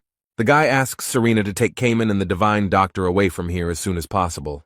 The Monarch of Silence remarks that he's not sure if the guy has time to think about others. Suddenly, black ropes appear from under the ground and completely wrap around the protagonist's legs and arms. Storm Monarch Kanale quickly approaches the boy and wishes him dead. After the man immobilizes the fortress guard, he attacks him furiously. Luckily, the main character manages to avoid the blow. He somehow strangely dodged it. But the monarch immediately attacks him, and he does not yet understand that he will not be able to hide from him. At the last moment, the guy barely managed to dodge to the side and block the blow with his sword. He understands that his opponent is quite strong and extremely fast in his actions. They continue to attack, and the protagonist thinks about how different these people are from all his previous opponents. One of the attackers explains that he had high expectations for the commandant of the Gorgon fortress, as there are many rumors about him, but in fact, he is a little disappointed. And the next moment, the monarch spreads his wings and sends a powerful wave of his power at the boy. There was a very strong impact, as a result of which the stone block hit its target and fragments fell off it.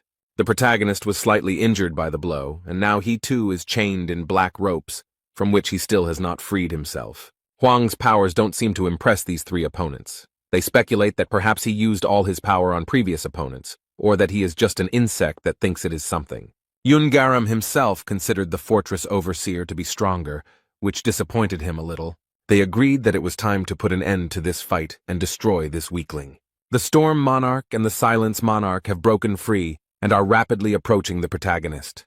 Jae-hwan looks very tired, as if he was chained to the wall with these ropes. But he does not give up under any circumstances. The fortress guard raises his head and looks sternly at these idiots.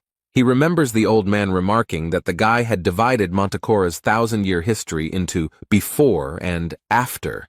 Young-ho considers his lunge not only powerful but also versatile, but he advises against using it too often.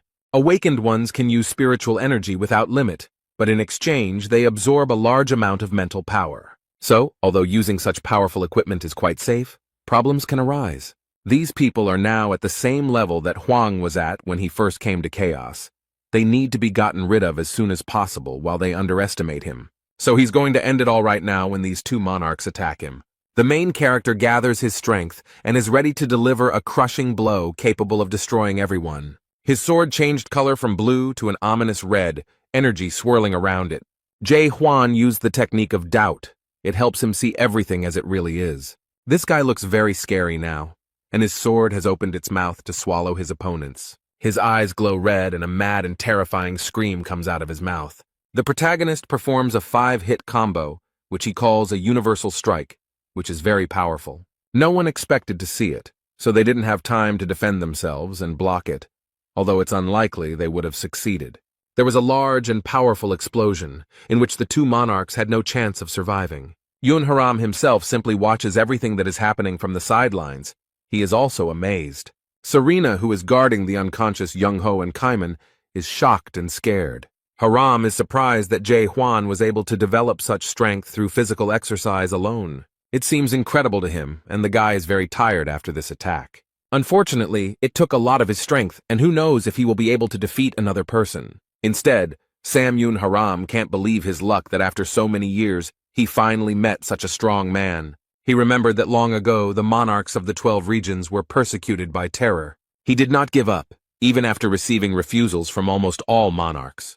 The last time he visited the 9th region, he wanted to see the monarch of pitch darkness. He had a plan to climb the illusion tree, so he asked to give him some strength. Mularka believed that the value of existence and the sublimity of life were abnormal, and it was important to remember the suffering you experienced when you were weak. He wanted to change this world. He believed that this could be done by destroying the first horror, which is at the top of the Tree of Illusions. However, Sam Yoon Haram did not share Malarkey's opinion and noted that he was very wrong, and after that he understood why the monarch of pitch darkness refused to meet with him. Garam believes that the Great Lands are a place only for the strongest, and if his guest wants to change something, he is ready to show that he is capable of it. He fought the horror Mulark for 3 days and 3 nights. It was a long and grueling struggle. This man wanted to experience the power of horror. On the 3rd day he understood everything clearly. He learned the truth of its power. Then Sam Yoon Garam thought that this horror was now so strong even without the use of magic. And no matter how much his power has increased with the help of magic, the monarch is now ready to talk to Mulark about the Tree of Illusions. After this, horror engulfed all of Chaos, united them, and moved with them into the depths to change the world. But after the monarch stole the fruits, Mularka disappeared and was never heard from again. And as a result, nothing changed, so he is confident that nothing will change this time either. Jae Hwan lunges at Garam and slams into the wall behind his opponent, who stands motionless. The man stated in a cold voice that he acknowledged the fact that the attacks of the fortress commandant were strong. But he believes that this is not enough to defeat him, and dreams of changing the future of Chaos. Their powers collided, and it became clear that these were 2 very strong people. Garam held off Huang's attack. He notices that this boy has aces in his hands, but he doesn't know how to use them at all. Instead, the protagonist can't believe that his opponent blocked his punch so easily. Yoon Garam himself thinks that this guy looks like a child who was allowed to hold a sword. Then he uses his extraordinary speed and runs around the track leader. Everything happened so quickly that the young man did not have time to understand what had happened, as his opponent's fist was already in front of his face. He hits the guy hard. The poor guy is thrown far to the side from this blow. He cannot avoid it. This caused the main character great pain, and he could not hold back a loud scream. And then there was a powerful explosion, after which few people were able to survive. Garam stands proudly, while Huang hides in the thick fog of gunpowder that rises from the impact. The man asks Huang to get up on his feet and continue fighting because it's not over yet. The main character gets back on his feet. He still has the strength and desire to fight. He is not so easy to break. It is clear from his eyes that this is not the end, that there is a long and grueling struggle ahead. The enemy invites the fortress caretaker to come over and show how strong he is, since he dared to start a conversation about the Tree of Illusions. Jae Hwan realizes that this man is much stronger than all of his previous superheroes combined. But the most interesting thing is that he does not use any skills. Even if he tries to study it with the technique of doubt, he will only be able to see the accumulated experience. But this man is really very strong. The main character cannot understand what his strength is. He's bored. Maybe it's just the experience of creating such incredible physical potential. Meanwhile, Garam mocks his blow and hopes that this weak blow is not the only thing he can do. The fortress guard does not stop for a minute. He continues the attack and increases speed. In a matter of seconds, he disappeared from the enemy's sight, which greatly surprised the Major General.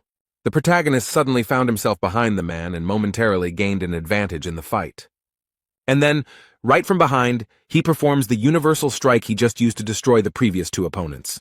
But not only did it not destroy his opponent, it did not even harm him.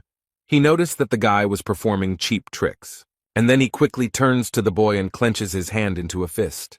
This man is very strong because he defends himself from attack with his bare hands.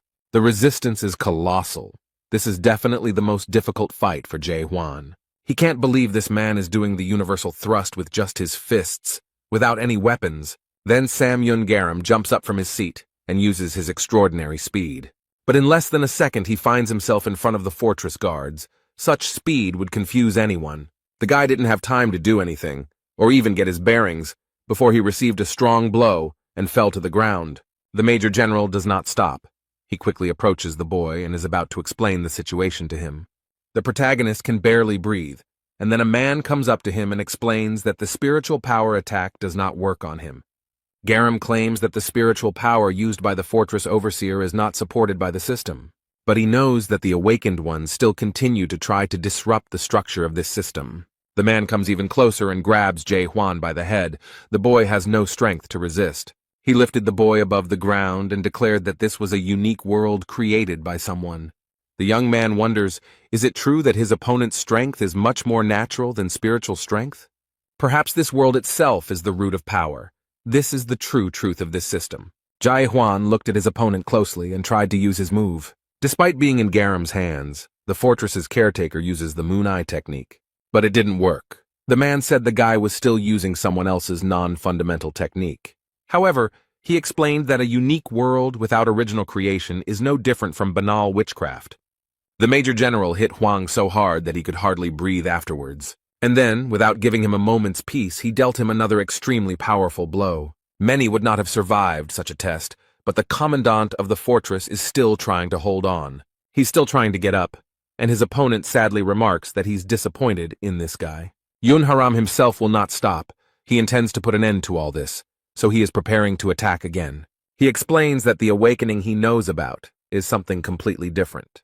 The main character is in great danger, because this huge fireball is flying straight at him. The guy is a little scared. This fight is much harder than all the ones he had before. Jae Hwan didn't have time to get up, but he managed to use his weapon as a defense and tried to block the blow. But it's not that simple. This powerful force seriously damaged his hand holding the sword hilt. The guy feels unbearable pain. His fingers are literally crumbling, but he cannot allow himself to let go of the weapon. The next moment, the main character still managed to repel the attack, but it was very difficult for him. The hand of the fortress overseer Gorgon was seriously wounded, and the youth realized that the impulse of the moon's eye had no power. The man extended his hand to the boy and declared that he had met his enemy, but this did not inspire him at all. He calls on Hwang to quickly clear the way to the very beginning of this world and show it to him. The protagonist frowns and tries to understand what this man is talking about. Is he really talking about the origin? About what was behind the 8th gate in hell? Outside the gate, Mulark left a reward called Message from the Depths. In these messages, he spoke about all the stages of awakening and how it should happen. According to the rules of awakening, the keyword can change, but the process itself always remains the same. It consists of 6 stages. The first 3 stages, doubt, awareness, and renunciation, exist to destroy the existing world. The stages that exist after the fall of the old world in order to build a new one, the second half is the 3 stages of birth. Hwang believed that the next stage of awakening should be incarnation, but he could not fully understand the essence of birth. Yun Haram himself considers the boy pathetic because he cannot use his world wisely and cannot wait for the birth to begin. He is not one to wait or teach softly, so he plans to forcefully open this stable in Hwan and points his hand at the wall. There Serena hides with the old man and Cayman and tries to escape somehow. The guy understands what is happening, and he doesn't want this to happen. These are his true friends who don't deserve this. The fortress commandant quickly gets up and wants to save them. If they die under such circumstances, he will not be able to forgive himself. The only thing he thinks about now is his great desire that nothing happens to his loved ones. This devious man knows that he is pressing on a sore spot, and he does it on purpose. He even enjoys playing with the lives of innocent people. But this life is all they have, and no one wants to lose it. Serena is very scared. They have a completely different experience compared to the main character because he can be reborn at any moment. Instead, this world is exclusive to them, so Huang stood up for them. The girl can't believe that this fool deliberately resisted such a strong blow. And the next moment there was a deafening explosion from an extremely strong blow, after which no one could survive. The entire Renaissance castle is engulfed in flames and shrouded in thick, foul-smelling smoke. Serena, the divine doctor, and Cayman were able to survive, although the explosion destroyed part of the wall. When the girl realized that it was all over, she dared to raise her head and see what had happened to the boy. And what she saw shocked her so much that she couldn't even find the words. The fortress commandant somehow managed to resist such a force and protect his friends. This guy's strength and ability are incredible, simply amazing, although it doesn't come easy to him. But thanks to his persistence and the fact that he never gives up, the guy is now beginning to understand something. This is their only world, adults under the wing of their parents, school years, new acquaintances and friends. Beyond the tears and laughter, the feelings of sadness and devastation, these are all countless memories. The guy never thought about it, so now he tries to remember the time he spent here and make sense of it all. In the past, he never doubted the world around him and lived peacefully because he did not even ask himself questions about the structure of the universe. The world system was created through this confidence, so to begin the Genesis stage, he must believe in his world. Faith is a long-forgotten but powerful part of conviction. Peace can only come into being through a feeling of all-consuming faith. But Huang is convinced that he can't do it alone. He needs support. The new world needs not only the present, but also the many versions from vague memories. While the boy tries to put all these thoughts into something meaningful, Sam Yun Garam is ready to strike again. His versions from the past question this world. They believe that the world the boy created is fake, and are sure that he simply wants to escape from reality. They have a lot of doubts, and they think they shouldn't help him. So Jae Hwan realized that he wouldn't be able to convince all the versions of himself from the past, and he didn't have time to do it. All his past versions have become silent. They no longer inspire doubt and uncertainty. After all, the main character is confident in himself and his faith is unshakable. He is not so easy to break. So he says that if they are not all going to help him, then they should disappear, because he will not convince anyone. The castle is almost completely destroyed. There have been too many battles here. It lasted for a very long time. But that's not all. Jae Hwan continues his fierce fight with the Major General. More precisely, he continues to receive strong blows from him. It is hard to believe that he has endured so much. Before he could recover from the previous attack, he received the next one right in the face. This man is extremely cruel. He does not give a second to rest. Huang does not have the slightest chance to attack. He doesn't even have time to run away or defend himself, as the fortress guard Gorgon is already very exhausted. But his opponent does not stop for a minute. He stubbornly continues his work. The boy received another strong blow that destroyed the walls and destroyed the castle. Yoon Haram himself approaches Jae Hwan, his gait smooth and light. He steps slowly on the ground. But at some point the man stopped. He was a little surprised by what he saw. The young man can no longer withstand all these blows. Now he just lies motionless. It seems like it was too much for him. The main character lowered his head and barely breathed. Perhaps he had already given up. One of his past versions approaches and asks if he really chose to die such a horrible death. If Jae Hwan dies now, all of his previous versions will die with him. The main character remembers all the events that happened in his life and how difficult it was for him to go through all of this. Has he forgotten everything he went through to get here and become who he is now? It's better not to be stupid, but to run from here as fast and as far as possible, otherwise it will be the end. The poor thing is struggling to stay on her feet, but they have already been through too much. So he falls to his knees, and one version of it claims that he has already reached the pinnacle of despair. Yun Garam himself thought that the guardian of Gorgon Fortress would last a little longer. He was even disappointed to see this. These words made a big impression on the main character, so he decided to try again. This surprised everyone present, because the guy no longer had any strength left. but he continued to try. Jae Hwan is breathing heavily and can barely stand, but he believes that he will succeed no matter what. His gaze is full of self-confidence, and he asks what exactly has disappointed his opponent. According to some versions, he completely lost his mind, and for a moment even forgot that they were all one person. Thanks to his strength and confidence, the guy convinced himself and all his versions from the past that he can do anything. Yun Haram himself was even glad when he saw that the boy did not give up, but continued to fight. All the previous versions helped the guy, now they also believe he managed to convince them. This fills the main character with energy, which he is currently sorely lacking. The boy absorbs his strength and tries to concentrate to continue the fight again.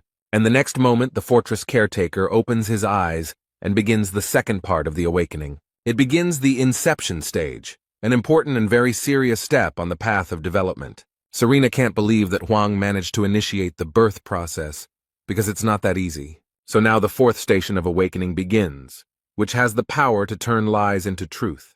Under the dome of the castle, a multitude of purple particles formed, swirling next to each other. This is a very powerful force because it turns any belief into reality. Thus, all these small purple particles turned into a strong and powerful sword. This is a weapon that he invented for himself, and which the next moment was in his hands. Such power is very convenient and necessary.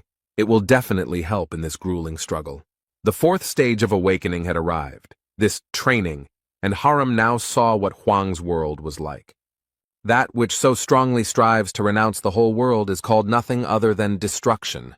He understands that this world is catastrophic because it was created with the sole purpose of destroying other worlds. But all that happened does not stop this man, and he continues to attack. Yun Haram himself approaches the boy and believes that all this does not change the course of events, and the main character is now more prepared than ever for this attack. He even wants to finally defeat it. The young man quickly blocked the enemy's blow, and his new sword helped him in this. Jae Hwan does a great job of dealing with one of the strongest fighters in the Great Lands. Garam attacks, but the fortress overseer's weapon easily holds back all his power. This man looks pleased with what he saw. This guy became stronger right before our eyes. He likes this type of fighting better because it is much more interesting to fight with a strong opponent. Now their blows follow one after another almost without a break, and the man finds it all simply amazing. He remembers the last time he was this excited was when he was fighting horror 1,000 years ago. So he thanks the guy for helping him experience those unforgettable feelings again. Then he walks up to the fortress guard and delivers a powerful punch to his head. The guy didn't have time to foresee it, so he couldn't avoid it and is now lying on the ground. Yun Haram himself pompously declares that, despite all his successes, everything comes to an end. However, the main character is not going to give up or stop there. After so much effort has been put into getting him to where he is today, it's impossible to just stop it. And the enemy came up very quickly and looked intently at this very confident guy. Another blow occurs. It seems that it will never end. Their fight continues for an unusually long time. And then everything turned into a huge explosion. Fire and smoke rose up. It was difficult to see anything. The main character has defended himself from the blow and is now preparing to attack. Hwang has long wondered why he lived such a long life, trying to survive and perfect his lunge. Yun Haram himself had already managed to approach the boy and swing his fist. However, fortunately, the main character managed to dodge. He bent down and the blow hit the wall, not him. Everything happens very quickly. While the major general strikes, Hwang is already behind him. The protagonist begins to understand what mistakes he made, but now knows how to correct them. All this time in chaos, this guy only did lunges, nothing more. It was his strategy, to learn one thing, but to perfection. He did it over and over again, as if he didn't understand how this world worked at all. It was completely different from the one Hwang came from. Jae Hwan was like a little child, completely unaware of what he was doing or whether he was doing anything right. Now the main character feels like everything he did before was just child's play. After being exposed to new and such fundamental information, he has a lot to think about. The protagonist looked at his opponent and realized that he finally had every chance of winning. Garam enjoys watching the fortress's caretaker realize the true truth of this world. Jae Hwan smiles and believes that he can now put an end to this long and grueling struggle. But despite everything, he is glad that he met such a strong opponent. He will definitely remember this fight. He even wished that this momentous moment could last a little longer. However, it was not so easy to catch this man. He dodged the blow quite skillfully. The guy is not disappointed at all. He smiles sarcastically and is ready to continue. And then he pretentiously asks his opponent if this is all that the system has to offer him. The Major General bared his white teeth and cheerfully declared that he still had something to show. She attacks the boy, but Jae Hwan easily blocks the blow using his sword as defense. They met again in battle. They are very strong opponents and their strength is almost equal. Because of all this, many explosions occur and the Rebirth Castle is completely destroyed. And Serena is scared and doesn't know how to protect herself from Chung Ho and Cayman because there are so many rocks falling from everywhere. After a while, everything became quiet. They stopped measuring their strength, and small fragments of the building continued to fall to the ground. The protagonist landed softly on a small patch of flat surface and exhaled heavily, and his opponent noted that he liked it, and added that he hadn't had such pleasure for a long time. He can't believe he met such a strong opponent in chaos. He definitely didn't expect this. The fortress commandant looks very serious and turns to his opponent to say something to him. Yun Haram himself fell silent and listened attentively to Jae Hwan. After their fight, the general treated the boy with respect. The fortress guard noted that during the battle he felt the same as Garam, and it was very interesting. Huang has been perfecting his lunge for thousands of years, and this man, like the protagonist, has spent his entire life honing one skill. But he regrets that this man is just an ordinary adapted man, the same words that Mulark once said to him. This man remembered, as Mulark now did, that he was sorry that such a great general had turned out to be an ordinary adapter. It really struck him. Garam sees more and more similarities to this horror. He has only one question for this guy who stands so proudly in front of such a strong man. The man asks loudly what this guy wants. What is his main goal in this life? The main character does not hide anything. He honestly and proudly answers that he is heading into the depths. Now he says out loud that Jae Hwan reminds him of the horror that happened to him many years ago. But then he explains that the depths are full of extremely powerful beings, much stronger than him. It is so difficult in the depths that even great monarchs have given up, and they are very strong. Even the horrors have given in, and this boy naively believes that he can do something. The wind picked up, forming something like a red tornado, and Garam found himself in the center of it all. Jae Hwan didn't expect to see this. He takes cover from the wind and this energy that is floating around. Suddenly, all this action stopped, and a figure holding hands became visible. Some strange creature appeared, something with big wings. It looks very strange. The protagonist cannot believe his eyes. An extremely powerful creature is looming in front of him. Yun Haram himself is all beaming.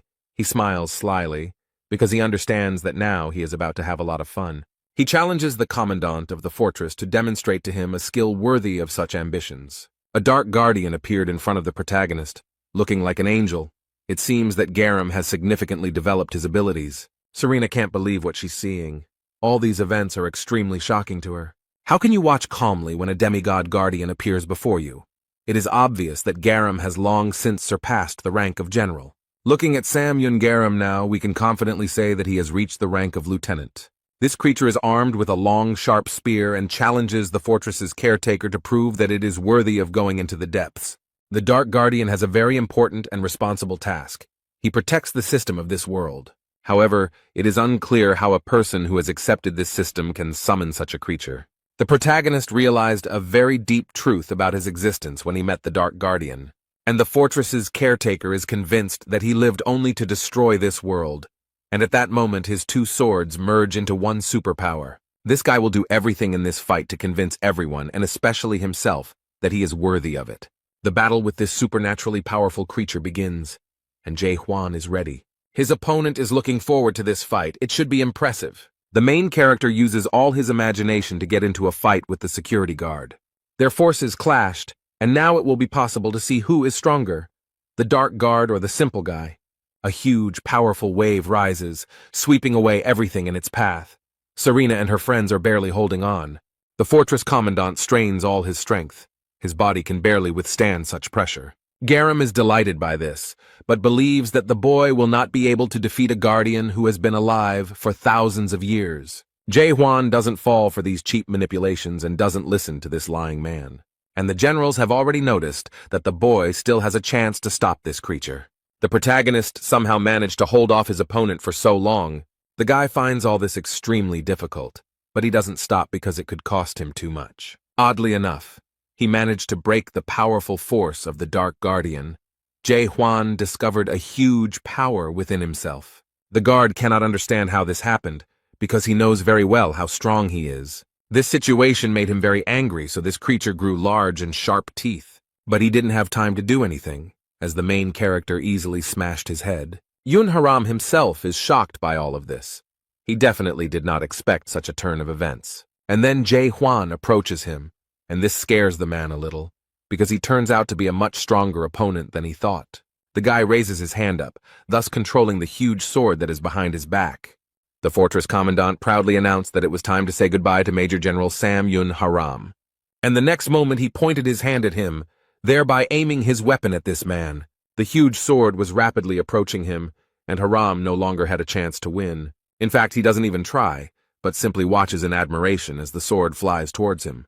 And at the end, a moment before his death, he admits that it was a wonderful battle and that he was pleased with everything about it. The result was a powerful explosion and release of energy that almost completely destroyed the building.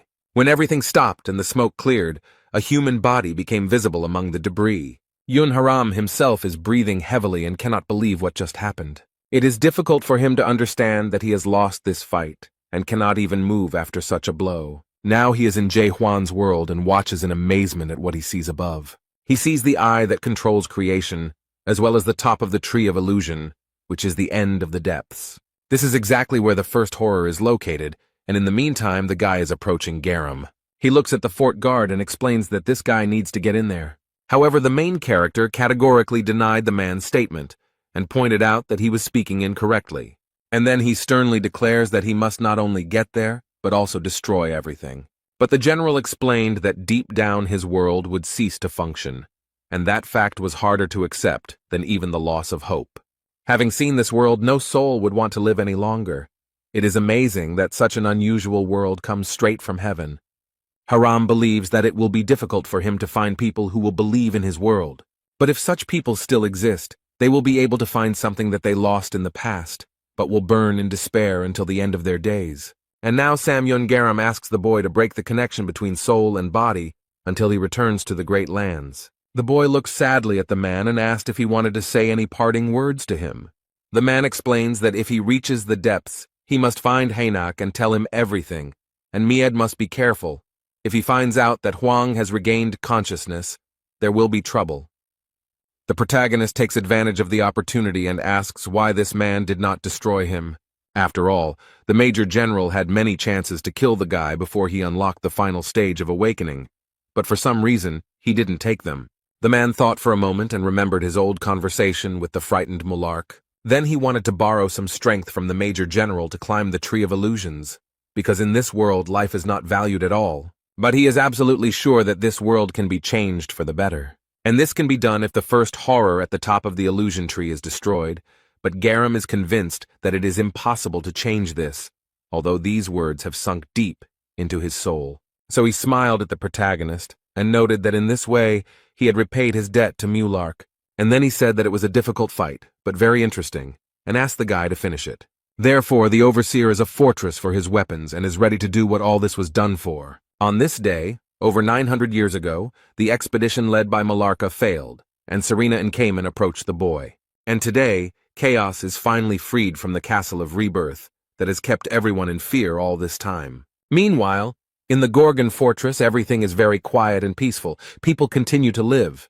The inhabitants of the fortress sit calmly at the bar and, as always, drink beer, from which it is impossible to get drunk.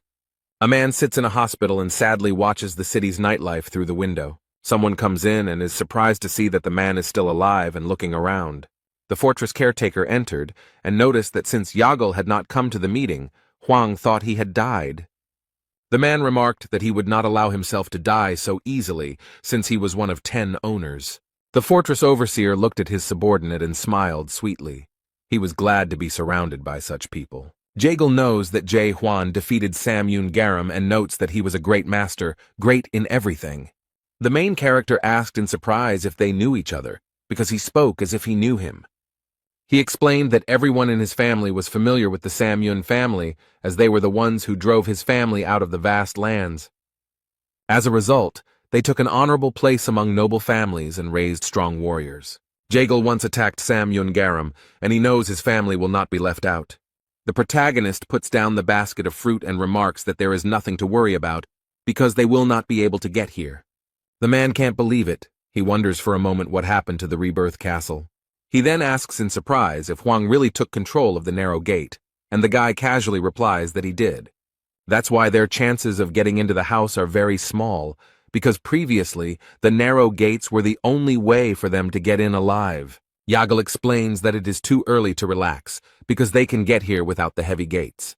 The fortress chief understands the boy's feelings and remarks that if they are willing to give their lives just to get to Huang, then it will be profitable to deal with them. The boy listened carefully to the commander of the fortress and asked him to be more careful. Although the main character didn't care, he didn't comment on it, but simply left the room.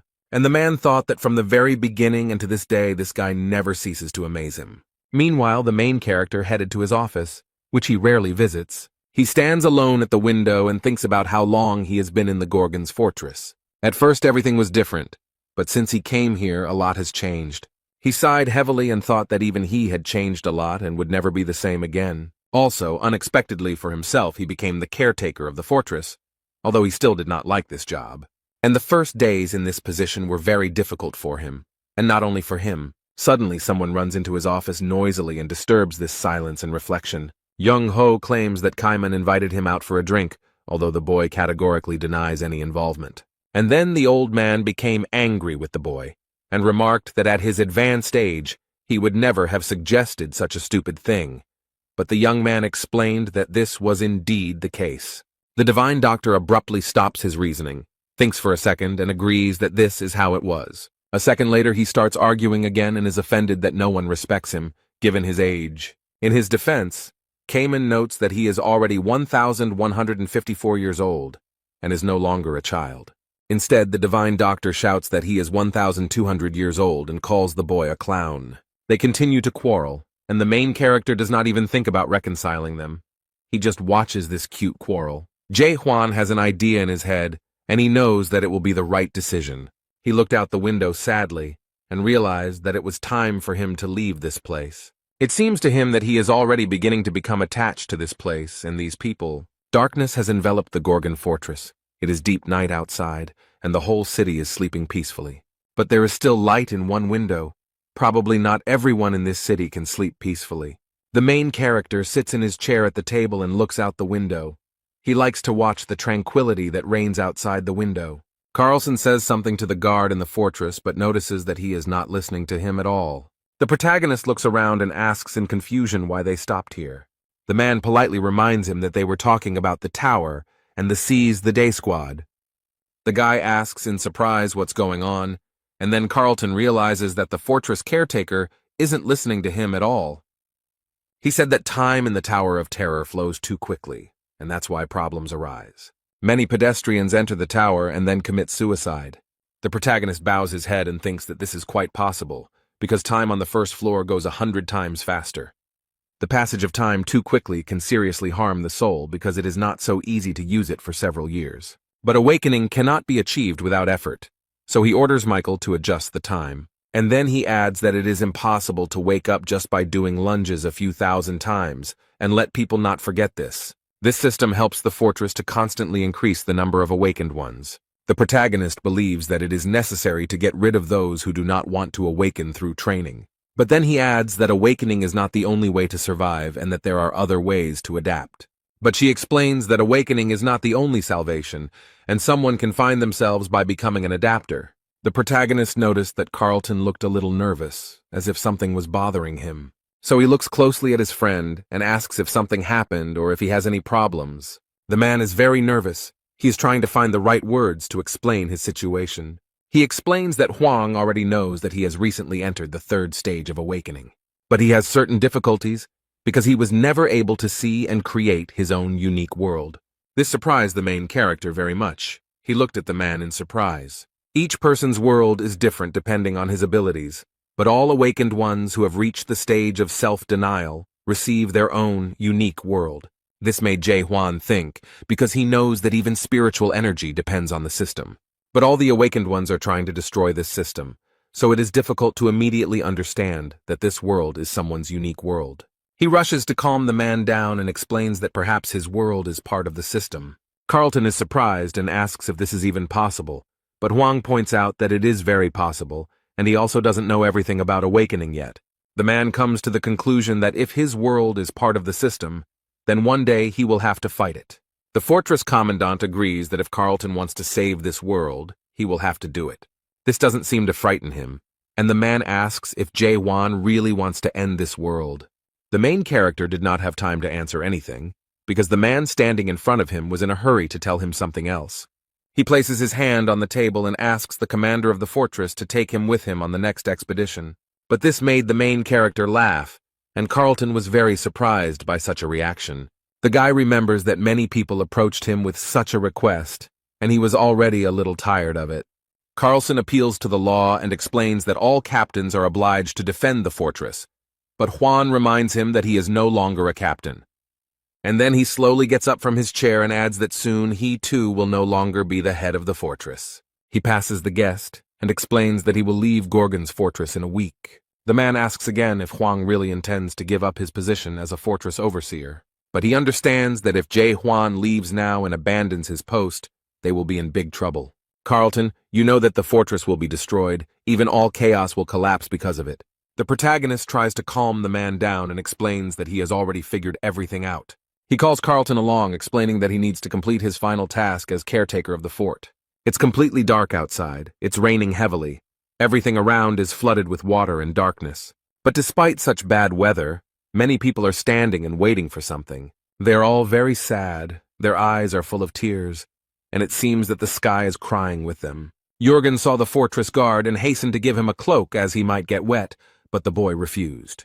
He walks slowly in the rain and is already completely wet from the drops, but it doesn't seem to bother him at all. He asks the residents of Gorgon's fortress to give him some attention and thanks them for coming here.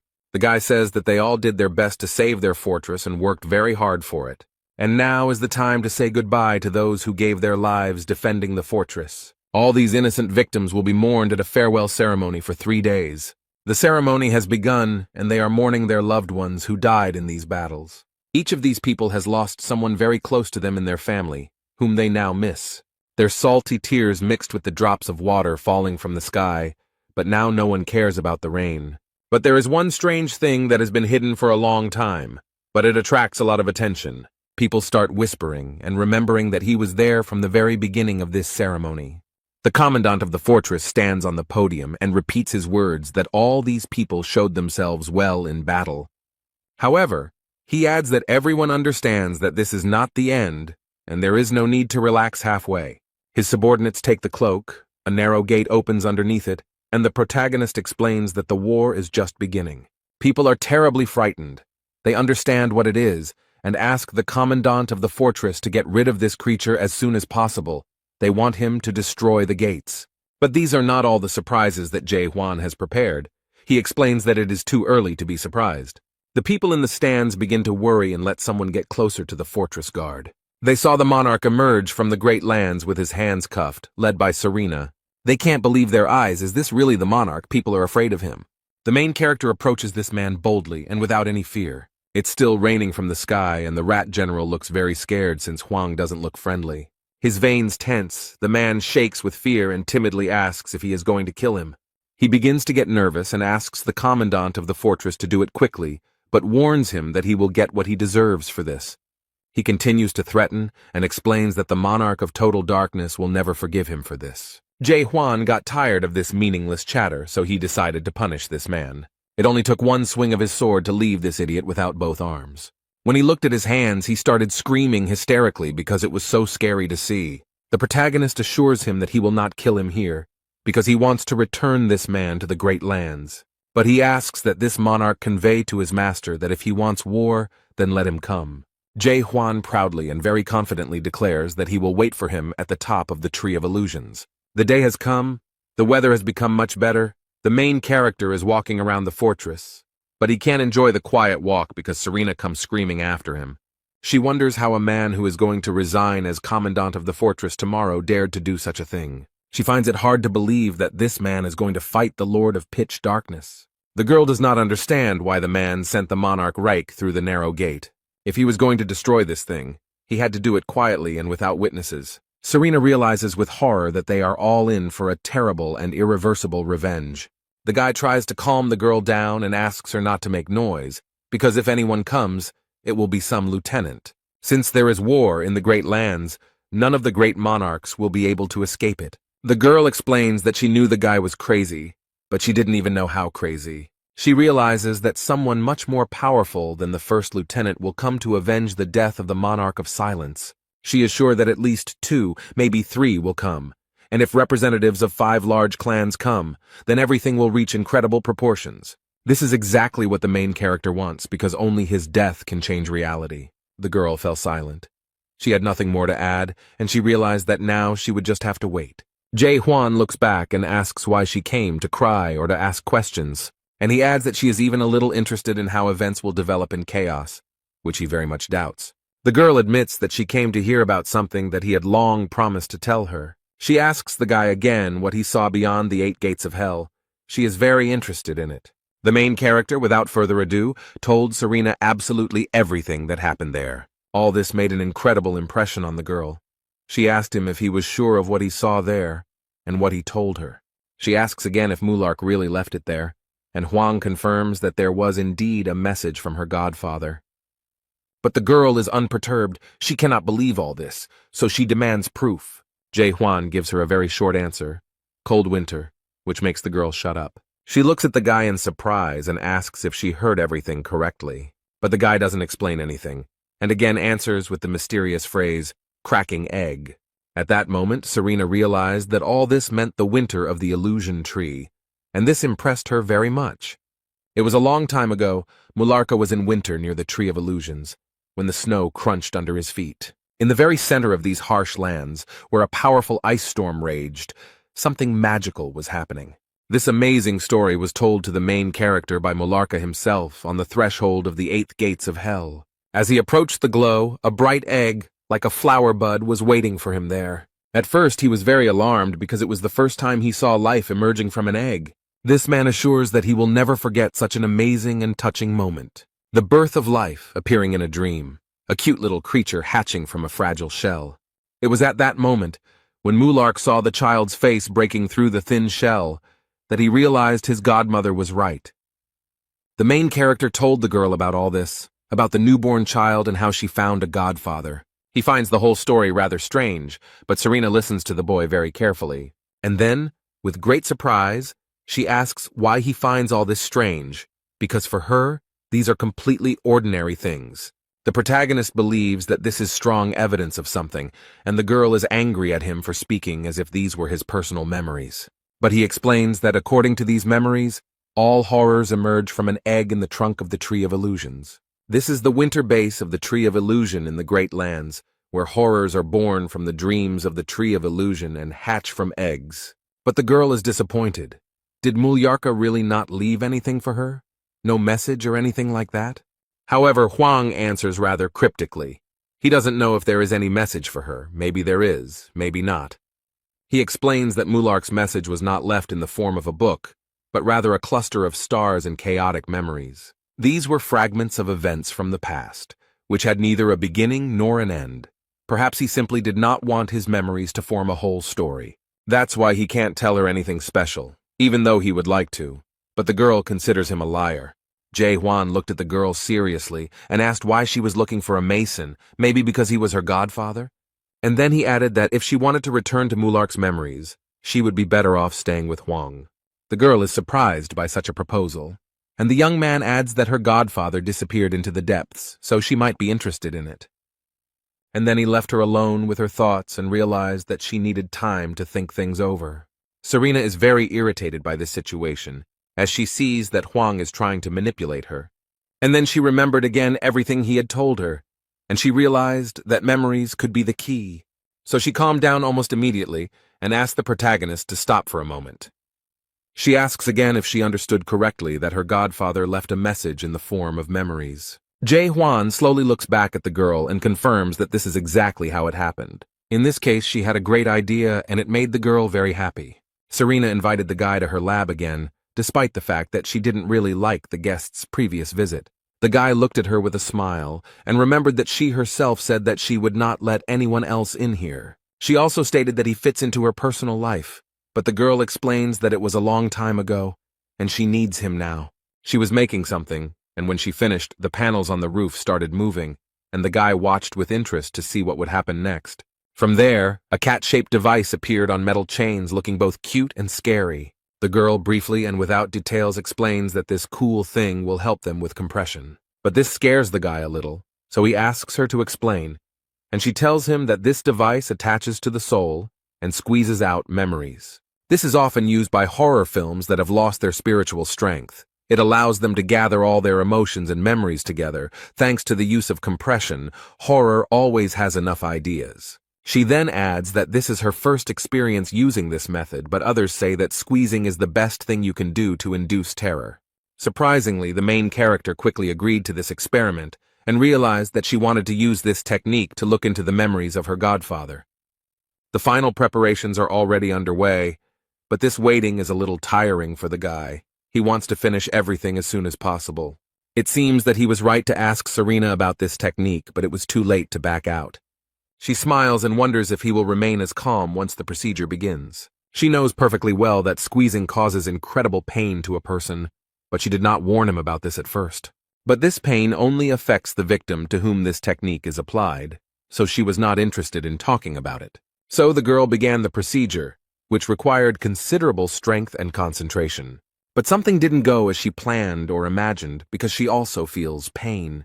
She knew, of course, that the guy would feel it, and she assumed that it would hurt her too, but not as much. Now she sees that his spiritual power is much greater than the siren expected. She put in even more effort, and from a distance it looked like the two of them were in the center of a huge tornado. And then the magical moment came, and the girl realized that she had managed to do what she wanted. She penetrated the inner world of the escort. She found herself at the center of all of Huang's fantasies. Serena looks around in delight and realizes that the other horrors were not exaggerated when they were told about her. But what strikes her most is the huge number of memories. She never thought that a person could have so many of them. Even when he broke through the 8 gates of hell, she realized that he was not an ordinary person. But now that she had a glimpse into his amazing inner world, she realized how unique he was. Looking around in amazement, she accidentally touched a small bundle of memories.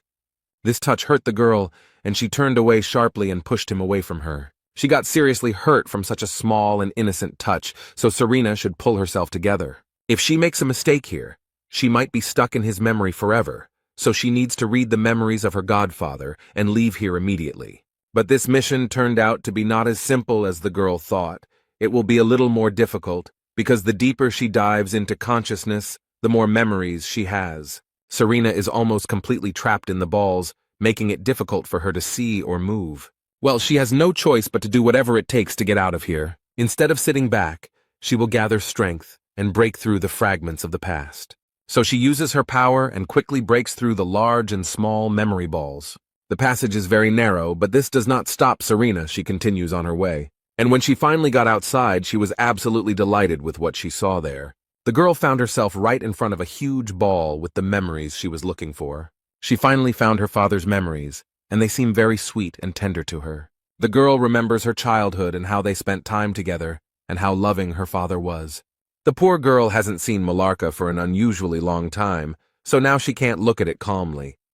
Tears appeared in Serena's eyes. She didn't even realize how much she missed him. In this memory, he extends his hand to a little girl and asks her to follow him. But now Serena can't hold back and reaches out to her father, who is actually just a memory.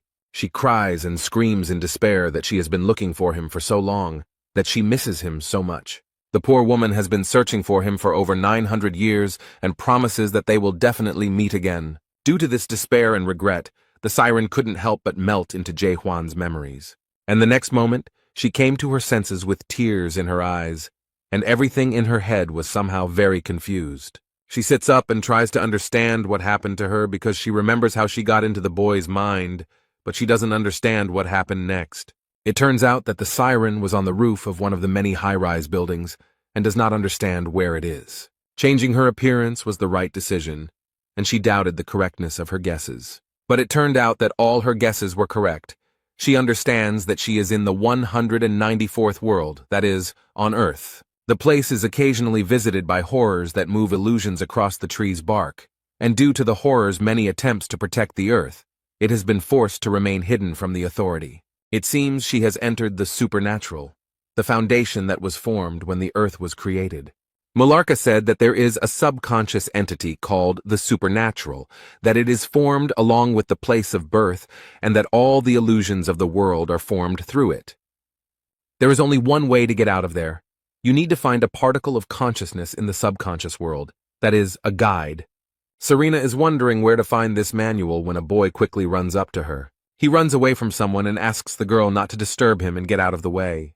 Two more boys run after him and rudely demand that he stop. One of them is holding sticks in his hands. The girl looked at all this, and it seemed to her that this guy looked like someone. These people cornered the child and noticed that the boy had been running away from them for a long time.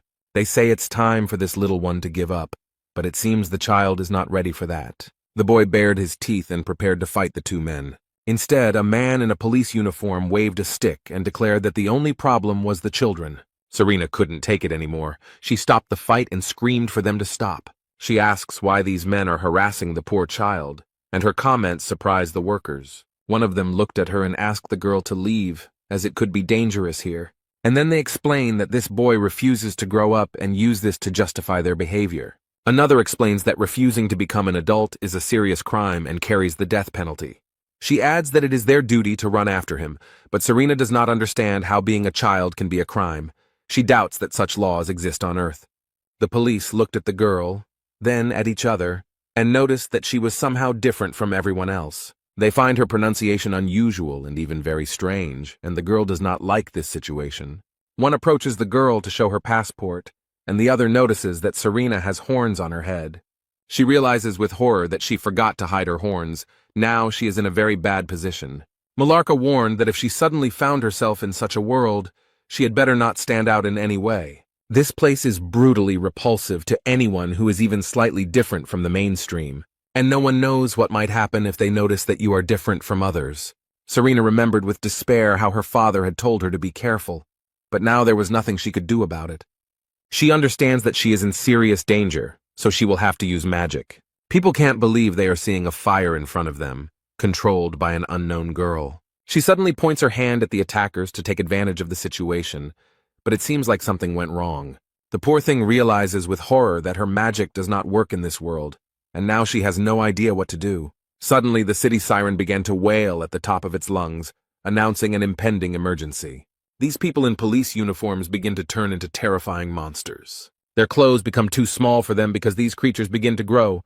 They increase in size, and the city siren continues to howl and warn about the detection of a suspicious object. The girl is so shocked by what is happening that she cannot even move. And in relation to these monsters, the system decided to begin immediate destruction. Serena is very scared and begs them to stop and not do this. All this scares her very much. But the monsters do not stop for a minute. They quickly approach the girl. And then one of these creatures grabs the poor thing and holds her face tightly with its hand. However, the guy does not hesitate to rush to help the girl. He is not going to leave her in trouble. He quickly runs up to the monster that attacked the girl and hits him hard on the head. This little boy is very skilled in fighting. It looks like this is not his first time. Another one approaches him from behind, but this child notices him and looks at him not at all childishly, but on the contrary, very sternly. He jumps away from the first monster and destroys the second one in one move. It seems like everything is going very easily for him. Since this creature was holding Serena, she fell, and before she could even blink, this guy had dealt with them. She recognized this boy as Jay Huan, a piece of consciousness in the subconscious world. The conductor of the supernatural is a reflection of the mental age of the ego. Now the girl realized that the mental development of this strong and courageous boy was at the level of a child. Meanwhile, when the boy stood up, looked around and asked who she was and what she was doing there, the girl realized that he was the guide. She somehow managed to explain to him who she was and how she got there. So now this guy is taking her somewhere. He points to a narrow passage and asks if she can fit through it. The girl realized that she would not have any problems, so the guy invited her to go with him. She finds this boy very cute, and his eyes and face express incredible determination. Now she understands that if the conductor expresses the mental age of the ego, then deep down Huang is an innocent child. She thinks about teasing him when she gets back, but she finds it hard to get out of this narrow passage. The child, helping her out, explains that she must have been carried away by a stream of memories, that there are fragments of memories that get lost and are transferred here. He explains that she is the first such creature to appear here, but the girl thinks that this world belongs to adults, and he is the only child here. So he asks why he stays here, since the police are constantly dealing with them. She wonders why this world is trying to get rid of a child who refuses to grow up. The boy briefly explains that this is all because there are only adults around who do not understand children. In this world, everything is the same, so the system tries to get rid of everything that is even slightly different. But the guy has a question for her, and the girl is ready to listen to him. He asks what he really looks like, and then adds that he doesn't care at all. But he asked anyway. This question made the girl think hard, and she was even confused for a moment. Serena recalls the events they experienced together and cannot think of how to describe Huang to her. Now she realizes that if she thinks about it, she knows absolutely nothing about him. But this child is waiting for an answer, and she needs to think of something to say to please him. So she says that Huang is like this child, but the boy does not understand how this can be, because he should be an adult. But the girl explains that he is actually a child, and deep down she knows that just the memory of Huang makes her angry. He seemed to like the idea that he looked like a child too, and it looked very cute. The boy promises Serena that he will help her get out of here. The girl is a little surprised. And then he looks at the girl's pink hair and finds something rather interesting there. He takes out a bright red crystal and says that this thing will help them save themselves. Serena doesn't understand what it is. The boy explains that the thing in her hair is a fragment of a memory. That is, she came here already with this piece of memories, and this piece, it turns out, got tangled in her hair. She doesn't understand how this is supposed to happen, so she asks if he wants to send her along with the fragment and wonders if he knows how to do it. This boy looks very confident in his actions and convinces that he knows how to do it. And then he added that he was doing it right now, and this crystal began to move and emit even more light. The child explains that she wants to regain some of the memories she lost along the way. Now Serena understood why they were called guides. They brought back memories. The boy noticed that, judging by the fact that this particle glowed red, it was a valuable memory. He explains that all memory particles are divided into white, green, blue, and red, and if a particle is not returned to its place, problems may arise in the present.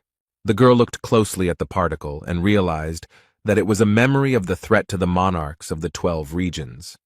She was glad that the guy could send her back right now, but he explains that it is impossible because memories can only be returned when the portal opens. But the problem is that he doesn't know when this might happen, and this answer disappointed Serena. They walked all day and it was getting dark, so the boy suggested that they take a rest in the underpass and continue their journey tomorrow. He lives in this passage alone. Their journey was tiring, so they immediately fell asleep. As soon as the portal opens, the internet signal gets worse, so the guy uses a special device to catch the signal. So they just wait for the signal, and the guy lives his normal life in this world without children. They get up early enough to go to the store and buy food.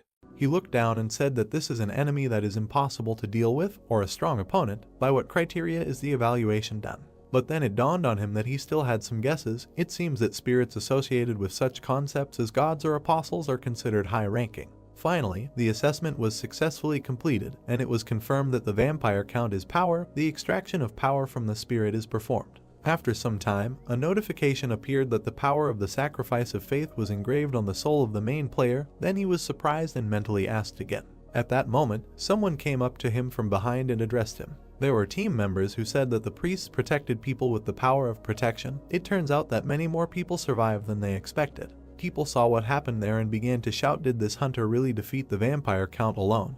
It turns out this is their hero. Did not expect that the hero himself would come to them. As expected, God did not leave them. Others shouted that this was the messenger of the great God and thanked him for extending a helping hand to them. All these people were very happy, and then the power of the sacrifice of faith revealed a strong faith in the user. The young man looked at them and thought, did these people really send him their faith now? Then he thought, it seems that faith, sent under the influence of delusions, is also considered as faith. He smiled and decided that he should effectively use the opportunity that appeared on his way. After he pulled the sword forward and activated the charisma skill, people began to shout even louder with joy. His weight in the eyes of others grew, and other people were more susceptible to his influence. The guy at that moment thought that less never lied. And immediately after that he received the achievements did not lie. Mana was increased by 1. Along with the bright light, there were also notifications that a more powerful effect of the power of the victim of faith was activated. It was necessary to lower the faith in oneself from others and activate a more powerful effect of the power of divine power. The calculation of the myth based on real results in comparison with the faith of believers was almost complete. Information appeared in the status window that the myth of the vampire exterminator was completed. The main character did not understand what was happening. After the light became even brighter, and in the status window it was written that the divine attack is added, the effect of impossibility of regeneration, and the effect of exorcism was added. The young man imagined the vampire and thought, what does it mean after breaking the chain of infinite regeneration of the vampire count? The effect of impossibility of regeneration was added, and after the mass murder of vampires in the city, the effect of exorcism was added. He smiled and thought that it was interesting. It seems that now he understands what the accumulation of myths is. If you imagine this whole system, the power of the divine power combined with the recently acquired sacrifice of faith takes the form of a myth. Another new power was created inside the power, and all this was concentrated in the heart of the protagonist. Then he thought that he saw how the divine power, which had never been used by him before, steadily flows out. When the myth is activated, the absorption of the divine power located in his heart occurs. Now the same thing happened. Information appeared that there is not enough knowledge and beliefs that could be relied on. The collected faith is saved for the next myth. He thought that now, it seems that the faith that people send, you have already collected to a significant extent. Then the power of the sacrifice of faith was deactivated. All people bowed before the protagonist, while here he thought that this floor was also safely protected. And after all the players returned back to their dimensions, suddenly, a wizard approached the brunette and said that he considered him an infantile idiot. Well, it seems he overlooked his abilities. Then he extended his hand and asked if the young man was ready to forgive him for this. He shook his hand in response and said that of course he was ready. At that moment, everything around shook and the god of battle realized that his potential apostle was dead. Notifications began to appear that the god of battle sensed his existence and senses his divine power is hostile. The guy fell to his knees and the old man asked what was wrong with him. He looked up and did not understand what was happening. That the god of battle. The earth suddenly began to tear apart. People fell down and died. The young man looked at all this and thought what was happening. An entrance to the divine realm was made. He clenched his teeth and thought the tests were over. What was this connected with? Meanwhile, people moved the old man even further from the edge of the rift. It was then that the wizard raised his head and realized that his portal was now cut off from him. A brunette approached him and told the British uncle wizard that they needed to fry each other's hands again. Then he took his hand and threw him forward. As a farewell, the old man smiled and thought that the method was quite ignorant. But as expected, it worked because he flew straight into the portal. Meanwhile, the ground continued to collapse and all the fragments fell into the lava. There were children there who were protected by a woman, and at that moment the main character landed and told them to step aside. With one blow, he pierced the ground with his fist and activated the counterattack shield skill. A protective field immediately formed around it. The old man was still flying into the portal and wondering if this guy was a hero or not, but if there were still heroes in this harsh world, shouldn't they look like this? The brunette was very heroic in saving everyone around him. At the last second, he thought that he hoped that the young man would also return safely. He was a real hero of the earth. Sun Jun was not going to give up and continued evacuating people, shouting that he would not be able to hold back the lava for long. He had to cross the bridge quickly.